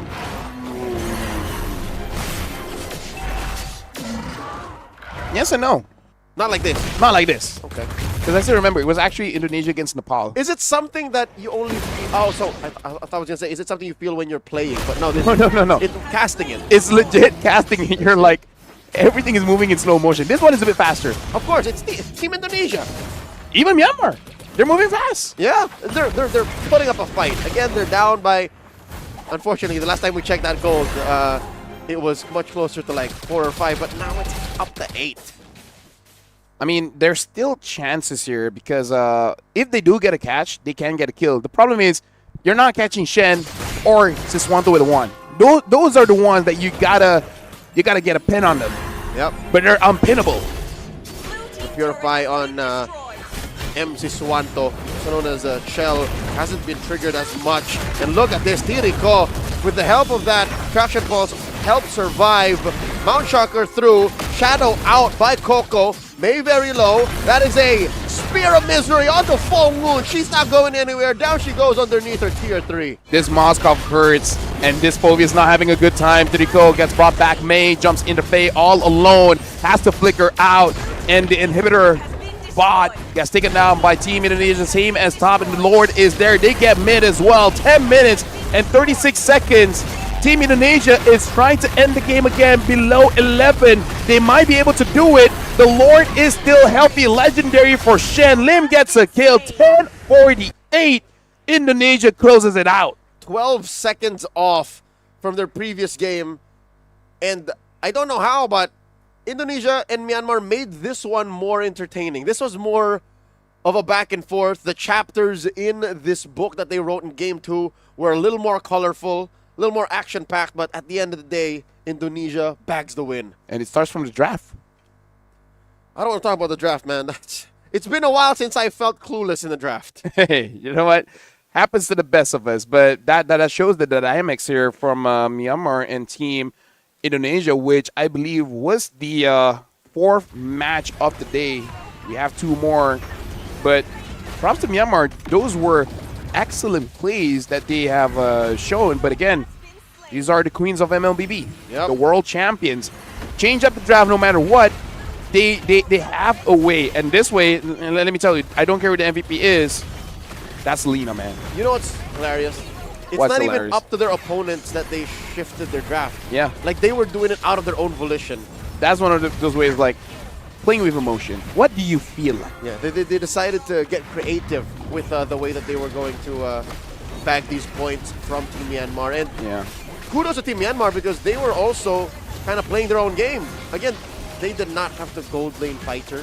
They did not have the Phobius, but they saw the Arlet and said, Yeah, no, let's win that lane. And it was good. I think the way that Myanmar could have won harder, or at least fought harder and maybe got an upset victory, is if Mon and the rest of Myanmar kind of leaned harder on that lane. Yeah. No, I agree 100%.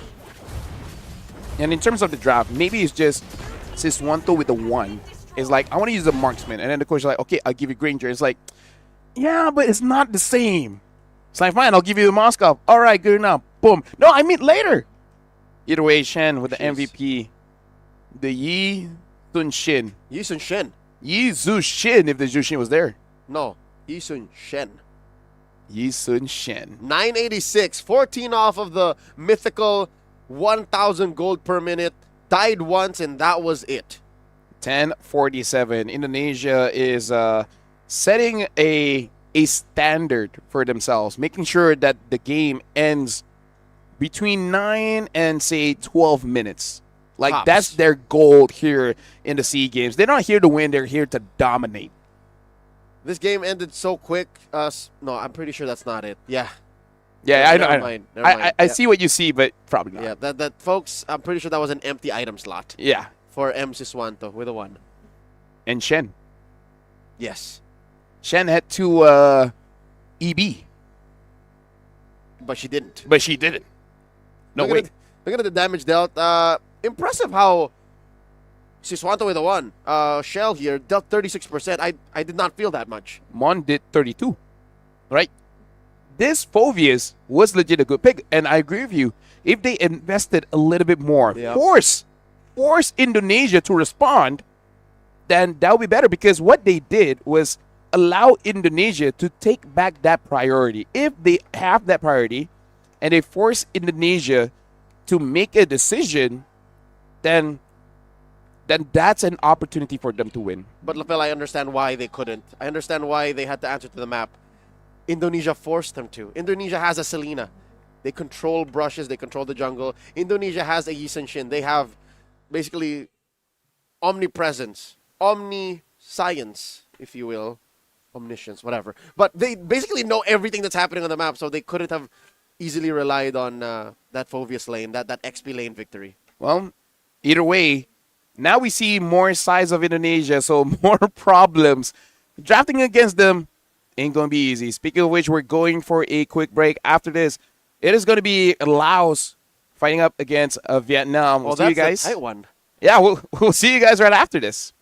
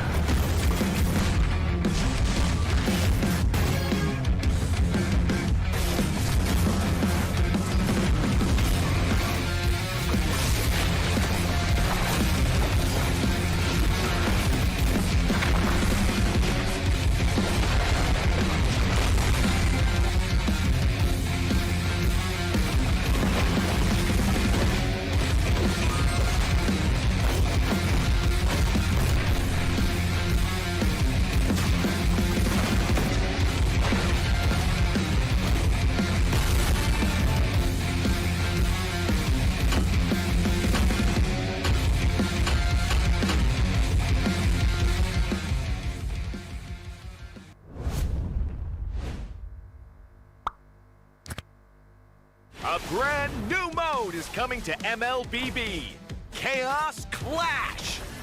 Team up in trios, begin at level 3, and fight on a fresh map with no minions or turrets. During the preparation phase, grab Chaos Fragments to boost your power. As the match goes on, the Annihilation Tide emerges, pushing the action to the limit. Here's a closer look at how this new mode works. Chaos Clash is a multi-round 3 versus 3 mode. Wipe out the entire enemy team to win the round. Teams lose HP each time they are defeated. If a team's HP drops to 0, they're eliminated. Rounds continue until only one champion remains. When there's an odd number of teams, one team will sit out the round. After certain rounds, heroes automatically level up and earn gold. Use this time to buy equipment and boost your power. All full equipment except boots costs 2,000 gold. From round 11 onwards, teams earn bonus gold. Adapt your loadout and strategy to stay ahead. At the start of each round, you will receive random chaos fragments that boost your power. You can also refresh fragments to re-roll their effects, with 2 refreshes per round. The game offers a wide variety of fragments, each with unique effects, so you can mix and match to create your own playstyle. For example, tank fragments make your hero tougher and deal damage back to attackers. Marksmen who pick range-enhancing fragments can safely deal damage from afar. And that's just the start! Countless other powerful fragments and combinations are ready for you to try. As rounds progress, the Annihilation Tide starts shrinking across the map. Heroes outside the tide take sustained damage. Master this mechanic, and it can swing the battle in your favor. For instance, heroes with knockback or displacement abilities can push enemies into the tide. Surprise your opponents and watch them struggle against the sustained damage. The new 3 vs 3 mode, Chaos Clash, is coming soon. With a variety of chaos fragments, every match brings a fresh experience. The shrinking zone adds fast-paced, thrilling action, and new map buffs further empower heroes. Exciting, innovative, and powerful new strategies await. Are you ready to try them all?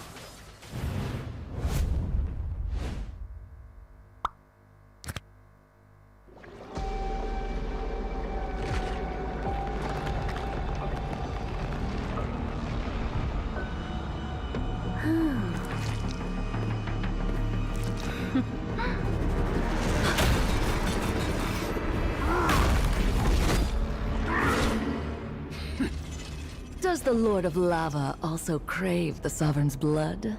Fool! The tyrant's remains will only bring doom! Under her brutal dominion, our warriors were corrupted into foul bonds of decay! Sovereign of the Abyss, Obsidia. Her curse still flows within the Sovereign's blood!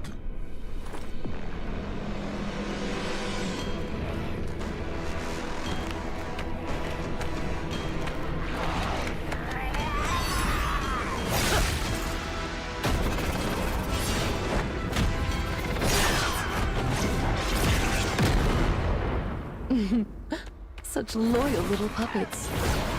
Aren't you?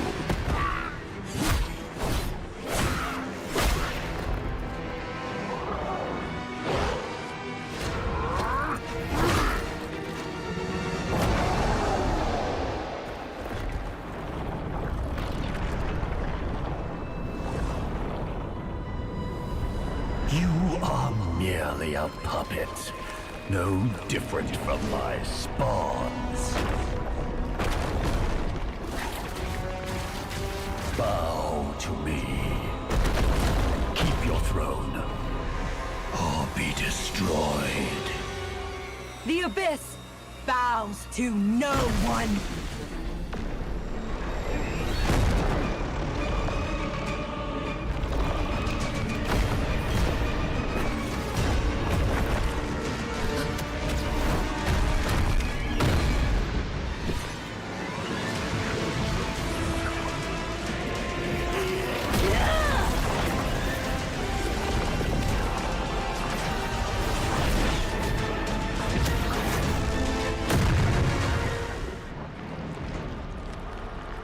For the Abyss!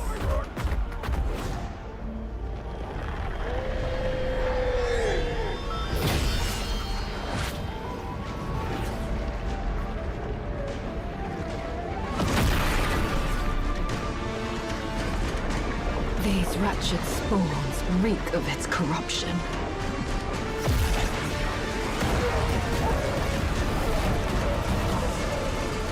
Your sovereign has a god to kill.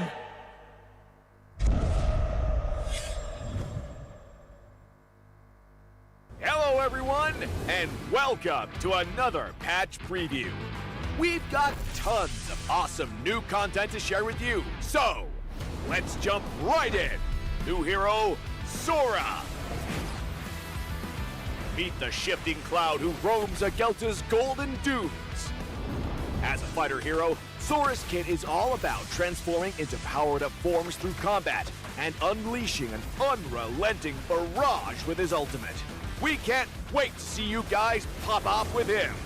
This year, we've been constantly improving the gameplay of roaming and EXP lane, and it's been awesome seeing some OG heroes make their comeback. Later, we'll be rolling out balance changes for the upcoming M7 Championship, recognizing the unsung roamers, rewarding skillful plays, and keeping the meta fresh. Through these goals and more, we're committed to elevating your game experience. This patch also packs improvements for many features. A brand new clip sharing feature is also dropping soon. You'll be able to clip and share your plays instantly with a recording overlay. So, get ready to show off those stylish skills to all your friends. That wraps up our new patch preview. Hope everyone will enjoy all the new content. And until next time, we'll be seeing you in the Land of Dawn.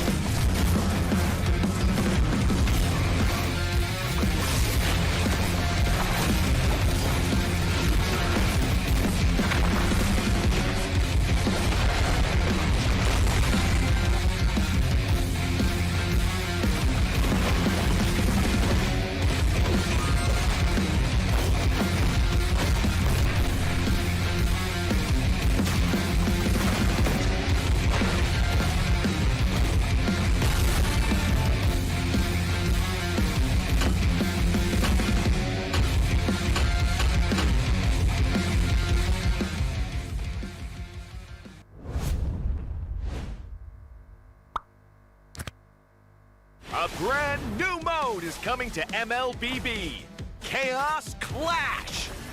Team up in trios, begin at level 3, and fight on a fresh map with no minions or turrets. During the preparation phase, grab Chaos Fragments to boost your power. As the match goes on, the Annihilation Tide emerges, pushing the action to the limit. Here's a closer look at how this new mode works. Chaos Clash is a multi-round 3 versus 3 mode.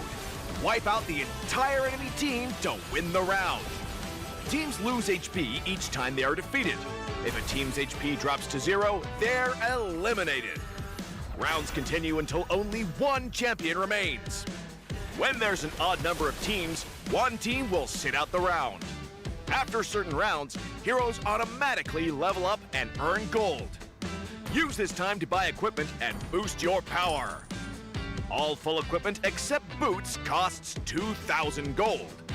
From round 11 onwards, teams earn bonus gold. Adapt your loadout and strategy to stay ahead. At the start of each round, you will receive random chaos fragments that boost your power. You can also refresh fragments to re-roll their effects, with 2 refreshes per round. The game offers a wide variety of fragments, each with unique effects, so you can mix and match to create your own playstyle. For example, tank fragments make your hero tougher and deal damage back to attackers. Marksmen who pick range-enhancing fragments can safely deal damage from afar. And that's just the start! Countless other powerful fragments and combinations are ready for you to try. As rounds progress, the Annihilation Tide starts shrinking across the map. Heroes outside the tide take sustained damage. Master this mechanic, and it can swing the battle in your favor. For instance, heroes with knockback or displacement abilities can push enemies into the tide. Surprise your opponents and watch them struggle against the sustained damage. The new 3 vs 3 mode, Chaos Clash, is coming soon. With a variety of chaos fragments, every match brings a fresh experience. The shrinking zone adds fast-paced, thrilling action, and new map buffs further empower heroes. Exciting, innovative, and powerful new strategies await. Are you ready to try them all?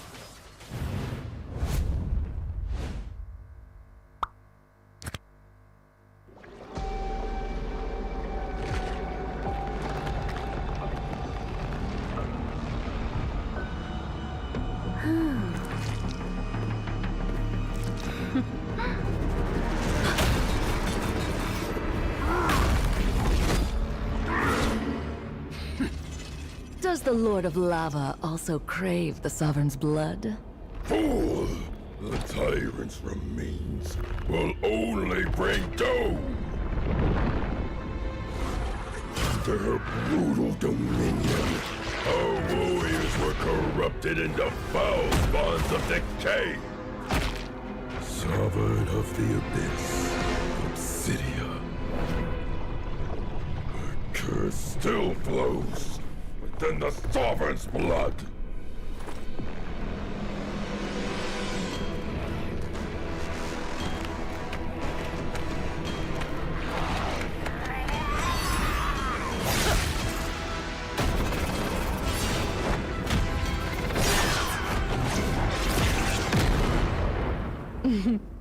Such loyal little puppets, aren't you?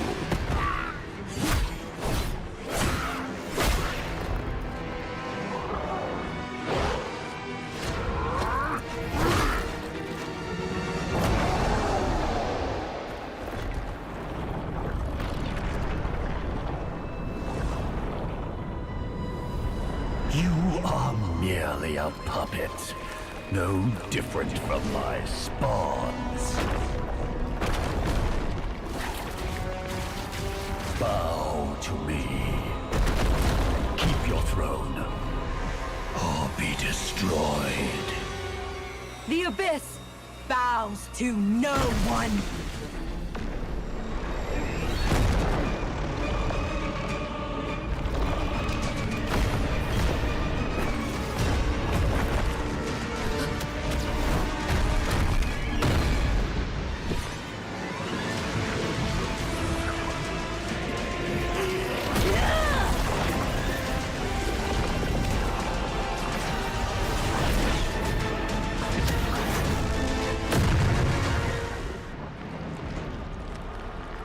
For the Abyss!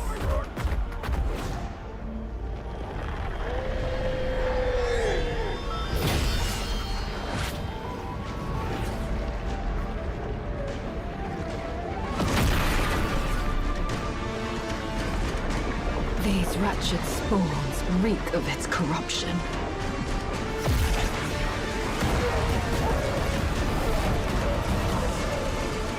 Your sovereign has a god to kill.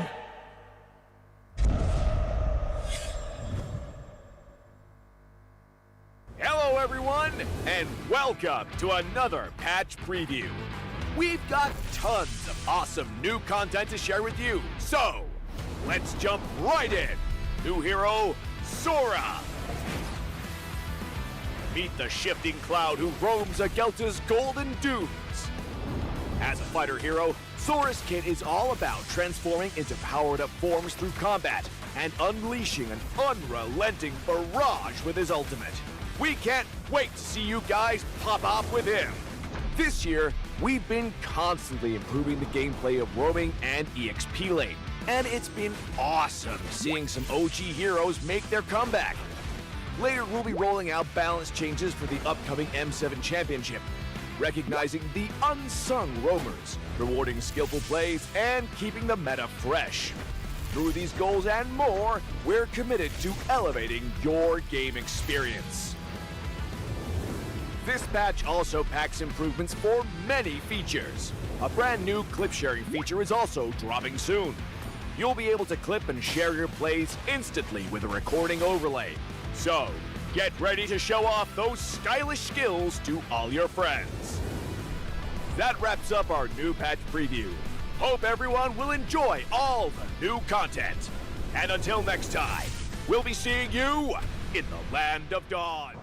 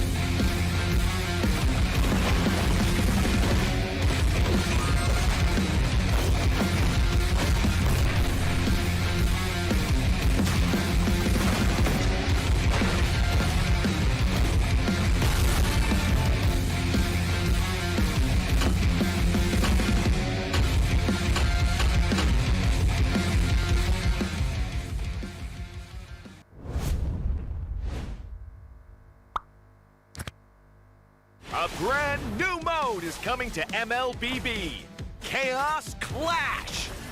Team up in trios, begin at level 3, and fight on a fresh map with no minions or turrets. During the preparation phase, grab Chaos Fragments to boost your power. As the match goes on, the Annihilation Tide emerges, pushing the action to the limit. Here's a closer look at how this new mode works. Chaos Clash is a multi-round 3 versus 3 mode. Wipe out the entire enemy team to win the round. Teams lose HP each time they are defeated.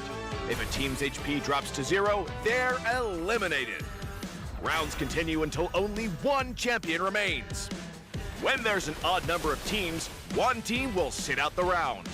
After certain rounds, heroes automatically level up and earn gold. Use this time to buy equipment and boost your power. All full equipment except boots costs 2,000 gold. From round 11 onwards, teams earn bonus gold. Adapt your loadout and strategy to stay ahead. At the start of each round, you will receive random chaos fragments that boost your power. You can also refresh fragments to re-roll their effects, with 2 refreshes per round. The game offers a wide variety of fragments, each with unique effects, so you can mix and match to create your own playstyle. For example, tank fragments make your hero tougher and deal damage back to attackers. Marksmen who pick range-enhancing fragments can safely deal damage from afar. And that's just the start! Countless other powerful fragments and combinations are ready for you to try. As rounds progress, the Annihilation Tide starts shrinking across the map. Heroes outside the tide take sustained damage. Master this mechanic, and it can swing the battle in your favor. For instance, heroes with knockback or displacement abilities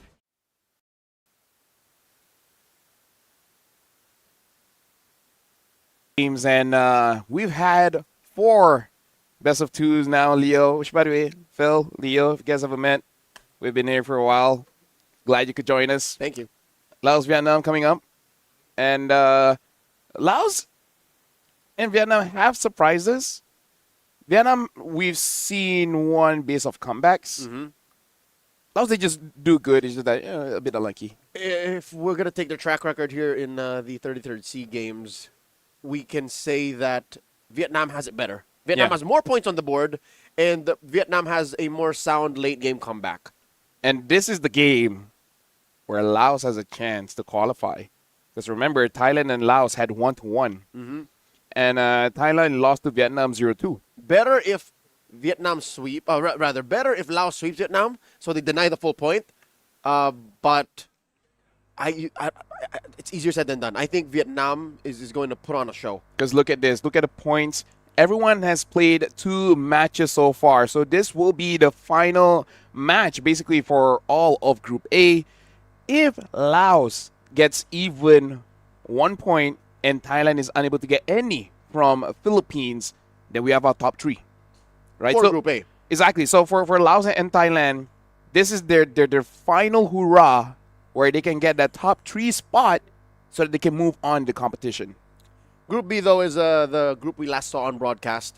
Team Myanmar failed to get anything out of Team Indonesia, and their only point so far is the one against Malaysia. So, the only way Timor-Leste can get through is if they're able to 2-0 Myanmar, which So the final game of the day, the final one that we will be broadcasting is going to be Myanmar Timor-Leste. That's going to be the deciding match. Who goes to the next round? And Myanmar and Malaysia, I mean, they have to accept this fate, right? Yeah. Is there a world where... Yes, there is. There is a world where Malaysia is #1 seed if Indonesia don't score anything in their last match. Because the last one is, I believe, Indonesia, Malaysia. So there you go. So yeah, zero-sum game. So both are basically fighting for #1 spot, which I'm guessing Indonesia will take it. But you know, hey, things can happen. MLBB.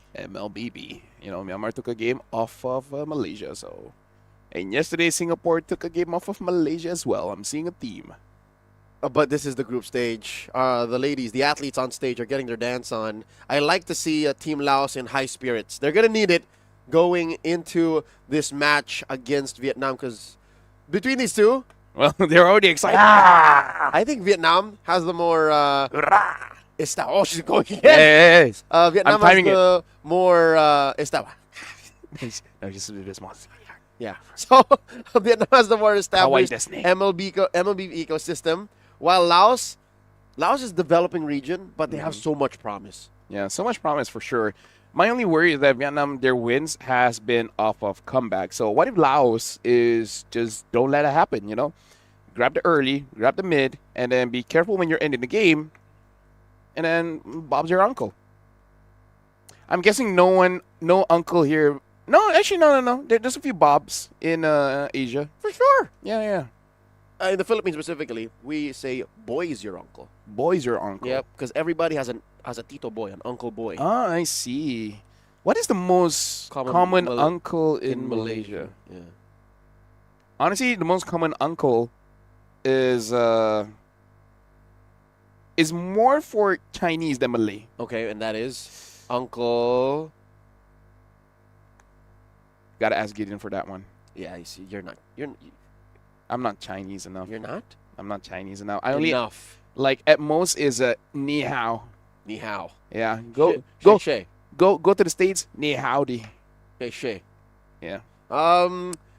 Folks, your uncles. We want to know about where you're from and what's the most common uncle in your place? Which is again, I think, representative of the most common name for men in that place. Yeah. So in Philippines is boy. Yeah.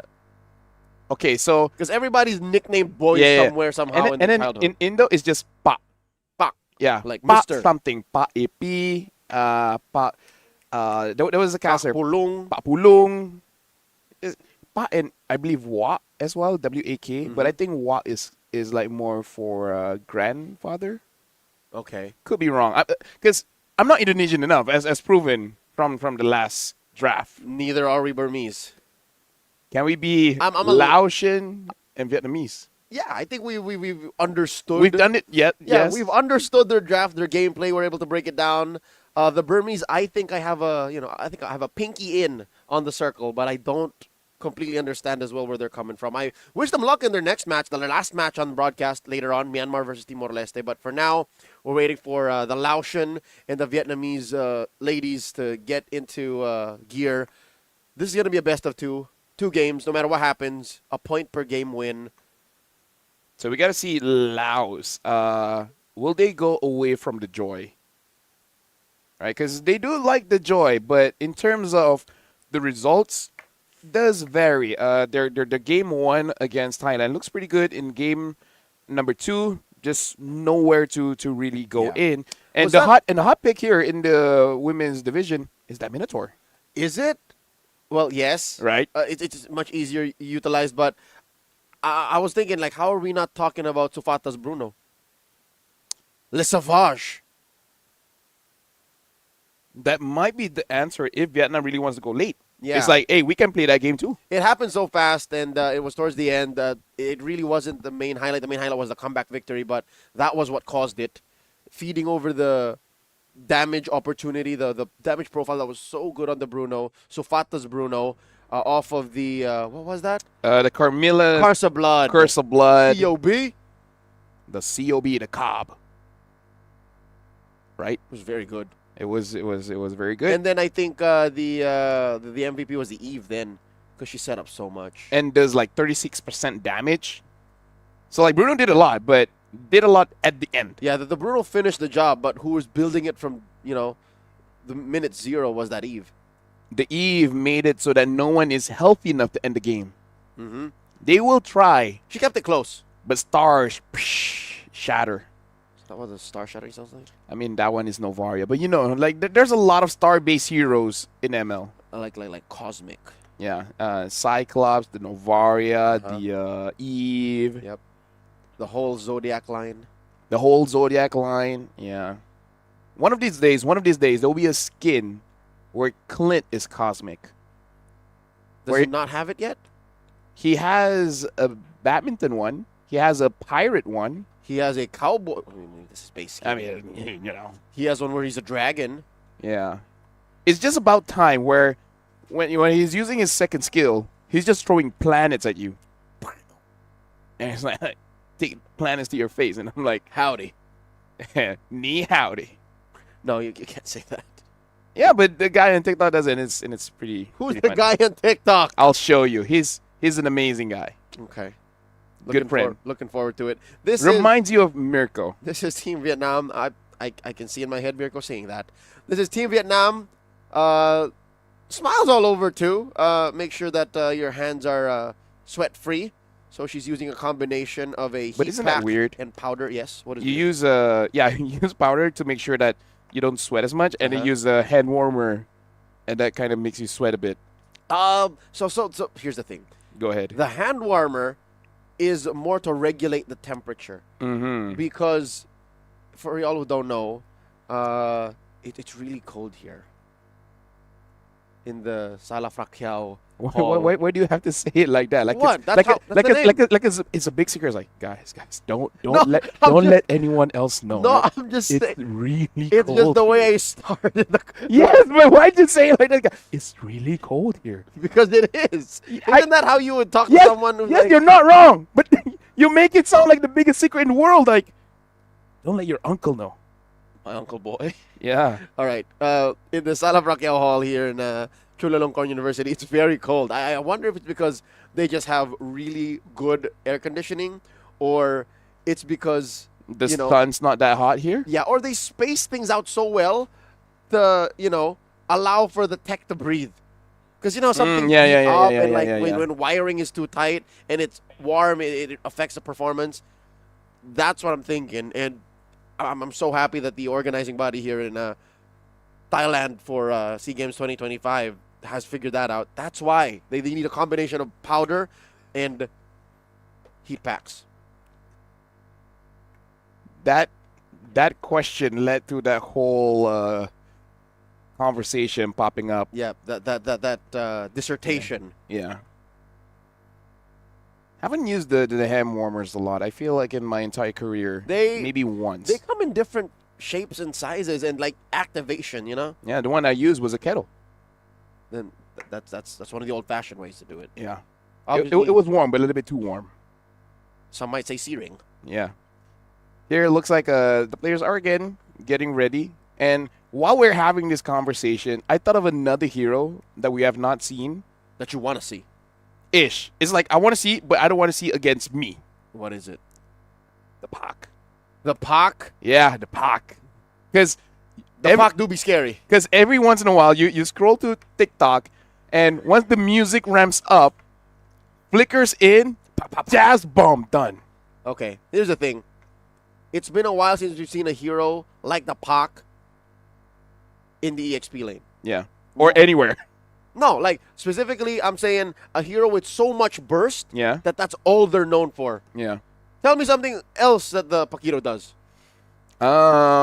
Small displacement, knockout punch, Booyah. Who invests in a whole pick just so that you get a little bit of displacement? Hey, you can cancel a Farsa ult. So does everyone else. Yes. So you know what I mean? Like, so I would name a hero in the XP recent- lane? No, Uh-huh. yeah, specifically, but also just in the game that they were picked just to do extreme burst. Because that's the last time Paquito was a meta, when burst was a thing. Yeah, but that was one pocket meta. It was used to counter this one hero. What was it again? Paquito? Yeah. Paquito. No, as in like Paquito was used to In a counter pocket meta. The Oh my counter who? God. Yeah, I'm trying to remember because I know Counter Ling. it came from Indonesia. No, very recently. Very recently. I think it was MSC. That was one. What was the strong EXP during that time? Hold on, let me go through it because I know MSC this year? Yeah, this year. Mid-season cup. Yeah. At the EWC. From Indonesia. It was an Indo team who did it. Indo team. I don't think it was Onyx. Then it was not Onyx then. It was Could be Onyx. Onyx. Yeah, but I do remember that because once I find that hero, you'll be like, oh yeah. What was it again? Because I'm pretty sure there was one. Okay, here we go. We'll put that aside. We'll figure out exactly who it was and who played it in what context. We're picking our map Was for it a game CC? 1. To counter the CC? Yeah. Basically, like you win the lane, but then everyone was like, "Wait, Xborg is better." Yeah. Dangerous Grass is what we're using here in game 1 between Laos and Team Vietnam. That's The previous stat, just to remind us that that happened before. Mm-hmm. And now the players. And we're about to see new stats. And we're already seeing a ban coming through. Looks like the Alice first ban from Laos.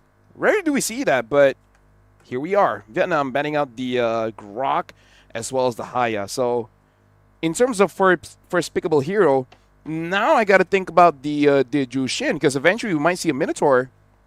And maybe the Jushin could help the Minotaur, but also, annoys the said Minotaur. Because I really feel like Jushin, once you have that glowing one, then a Minotaur isn't all that scary. Unless you really pull it through your team. Yeah. And then your team's like, bruh. But they're both still up. So that interaction might still be there, and these athletes might be willing to, play that interaction. I know I would be, especially if my team performs so well with the Minotaur. I think that's I agree with you. That's the pocket pick anchor being of the women's division of the SEA Games. Yeah, because it basically protects all angles and it heals you up. And sometimes people are just not ready for that burst heal, especially coming in from the flash. Without the flash, definitely you can play around it. With the flash, not so much. Eve is open, so Eve gets picked up. And then Not in even- terms of not even thinking twice. Not even thinking twice. The Lance is open if Laos wants that, but we've seen this time and time again they prefer the Joy. Mm-hmm. Put it in the hands of Sanita. She plays a clean Joy. Ni will be rocking this Eve. Esme? I think they should pick up Esme, Esme Joy. Maybe something else, like Esme Gatot? Multiple ways to find the Eve. Yeah. I feel like that's safe, but I can understand if you want to get a Minotaur to deny it away from Vietnam, because that is Two's hero that ensures a comeback as possible. That's lethal. Minotaur inside the real world manipulation. The Gatot and the Farce. Okay, so instead of diving the Eve, they want to at least just reach her. So what do they call this? This is Squid Game? Like they play with the shapes? Just need one more shape. Which is? Usually it is with the Eve. So the Eve is a square, the Gatot is a circle, and then the Lancelot is the triangle. But the Farce is also the circle. Yeah, so they have two circles. Nice. See, now the Eve is a square, the Yuzong is a circle, they get the Lance here. Squid Game. But I love how they answer back so quickly with the Yuzhong. Like, you pick a Farce, all right, we're going to dive you. It's your turn. I guess it's one dive for another. So Yuzhong plus Suyo. So this should be a Joy. Trang. So in addition to the Minotaur being a pocket thing for the women's, so is Suyo. Yeah. Wow. Starting to pop up here and there. To mixed success, but we can definitely see the idea coming in. It's not for nothing. Basically able to do is the pocket knife hero, right? Mm-hmm. What's needed, he's got it. All right, you read it well. Okay. You're so loud. Laotian. So Laotian right now. There's the joy. Going into the bans, I think these Ban teams, Ruby. Yeah, I was going to say these teams would be good to slowly take out gold laners. The Ruby specifically. You know what? Laos bans Ruby Minotaur because that what screwed them over going up against Thailand before. Yep. Because I'm pretty sure Sanita is telling them like, what do you guys want me to do? Huh? And Sofata doesn't mind. I think Sofata's hero pool is so deep. You take out the hot meta ones, and she still ends up with like again a Bruno, Yeah, a Savage. The only Savage I think of the SEA game so far. Yeah, because the other Savages was stolen away. So at most we got a Maniac. Looks like they banned out the Granger first. So I think it's okay if Laos picks up that Ruby, because I feel like in this matchup Ruby is a pretty important piece to the puzzle of everyone jumping around, dashing here and there. Lapu gets banned out as well from Team Vietnam. So Laos, if they don't ban a Ruby here, they ban a Minotaur. Like that ban, considering what we've seen so far here in the female division. Vietnam either bans out the Ruby or what else? I don't think Apovius is a threat. I don't think of any other EXP except for an Arlet.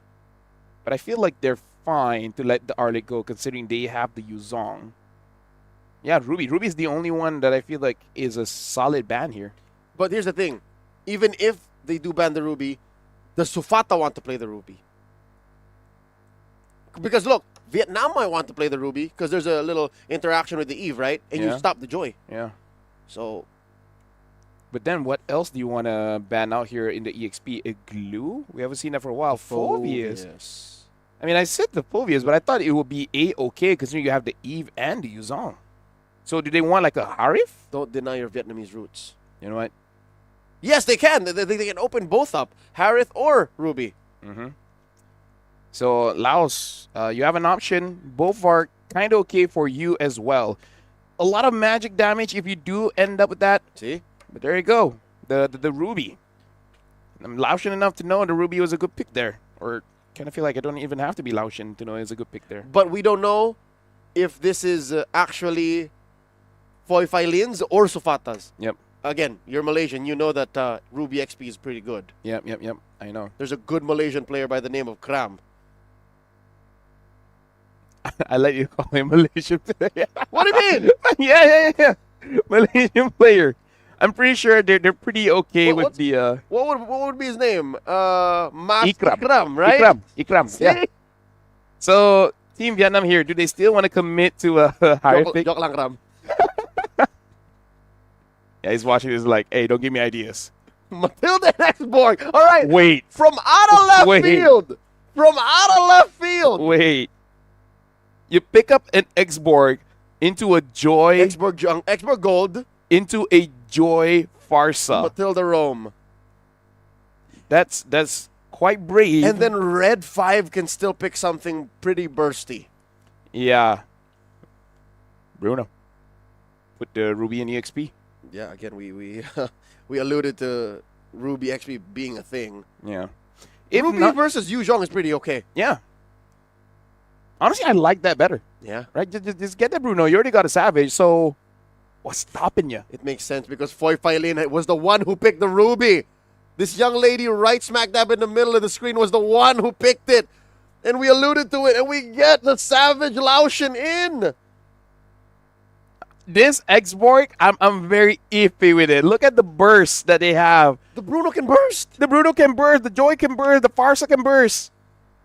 This X-Borg has his workout out for her. The Matilda, I'm like, okay. Because remember, we need one new hero per game. We got it. With the Matilda. At this point, I'm impressed. We're at match 5. And we're still getting new heroes. We're hitting the quota every single time. Just like what? The 9th game? 3, 4, 9. Yes, this is the 9th game, meaning we got 9 unique heroes today. At least, because I remember... No, we missed one, and then we doubled down on one. So yeah, 9. Yeah, we have some extras in there. Oh, my Lord. And now we're jumping into the game here. Laos against Vietnam. Here we go. This is basically going to be the match to dictate who gets to move on into the playoffs. I think Laos should really fixate on activating Sufata. If it means holding out till the late game to try and get a savage on the young lady again and then turn it around, so be it. But they cannot lose game one, because by losing game one, they kind of seal their fate. Yeah. Or they don't make sure that Ant cannot get onto this Parsa, and then the Parsa just becomes oh no! Ditaphone gets caught by a surge! Gets on out of there. At least doesn't panic. I love the composure on this young lady. Not like us. Does not flicker. Just says, I'm fine. I can just use my wing. I would have squealed if that was me. Luckily, I don't Parsa. Yeah. I'm never in that position. Although I do gotta say, in the early game, you really do not want to use your flicker. Yeah. Because dangers are coming. And we know what happens in the real world when a bird doesn't have a flicker. I mean, I wouldn't know. I've never seen a bird flicker. Hey, you should explore more. Birds in the Philippines are like that. Hey, come to Malaysia. Either ways, right now, 2 as well as Nate. So far, not a lot of rotations coming in from this Matilda. You see the speedy rotation there? Hey. Calling you shall receive. Now they're bot. Because usually I would say that, okay, Suyo and Matilda, level 2, try to get something like the creep on the side. The golems. Yes. And etc. But small camps. Not doing it just yet. The turtle is spawning down bot. And they're probably just waiting for the Ruby to move up. But Sanita is there. Dangerous Grass 2 sees Sanita. Doesn't see Manini just yet. But he jumped in. An finds me. Maninian gets flushed out of that pixel brush. An answers back, still holding on that Black Dragon form. Quite the dance these two teams are going for. This is just the first hurdle. Look at the gold lane. Both Bruno as well as Eggsborg. They see each other and they're like, yeah, let's fight when we get there.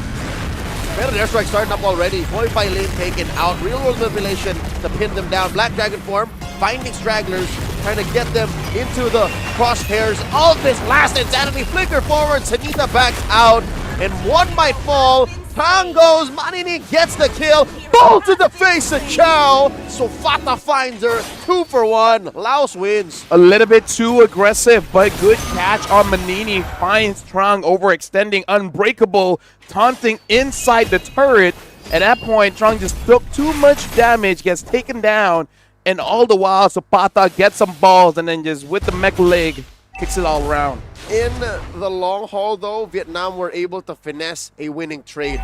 Yes, they lost out 1 kill, but they were able to steal away the purple from Sanita. And Sanita's going to walk into the purple and say, gosh darn it. People in Lao say that? So, probably, right? We don't know enough. Taking a bit of damage What's the from play? Why would Ditaphone do that so soon? She thought she could burst or try to force out a Black Dragon form that's still on cooldown. Really long cooldown this stage of the game. Lord, Turtle rather, here at less than half health. AOD jumping in last insanity off of cooldown. Real world manipulation. Slicing, dicing. Vietrung able to steal it away. Down goes on. And I think Laos should get out of here. They're happy with this. Sufata still kicking balls right in Trang's face. Trang survives. You know what? Bruno in the late game sure is scary, but starting off at 4 minutes with a 2-kill lead over the Eggsborg, which is 0-1-0. And this is where you're like, okay, maybe we should have banned the Ruby, because if not for that Ruby, Trang would have gotten that kill. She dashed on forward, basically one more hit, but gets stunned up. Look at this. The Ruby really wants to rush for that War Axe, doesn't even bother with boots. You don't need movement speed if you just keep on dashing around. Speaking of, looking at the items here, no one has completed anything just yet in terms of the items. Like Joy just goes for the Genius one, and Suyo probably gonna go for that Hunter Strike. And more importantly here, I'm looking at Matilda. Looks like we'll go for Flask for his item. So far, it is it paying off? The early investment on the Flask like this. I mean, you're not really a frontliner, no? Yeah. It's only really okay for An. In case you Black Dragon form and somehow you're the one that got caught. right? Because I feel like that kind of kill is okay for An. And everyone else is just nice, but extra. But if someone else takes it, then it's kind of bad for the Yuzong, because you kind of want to reserve it for the for Ant. Exactly. For Ant's re-engage. All right, Team Laos putting so much effort for only 200 gold up on Team Vietnam. I think they have to find a way to get Sufata to get 3 kills. She's the only one really, maybe second to Tidafon, who can do that, because Sanita isn't quite ready yet. This is how she's going to play expectedly until about the 8 or 9 minute mark. And this may be the idea, I hope it is, from Vietnam, basically saying that, okay, Chow, you can't join the fight, but at least try to stop Sufata. At this point, we cannot give any more kills. Unless your idea is to give 1 more kill and then kill her off to get a shutdown. Looks like Chow is already here, so not even going to try to stop the Bruno. Oh, zero revelation put up here by Ni. Answering back by their air strike. Oh no, that's the AOG Money Ni plus their vitalize and not the takedown. Trang! What an exchange! Laos winning that, a free pick-off, no retribution for Team Vietnam. And this is where we see the crowd control is queen at this point, with the Ruby there alongside with the Gatot Kacha jumping in, AOG knocking up 2, and then Ruby's like, I got this. Don't run, Wolf King. Stops everyone in their tracks, giving so much time for Laos to reposition to make it so that if Vietnam continues to fight, you're the one that gets taken down, and that's what happened. Apparently, Laos had another solution in the back pocket. It wasn't to activate the phone, it wasn't to activate Sufata just yet. No need to rush that. It's just to be smart about your engages and force Vietnam to overextend. How did they catch Trang? Are we not all about Suyo getting in and out the way he wants to? He wants to, but gets caught by the scythe of Ruby. And it didn't happen once. It didn't happen twice. It's been all the time now. Every single time Trang jumps in or slides in or glides in, gets stopped by that Ruby. And all the while taking free damage from, as we say, the burst, Bruno, the far side, the Joy, anyone's there enough to take down that Suyo. Uh-oh. In comes Chow. Manini looking for the unbreakable. A real manipulation already used up. Boy Pailin backs out of there. 1 HP in a dream. Sanita with her electrifying beats forces a Black Dragon form from An. Just checking range. Close call. I gotta say, Yo Pailin is one of the more, how do I say this? Like, not... Okay, how do you say... We had a word for it. Where basically you give everything to everyone else. She's selfless. She's selfless. Thank you very much. One of the more selfless player, because every single time she's the one that's most willing to trade her own body just to give space, just to give time. Even against Thailand on that CC. Now with the Ruby, she's like, I'll make sure I'll protect you guys. Whoever Trang jumps on, I'll be there. If she dies, she dies. But her goal is to stop Trang and to compromise Vietnam's battle lines, and it works. Boy Pailin, I'm pro player, like, that's, for me, that's one to watch. It's not the first time that she's done this, I'm pretty sure. The way she's playing this Ruby, the way that the Team Laos is moving around and activating Sanita, making sure Sufata has space. It's been a while and we haven't checked in. I think Sufata is about to hit critical mass. Like, a massive power spike for this Bruno is incoming. Oh my, Telephone, what? Something happened in the back. Manini gets pushed back by the S-Borg, but all the while Bruno is going to get this turret for free, already pushing in the minions. Oh, Pailin gets caught, gets petrified, and not enough sustain. Falls to the face! Down goes 2! One more, looking for it, electrifying beats, down goes On! And just like that, a 3 for 2! Team Laos, nothing comes free! And now Trang gets caught, gets hunted down, but Laos, they're not sure what to do. Do they want to go for the Lord? Do they want to go for the kill? And both doing both! How's about everything? We'll take that to go. Team Laos takes down Trang and the Lord. And I gotta say, Laos is pretty happy at this point, but you know that Thailand's watching, like, their hopes of getting to the playoffs is getting slimmer and slimmer as Laos one by one at taking down Vietnam. It's working. The willingness for Team Laos to kind of switch around hero expectations and the dirty jobs that they expect each other to do. Again, Foy Fai Lin died in that last major sequence, right? But it was worth it. That's what we were talking about her being a selfless XP laner. And look at this, in terms of the items, Bruno is not going for the penetration just yet. Instead goes for the Sea Halberd. In case the Gatot is not there, in case the Farsa is not there, because you know someone will try to 1v1 you. At that point, you got to be self-sufficient. You got to be the one that gives the life bait. You got to be the one to have that anti-heal. Yep, and by being a one-stop shop of one-on damage, Sufata is, again, securing the late game for her squad. And they're up now by about 3,000 gold. Approaching 4. They got the Lord. They're going to pop the Holy Shields here up top. Maybe even mid if they're lucky to keep some minions. And from there, Vietnam will have to just rely back on their really strong late game comebacks. I'm trying to pull that to the side, but I think it's not that bad considering it is 11 minutes. So, you know, it's going to pop in a few seconds anyways. Team Laos is in full control, and with the map as it is, this should be a free tier 2 for Laos. And scaling, Laos with that Bruno is definitely much stronger in comparison to Chao, which we've seen have an amazing game on picks like the Hive, but on the export here, it's a good pick, just not great against a burst-heavy lineup. Yep, it's not the hero, it's what it's running into. We saw some promise and the potential in the early to mid, but now approaching the late game, it's just so hard for her to find the moment.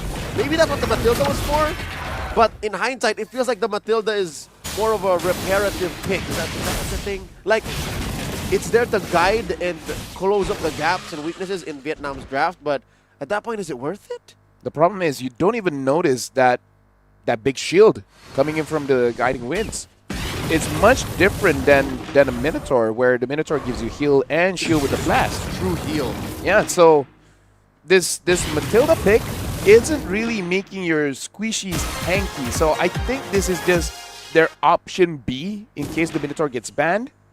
I feel like Vietnam after this, if it's open, they're just going to pick it up before it gets taken away. Unless you have another pick like a Estes or a Rafaela or something. Because at this point, let me just say, this Matilda feels like a different Lolita. They're just giving the shield with the flash. But the Lolita has massive crowd control. Massive potential to start a big fight. But we haven't seen that yet. Am I right? In the past 13 minutes, Circling Eagle hasn't been used proactively. It has been used off-screen.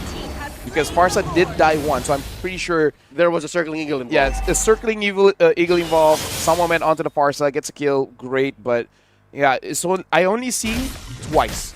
And one of them caused the death of Team Vietnam. One of them was... It was in mid. It was detrimental. It was in mid when Trang jumped in and Ruby stopped her.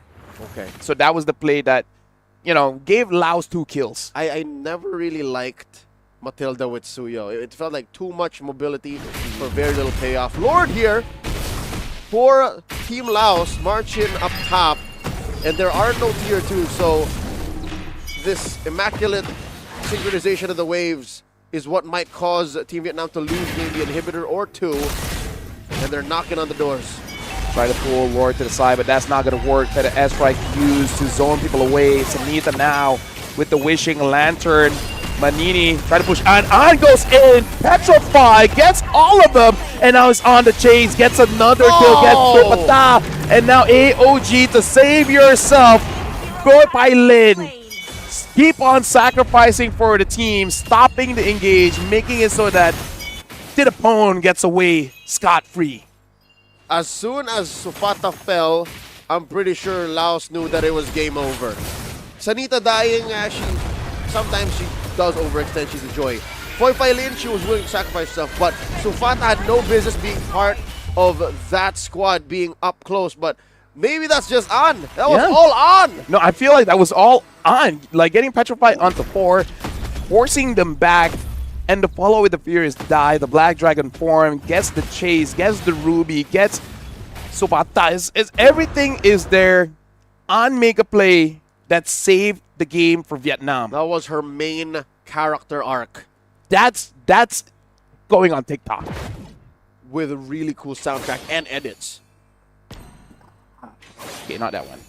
Something else. Looking at the items, Sofata, prior to being shut down, has already picked up the Wind Talker, so she's able to push waves faster. What's that last item? Now, the thing is, she should have invested in the Malefic Gun. She needs range, but instead goes for that Wind of Nature.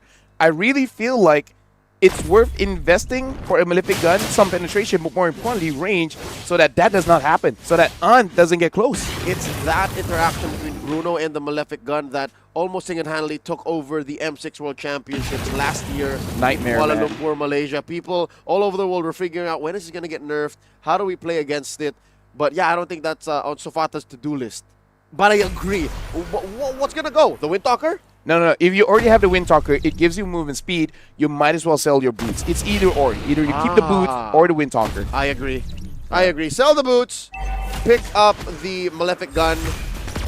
Tito Boy's your uncle. And there you go. Vitaphone taking quite a lot of damage from the Eve. Has to fly away.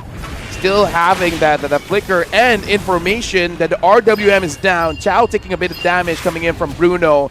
Vietnam controls the Lord for now. An as well as Chow is holding on to it. Hoi Fai Lin marches up to mid lane after taking care of that bottom lane, keeping it at equilibrium.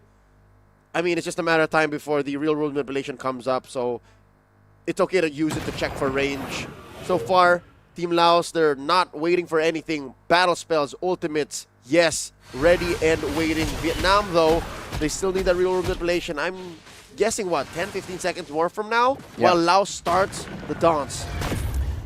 Crazy thing is, they went bottom. I don't even think... Okay, it looks like they're just setting quite a good slow push there. And now, the Suyo is already back up.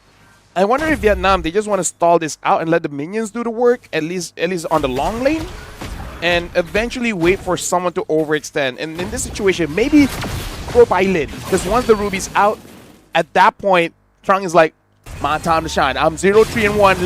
Let's make it 4-3-1. But the Ruby has to go. She's got to start somewhere. And I think it's the fact that the Ruby... you know what? I'd like to think the Ruby has to stay here. Yeah. The fact that she has that whole dynamic with the Suyo makes it all the more important. Would it be too much to ask if Sofata were the one to take care of the long lane? Either Sofata or Sanita. Oh, really? Yeah. Basically make it so that let's have an agreement. No one is taking the Lord. Then if they say yes to that, Sanita. But I think Tita Phone is good too. She can wings by wings over. Either way, they have options, right? It's not as fast as Suyo, but it's not bad. Ooh. Maninin takes so much damage. She's down to less than half health. Has to recall first. Yeah. X-Work does hurt. That's why you're hoping for your main carries to take care of the Firaga armor, and all the while Vietnam got a free turret down bot. They just left it. That's how you play around the macro, understanding the strengths of your minions. That's why you remember the minions' names. CP Poo Papa? Little Melvin. Little Melvin. Get to know them, they'll help you out. This is Tita Phone taking care of business as we expected. I think Tita Phone can go bottom, clear, mid, clear, play around range. I'm good. Go back to the thing again. You know what Vietnam can do? What? Force her to go, wait around the buff, jump in. Kill the bird while she's flying.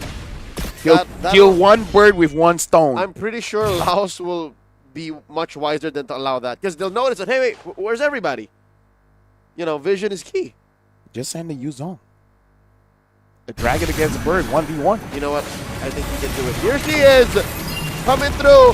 Maninin cuts right through them. Sanita forces an immortality pop on a Chow. Look at the back line. Feathered airstrike. They split him up very well. On falls. Sanita goes down. Not a good trade. Turn disastrous for Team Laos. What? At least An can say, I did my job. I made sure that Supata, Tita Phone is not there. You guys just have to deal with Sanita. Uh-oh.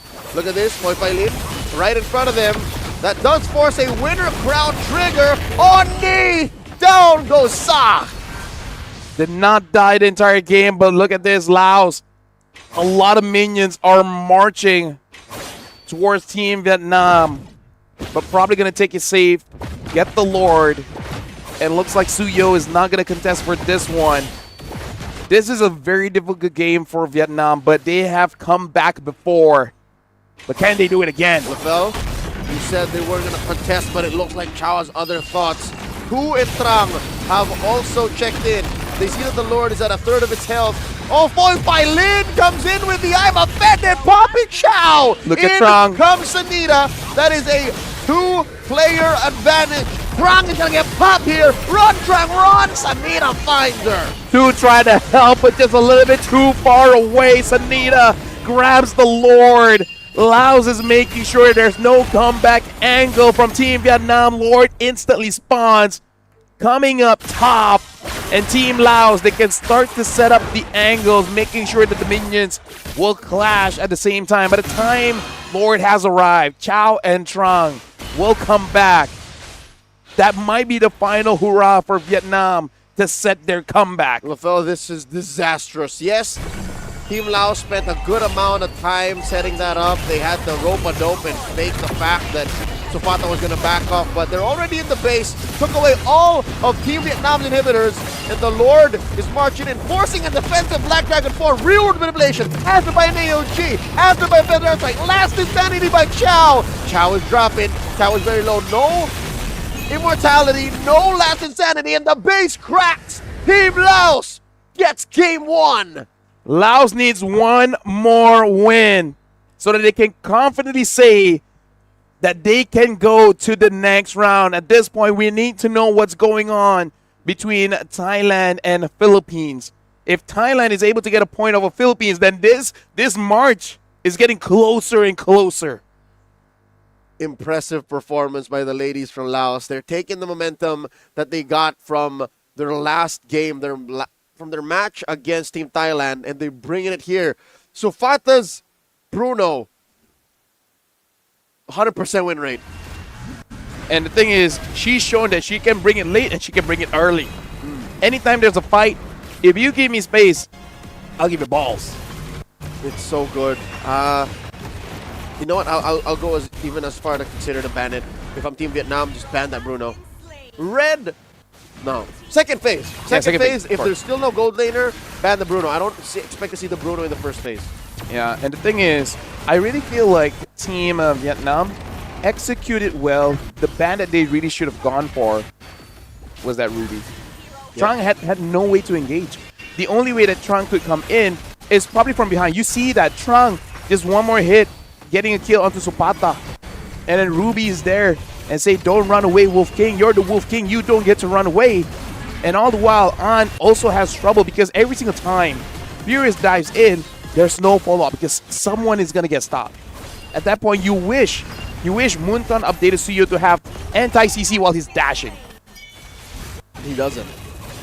Yeah. He doesn't. Exactly. What he has is this weird tracking. But that's a weird mechanic that we don't often see anymore. So, was there other junglers left? Let me see the draft here. There was wait, Lancelot was banned, no? He was. Yeah, he wasn't. What was banned was Haya, the Yi Sun Shin. They banned the Phoveus. Why did they need to ban the Phoveus? Because again, I think they had to use Zong. I think they were looking for the Harith, but then there was no room for it. Harith would have been better than the X-Borg, right? The MVP is Manini. I did not notice she did not die the entire game. That's so hard to do as a roamer, as a gatot, nonetheless. 21 minutes and 32 seconds here. And yeah, I really feel like for Team Vietnam, I like X-Borg Gold. It's just that it's a hero that requires context. Who are you going up against? And in that situation, if you pick up the Harith, you would be a threat towards Sanita and Titophone. The Ruby will still be a problem for you, but it's kind of on you. You had the opportunity to ban that away. But I think she would have lost hard on the laning phase. Against the Bruno? Yeah, Sufata just outranges her. Well, you know, I think that's what the conversation was. But yeah, if that's the conversation, then why the X-Borg? The X-Borg also was losing anyways. Yeah, exactly. At that point, if you want to win, you would... Moskov. Yeah. Which actually might have been okay, but it also comes to the question that, do you have a Moskov, right? Either or, congratulations to Laos. Good performance all around. The pick and bans were solid for Laos. And I feel like for Vietnam, if only the Suyo was able to contribute a little bit more, it would have been a much cleaner game for Vietnam, because they're basically missing a piece. The piece is An goes in, where's the follow-up? Yeah. Personally, this is a little heartbreaking, I must admit. When I thought one of my favorite heroes of all time, Suyo, was coming back into the metagame, it's clear that he's not ready yet. It's clear that what the current metagame demands, his kit and the things that he's weak to, are just, too glaring of a sore spot that teams have to play around him, or teams have to ban out certain heroes just to make sure that he contributes. Which now, going into game number 10 of today, again, we want to see something new. Is it time for them to revert to other hybrid type junglers or fighter type junglers? Do we want to see Alpha back? Do we want to see Lucas back? I would take the Lucas there, because something closer to home. Because Matilda alongside with Suyo is just like someone gives you rice and then someone else comes to you and gives you more rice. Suyo's problem is not he doesn't have enough dash. Carbo overload there. Even you said Suyo doesn't need more dash. He doesn't. That Matilda was weird. Yeah, Lucas would appreciate more dash. A Alpha would appreciate more dash. Balman would appreciate more dash. Balman needs the dash. Hey, Munta, next update. So, what if Balman's dash had charges? What do you mean charges? Like there was 2 in. Oh, that's too much. What if after a lethal counter kill, the dash resets? Let me remind you, the latest buff is that his dash. Yeah. If it hits you, there's a slow. No. What is it? Reduces physical defense by 40%. Yeah. I know that. Yeah, and that's huge. Yes, but also it doesn't solve his weakness, the lack of mobility. Matilda. Yeah, but like in himself, it would be cool if like after a lethal counter kill, your dash resets. Or just give him a double dash. It's too much. Hey. What if Valentina has it? What if it shortens it? It's 2 short ones on a charge. Yeah. Might be too much still. Or they'll just do something even more crazy and create another hero that kind of does that. And then just be like, then why do I pick up the Balvin? This guy does almost the same thing. They gave him a facelift just to not improve him. Yes. All right, we're going to Broken Walls. Game 2 in this match will be played on Broken Walls. Team Laos on the play, so it's a little bit of a switcheroo here as they ban out the Kimmy, while Team Vietnam takes out the Grok. Kimmy ban, Grok ban. Team Vietnam is second pick. I would say, Laos still bans out that Suyo, respecting what? Respecting the Suyo here, unless this is like a throwaway ban so that you have like a E first pick or something. I don't know if it's worth it. Let me just say that. I'm just theorizing at this point. But for Vietnam, I feel like take an early Minotaur. It works. I'm pretty sure this is more than just an effort to take out the Eve. This feels weird. Mm-hmm. When was the last time I saw a Suyo banned? A year ago? I mean, yes, but like rhetorically speaking. Okay. I thought it was a legit question. My bad. One more ban here for Team Vietnam, and it's the Gatot Kacha, the MVP of game number 1. I would take an Eve. Maninin did not die untouched. Well, everyone else was struggling around. I mean, she was touched. It was just not. She didn't die. Yeah, exactly. Yep. So, I think Eve first pick safe. That is exactly what. Unless you want to Yisenshin or Eve, either or, I think works. That's what Vietnam did, but here's the thing: they lost with it. It wasn't the reason why they lost. True, but they'll get it anyways. Here we go. It's to the phone with the Eve. I would take Yisenshin Mino. That's what I would do. Or Lance, whichever that you're comfortable with. But we haven't seen a lot of Lance today, huh? Nope. Lance seems to be on the bottom of the totem pole when it comes to like assassins now. Yeah, it's like Lance a little. Not a Lance a lot. Exactly. They pick up the Kalia instead in case a wild Lancelot does come true, but we're pretty sure it's a Joy, right? It has to be a Joy and +1. Which is still bad. You're still very vulnerable to a Tsunami Slam. Then just dodge. Simple. Yeah, it's not that hard. Just don't get hit. Yeah, just purify out of it. Okay. I would assume that Lancelot... Lapu, either Lapu Joy. Deny the Yuzong Ruby? Joy. You want to deny the Ruby right now? Oh, yeah. Okay, Yuzong Joy. But I like that Ruby call out because then even the Kalia's like, bro, what am I going to do? Team Vietnam has to either get the Granger here or the Farsa, or else they have no combo with the Kalia. Is this a combo? Does this count Lunox? No, it is a combo, but it's easily disrupted, right? Because once the Lunox jumps in, if the Yuzong is free, not doing anything on the weekends, jumps in with a Furious Dive, knocks Lunox up, or just force out that Brilliance, and the same can be said. You jump in, and then Joy comes online. The problem is Kalia catches one, and there's multiple targets that can get onto the Lunox. They can just add more. So it feels like a Nambo. It feels like you're putting the Lunox in danger. What you have to do is wait in the bush and let someone solo rotates. That rarely happens in the late game, though. So you do it in the early game. All right, they're on a timer then. Hylos gets banned here by Team Vietnam. Are they attacking roamers? Yeah. Yes. So now for Laos, probably take out EXPs like an Alice, something that can actually get on top of the Eve, cause problems for both the Joy as well as Yuzong. I feel like Alice is okay, Lapu is okay. Yeah, probably just those two. Team Laos is taking their time. Just one EXP lane ban, and it's a CC. All right, respectable. Forgot about a CC. If you want to ban out the roamers against Still, I think you should respect the Ruby. Because the Ruby could go gold or just put in Rome. It's not even that bad in Rome. It's just that there are better options. So Laos must ban it now. Here, Red 5. Or else Team Vietnam's going to grab it. Actually, no. Vietnam could use it, right? So maybe they just want it for themselves. So what do they ban here? This is the same dynamic we had Bruno? earlier. It's like, oh yeah, look, they could use it. Van Bruno? It's Worth? Or Granger? Or Harif? Actually, no. You have the Lunas. Harif is fine. I'll keep Harith, ban Granger. Mm-hmm. Oh, well, never mind. I guess I'm not Vietnamese enough. Not Vietnamese enough. Laos, yeah, either Alice or Lapu, and I feel like it's solid. It's okay to deal with either. So ban neither?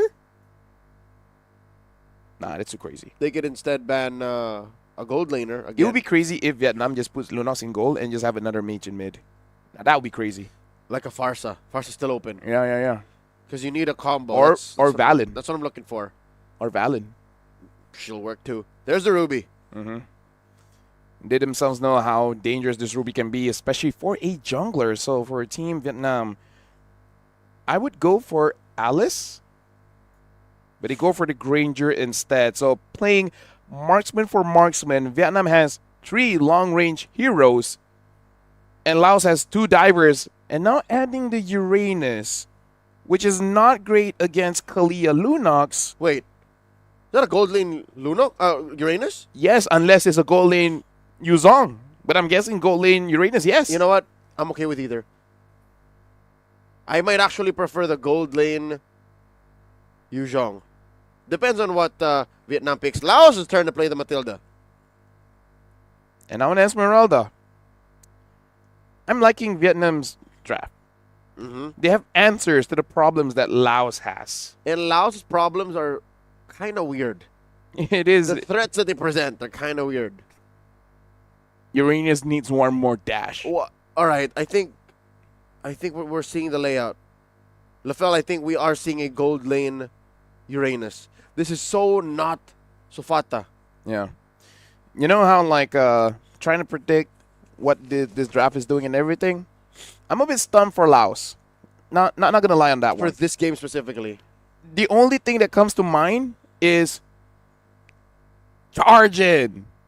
Everyone except for the Eve move forward. And then one of us will die, but let's get a wipeout. We are yet to see how this lineup works. Again, there are so many things at play. Can Laos secure the final point in this best of 2 to try and compromise Vietnam's run for the playoffs? Welcome to game number 2. This is Team Laos versus Team Vietnam. And now Team Vietnam here hasn't gotten a point against Laos. Whoa. And An is there, unable to get it, but force out that that retribution. So Team Vietnam, if they want to try, they can try to steal some camps away. An, though, is alive, playing around his Esmeralda very impressively. So it's clear that Vietnam is winning that EXP lane trade. She was able to unlock herself immediately, rotate around, leave Poi Falin, and just wait. So XP lane is looking good for Team Vietnam. How about the gold lane? Granger versus Uranus. I think it's kind of like anyone versus Uranus, which is you're just gonna be stuck there in an eternal loop. The Granger shoots him. He's like, ouchie wouchie, heals back up, and then powie wowie. So Fata, I've come to bargain. Yes, exactly. What? Oh, what happened? Off camera. Thought An was having the advantage. Poi Falin. Lafel, you alluded to this earlier in game 1. If there's a player to watch out for in Team Laos, it's Poi Falin. You know what? Invest in her. Get more coaches. Make sure that endorsement deals. A penthouse in the city. Okay, wait a bit on that one. But other than that, she's the one to watch. I go all in on Poi Falin. Who jumping on a telephone? Manini trying to save her. Not gonna happen as Nee finds her. Full on engagement. Prang taken down. Poi Falin on fire. Already my favorite Laotian, and they're not stopping here. Poi Falin moving forward. Gets out of there. Fights against 3. And able to tell the tale. So Pata is just here. Put it on a shirt. All in for Poi Falin. There you go. Fall in for Poi Falin. That's another one. Yeah. Endorsement deals, man. Endorsement deals. Turtle goes over to Sanita, who gets knocked up, hit with a tsunami slam, but she's the one who's gonna fall. And with that, Lao shuffling back to their lanes. Bit of free gold. Chow was able to get there. Hey, Kalia can set up. She never said for who. Herself. Hey, set yourself up for success or etc. That's what I always say. Or etc. Just leave it open. Exactly. Poi Falin goes up against An. And at this point, this is going to be the danger. This new song. Oh, but look at this. Kalia and Lunas are on the prowl. They're looking for someone. Manini taking quite a bit of damage, but now Nee does not have that Chaos Assault. But Uranus without legs can't really move that fast. It's fine. I like seeing Zapata on a hero other than the Bruno. It shows a lot of depth, and it shows what else she's capable of as a gold laner. Chow is just staring down this colossal hero, taking so much damage and just regenerating it right in her face. Chow securing the Hunter Strike. And look at this Team Vietnam. Again, this 2-woman death squad moving around, trying to get a kill onto basically anyone. And I feel like the idea for this Matilda is trying to avoid that. But if the... Okay, Purify. Perfect. So now 2 will not be having that for at least the next turtle. Yep. Coming up in about 25 seconds. Actually, she might get it. Top quarter. Nope, not at this level. With collapse on An. Did not see that coming. 3-kill advantage over to Team Laos. And look at this, Sofata is chasing down Chow. Granger at half health. I wonder if at this point Chow might consider going for an early War Axe. And look at this, 2 moves forward. Does not have the Tsunami Slam just yet. Team Vietnam, they are getting pushed back here. Laos just keeps on moving forward and forward and forward. He finds Poi Falin. Poi Falin ignores everything and just walks straight. Talk about aura farming. That's her. She's finds her. a Luna and be like, nope. All in for Poi Falin. Sanita secures the second turtle for Team Laos. They're looking to collapse on a telephone. She survives. Drops an extra spell just to make sure that she has shields enough to survive and recall home. Poi Falin goes up against An. Furious dives away. Vietnam takes the bottom turret. And now even a Blast of the Oasis is being built up by Manini. So should be able to help the team out to survive for quite a while. Maybe they will have their own two-woman death squad, which is Manini and Supata. Manin and Supata, kind of a slow duo, what do you? Yeah, but meaning like they will never die. Oh. Well, at least Supata will never die. An anti-death squad. Okay, you know what? Yeah. Yeah. It immortal Yeah. death squad. They're the undead. But they're celestial beings. It's a different kind of undead. What is it with your celestial beings today? I mean, that's a Uranus. Is he not? I guess. You're right. Even the first item, Oracle. Oh, Supata gets caught by here. Ku and Ni. And just walks away. Chow firing away. She takes the long way around too. She knows that nothing's going to happen. Taking a stroll in the Land of Dawn. And Team Vietnam haven't had an amazing engage so far. Ni is willing to use the Chaos Assault. Yep. But everyone just keeps walking away. Ni has been so forward about moving forward. Tsunami Slam on the Foy Fi lane. She comes through. Furious dive. Will not survive. I take it back. Oh, Ni ends the job. Who goes down? I'm going to be up next. In comes Supata. Dropping these ionic edges. Looking for some kills. Trang almost falls. Ni going to be up next. No more. Brilliance for her. She's burning. She's burning. She's fine. Get that down. But the thing is, Laos, even if they don't get the kill, it's fine. This is a draft where you don't need to get the kill. You just need to take away everything from Vietnam. Take the creeps. Take any turrets that's available. And then force Vietnam to fight back. And then just never allow a kill to go over. As weird as it is to say that, I agree with you. Team Laos doesn't need the kill. It's a multi-layer draft. It's a draft that looks like it wants to fight, but even if it just gets technical knockouts, it works on the map just as quickly. So, more than the way Team Vietnam tried to use the Matilda in Game 1, I think this is how you use it. Yeah. Just make it so that you honestly play more macro. And Laos at this point in the bottom lane, Hoi Pai Lin, with more defense items, the Kalia too has to be more careful because you would think you're getting a good catch. But maybe that's what Hoi Pai Lin is waiting for. It's like, I can't use a flicker, I need a petrify. But the Kalia can help with that. To get her in there. Exactly. It's like, you give me a flicker, and then I jump in, and then I petrify. I got 2 spells in this game. And then she's got the extraction kit too with Matilda. Lovely. How is this happening, Lafel? How are we both turning just this whole thing into the Foy Fi Lin show? Hey, she deserves it. All in. All in. Foy Fi Lin. So now looking at the bottom lane, it looks like Supata is ready to back up the Yuzong in case it's really needed. Positions revealed by Trang. And this game is starting to go for a slower pace, but it's more on because Team Laos is not a team that engages. I mean, you have the Yuzong, but that's kind of not what you need. You just want to outmaneuver Team Vietnam. And Team Vietnam, they're actually following up quite well, making sure that whatever the focus is, they're going to be there to protect it. And so far, the focus now is to get farm on Trang, build up Chow, and Ni. I just noticed, Lafel, this is a very greedy lineup. Yes. They're trying to feed 3 cores. And if you're going to look at it correctly, maybe even 4 cores. Because An also needs to scale. But the fact that Laos is not pushing the tempo, Vietnam, they're very okay with this. And this is just the Vietnam style. Right? We just want to go late. Yep. We want 20-something minute games.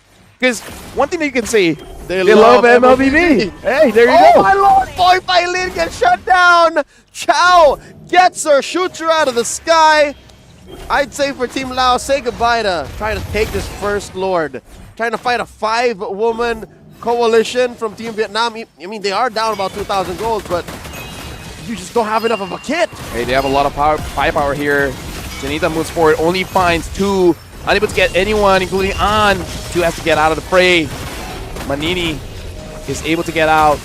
Supata is doing it all, but has to flicker out. RWM used in. 2 gets out with the flicker.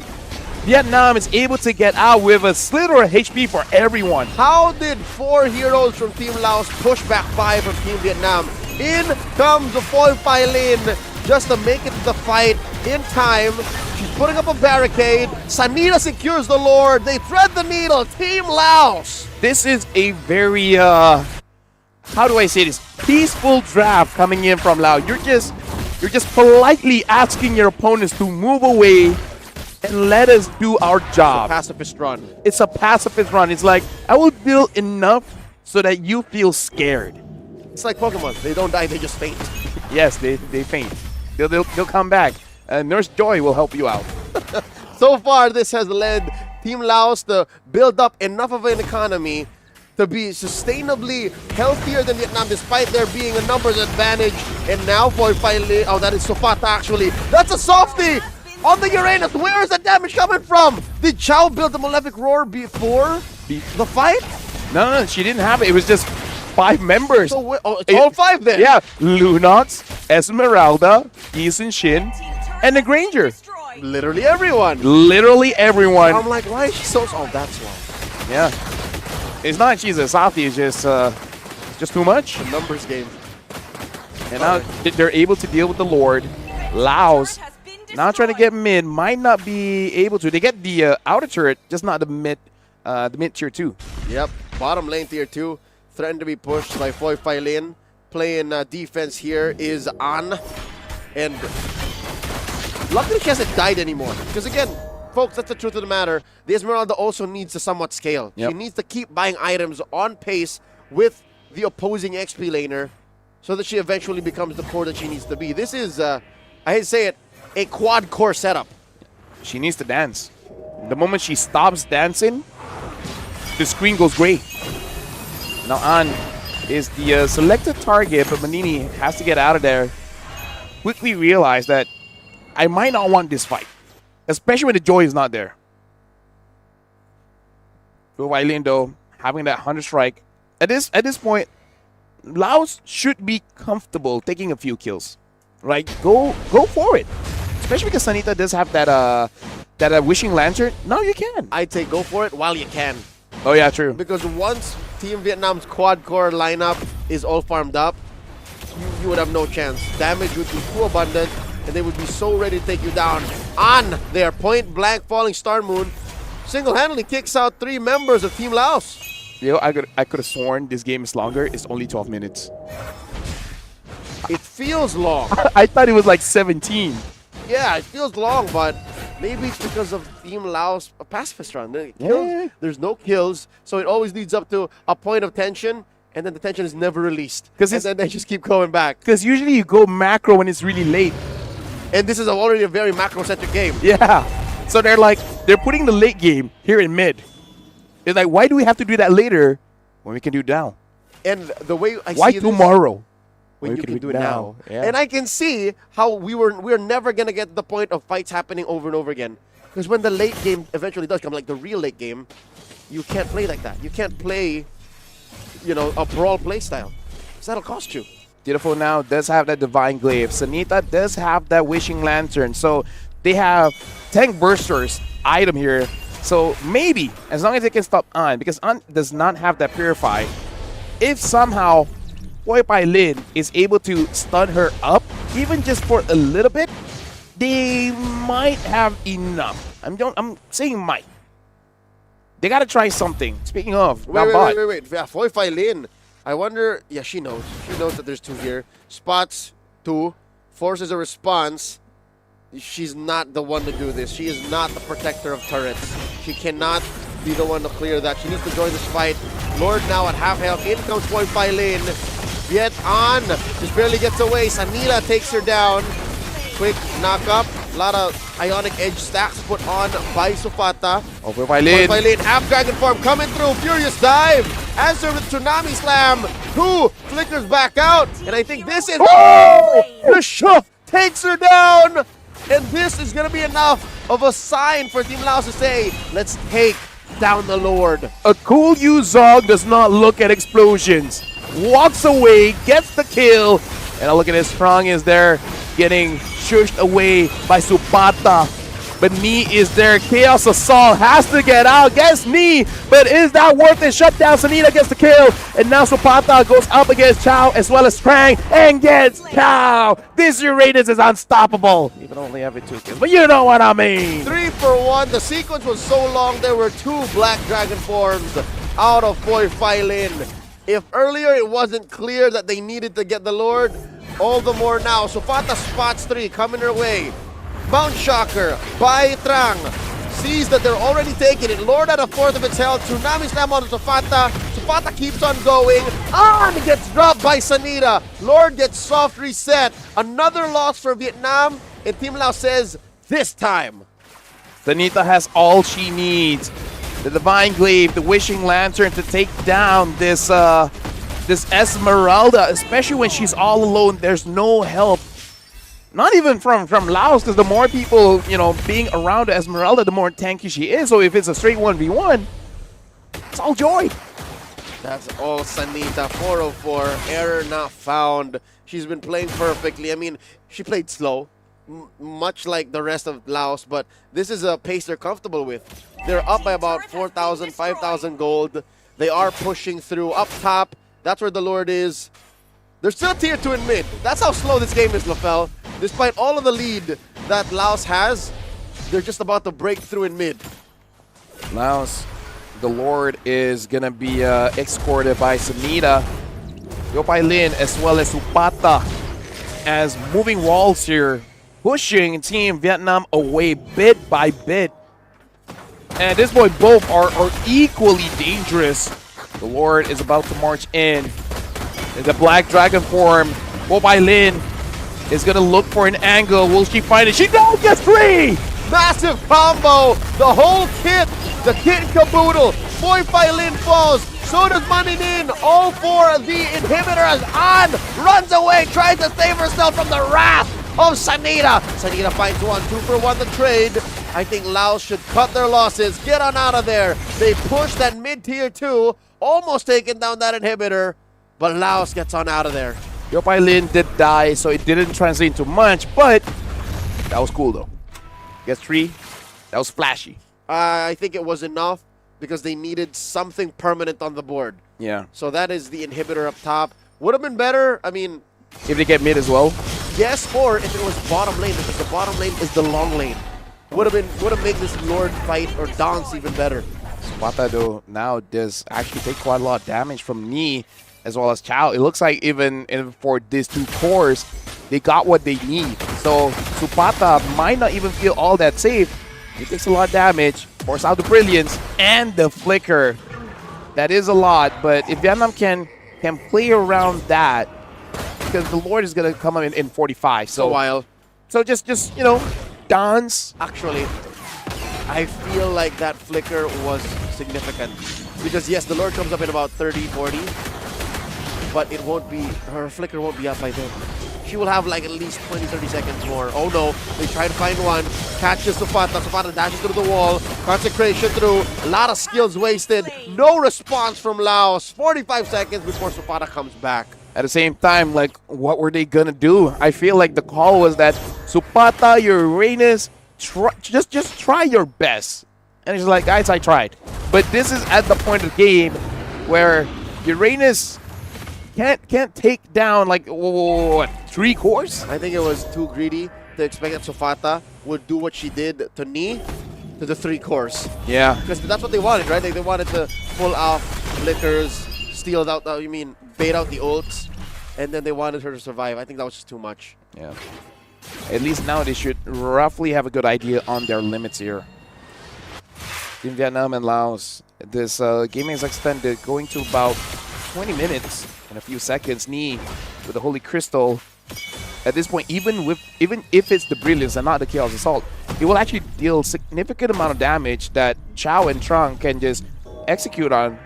Oh, look at his Death Push, which is not going to be deafy enough, so they're going to move to a different one. 4 members almost held in that brush. I think even Supata would have died. And now, a slow start. Team Laos goes ahead. Why is it that it's Boy Phylin who's alone? Maybe the thing with the Black Dragon, she can come in quick. Knee has already used up the the Chaos Assault. And Trang has to maintain the control over the minions. Mobile Link goes in, finds no one. Brilliance used to escape. 2 is there. And now Sopata taking way too much damage on his 1v3, pushing Team Laos away. 2 gets a kill on the 4 by Lin, and An takes the Manini.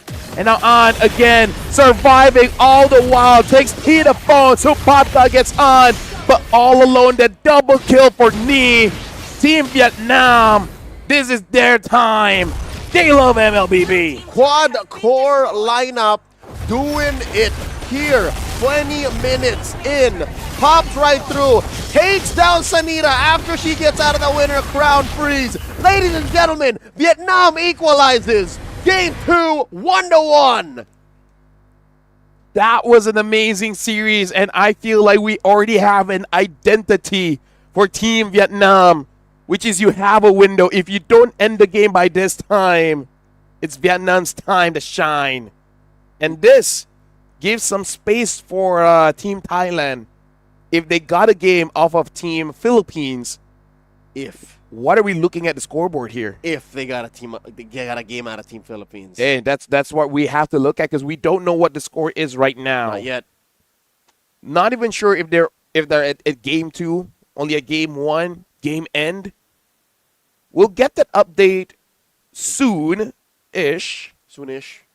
But for now, I'm here for it. The 1-1. This makes the group so interesting. Shout out to both Laos and Vietnam, an amazing best of 2, where both showcasing each other's strength. And at this point, maybe Vietnam just gives over the early and mid just to give you that false sense of security. Just maybe don't do that to Team Indonesia and then you're good. I think Team Laos may have overthought and overcooked their lineup. Yep. You see how it's a little too crazy putting that Uranus in the I agree. EXP? Yeah. Half of it was good. Half of it was what works. And then they're like, how's about we introduce a couple of ingredients that they weren't sure was going to work, while they gave Vietnam this window and they allowed Vietnam to get greedy and play 4 cores. You went from a Bruno to a Uranus, and you pick up a Uranus when you see the Lunox, when you see the Kalia, and then an Esme is free.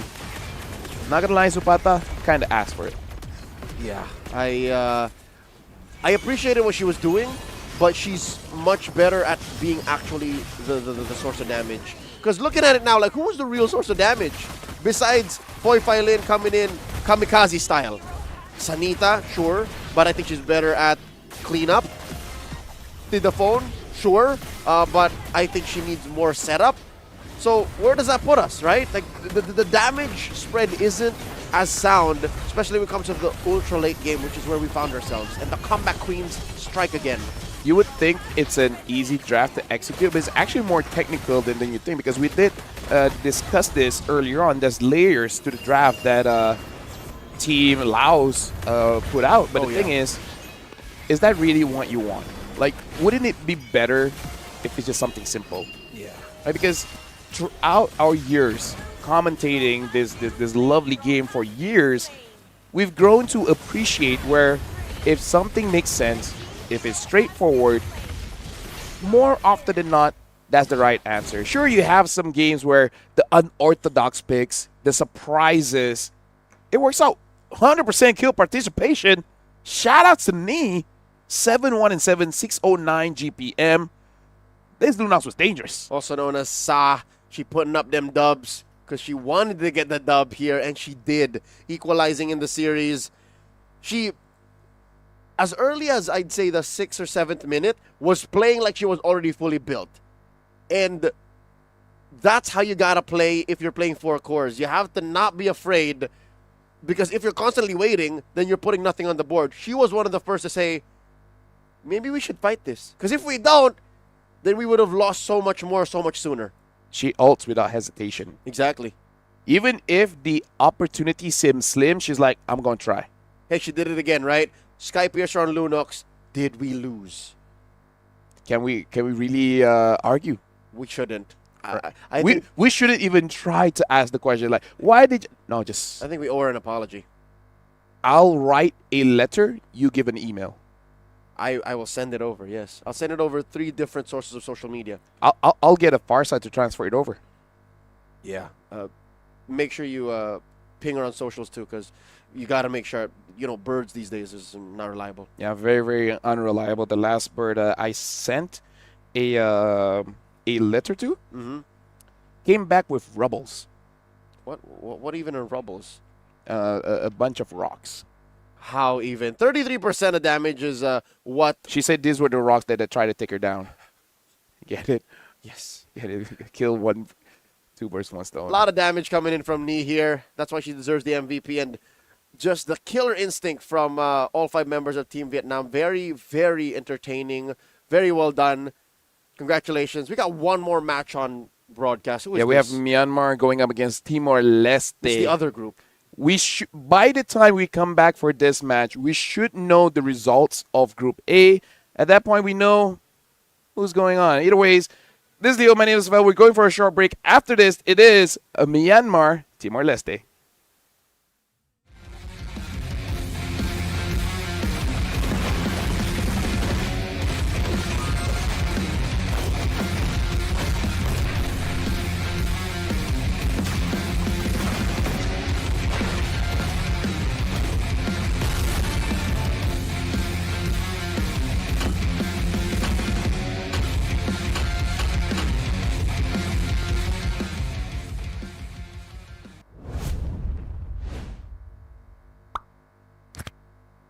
A brand new mode is coming to MLBB, Chaos Clash.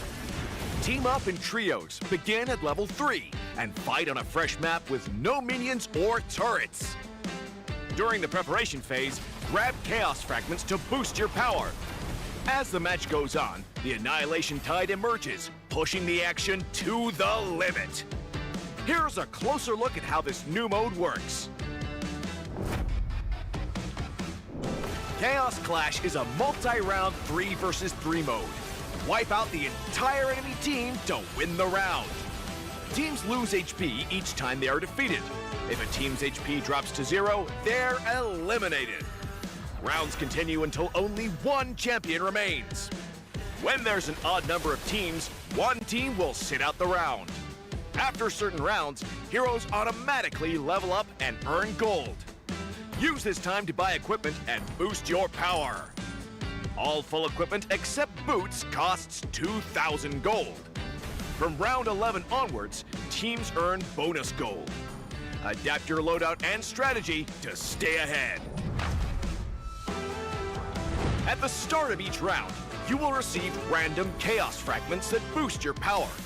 You can also refresh fragments to re-roll their effects, with 2 refreshes per round. The game offers a wide variety of fragments, each with unique effects, so you can mix and match to create your own playstyle. For example, tank fragments make your hero tougher and deal damage back to attackers. Marksmen who pick range-enhancing fragments can safely deal damage from afar. And that's just the start! Countless other powerful fragments and combinations are ready for you to try. As rounds progress, the Annihilation Tide starts shrinking across the map. Heroes outside the tide take sustained damage. Master this mechanic, and it can swing the battle in your favor. For instance, heroes with knockback or displacement abilities can push enemies into the tide. Surprise your opponents and watch them struggle against the sustained damage. The new 3 versus 3 mode, Chaos Clash, is coming soon. With a variety of chaos fragments, every match brings a fresh experience. The shrinking zone adds fast-paced, thrilling action, and new map buffs further empower heroes. Exciting, innovative, and powerful new strategies await. Are you ready to try them all?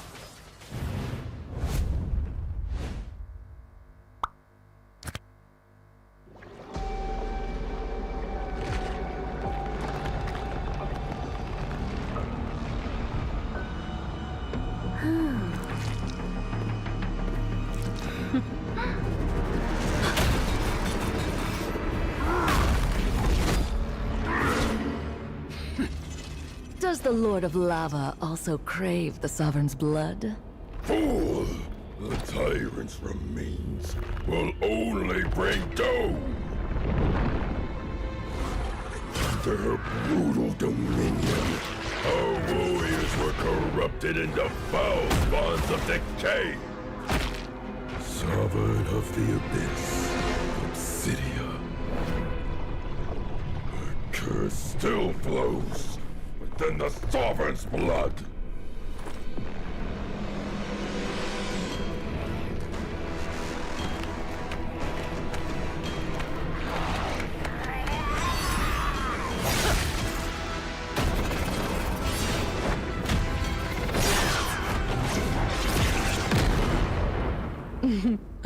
Such loyal little puppets, aren't you?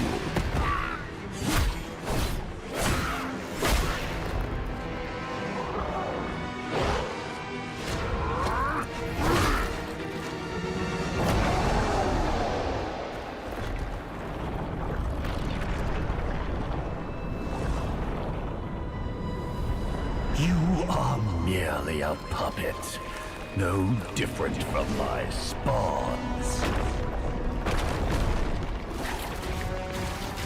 Bow to me.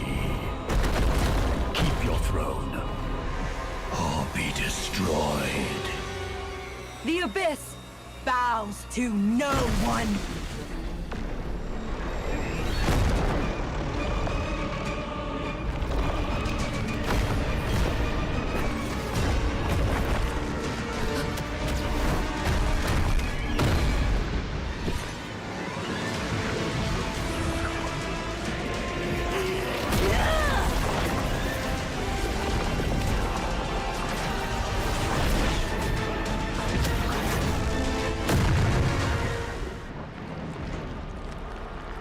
For the Abyss!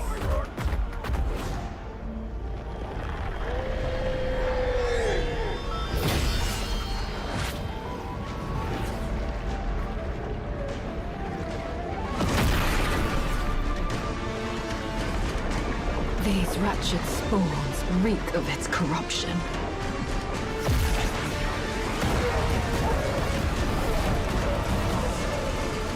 Your sovereign has a god to kill.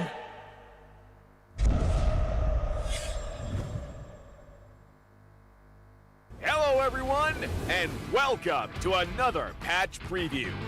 We've got tons of awesome new content to share with you, so let's jump right in. New hero, Sora. Meet the shifting cloud who roams Agelta's golden dunes. As a fighter hero, Sora's kit is all about transforming into powered-up forms through combat and unleashing an unrelenting barrage with his ultimate. We can't wait to see you guys pop off with him. This year, we've been constantly improving the gameplay of roaming and EXP lane, and it's been awesome seeing some OG heroes make their comeback. Later, we'll be rolling out balance changes for the upcoming M7 Championship, recognizing the unsung roamers, rewarding skillful plays, and keeping the meta fresh. Through these goals and more, we're committed to elevating your game experience. This patch also packs improvements for many features. A brand new clip sharing feature is also dropping soon. You'll be able to clip and share your plays instantly with a recording overlay. So, get ready to show off those stylish skills to all your friends. That wraps up our new patch preview. Hope everyone will enjoy all the new content. And until next time, we'll be seeing you in the Land of Dawn.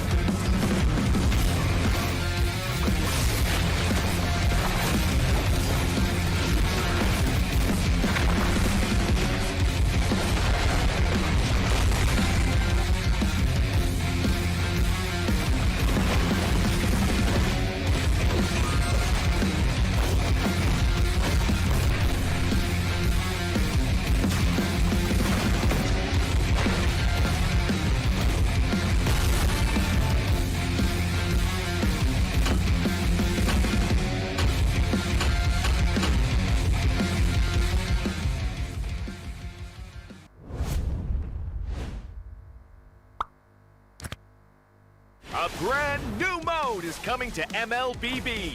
Chaos Clash!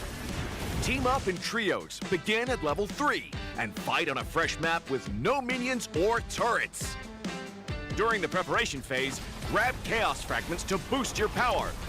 As the match goes on, the Annihilation Tide emerges, pushing the action to the limit. Here's a closer look at how this new mode works. Chaos Clash is a multi-round 3 versus 3 mode. Wipe out the entire enemy team to win the round. Teams lose HP each time they are defeated. If a team's HP drops to 0, they're eliminated.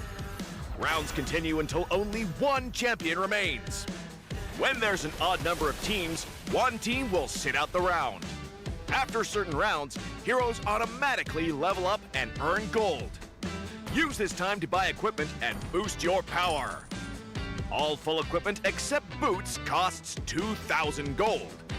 From round 11 onwards, teams earn bonus gold. Adapt your loadout and strategy to stay ahead. At the start of each round, you will receive random chaos fragments that boost your power. You can also refresh fragments to re-roll their effects, with 2 refreshes per round. The game offers a wide variety of fragments, each with unique effects, so you can mix and match to create your own playstyle. For example, tank fragments make your hero tougher and deal damage back to attackers. Marksmen who pick range-enhancing fragments can safely deal damage from afar. And that's just the start! Countless other powerful fragments and combinations are ready for you to try. As rounds progress, the Annihilation Tide starts shrinking across the map. Heroes outside the tide take sustained damage. Master this mechanic, and it can swing the battle in your favor. For instance, heroes with knockback or displacement abilities can push enemies into the tide. Surprise your opponents and watch them struggle against the sustained damage. The new 3 versus 3 mode, Chaos Clash, is coming soon. With a variety of chaos fragments, every match brings a fresh experience. The shrinking zone adds fast-paced, thrilling action, and new map buffs further empower heroes. Exciting, innovative, and powerful new strategies await. Are you ready to try them all?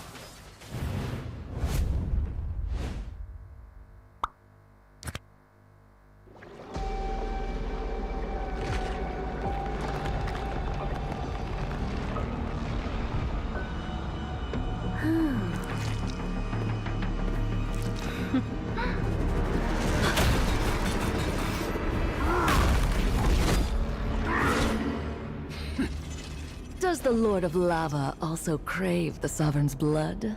Fool!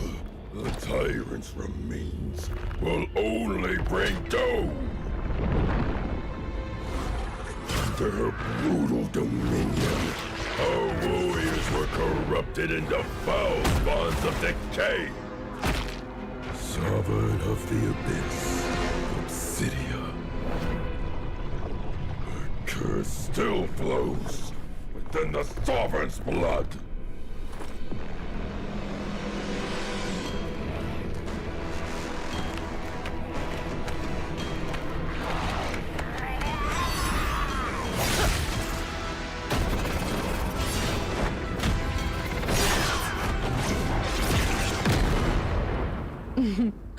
Such loyal little puppets, aren't you?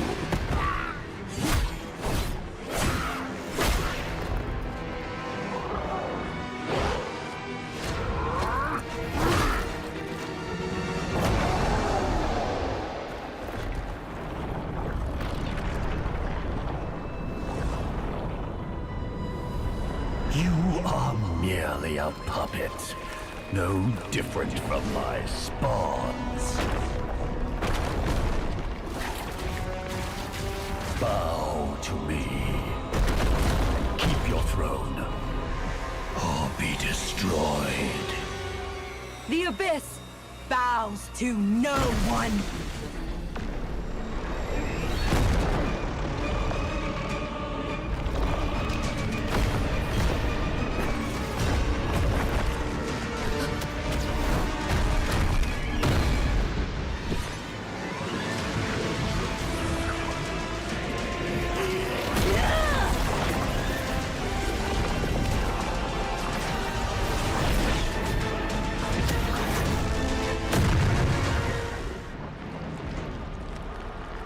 For the abyss!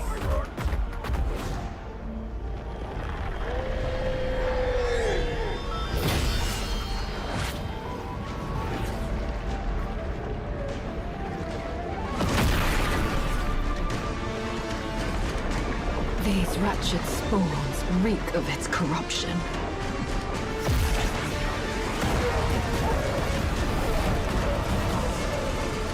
Your sovereign has a god to kill.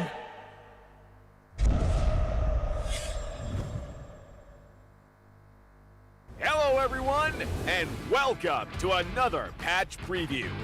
We've got tons of awesome new content to share with you, so let's jump right in. New hero, Sora. Meet the shifting cloud who roams Agelta's golden dunes. As a fighter hero, Sora's kit is all about transforming into powered-up forms through combat and unleashing an unrelenting barrage with his ultimate. We can't wait to see you guys pop off with him. This year, we've been constantly improving the gameplay of roaming and EXP lane, and it's been awesome seeing some OG heroes make their comeback. Later, we'll be rolling out balance changes for the upcoming M7 Championship, recognizing the unsung roamers, rewarding skillful plays, and keeping the meta fresh. Through these goals and more, we're committed to elevating your game experience. This patch also packs improvements for many features. A brand new clip sharing feature is also dropping soon. You'll be able to clip and share your plays instantly with a recording overlay. So, get ready to show off those stylish skills to all your friends. That wraps up our new patch preview. Hope everyone will enjoy all the new content. And until next time, we'll be seeing you in the Land of Dawn.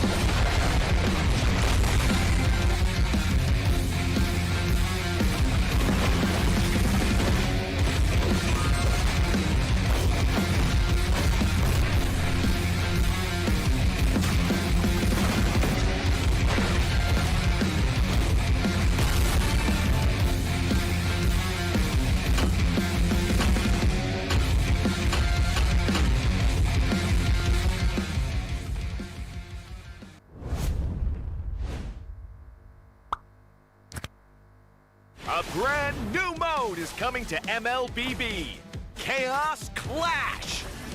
Team up in trios, begin at level 3, and fight on a fresh map with no minions or turrets. During the preparation phase, grab Chaos Fragments to boost your power. As the match goes on, the Annihilation Tide emerges, pushing the action to the limit. Here's a closer look at how this new mode works. Chaos Clash is a multi-round 3 versus 3 mode. Wipe out the entire enemy team to win the round. Teams lose HP each time they are defeated. If a team's HP drops to 0, they're eliminated. Rounds continue until only one champion remains. When there's an odd number of teams, one team will sit out the round. After certain rounds, heroes automatically level up and earn gold. Use this time to buy equipment and boost your power. All full equipment except boots costs 2,000 gold. From round 11 onwards, teams earn bonus gold. Adapt your loadout and strategy to stay ahead. At the start of each round, you will receive random Chaos Fragments that boost your power. You can also refresh fragments to re-roll their effects, with 2 refreshes per round. The game offers a wide variety of fragments, each with unique effects, so you can mix and match to create your own playstyle. For example, tank fragments make your hero tougher and deal damage back to attackers. Marksmen who pick range-enhancing fragments can safely deal damage from afar. And that's just the start. Countless other powerful fragments and combinations are ready for you to try. As rounds progress, the Annihilation Tide starts shrinking across the map. Heroes outside the Ladies and gentlemen, welcome back to the third Sea Games, and this is going to be the final match, and this is somewhat determine how Group B is going to be looking like, because Myanmar going up against Timor-Leste. Roll back to a few games before, Malaysia and Myanmar were 1-1. If Malaysia loses to Indo 0-2, and if Myanmar wins 2-0, and then it becomes a tiebreaker because both will have 1 win, 1 loss, and 1 draw. So how does... Wait, Myanmar has lost 3? Oh, yeah, against, and Malaysia is playing against Indonesia right about now. So there's still... Okay, look at this. If Myanmar wins 2-0, that number 1 win will become 3. Yes. And if Malaysia lose 2-0 against Indonesia, that will become stays. 3. No, it will become 3. 3 loss. Yeah, so it stays. They become 3-3 each. Yeah. And that would then turn... 3 points each. Yep. And head-to-head, they win-lose against each other. So there has to be another level of tiebreakers. Yeah, exactly. Which is in a document somewhere in this building. So if Timor-Leste is able to get a win, or if Indonesia gives a point to Malaysia, or even worse, Indonesia, Malaysia 1-1, Myanmar, Timor-Leste 1-1, then that'll make it like a 3-way down in the bottom. Not 3-way, but it doesn't solve the problem. Oh, no, it doesn't. It keeps it between Malaysia and Myanmar. Speaking of, looks like a Group A, Thailand is not going to be able to make it through. So it looks like they were not able to get a single point of the Philippines. Unfortunately, yes. Team Philippines, perfect run here in Group A. Hey, men and women's mirroring each other. Except different groups. There's Yep. Group B for the men's, Group A for the ladies. Lafel, I found the document somewhere here in the Sala Frakiao Hall in Chulalongkorn University. The tiebreakers will be head-to-head, first up. And then, if not, total kill scores in the head-to-head match will then be the next tiebreaker category. We haven't seen Malaysia's game. So is it like total kills of all the games or when they were against each other? Yeah, when they were against each other. Because Myanmar did win off of a comeback. Then if that's the case, Malaysia would then be ahead. But I'm pretty sure Malaysia, they would want at least 1 from Indonesia, right? Like statement. Just be like, hey, we're not done here. 1-1. See you next round. I'm glad it's gonna be difficult. I'm glad to have the tiebreaker be clarified. Kapkun Club, Chol, our friend handed us the information. That's how it's gonna. It's almost like he's here. He was here. He was. He was. But yeah, there you go. So congratulations to Philippines, Laos, Vietnam. Moving on to the next stage. After Myanmar, Timor-Leste, Indonesia, Malaysia, we'll know the 3 that will be moving forward. And I feel like for Timor-Leste, still has not gotten a single point. If they get at least 1 today, they can go to the men's and be like, we got 1. How about you? What you do? And then be like, our coach, man, our coach. This is the best of 2 coming up next, and we are still hitting the quota. Every single game. There's no way there's still more heroes. But there is a way. A Pac? No, I don't want to say a Pac. I don't want to taint the universe for the generosity that Martis? it has given. I like Martis. So you're okay with that? I'm a big fan of Martis. Yeah. I've seen a few, but hasn't worked out just yet. Timor-Leste, they look like they're in good spirits. Yeah, no, I actually ran into a couple of them outside right before the match, and they were just happy to be here, truth be told. I would be the same again. How often? Hey, we're happy to be here. How often are you able to represent your country, do the thing you love, and share the stage with truly icons of this sport? Would you have a smile on your face if they were given that privilege? Dude, I'm smiling every time I'm looking at all of them. So This here is not like a local pick. It's just a pick we have not seen today. Pick or ban. The men were playing Fanny. Yeah, but the women, we haven't seen a Fanny just yet. Again, it's like, it's not off meta. Just that, would we count that? Because, technically we haven't seen it. Yeah, that's a unique pick for the ladies. But no, I think categorically we want to see a truly unique pick. Okay, fine. Then on the list is a Balman, a Mia, a Tig, a Nana, an Alucard, a Karina, a Bane, Clint, Rafa, Zilong, Eudora, Layla, Lolita, Freya, a Gord. A Gord could. Freya. Gord could. Freya too. Alpha depends. If you're looking at cheese, Freya. Sun too. Wait, no, Sun was played off broadcast, but yes. No, Sun was. Oh, that was in the previous tournament. Yeah, by right. Shell. By Yeah. Shell. Yeah, Siswanto with the one. Let's see here. I don't think I want to see Aurora. I don't think a Hardy will come in.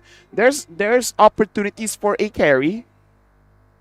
I guess Odette. Helker, we haven't seen a Helker, but not really off meta. Yeah, no, that doesn't count because the ladies of the men, Kaja Chang'e. the fellas have already played the Halkert. So I want a truly unique. Bellaric, Vale. Listening to me, I want a truly unique hero. I'm not listening. Mincitar. No, Gwyn no, is not. Sitar. Gwyn? No, No, Gwyn no, is not no, unique. yeah, Gwyn no, is not yeah, unique. Iroth. I like Dairoth. I'm not liking Lilia. Nah, Lilia's not. Masha might. Because we're going over 20 minutes. Masha is cheese. Masha is a hero truly for those who love MLBB. Okay, this one I feel like is a little bit slept on just because they are better picks. Sylvana. You know what? We saw Carmela. Why not Cecilion? Yeah, you know what? Why not Cecilia? But hear me on this. Sylvana. I feel like Sylvana, the only reason is that basically everyone else does what she does and better. That's it. Because after the change, I don't even remember the change, but basically she's a little bit more tanky, a little bit more reliable of catching people. But again, just better choices. We've seen a 1-1 before Sylvana. Yep. 1 was pretty good already prior though. Barats. But I don't like Barats. Benedetta. But, happened off of our broadcast. Yeah, by Queen of Malaysia. So I would like to see that. Funny enough, her real name is Queen. Queenie. There you go. Anatan. Could work. Have not seen that on our broadcast. Could work against a lineup that has no Lapu, no Yuzong, no Lance, no Haya, no Yisun Shin, no Fanny. So not this world. Yeah, no. You guys have never seen Yin. No one's ever seen Yin. In Malaysia, we have. Oh, yeah? Yeah, no, legit. No, I feel like every region has at least one Yin. Never in the Philippines. Yep. He's never in the Philippines. He's the only hero historically to have never been played in the Philippines. I believe it was three or 4 seasons ago that Yin got played as a roam. But again, it's just that one guy. It wasn't like a meta thing. It's just it? that one guy. Who was it? He changed his name, but during that time, I think his name was Trap. He used to be an SRG, not anymore. Yeah, that sounded like a different time for SRG. Yeah, but basically, like his idea is, while we're taking the turn in Lord, let me take away the jungle. That's he won 1 or 2 games. Melissa, Florin. Melissa seems good in the current metagame. Florin also maybe. With all the dives. Julian got buffed. No one picked it up just yet. But again, a lot of good junglers. No, it's not that there's a lot of good junglers. It's just there's just so much demands for jungle heroes that he just might not fit the bill. Nolan's buff is not enough. Ixia's good too, I think. Yes, Ixia is good. Especially if you're looking at... You know what? We didn't see Team Philippines on broadcast, but if we did, we might have seen an Ixia. Yeah. I still... Perez. Philippines Perez is pretty good on an Ixia. That's how she got that Savage. Yep. Still remember. I'm very forgetful, but things like that I do remember. Oh, yeah. Yeah. I love MLBB. We even see a Zetian first. We haven't seen an Obsidia or a Chip. No Chip. I'm pretty sure you're happy we're not seeing Obsidia. Too soon? I feel like the Indonesians are happy that they don't see Obsidia. Them more. It was them there. They're like, please no more. Hey, we're past that now. Here in the SEA Games. Oh, Xavier. Sure. I can see that. Yeah, because after the buff, quite easy to execute. It's just that, again, EXPs, man. EXPs what? are too much. You know, now that we're talking about it, now you're talking about EXP. The Javier? No, Beyond the Clouds. How about Edith? Yeah, Edith's not bad. It's just not too exciting anymore. No, I think she's good. She has... I know, but she doesn't have a ton of dashes like a Benedetta. True. But I think we'll see Edith more consistently than a Benedetta. Yeah. So that's you know, like, if Benedetta's tier C... But I really feel like Edith is acquired taste. Once you use her enough, then you're like, yeah, she's good. For others, like... But you need to cross that bridge first. Exactly. Right. Like, when you know it's good, you play it. But at the same time, you're like, I kind of want to use Zong, you know? Rather, you know, there's a lot of... I really feel like Edith is a acquired taste. Like, it's almost one-trickable because she's kind of always good at any point of the meta. Mm-hmm. It's just that there's sometimes better options. That's it. It's not the easiest. Yeah. I can only name like 3 Edith users all over the world that consistently will play it no matter what the meta. So that's how small the sample size is.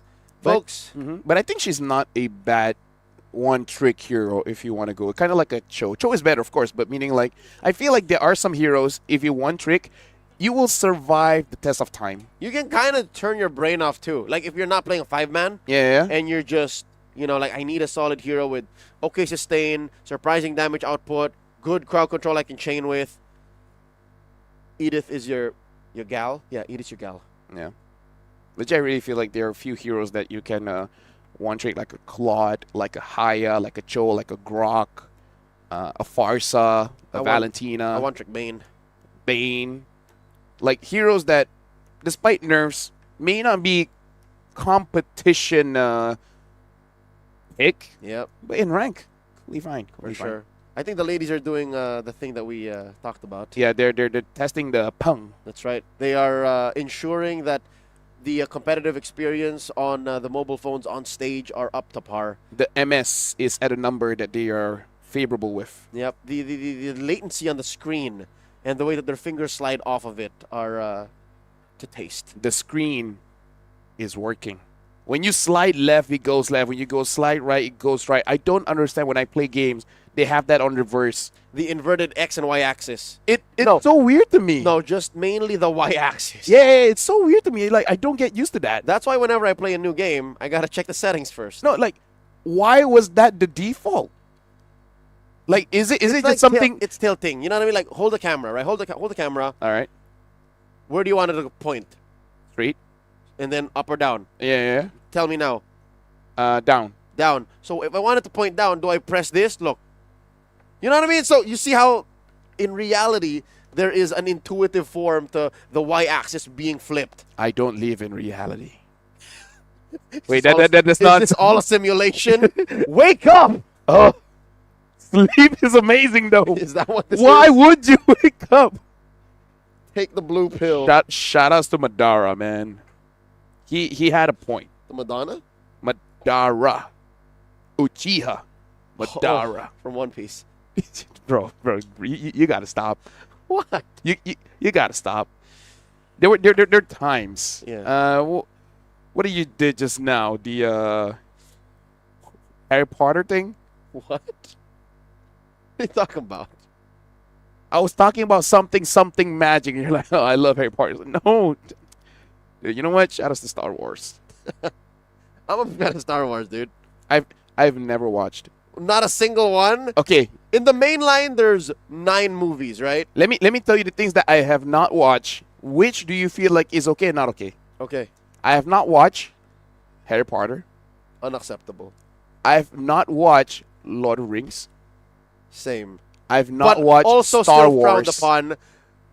We should have a long talk. That's wrong. I mean, I only learned to speak after I'm 15. So you can imagine the non-existence of television for the majority of my life. I don't think it was a lack of television that caused that, dude.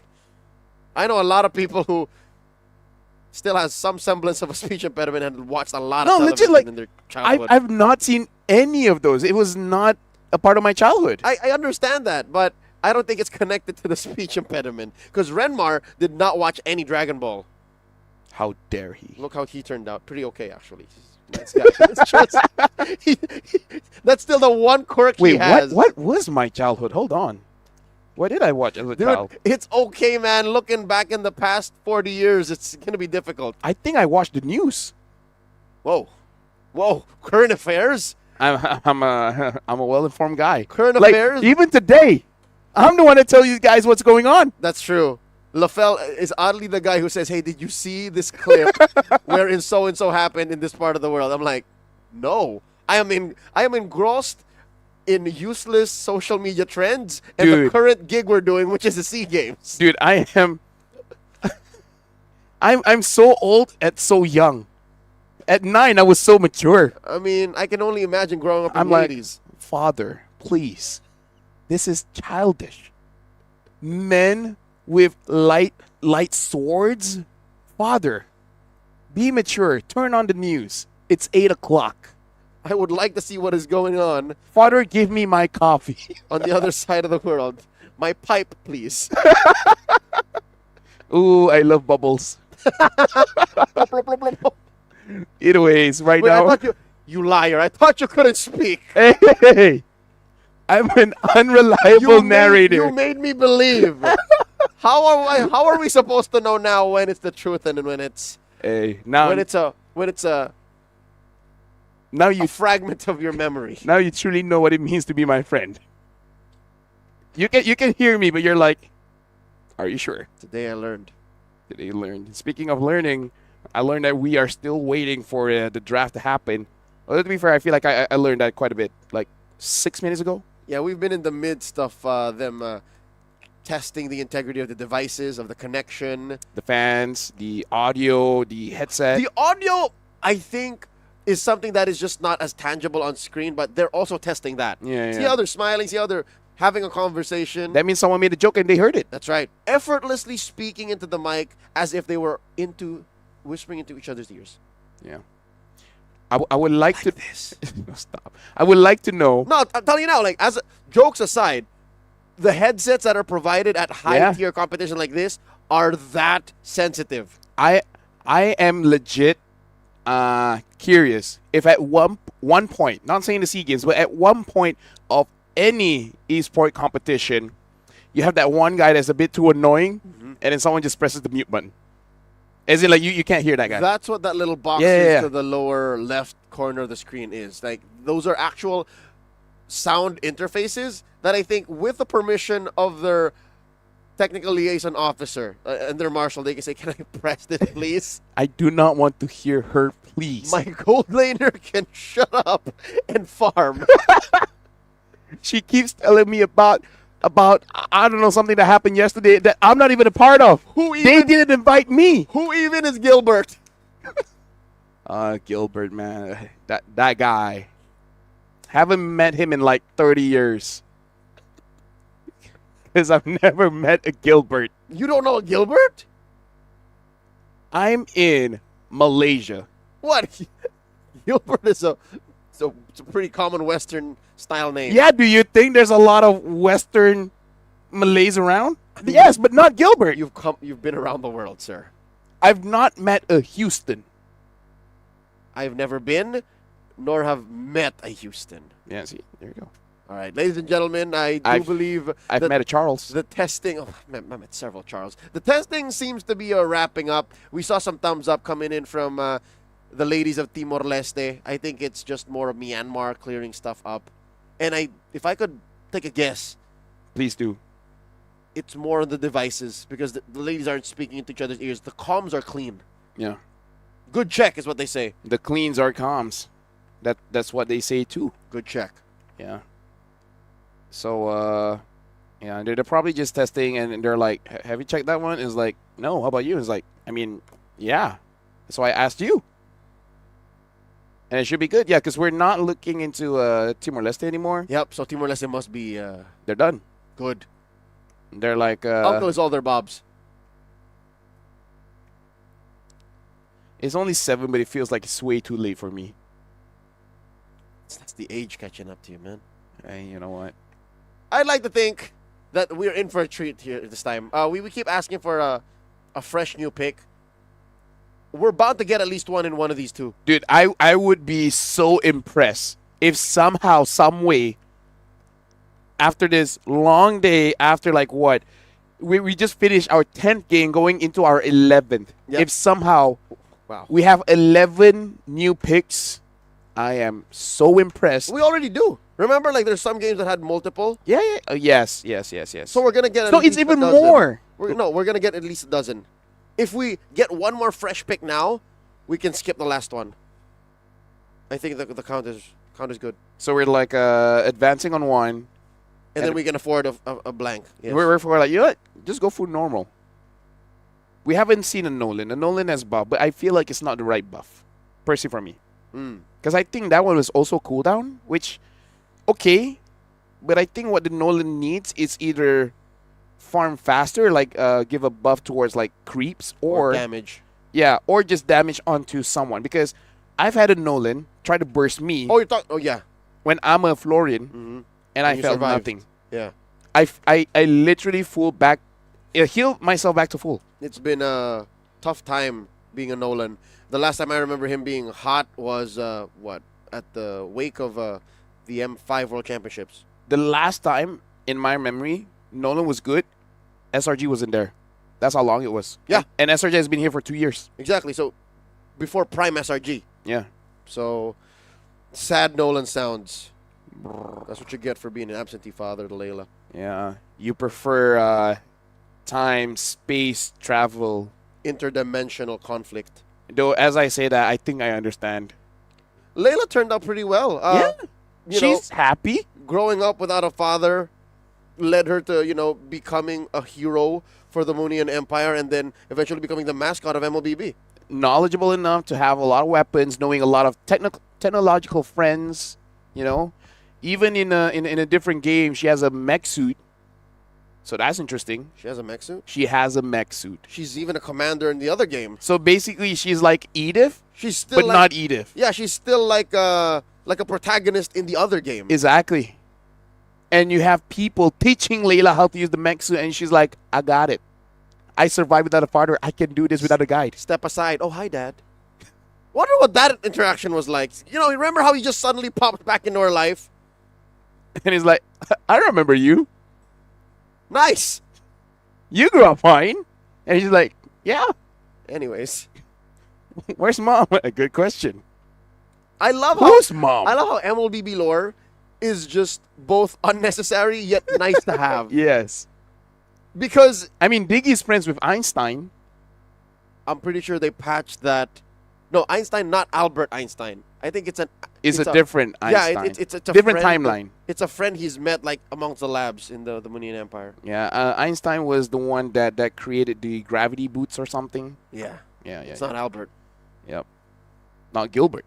Not Gilbert. Full circle. Yeah. I like that callback. Looks like we're patching things up again. I do believe the lobby is just about ready to take off.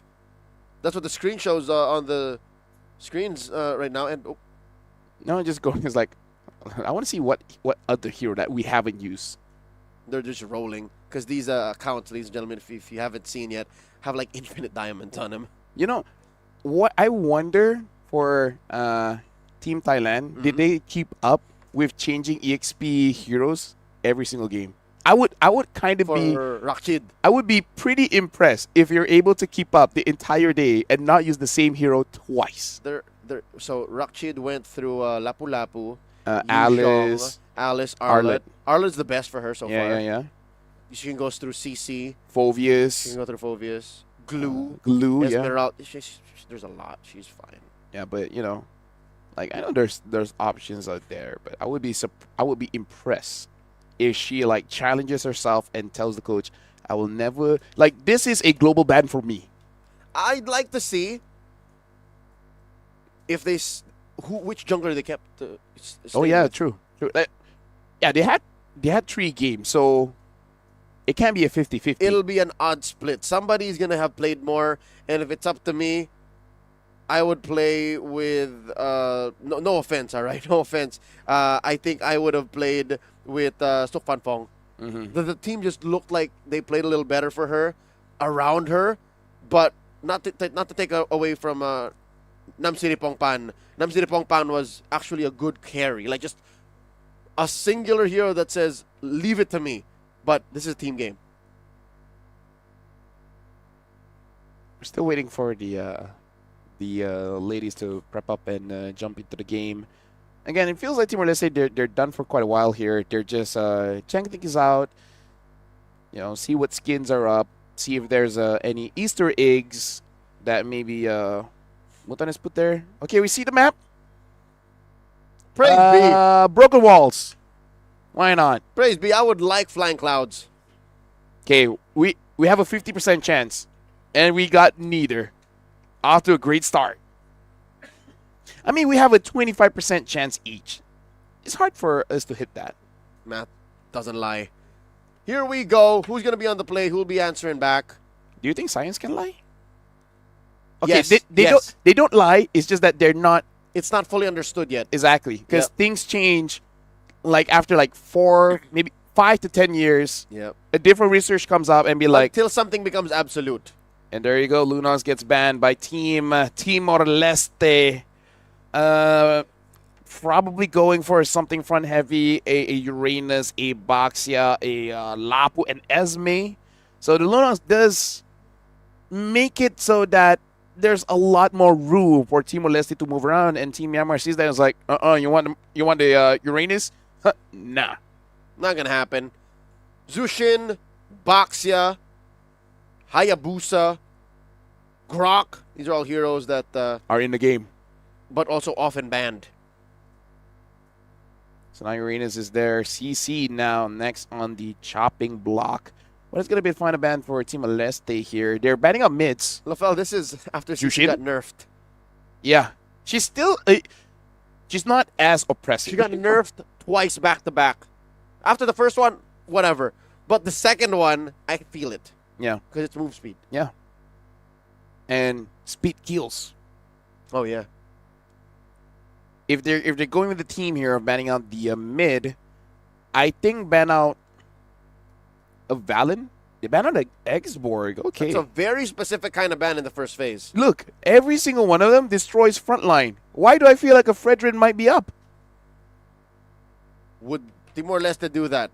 Put a Fredrin in the hands Not of first, Mudrika. but Jushin, yeah. Jushin, the setup is there, right? Setup is there for you to Jushin, Fred, preferably something like a Joe damage or something, but okay. Hilda, Haya. So both the problem and the solution picked up here by Team Myanmar. I like the start. We rarely see any Hilda anymore. I would take Grok Fred because both are open. If the Fred is really what they were aiming for with the bans. Yep, Grok Fred or Gatot Fred. Yeah, whichever you're comfortable with. Yep. Okay, Khalid still makes sense because Khalid Zushin is pretty strong. Really complement each other with the damage pickup setups. Lance is open. Yusen Shin is open too. Between the two, probably Lance, but it's a comfort thing, right? Wait. How about neither? Wait. You know why? Wait. I get it. You know why? Why? Because Myanmar already revealed the Hayabusa. What's Myanmar going to do? Ban the Lance, ban the Yusen Shin. You're still going to end up with a Fred if you wanted it anyways. Okay, yeah. You know what? You're right. But I guess in a way, it's still hiding because you can't go for something cheeky and, I don't know, put Gatot EXP or Gatot Rome and then just Khalid EXP or Gold. I guess Khalid Gold could work. Either way, the Kimi does get picked up. And they're banning out the Fred. Because even they're like, bruh, you're making it a bit too obvious. So the Fred does get banned here. I think this is setting up, if Myanmar bans more tank jungle, then we might see something new. A Barats, a Balman, and an Alpha. But with that, the singular Fred ban, Timor-Leste gets confirmed either a Lancelot or a Yusen Shin. So we go back anyways. Ban Lance just in case if she can play it. Because at least with the Yusen Shin, the Hilda and Haya stops it. They can find you, yes. Yeah, they can find you. So between the two, ban Lance. If you want to ban another tanky hero, I guess, the Akai. But Akai is so anti-synergy with the Jushin, Right. the Gato, and the Khalid. And you overload on utility. That's a little too much, Timor-Leste. Yeah. I don't think they would do that. So, I agree. Ban the Lance. Or ban a gold laner like a Harif. Martis. Now they're really. I mean, we did say we like the Martis. Yep. We were expecting to see him some way somehow. Hey, we got him in the bans. I don't think Timor-Leste is really afraid of any backline divers like a Yuzong or Lapu. Yeah, their formation seems to be very strong, at least via the first 3 picks. What other things do you have to consider? Just an easy Harif ban here. So I can smell Timor-Leste going for a dive comp. That's what this is. Hanzo or something, but not good against a Haya or a Hilda. I wouldn't want that. That's a little too much. Hey, I've seen it just a week ago. Lance. I'd say Lance. There's Esmeralda. So able to dive in, fight blow for blow. The Lance is open, Yisunshin is open. Between the two, it is Lance. If they want to go for something fighter-ish, tanky-ish. But what's in the gold lane? We don't know what Myanmar's bringing to the gold lane. I honestly say Moskov is pretty okay, but we've only seen Shell doing well with it, and you know, it's like okay. I'm pretty sure she had other options that were just a bit better. Carry. That's a unique hero that we That haven't is seen unique in a hero. while.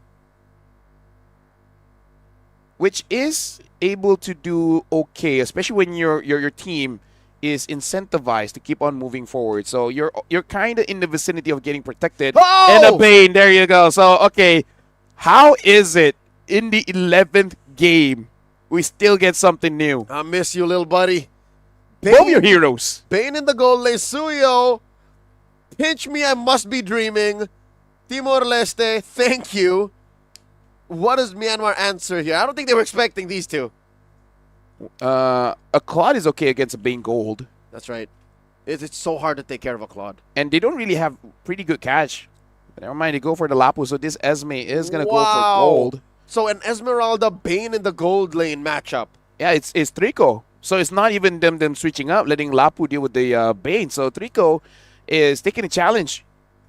And we'll see after the nerf here in competition, is it going to be a first item Holy Crystal or etc.? Or they just change it up by saying like, you know what, physical's still not bad. No, I think she has to mage. She has to really mage. Look at the damage profile. Yeah. It is what's necessary, good sir. Yes, I know what is necessary, but at the same time, okay, you know what? That's it. I have nothing else. But either ways, Team Myanmar and Team Timor-Leste, this is a draft where both kind of want to fight, right? Both wants to jump in. The only one that has a little bit more wiggle room is probably Team Myanmar because they do have the Kimi, so they can just wait it out, pew, pew, pew, pew, pew with the space gun. And yeah, the more modern draft here is Team Myanmar. Here we go. Game number 1 in the best of 2. Just to reconfirm, I do believe, yes, this is the Mage Bane incoming. Jaida with a cut. It's an XP lane. Khalid with a roam weapon. And look at this, Team Myanmar. They're trying to steal away a camp here. Not even going to get contested by Mudrika. She's like, fine, have it. I'm just going to straight for the buff. But this will, you know, slow down / speed up Coco here. Slow down Mudrika just a little bit. And Isabel is, yeah, not enough damage to really punish Trico at the moment. But this forced out the regen either ways. Yeah. So that's something. Isabel happy to at least get some minions crashing in. Her gold turret shield kind of took a little bit of a hit there. Fighting for the crab. Went to Trico here. Isabel lost out on that one. I get it, because she didn't have the kit yet, but best believe when she does get items, which is again that first Holy Crystal, you're good. Something that I don't like though is Bane's in rank. Instead of going for a Holy Crystal, you go for a Sky Piercer early. That's greedy. I don't like it. That's mad greedy. And I don't know why people still keep going for it. Like, yes, you want kills, but you don't have to. Oh, Graves here gets dunked on by 3. unable to finish the job. Gatot a little too chunky. How about Jida, though? She's fine, looking to get that Sandwalker stack. Not going to be necessary. Myanmar happy with getting the advantage at the turtle. Yeah, probably going to get this for free. Jida is going to heal up with a quick sand guard. Team Timor-Leste, they're just slowly losing out on trades. You know, Myanmar is taking a jungle creep here, taking a turtle there, forcing you out of lane. They're methodical. They're taking it step by step. And Isabel is here. Can they do something? Throws out that deadly catch. Down goes Jennifer. Mon finds one off camera. And Grace falls as well. 2 for free going over to Team Myanmar. And this is what happens when you just get these small advantages. You'll find ways that your opponent just doesn't have enough of something, and then you can exploit that. But they probably jumped a little bit too forward. Jida, though, taking quite a bit of damage from Hungong. Mudrika trying to protect her own jungle here. Should be able to. Coco jumps in, almost gets a kill, but dies herself to Jennifer. Coco, I was hoping she was going to press the shadow kill anyways, but I guess there was some mini stun that stopped her from doing so and instead bites it.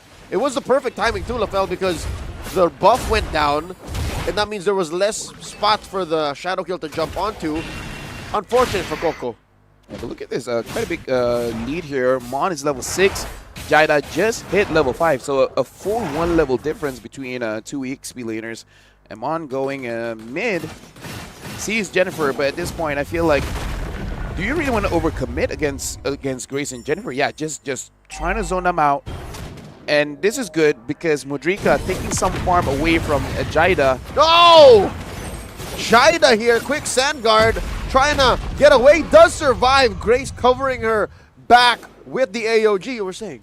Yeah, I'm just saying, this reminds me of Team Malaysia, where the jungler is you know, losing out a bit and giving over the farm. And I get it. Bane can't do that. Take the Khaleeds. Yep. The Bane needs it, and that's why Isabel is just holding on. Mon about to get slammed here. Short, maybe a stack.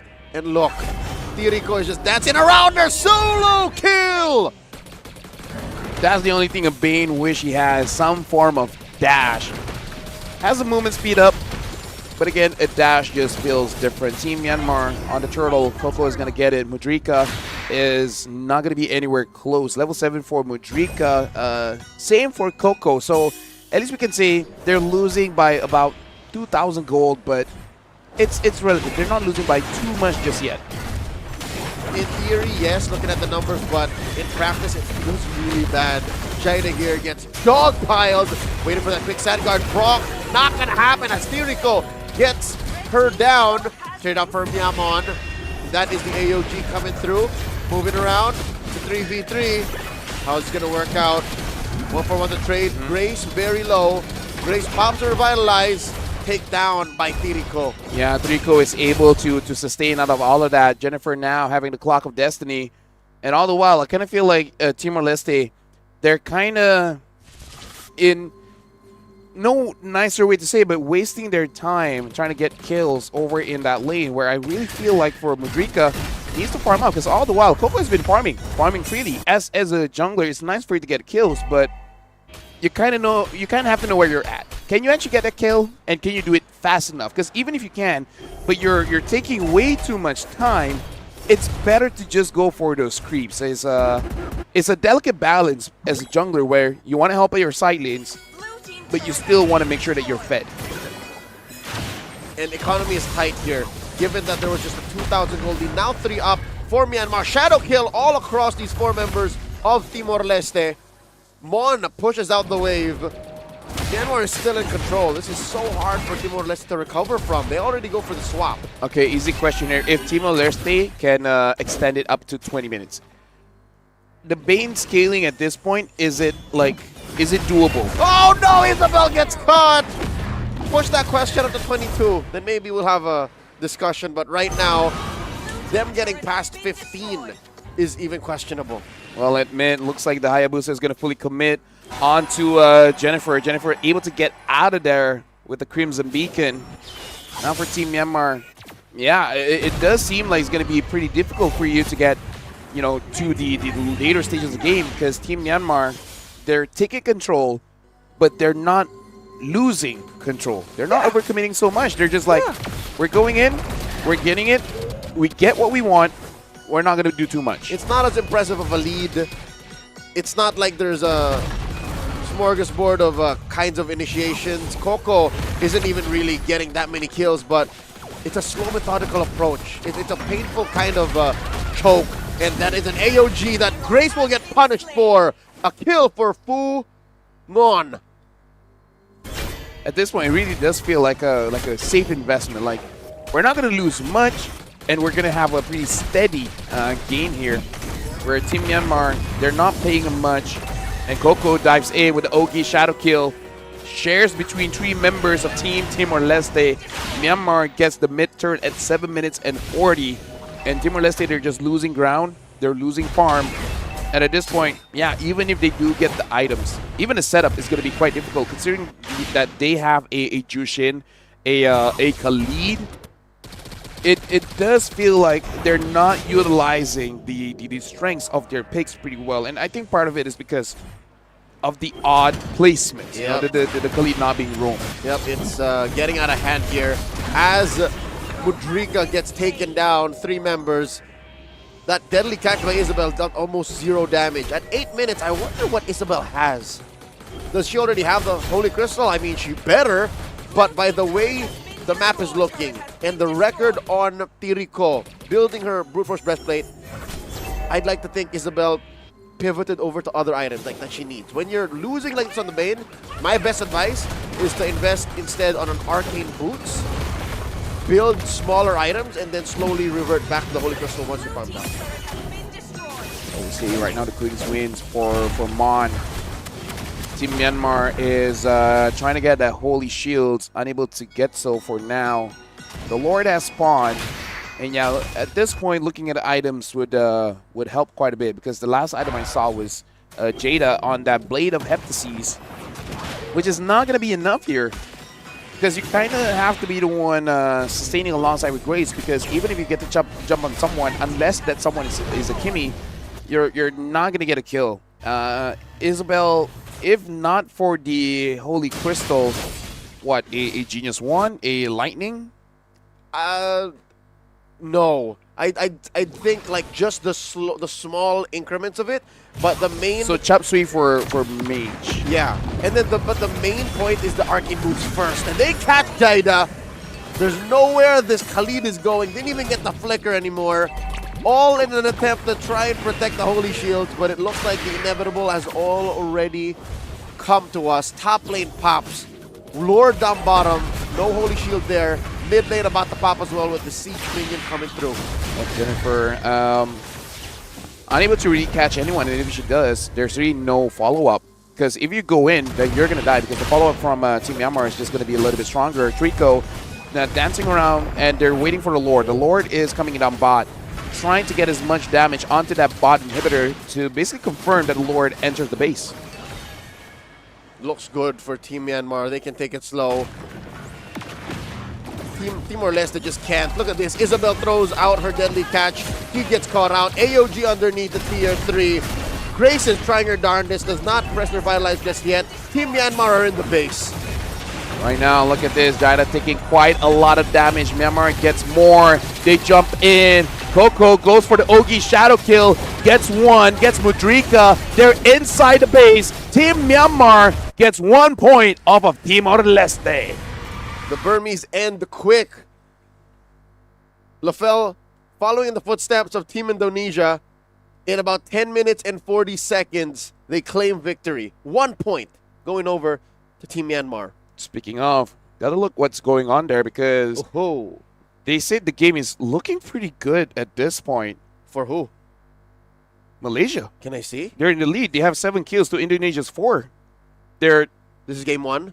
Game 1. They have a 2K gold lead against Indonesia, with Indonesia getting the Selena, the Ruby, the Alice, the Grok, the Yisun Shin. All right. We're pretty invested in the other group's broadcast, but for us here, Team Myanmar might take 5 as we try and break down exactly how they did this well. Key to their victory, I'll say it now, is just better macro.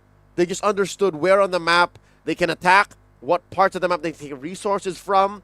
Hence why when they would bump into the members of Timor-Leste, they had the advantage regardless if there were more bodies or if the items were already there. That's why you said, oh, it's a 2,000 gold lead. I think it was worse than just a 2,000 gold lead. I think Timor-Leste were walking into a fight that they were ready for. Yeah, I just feel like for Timor-Leste, they're just the fundamentals still just need a bit of work. But again, that too. They are newer to the competitive scene. You know, they play MLBB.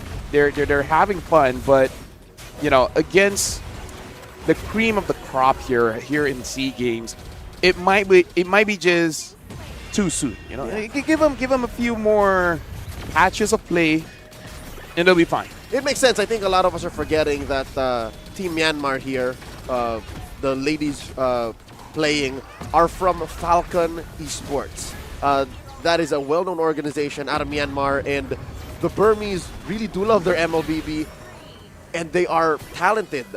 They are a people that, much like Indonesia, are the only other country in the World Championships to step toe-to-toe in the Grand Finals with the Philippines. So it's a cultural thing for them. So them performing here in the SEA Games should not be a surprise. Yeah, definitely not a surprise.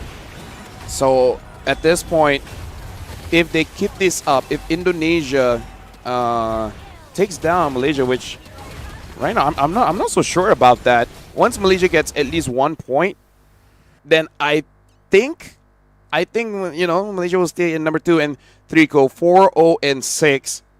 Doesn't matter if you send the whole squad, she's gonna survive through it all. This is the Burmese gold laner on that Esmeralda, bullying the Bane out of the lane and just pushing forth. 817 GPM, very, very formidable.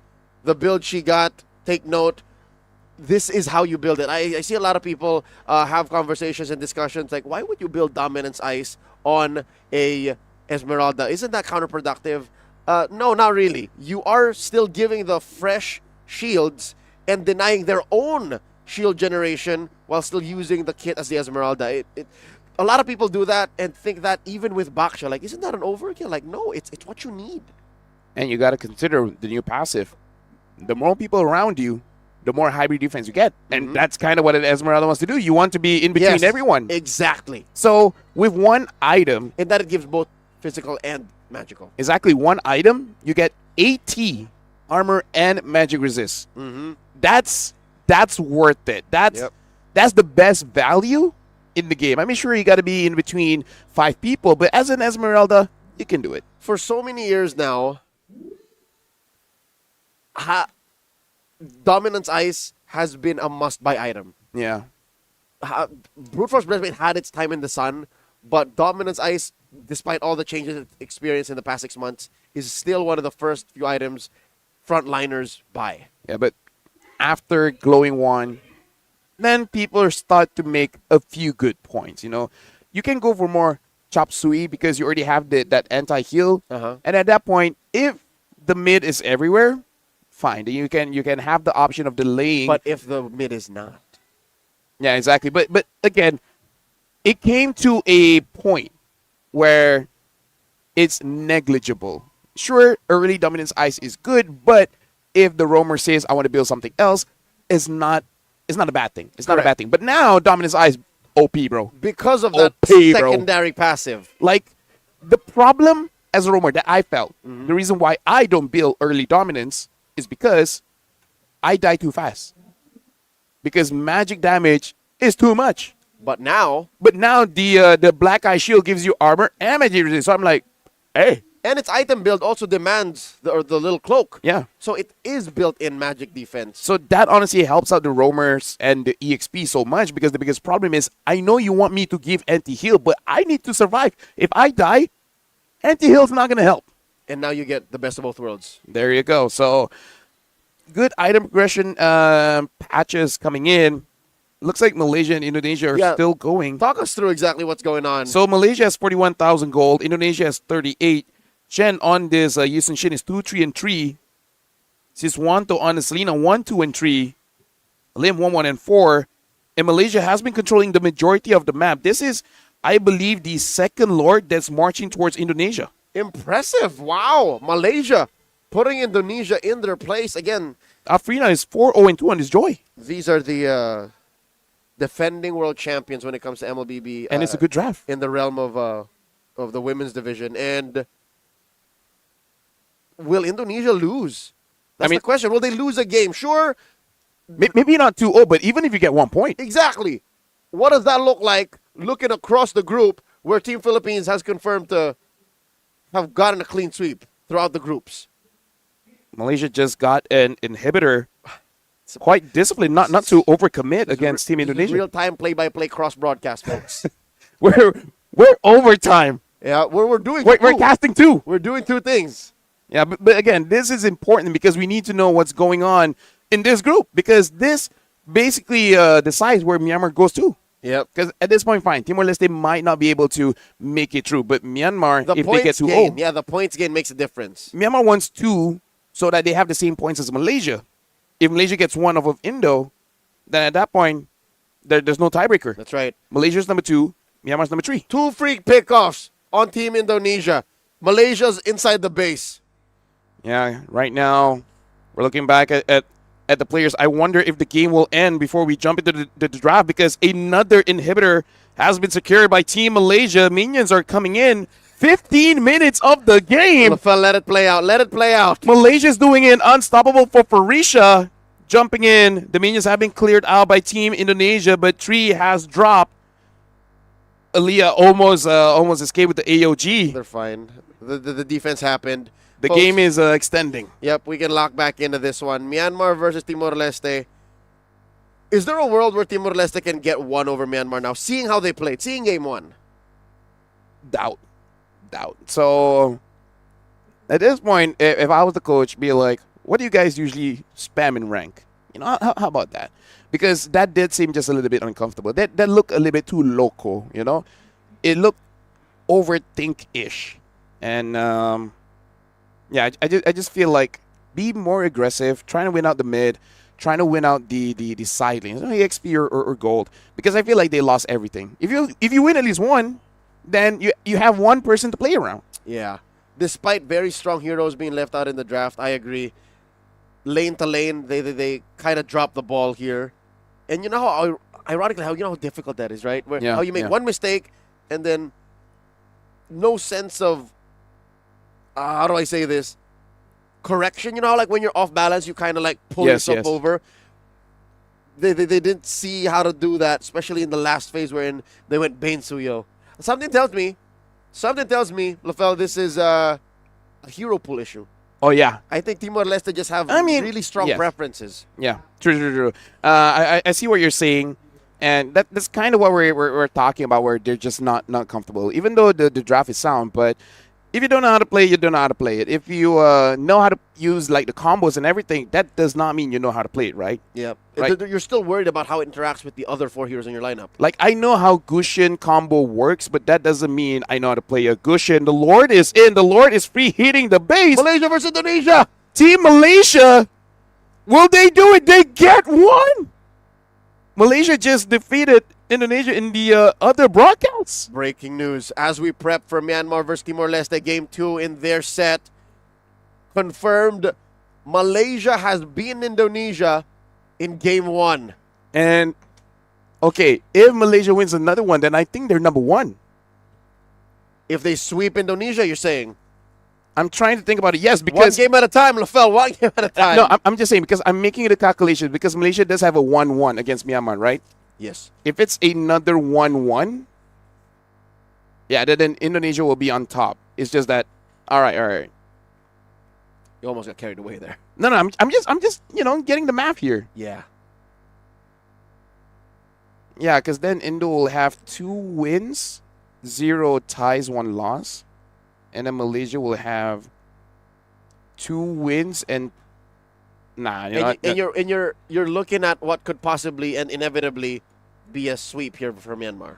Either way, I feel like the game going on in different broadcasts will basically tell us more of the story of where the final positions Right. of the teams On the brackets. will be at Myanmar going up against Timor-Leste. Myanmar is first pick this time, and they're banning out the Uranus. The previous one, they did ban the CC and the Baxia. This time, they banned the Fred. So they still feel like the Fred was the original option. Yeah. I feel like Timor-Leste, they were too telegraphy. Something tells me they have Mudrika's number. They know that Mudrika prefers utility junglers and are basically strong arming her into playing the Suyo, which is, again, the most utility-like assassin in the game. Yeah, it feels weird to say that we don't have enough utility junglers because it feels still new that utility is the name of the game. Myanmar banning out the X-Borg. So a little bit different here because Timor-Leste was the one that banned the X-Borg before. Yeah, why do they force her on a Baksha? Or why don't her team put her on the Baksha? Does that not contribute? Is that not the same? Timor-Leste should ban a box, yeah. No. Like, open the Baksha because that's what Mudrika wants or needs. No, I'm talking about if Timor-Leste does not ban the box here, Myanmar might get it. They banned the Jushin. So if you let go, fine, but you got to get an early CC. Right? Myanmar takes Baxia, you take CC. And that's the only way. I think that's fair. And that's the only way. Or Myanmar takes CC now. There you go. Oh, wow. There you go. Read into it. They know that Baxia is who Mudrika wants.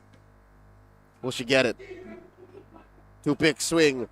Eve is left open. Yeah. Honestly, I would take Eve. I would Baxia? They get a combo. Farsa Kalia. That's a combo. And that's pretty good. But again, this is one of those things where it demands you to be proactive. That's the word. Oh, but CC, Baxia, Gatot, Gatot the Grok, good. Do you think Myanmar is gonna go ahead and pull an Angela on us? No. That's what this lineup is showing. No. I need to see blue 3. No, if they pick up the Angela, I'm seeing an Esmeralda. Yeah, that's why. No, not on blue 3. Like, it's gonna happen 4-5. And then Myanmar's gonna ban the Esmeralda. That's the only way we can keep our quota. Yes. To see a unique hero here in game Every 2. game. So, the Grok. So still possible, right? Okay, here's the problem. They need some kind of shred. So this might be a carry game because the Grok and the Baxia, the X-Borg is out. The Farsa is there, so you can't pick up a Lunox, and Lunox is banned anyways. Yep. So carry Angela, but you gotta ban the Esmeralda. Besides the carry, is there any jungler that can really Joy, I guess? Well, yeah. But Joy, Angela Joy, yeah. Yeah, but is Mudrika comfortable on that Joy though? Oh, I'm talking Myanmar is gonna do the Angela. No, I'm talking about Timor-Leste. What's left for her? Exactly. Okay. I don't know. Okay, so I think this Another is just EXP Khalid. It's comfort, right? If you take it 2 games in a row, we figured it out early. So they pick up the Kalia, Farsa, as well as the Khalid. For Myanmar, take out Shredders, and then your Baxi and Grok will never die. And if you put a Angela there, even more so. Yep. If they ban on Esme, then it's probably gonna be an Angela. So something Martis Angela, or no Martis Esme. Let's see. One more for Timor-Leste. Or just play the mind games and don't ban Esme, so that you're not showing that you want to pick an Angela, and hope they pick up a gold laner first. Yeah, exactly. Yeah, if they pick up like a Granger or Harif. One more ban here for Myanmar. Yisun Shin, not picked yet. How weird is that? It was open just now, and the Lancelot. That's right. No, right? Yes, game 1 it was. Yeah. They were both open. Yeah, Lancelot as well as the Yisun Shin. What has become of our meta? This allows us to have a pick every game. A new pick every game. Oh, Lord. Suyo gets banned too. Balman. I'm not even mad. Right? I actually like Balman. Balman, War Axe. If they want to stay forward, you reciprocate. It's like, fine, you want to stay here? I want to stay here. Julian called it. We talked about it. We talked about it. No, not really called it, but you know what I mean. We said his name. And so, he appeared. 1 hero per game. At least. We got it today. We got it. Today is a good day. How is it? We start the day up until now. The ladies don't disappoint. On average, there is 1 new hero on display We'll reveal. The developers must be proud. Yeah. They're like, see, Such a healthy meta. we can balance the game. We'll reveal if we get the Angela here now. Blue 4 and 5. No, we won't. It's a Kagura and a Harith. And that's solid because, again, the Kalia does not want to meet up against a Kagura because... Whoa! Ladies and gentlemen, this is not a drill. This is not a drill. We have love this. Johnson I love this. in the last broadcasted match on this stream. Talk about having fun. 33rd SEA Games, Thailand. What even is this? Talk about putting yourself on the map. This is how you do it. The Timoris love MLBB. Hey, be good or be memorable. Some teams, some people are both. Yeah, I know, but you know, sometimes you don't have that kind of privilege. But now, let's look at this: a gold lane Johnson. Not gonna lie, not the lane I thought that Johnson's going, but hey, ladies and gentlemen, welcome to the final game of today. Myanmar, Timor-Leste, and Timor-Leste showing up with some flavor with the Julian and the Johnson. Even in my wildest ranked games, I have never seen a gold lane Johnson.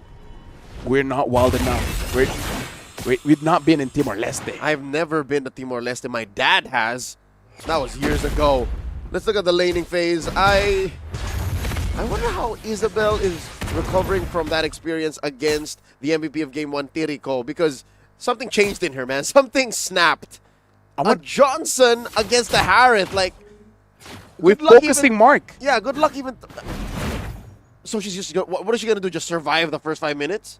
Because that's what she's telegraphing, right? That I'm not even in the lane. Mudrika, very low. In comes Gray, trying to save her teammate. Mudrika gets found out by Coco. First blood drawn by the Burmese.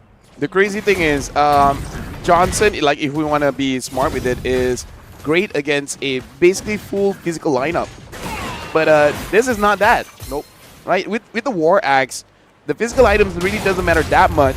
And Kungong is magic. Tiriko is magic, so kind of feels bad. You want to build like a blade armor, but not really a blade armor game, is it? Grace here, dealing a lot of damage to May.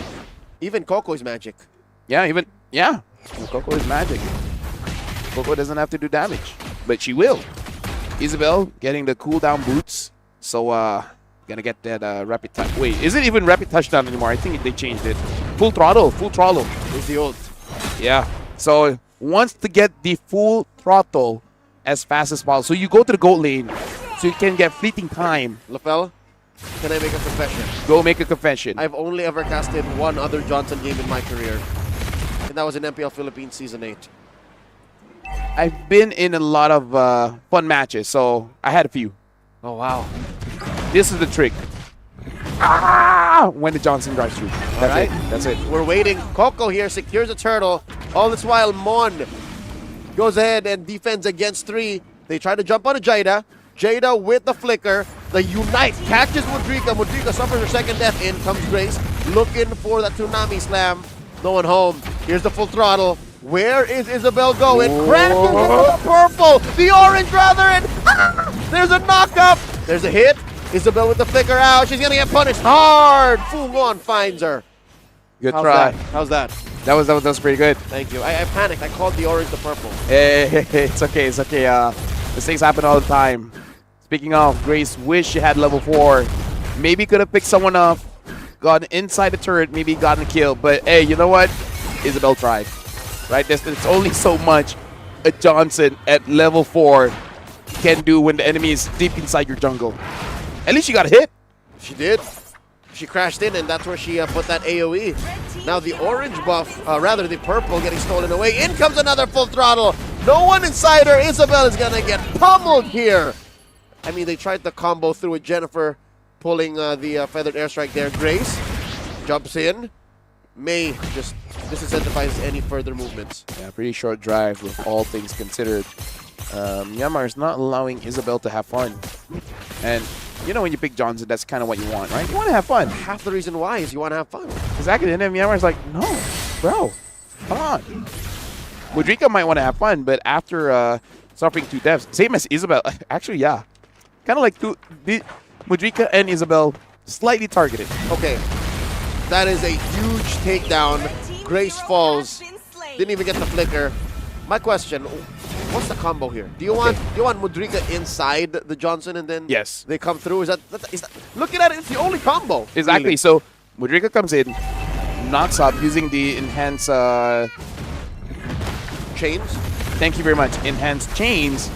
And then Grace jumps in. Don't use the tsunami slam. Just AoE knockup. And then Jida comes through. And Jennifer just boom bang bada bing with the feather airstrike. All right, sounds like not that hard. Sounds like magical MLBB land. Hey, that's some MCGG, man. Gang gang. Gang gang. Oh. Slowly but surely, Myanmar is shrinking the map. Top lane and bottom lane getting pushed in. How is this even possible? Full throttle, point blank. Stunning them, slowing them down. Feathered airstrike. The turret taken down up top. A lot of damage being rained down, forcing the Puissance out of Coco. In comes the Unite. Look at the damage coming in from Mei. Fu Nong gets him. Jada standing tall. The only one left here in this conflict. Mudrika barely survived, made her way home. You know, it's a conflict. Sounds like a cereal. Conflict. Hey, Coco is showing why Baxia is super tanky. Baxia just tanked 4 people and a turret and got out of there. I mean like context who was there, but you know, just that's why you overkill and build the dominance ice on the Baxia. There you go. Because she needs all that extra, she needs all that hybrid defense. Earthen Rampart stops the movement of Timor-Leste, goes A, gets a kill onto Grace, and now Jennifer with the feather S-right to get a kill. Gets the chains onto Mon. The damage is not there just yet because they're about 8,000, 7,000 to 8,000 gold lesser than Myanmar at 5 minutes. And it's a clean game. Myanmar has given nothing over Timor-Leste. Not a kill, not a turtle, not a turret. And I'm afraid to think of what Timor-Leste will do if they somehow catch up. What if? What I would say is, if there's any game that we can say 1K gold per minute, it should be this one. Because this is like, what, 7,000 gold in 6 minutes. It's already over 1,000. It's beyond. But then who? I think it's Tiriko still. Or Mon, because Mon has been solo farming all this while. Yes. So it's either or. Or Fungon. But wait, Fungon gets caught. She gets the cleanse. She's good. Coco secures the turtle. Mon finds Jennifer off camera. Mon still wants more. She's bloodthirsty. Gets a few beads on the Jada. Gets hit. And there's a tech charge. Down goes Grace. Isabel gonna be up next. Not even able to drive away. Timor-Leste suffers 3 more casualties. Now that was hot. May flickers in. Gets 3 with the tech charge. And currently it's 14-0. Myanmar, they're here on a mission, man. What a way to end the day. Hey. Wouldn't have wanted any other way. Now the onslaught is not stopping at 7 minutes here. Grace uses the ult. Funon still able to get away. And Grace has to flicker out. The damage coming in from Myanmar is just a little bit too much. Theory Cole, that was a singular synchro fission. So Team Myanmar, they basically want to brute force this out. It's like, we are here. When the minions come in, we want to go. Tiriko deals quite a lot of damage onto Isabel. LaFell, this is just how you treat your opponents with respect. They play a Johnson, they play a Julian, they try to find the combo, and you just, eyes on the prize. You focus on the MLBB you know. Tanks in the gold lane, man. Feels weird to say. This is more than just a tank in the gold lane. You have to say it properly. This is Johnson in the gold lane. Nah, I'm going to say tank in the gold lane because Uranus was there too. That's different. Oh my god, Tech Charge finds Isabel. She had nothing to say, nothing to do. The inhibitor falls. Look at the damage coming in from Theory Co. A defensive artillery blast from Jennifer. Forced to get on out of there. Flickers closer to her fountain. They lose that inhibitor. Top lane might be up next. Team Myanmar, they're, part of them is thinking no one has died just yet. Who's going to be the one? And the most likely is actually Coco. But hold on, Mon wants that kill, gets the kill onto Mudrika. And now Mon even getting that Hunter Strike, making sure that she can get a kill onto basically anyone. Jida is all alone, but Isabel comes in with a full throttle. does no damage on the main, not even dropping the shields. You know what's upsetting me, LaFell? The fact that we're almost 10 minutes in and not once did we see Isabel get the combo with Mudrika. They gotta at least try, right? Put the Julian in the Johnson, ram it in the 5, see what happens. First, Myanmar does not stay in front of the base. Give some space. They need a way. They need a highway. That's right. And it shows that these ladies from Myanmar have played against the Johnson in ranked one time or Hey, more. it was Myanmar that introduced it in MSC. There you go. I remember that. Yep. 2022. Ken. No, and Justin. Justin, there you go, Justin. There you go. A mid laner Justin playing and- Johnson. Justin and Naomi. There you go. With the Natalia as well, man. They've been the ringer. The Burmese know what's up. And nice big tech turn. Taken down Isabel, Jennifer, Mudrika, and Grace follow through. So does the base. Team Myanmar ending with a sweep. 21-0. Talk about ending the game. Talk about, giving a statement. If this doesn't give you 1K gold per minute, I don't know what will. It should have. And am I right to assume that no one died? No one died. It was 21-0. This could possibly be the cleanest game we've seen all SEA Games long. And one way to be memorable, to close off the broadcast day too. Game number 12. Even in the other broadcasts, we're seeing new heroes. Is that right? Did I see a Jawhead? I see a Lilia. And a Jawhead. I think so. It's against the Fredrin from Indonesia. Okay, well, we'll get a quick wrap-up on that. I'm pretty sure our online sources are on the case. They do pretty quickly update their references when it comes to what happens on different broadcasts. But let's try to look back at what happened here.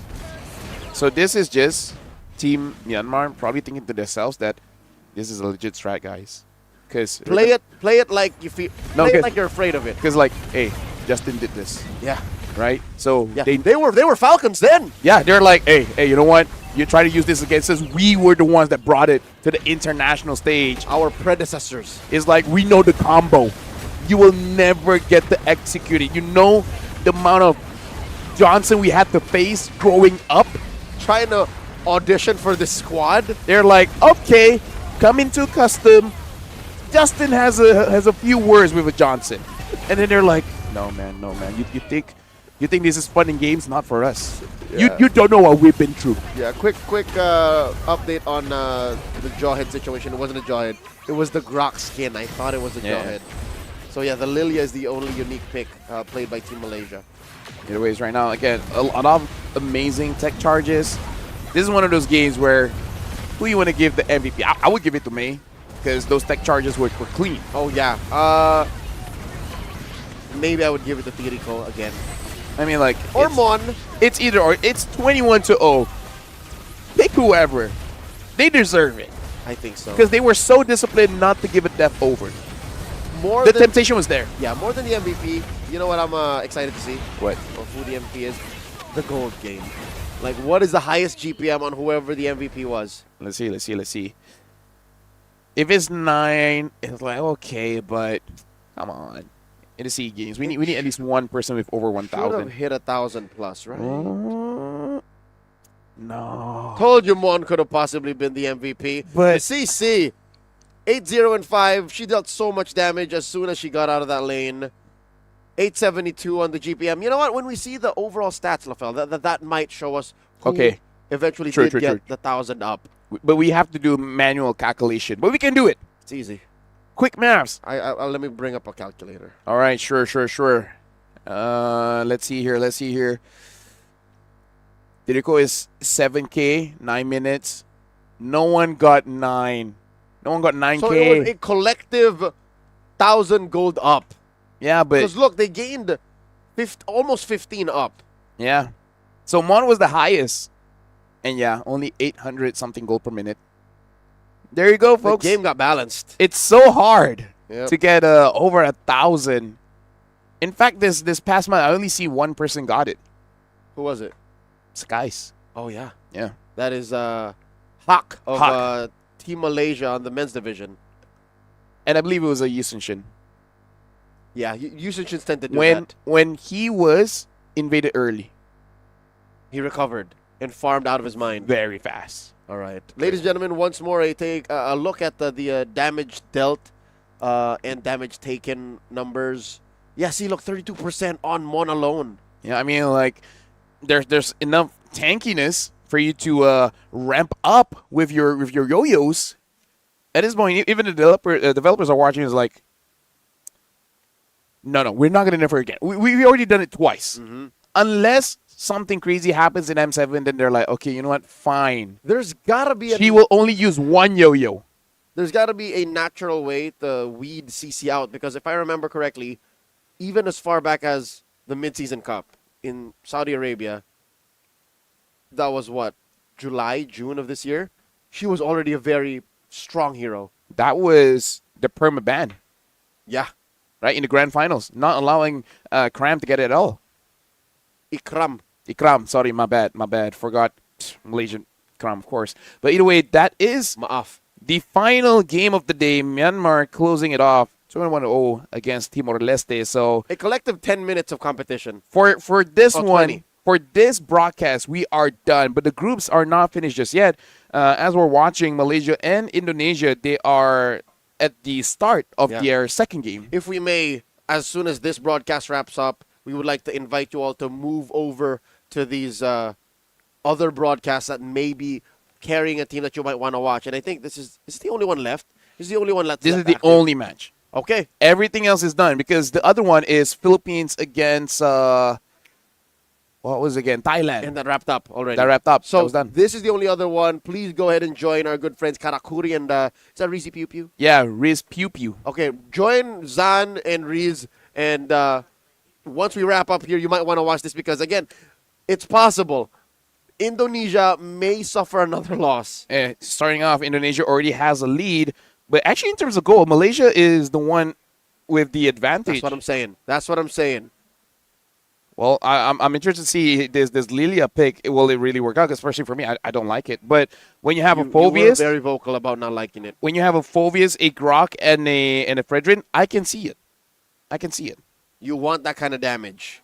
And the Lunox doesn't get onto you that fast. Not like a Farsad, not like an Eve, not like a Kimi. Even if she did, you could just get on out of there with your black shoes. Skedaddle. Looks like Malaysia got the turtle, gets a kill onto the mid of Team Indonesia, gets the jungler. What's going on? I would want to cast this game. Could fatigue be playing a role here? Because these ladies have been playing so many games in a single day. But same for Team Malaysia. Yeah, exactly. I'm saying some teams take it differently. True. Some teams like the momentum. Some teams feel the fatigue much faster. I think we're just waiting on the graphics just to see like what's going on. But again, this game is not over, so there's no way we can get a full update. At least not in another not like a what? Conclusive update. Not in like 10 to 20 minutes. Yeah.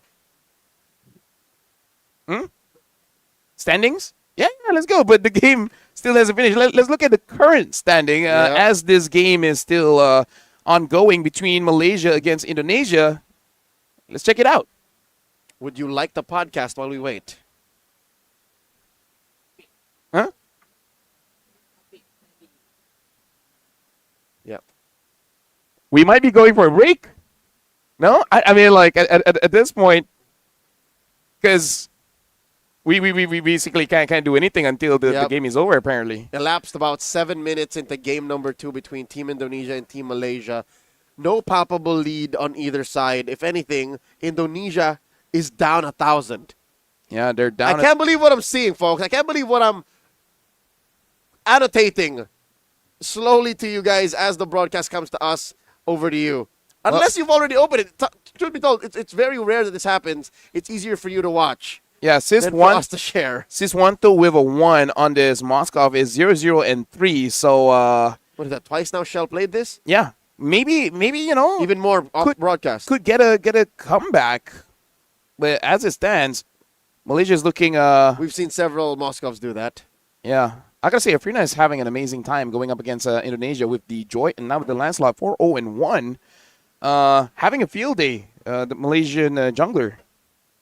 So the turtle is started up. Not sure what's going on here. I mean, like, do we really have to wait for the entire game to finish?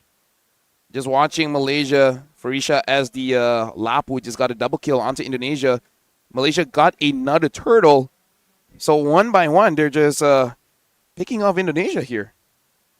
And it's going accordingly. Here's the thing. Almost 2,000 up is Malaysia. And they're getting more. Now turrets. Oh, my Lord. Lafel, I'll tell you now, back on the whole fatigue situation, right? These teams, these full-time athletes, they're not used to playing this many games in a single game that demand this level of perfection. I'm impressed because Malaysia, they only trained for a few days, like 3 days.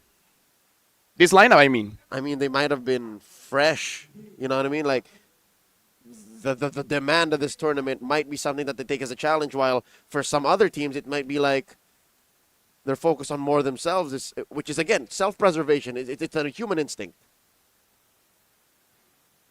Should probably just end the show. Because that's it. Is there other things you want to talk about that might be in the vicinity of the competition that we just mentioned today? Something so tangentially attached that we could use to buy time.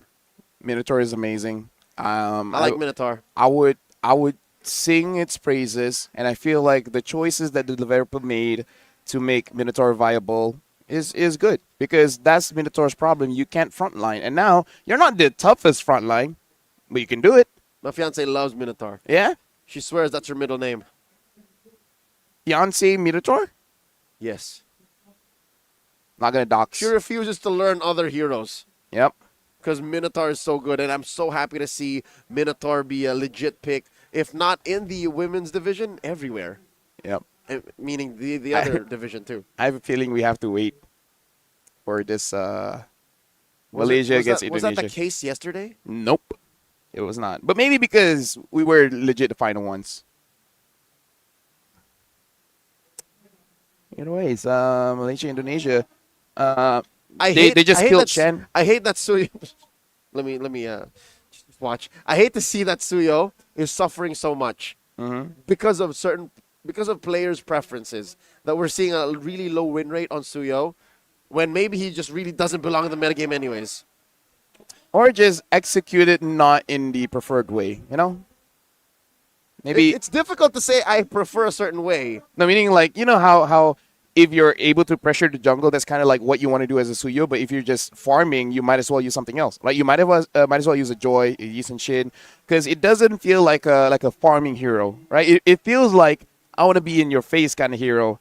Speaking of 10 minutes in, Malaysia is still ahead, but Indonesia is catching up on the kills. It's 9-8, and Malaysia, with the Lord, threatening to get the bottom inhibitor where the holy defense, holy shields have been destroyed. Very interesting. Yep. I do believe we are about to get direct confirmation as to what comes next here in the sequence of events at the SEA Games 2025 in Never Thailand. had this experience, but hey, now we can say we've enjoyed it all. That's true. We had a surrendering game yesterday. Yeah. Today had to definitely be one up.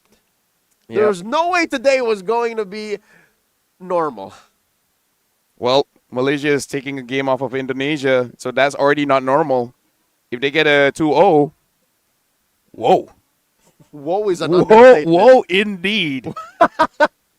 I mean, woe is me, but I mean, I'm not doubting Indonesia. They can come back, but you can't say whoa indeed. Oh, I can't? That's not a collection of words you're allowed to say when having a conversation.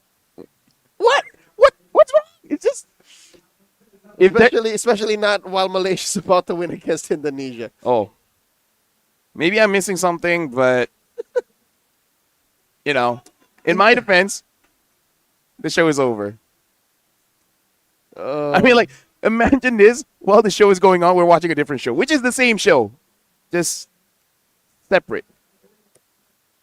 Wishing Lantern now for the Lilia. So the Lilia is 2-1-5.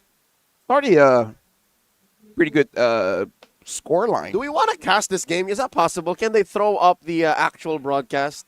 I don't know. Maybe that's what they're trying to do, considering that all the games are done now. And this one is pretty intense. Like, this is pretty... It's very watchable. It's a very watchable. It's what we've been doing on a smaller screen off camera, ladies and gentlemen. Yep. Shout outs to technology and multiple screens that is in difference of sizes. We're looking at a score. The game is not over for Indonesia, Malaysia, but now we see they're tied. 4-4, 1-1, 4 points each. That's right. This final game will determine. This final game will basically determine who's staying up top. So we have to wait for this to be over. Is that true? It looks like it is. This feels like a podcast. We could turn it into one. Yeah, we could turn it into one. Grab a different screen, open up the game, and we'll be talking about the game together. You know, Malaysia against Indonesia, looking pretty good. The Lord has spawned. Malaysia is at the Lord, and looks like they're gonna get it. Malaysia, they're doing their very best. They even kill Shen. Farisha on his Lapu is legit. Oh, wait, they might be doing it. All this while, is that a Lord take? Ah, yes. Dude, uncontested because Malaysia Afrina secures.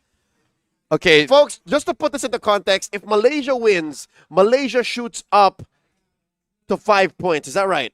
Yes, they will be number 1 of Group They B. would skip the play-ins bracket. And Indonesia will have to play that one. And here's the thing. Okay, at this point, if Indonesia drops to 2, they will fight with Laos. Here's the thing, Lafel.